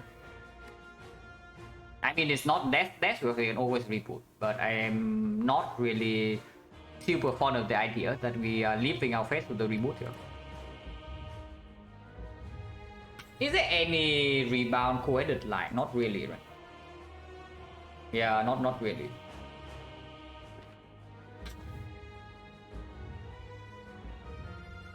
What's the second aggregate costing? 1. So rebound coordinate, draw 2. Next turn we draw 1, 2, 3, 4, 5, 6. We can play coordinate. We can play coordinate again until here, but we need another coordinate before we can shuffle. So I cannot hologram the aggregate.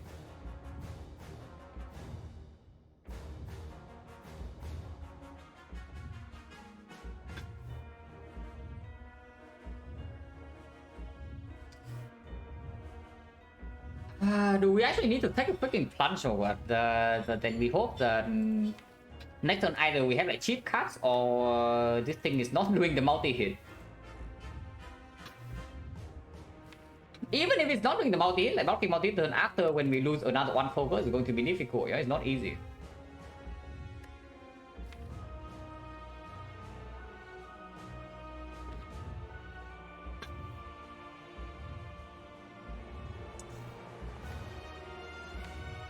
Who had the rebound aggregate? How does that look? No, rebound aggregate makes 0 sense. Yeah, what am I talking about? Rebound aggregate makes like 0 sense. So if I want to if I want to rebound something, I need to play coordinate plus. And if I want to play coordinate plus, I need to play aggregate. Otherwise, I run out of energy. And if that's the case, then the only reasonable rebound is the Glacier. So I can see that this line, we are practically forced.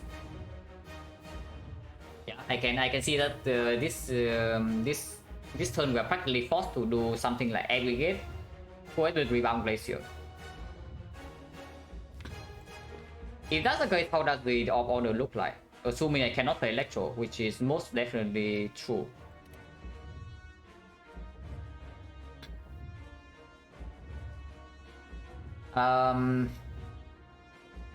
We deal another 39.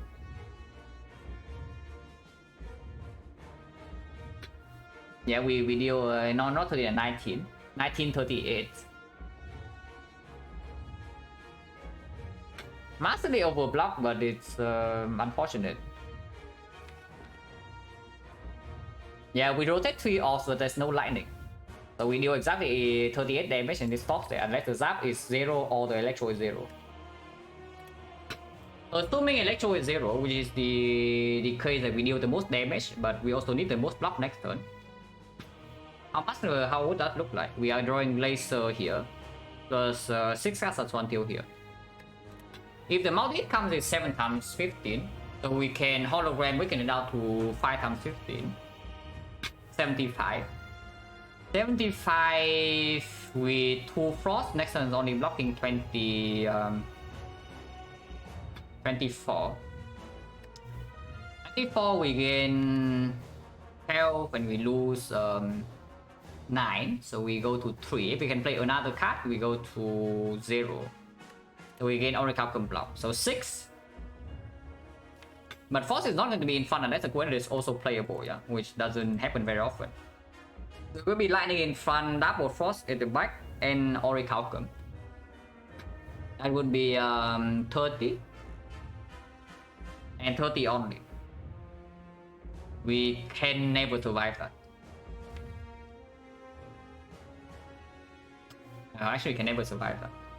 So we need to be able to play 3 cards. We need to be able to play Coordinate, Hologram, and the Glacier at the same time. That will live. Or we need to not play this Electro. That most definitely live next cycle is just we probably die afterwards because our damage is not fast enough.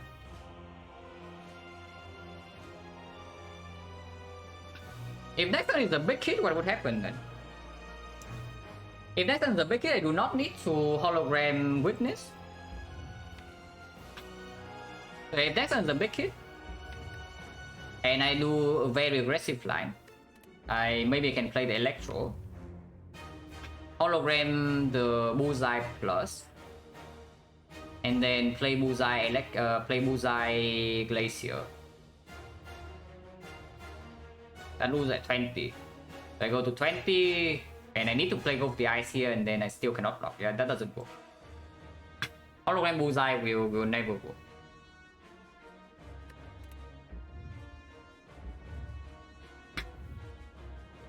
So it actually is saying that I cannot play Electro now.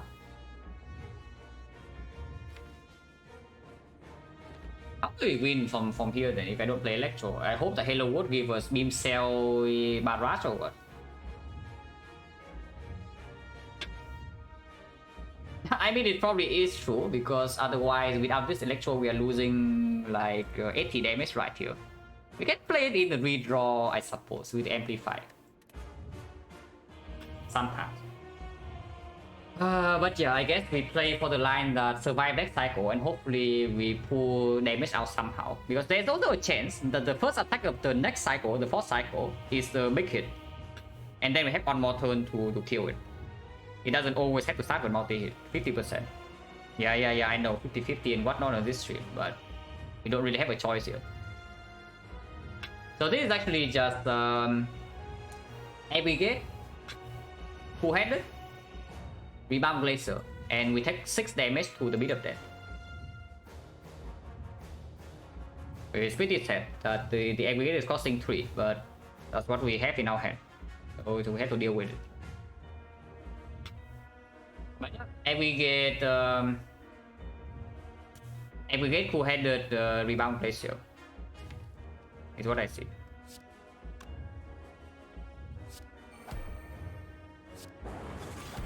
Actually, it's 2, so it's unplayable. That is really bad. This is our turn on the off turn. It is multi-hit first though, so at least I play that line. Otherwise, unfortunately, Hologram and the Glacier are not playable together. Is that a problem or not? Because if I play Weakness right now, I don't have the Glacier, yeah, but I also have 48 block. With the stack is 22.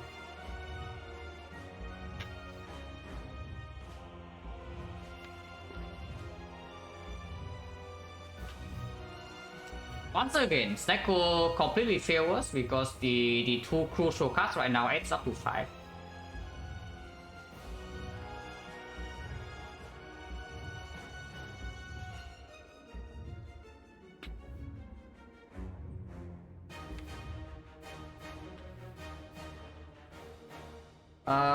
If I just do Glacier, how much Glacier alone? Quite a lot. We block 30, and we block another 48, so that's already 78. 78 with this is 100, so we never die this turn if you just play Glacier stack. The issue with that is, of course, next turn we do not have Weakness down. If I just play like Hologram stack, though, what if just Hologram stack? Hologram stack, we're blocking 48. Is 70. 70, we're taking 75, so we are not taking that much. And I have Weakness next turn, but I do not like this hand. I really do not like this hand. So yeah, honestly, I think we are rebooting here.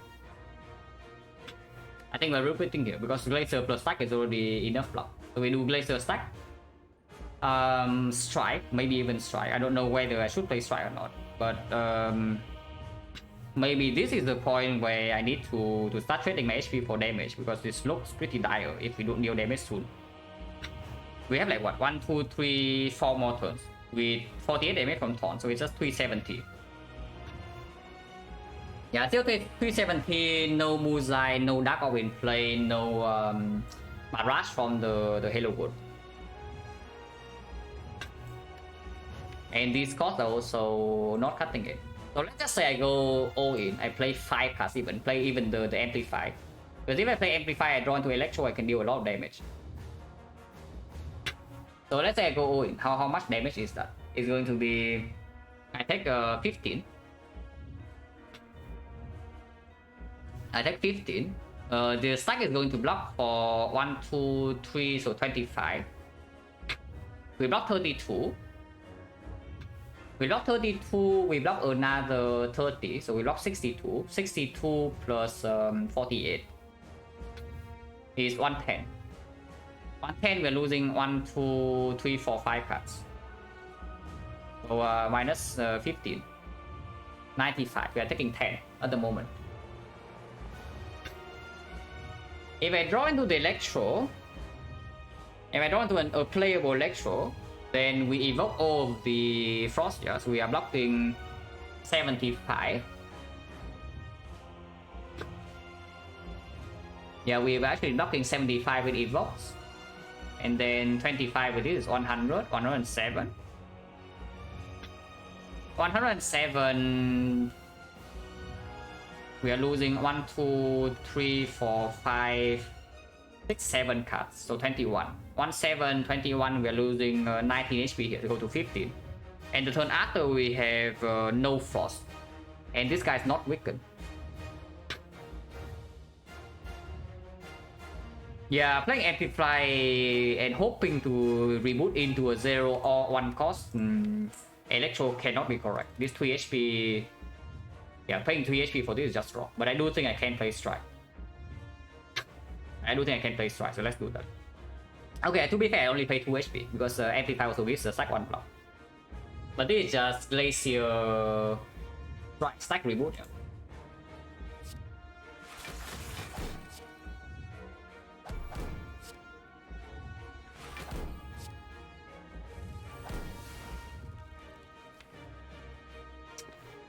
Definitely does not die, but next turn, but it also doesn't really deal damage. And I see that we are bottom decking our damage, so we are probably dead unless the Halo would give me something. We bottom deck Ball Lightning, bottom deck Electro, bottom deck the Zap. So the Bullseye debuff in here is not doing anything. Oh, that's not good.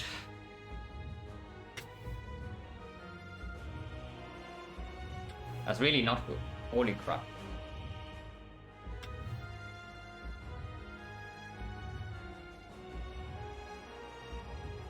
And wait, once again costing 3. Not a huge problem. You can retain it, we can also just full block this turn and draw like 7 here.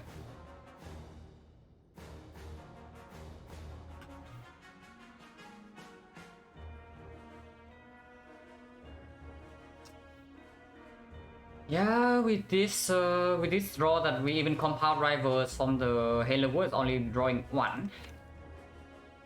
How do we ever get there? Like, we just don't.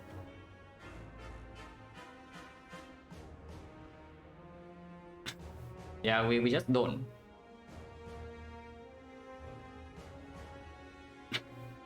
Is next multi-hit ever blockable?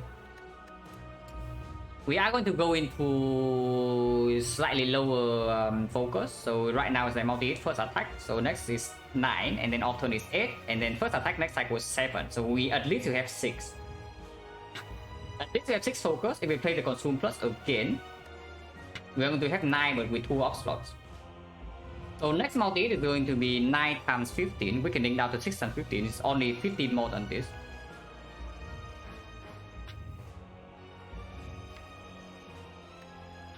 So let's say I don't play Equilibrium here. Next turn I draw until here. I will play... Honestly, maybe even Rebound Blind. It's like a Rebound Blind if I can, and then play the Consume Plus. Turn after... I don't know, I don't need to Rebound Blind because I know that Go for the Ice landing here. I mean, not always, but I also need to play Glacier probably. But we are in... Basically, we're in like Hopium mode now. Because at the moment, I don't see that we can kill ever on the first attack of the fourth cycle with this draw order. So we try to block instead.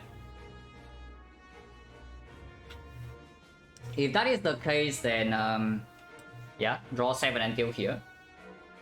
Then after draw 7 until here, which I can do co-edit Okay, which I can do coded into this. I can do coded into this. Turn after I have 1, 2, 3, 4, 5, 6, 7, which always live, if I'm correct. We have what, 9 focus, 2 off slots. So the Glacier is blocking for if I can play both Glacier and go with the Ice, of course. So the Glacier is blocking for 2 evokes with 9 focus. That would be 14. So 28. 28 with another 3 passive frost. That is 60. That is 33. So that's 61. 61 with go to minus go to 1. 61, 62. 62. 62, but we can gain 4 block, 3 block. We have 65, and we need to block. We need to block 90. So we only take a 20, 25.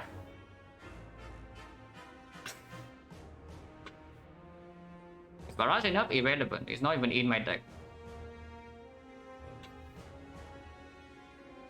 I tease my guy. I already told you. Like, I don't do this too often, yeah. But I already told you. Like, please stay where you are. And just let me play this fight. I know what? Yeah, I know. I know that's what you mean. But please, like, please stop. I don't want to time you out for like back sitting, because I welcome back sitting. But this is a little bit too much. Like, please calm down. Holy moly, man. If we lose the 50-50, however, yeah, and the first attack of the next cycle is the big hit, and not the multi-hit, then do we kill this turn or not? Because if we don't kill by this turn and we try to block, then we die. We can never survive this hit.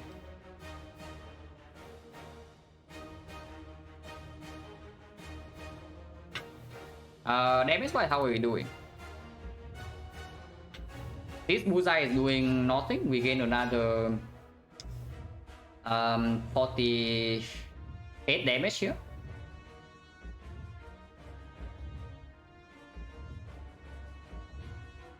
Yeah, we gain another 48 damage here. So that's 356. 356. I can do this 19 for free. Not quite. If I equip, I can play for free. Next turn I have what? Like this, the rebound is doing 21.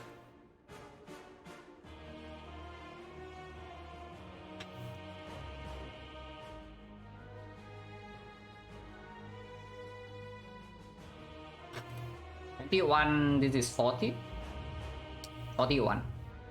41, 356 is 310. Around 310. It's not even close. Like, yeah, there's no way. There's actually no way to kill in the fourth cycle unless a Halo World give us something good. Like, we are very far off.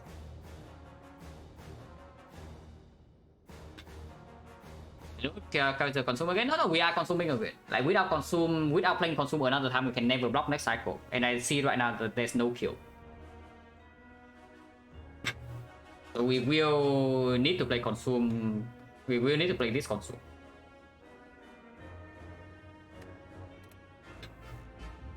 But yeah, if I equip right now, how much am I? Right now, currently I'm blocking what? 97. 97, we need to play 1-5. So I play reinforced body or the lead. I take 1 damage, so I go to 33.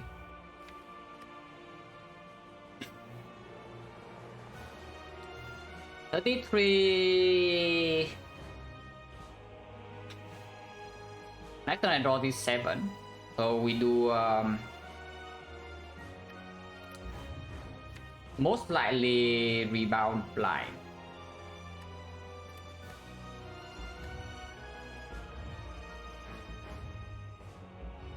Wait, what turn is it? I already forgot. Holy crap, I should really focus on the fight instead of reading the nonsense. Okay, we can just from the cultist. We can actually calculate from the cultist spot. I start with 3 strength. I open the cultist spot on turn 3. So on turn 4 I gain 1 strength. On turn 5 is 2. So with 5 strength it is on turn 8. Yeah, turn 4 1 strength. Yeah, turn 4 1 strength, so right now we are on turn 8. And turn 8 is what? 1, 2, 3. Oh yeah, off turn attack, off turn attack. Off turn attack, so this is the first attack. Okay, so next turn there is a big hit coming. Yeah, next turn there is a big hit coming. But blind alone is full block, so it's okay. There's a Reaper, yeah, I'm in no mood for this right now, so goodbye my friend. I am generally in no mood for this.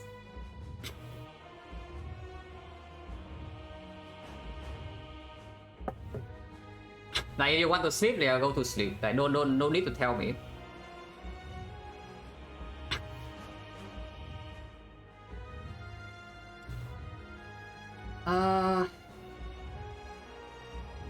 But yeah, if next turn we can rebound blind, so I can always start with stack here. And we know that 3/4 of with the cable is already full block, no matter what. So I can always start with stack and maybe hopefully rebound blind. If I can only play consume rebound blind. If I can only play consume rebound blind. In honestly, even the worst case scenario, I can't even play the rebound. So I need to settle with like rebound, consume blind. Consume blind, I'm going to have 11, so 14 is 42 block, 48. 48, yeah, it's absolutely full block next turn with weakness. But so weakness runs out on the thing. Weakness runs out on the off turn, and this is the off turn. 1, 2, 3, 4, 5, 6, 7. And I have an empty turn. Aggregate is gaining 1, 2, 3, 4, 5, 6, 7, 8, 9, 10, 11, 12, 13. So aggregate is gaining 3 energy. Oh yeah, this is my turn. 3 energy. If I want to draw into the board, I didn't do a cast, then I can do it. Turn after I have this 1, 2, 3, 4, 5, 6, 7. If this is a multi-hit, we are alive. If this is a big hit, we are most definitely dead this turn, unless the Hello World give us something, or this thing is cheap. Because yeah, no Sunlight Energy, no charge battery, no hologram. Witness can land, Witness always land. We waited in so long, how this got? No. Absolutely not. do you see this? Like, we have freaking 8 strength here. And do you see that how many attacks do we play? Like, what's like 0? And we need every single point of HP from here. So absolutely not. That popping cultist slate is for sure, at least for now, the right call. Until we have hindsight Henry that tells me that I miss lethal by like 20 damage on like 4 turns from now. Hopefully not.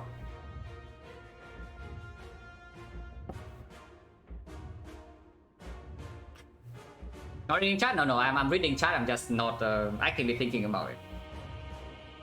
It's like if you consider a line, if you suggest a line in the chat, just completely ignore you. That's what happens. I don't think about it. But EQ here is not a thing, because if we delay, this is already too slow. Even if we draw the full 7, we are already way too slow. If we delay the draw with EQ, because next turn retaining this hand doesn't do anything. And retaining this hand with EQ just doesn't do anything, except giving us a hologram. But what does hologram do? It doesn't. Maybe I can hologram blind. Hologram blind with the aggregate first, maybe it's quite good actually.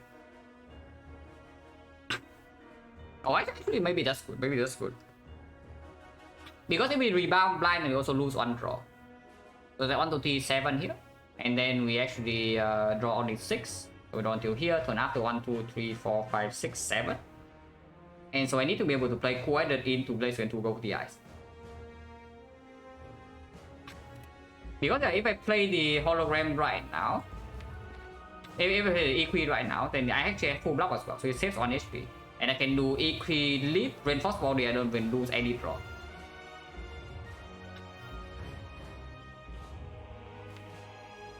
Let's do that actually, let's do that. So Equi lead, reinforce body here, and next time we have a huge AV gate. We draw 7 in here, so we have 20 cards, so this thing gives 5 energy, actually it is still +2. Which does allow me to play, maybe even open with a stack to block, and then blind hollow blind. And then I can maybe rebound the hologram, but I don't think it's I don't think that's doing anything. Okay. So Equi lead reinforce. Equi lead reinforce. And yes, I do play the reinforced body here. We already have full block. I do play this for headspace.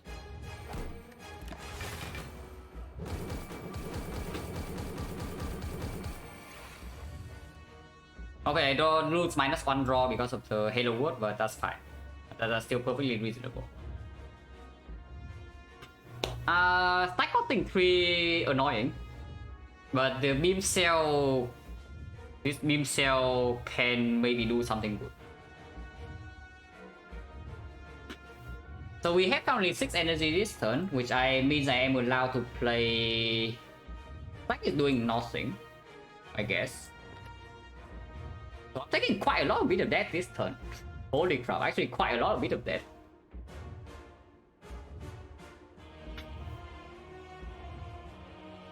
What if we go aggressive? Or what if we go aggressive? Because now I see a line that we can do beam cell into rebound hologram, for example.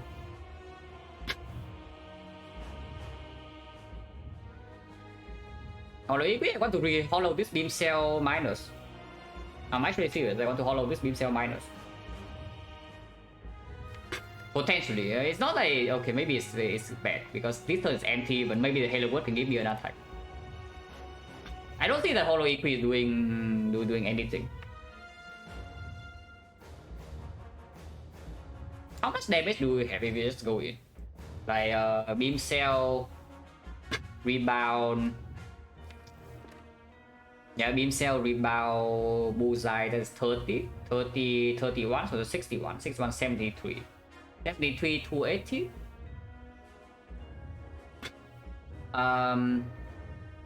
Energy wise, we can have 6. So we can have yeah, energy wise we can have 6. No, we have 7 because we overdraw by 1, so now it's 21, so it gives 7 energy. So we actually have 8. Yeah, play 3, go to 1, get 7, we get 8 energy this turn. If I have 8 energy, I can do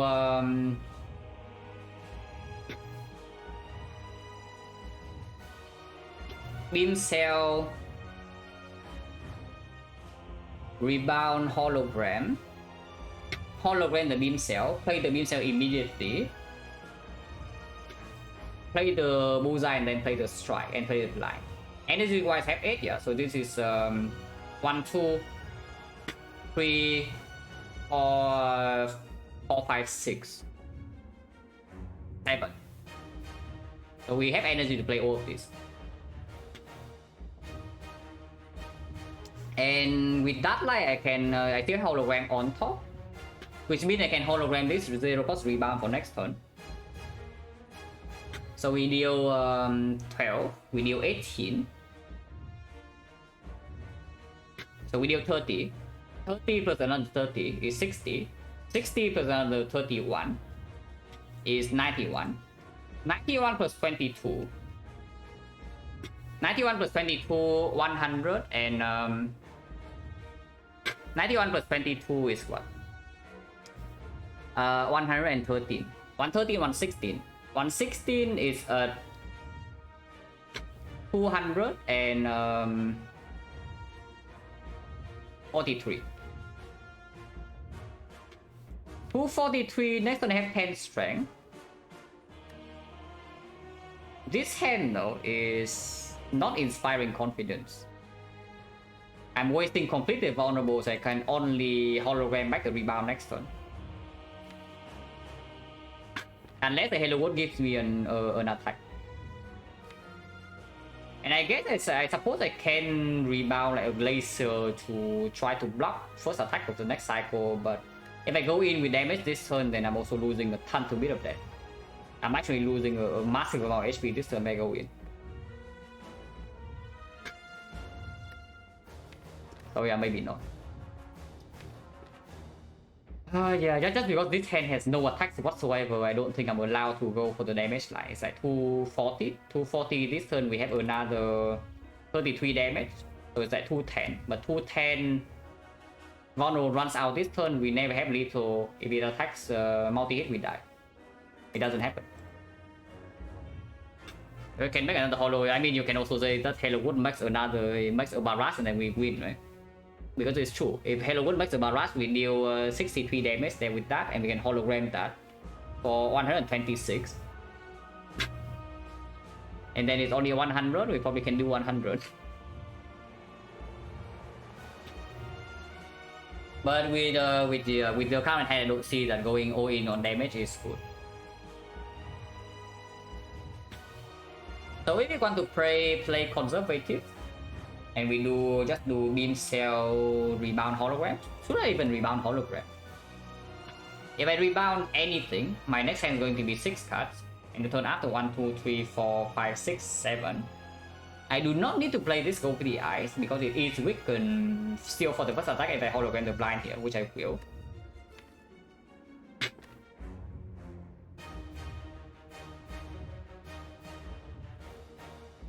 Holo EP is just dead unless we can EP again next turn, but currently I don't see it. So we will need to actually take bit of death here, like quite a lot. This is so much damage though, holy crap. From the bit of death.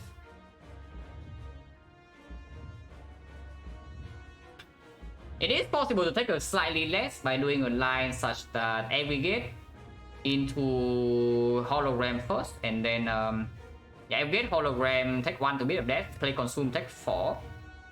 But we hologram the reinforced body, and then just play the reinforced body, then we full block, and then we can follow up with like beam cell, rebound blind, or maybe blind rebound.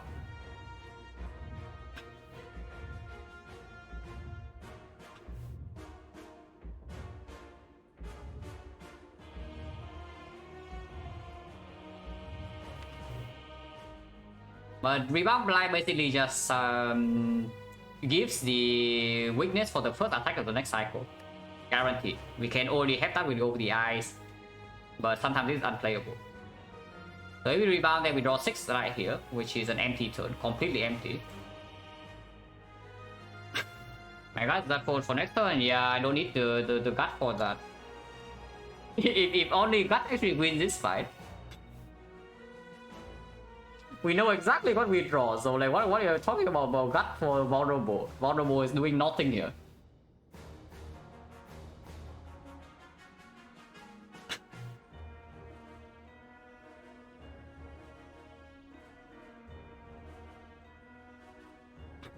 It's always like this, yeah. When the fight gets to like some extreme complexity right now, like all the experts comes out, like it's the same for life coach.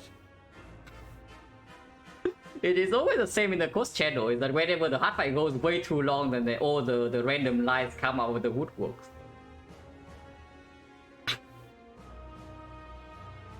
I'm like freaking racking my brain here to not how to not die next cycle, and then there's like this coming in.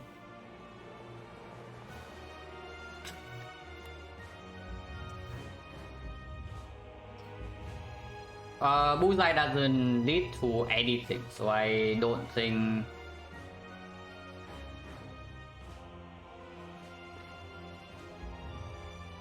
If I play the beam cell, I might as well play bullseye because I will play rebound. So this bullseye is actually just positive block if I play the beam cell, which I probably will. So how much am I losing the bit of that? This is not pleasant. Like the amount of damage I'm taking here. So aggregate first, 8 energy. We do beam cell, bullseye.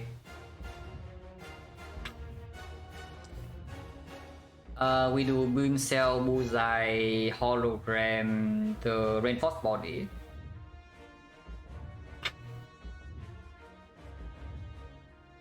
Into consume.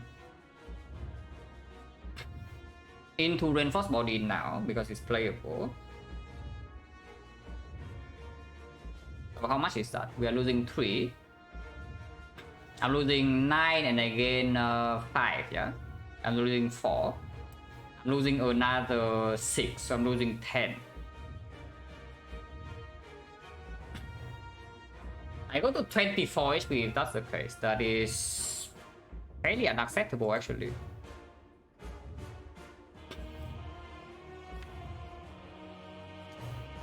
Why is this draw so bad man with a reboot? Like why is this draw so bad with the reboot? We cannot block with the death with this. Crazy. Ball landing is a full block. Electro's full block probably kills. This full block and also draw. This full block the beat of death immediately. Instead of taking like 10 damage. Holy crap man. 24 next cycle multi-hit is going to be 8, 9, yeah, so if we can do 6, it's 90 damage. In order to block that, I need to block for 67. Yeah, in order to block, I need to block for 67. Focus why we are going to 12, so next turn off turn we go to 11, turn after we go to 10. 10 with 2 for 2 off source only, 67. With 1 laser, 12 blocks, so it's actually 15 is 30. 30 with this 24 or 36.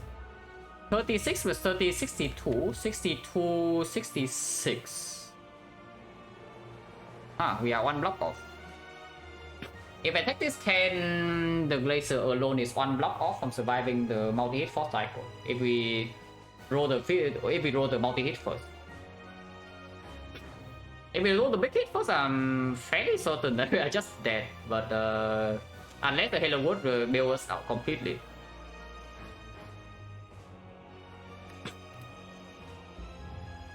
But not doing damage right now is also like completely stupid, yeah? Because we cannot actually full block next cycle at all. The only case where we full block next cycle is that multi-hit is first, we barely survive because we draw a good snack or hand. And then the big hit comes, the weakness is still in there and it's not doing so much. But again, afterwards we draw wounds. Because we will take maybe like 5 or 6 hits from the painful stabs. So we will draw wounds. And then we also cannot start the turn with any damage card because we die to beat of death. Holy Queen 2 damage. That is just worse than Hollow Reinforced Body. I think it's actually not true. It's the same. It's the same. Maybe it's better. Because we can empty our hand here.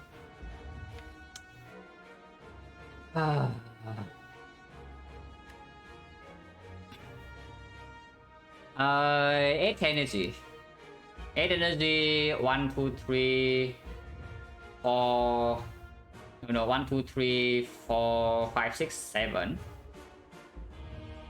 So we have in our hand the stack and only the stack.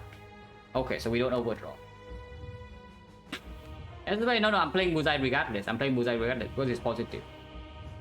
But now that I see that hologramming blind is not going to work, hologramming rebounding the hologram also will not work, then yes, I might as well do Hollow Equi and go in with damage. It's actually just true. And yeah, we hope that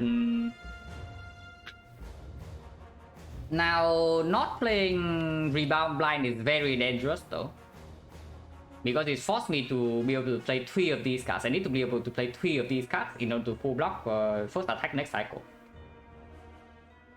So maybe I sacrifice undraw and I still rebound the blind on top.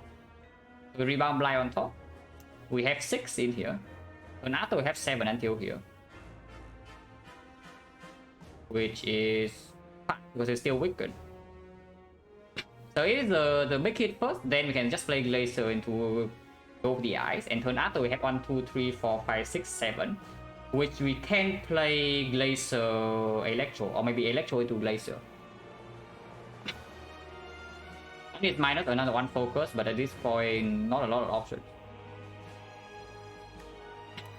Yeah, there's really no option here. But I can see that hollow Equi, and we rebound the blind on top. And yes, rebound blind must happen. Yeah, rebound blind actually must happen.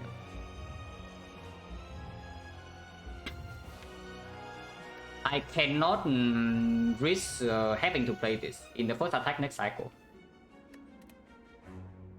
Oh yeah, hologram, EP, play aggregate, empty head. Is the line. Don't see anything else.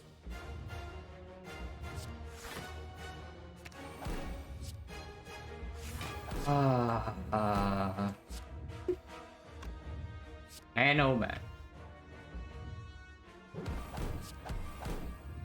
Still taking some bit of death, I just say.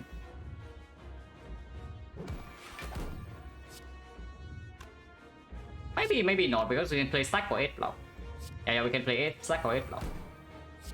So stack into consume. And now we have full block. Oh man. I mean, okay, at least aggregate in here is 3 energy, so we have +1, we have 5. Which means I can do Glacier Sweeping Beam blind.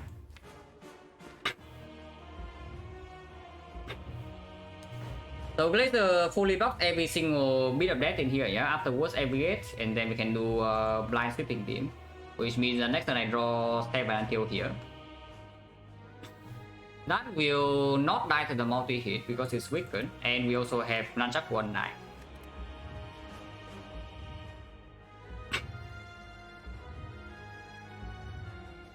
Another consume is definitely negative. Yeah, playing this consume right here is definitely negative.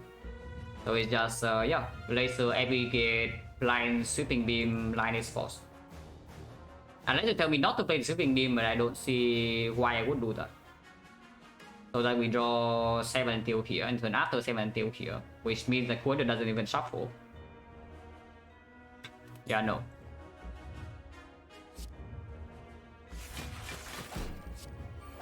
And yes, we rebounded the blind so that we don't need to play over the eyes next cycle.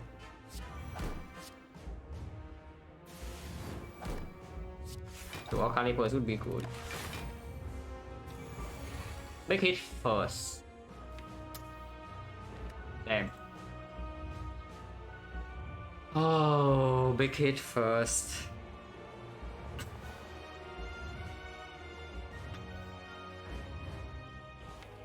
So I'm not allowed to play this full-headed because I need the Glacier for next turn, otherwise I die.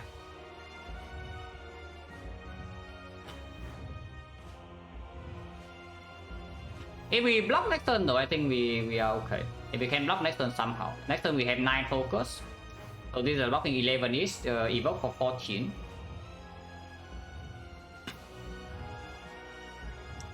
Evoke for 14. So we have double evoke and 3 passive, which is 28, so it's 33, it's 61. Possible to block next turn, not very likely, but possible. If this is multi-hit, I think we have already won the fight. But we roll the big hit, unfortunately.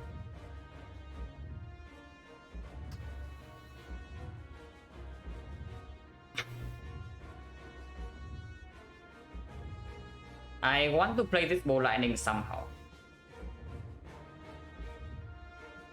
Can start a turn with guys. Yeah, I guess no need to play Steam Barrier. We can just start the turn with Bow Lightning.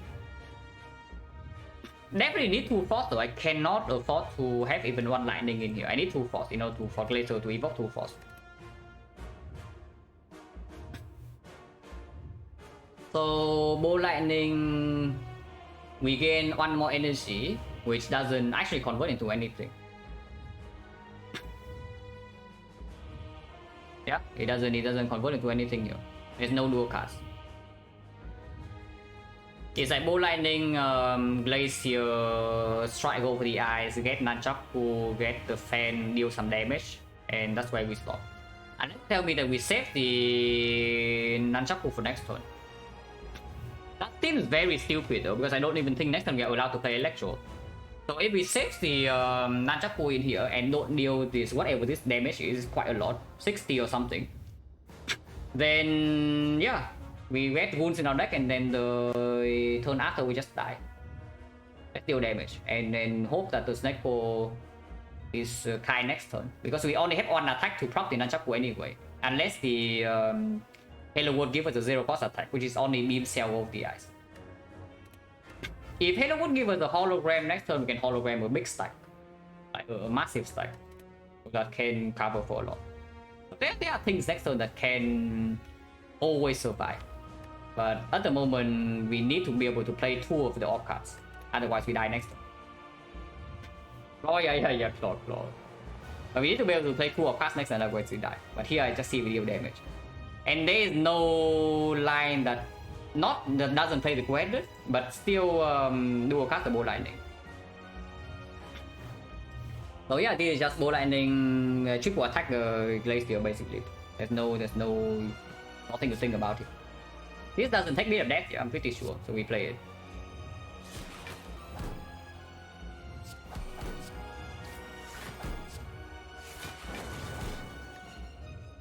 Yeah, so we just hope that next time we don't die.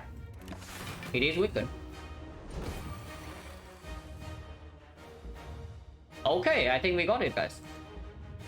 Oh my god, guys, I think we got there, but Jesus, that was... Oh, that was way too stressful, man. For my first run on Defect. Or the first run with the new Defect sample, it's like way too stressful. But we are most definitely winning.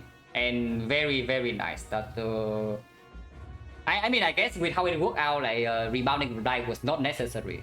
But we made all the preparation in case that the Go for the Ice could not be played in case that the multi-hit comes first.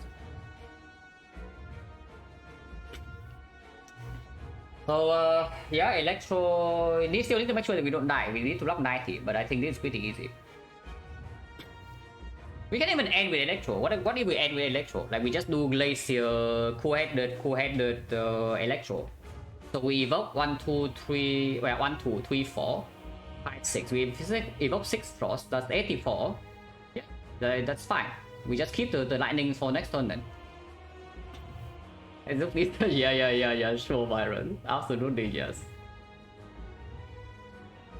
But yeah, Glacier, cool-headed, and then we see what we draw in the shuffle. Could even not shuffle in the Glacier, but shuffle in the Glacier is fine. Blind redraw, that's totally unnecessary. Oh, the Bullseye of the Gods is playable. Okay, so we play it. We just play Bullseye Electro in here and it dies. Double check, yeah. I lose 6 and I gain another 28, so I gain 22. 22 is 76, so I lose 14. Yeah, more than enough. More than enough. It is pretty close. Yeah, I can even play one more attack. Playing one more attack is fine. And I should. And yeah, I definitely should play one attack. Even dual cast. 90 only, 17, yeah, dual cast is good.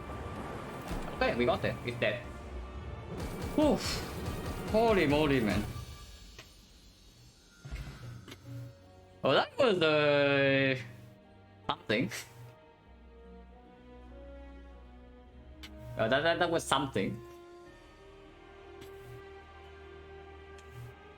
Why is Defect like this? Yeah, why is Defect like this? I mean, on Silent, we have this like 2 hours, almost 2 hours the whole run, yeah?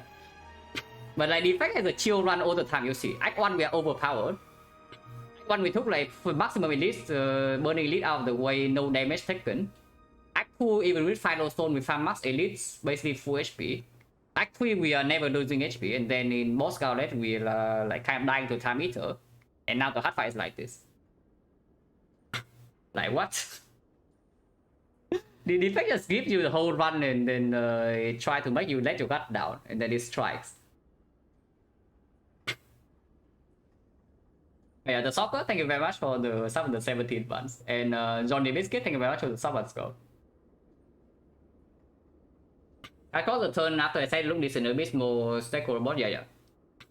It was I mean, I don't even think that we roll that badly in the hard fight with Stack Cost Squad. Just that the reboot turn was terrible. It's like all the draw order went wrong. The reboot turn we were forced to reboot was a curse. The cost was awful, yeah.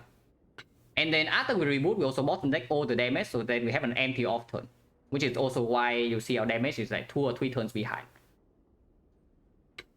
But yeah, so basically we end up like blocking. With the rolls at the end, like the final turn was very, very strong. That the rolls there was insane. So we ended up actually killing it on that turn. But we could have blocked, so we never died on that turn. It's like, yeah, we reboot and then we have 2 empty turns. It's crazy with infinite energy. It's like almost 3 empty turns, yeah, but the Halo World got us. Yeah, the Halo World got us. Like, without Halo World, we are completely toast here. It's not even close without the Halo World. Like, how much damage did it even do? It's like 200 or whatever, and it also gets a ton of block on the stack turn. Overall, fairly happy with the major decisions I made in this run. Like, from start to finish, the electro upgrade, absolutely insane. Without this electro upgrade, we are in big trouble even starting from Act 2. Mirror on the electro plus was like fairly obvious, yeah. So that one is whatever. But the second Glacier pick as well, like without another Glacier, without all 3 Glacier in the hard fight, like we are also in trouble. Consume pick was very, very necessary. It's just unfortunate that one floor after we see another Consume Miners. It's like, yeah, unfortunate that one floor after we transform to Consume Miner, so we just yeah, now we have another Consume Miner that we don't want to play. The taken Thunder Strike is honestly true. Maybe the Thunder Strike in Act 2 could have been taken. Maybe the static discharge in Act 3 could have been taken. But that was like at the start of the act, and we also have 3 elites plus a heal shop coming up. 2 heal shops even, not even 1. We have 2 shops. Yeah, we have 2 big shops with a full act with 3 elites. And somehow we cannot see damage. Just look at this. Like, what do we add in Act 3? Who had the Equilibrium Engage stack plus Glacier Amplify? Right, and a Rebound plus. Yeah, a ton of damage in here. Holy crap, man. The one full act and we never found damage. But yeah, of course, Consort play. Of course, Bioscope upgrade playful. And even with high side knowledge, I still think playing Bioscope when I did was fine. Because if we miss the Bioscope in the third cycle, we just simply die on that turn immediately. So I don't mind too much. It does mean that, yeah, sometimes fourth cycle gets spicy, but it was good in the end. Yeah, that's about the major decision, right? Just how, and then afterwards, it's just how about how I play fights. The time meter fight was, of course, excellent. And then Spear and Shield was good, and then yeah, the hard fight much more difficult than it should have been, considering our turn 1 draw.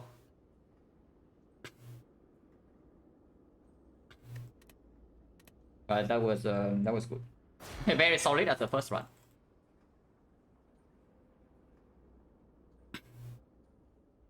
Also, the Glacier 2 damage output and the value, yeah, everyone just performs like right away. It's crazy. 2 hour silent into 6 hour defect, yeah. Okay, we can check how long the boss gauntlet and the Act 4 took, yeah, because I honestly think that is like probably half the run. Just the usual, you see, like for defect. You chill the whole run, maybe you take a little bit more time in Act 2. And then half of your run is at the boss gauntlet in Act 4.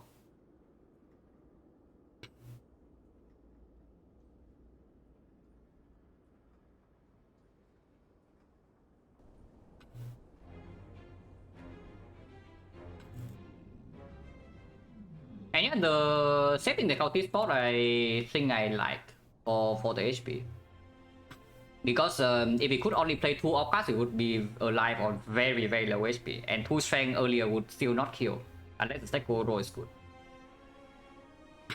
But yeah, 39 here, so 40 into 31. So that's already 70. 80. Oh my god, man, this fight is like 1 hour and a half. So it's actually 3 hours in total. Yeah, exactly, right, half of the run, 3 hours total. Like this is 3 hours. But most of what I use is just I can show you right here. Like the mod is right here, it's easier. So base mod is the one that you must have in order to run other mods. I run relic stats to give you like some additional info like this. I go save 150, HP heal like this. And yeah, Nunchaku energy gain, more bank gold gain. Pretty nice. The say relics. Run history plus gives like more details in the run history, and you can probably also see right there. It shows the new bonus, it shows what I skipped in the shop and other stuff. And the yeah, slay relics, which allow viewers on PC to hover over the relics and click on my deck when I'm playing the run and see what's in my deck.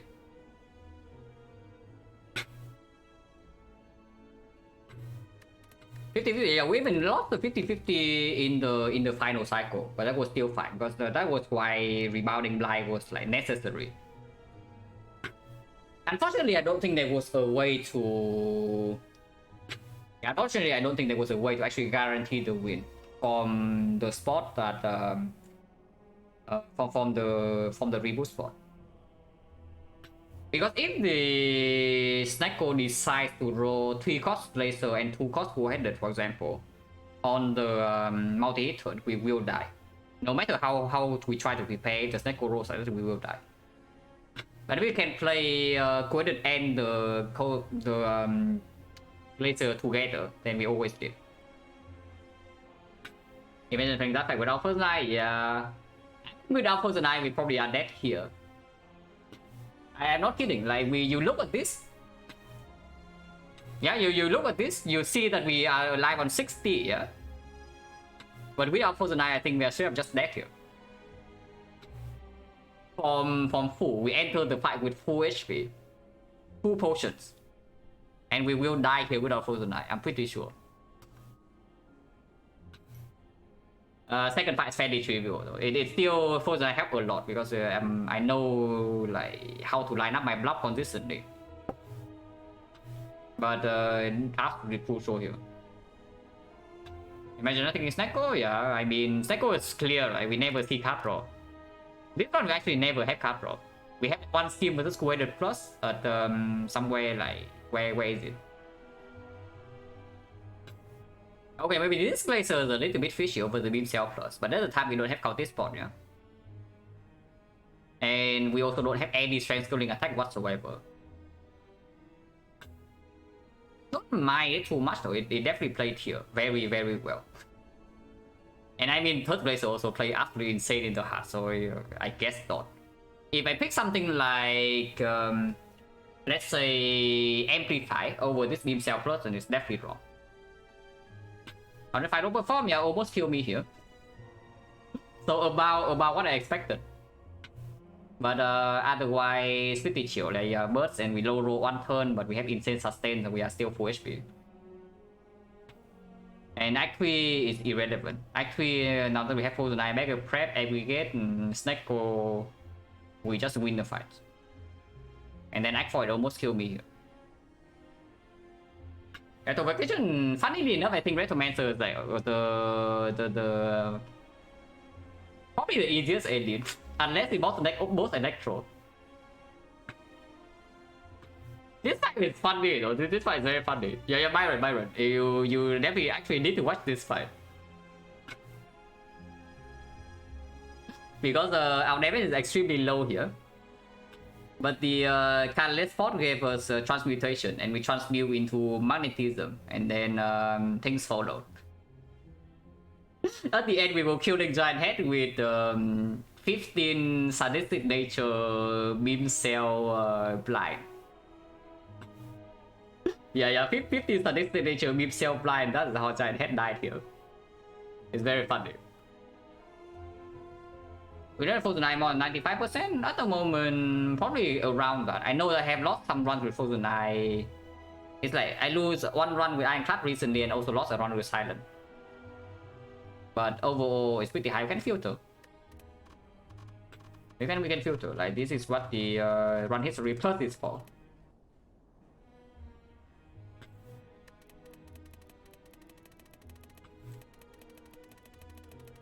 I mean, yeah, you can see for yourself. you can see for yourself why I just buy this.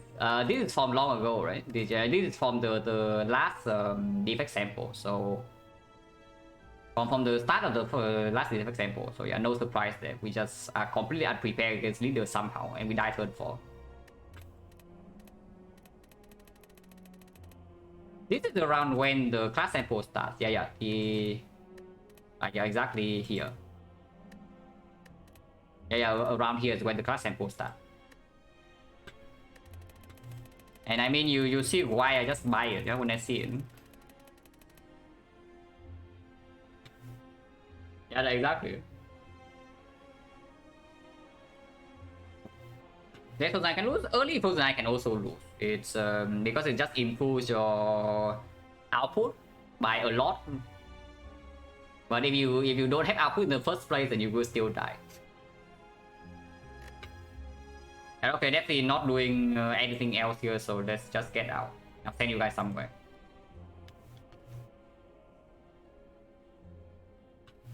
But that is exhausting though. This probably kills my silent run tomorrow. By killing, I don't mean that the run will die or anything, but I probably won't stream. Oh yeah, let's go to A20H. He speaks Russian mainly, but he is playing a silent sample. And I mean, you don't need to understand Russian to understand what's going on in the game. So just enjoy.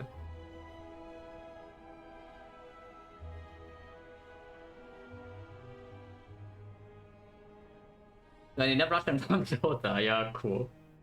I mean, yes, I have heard story of like Europe West and Europe East. But yeah, thanks for watching guys, as always. And yeah, see you.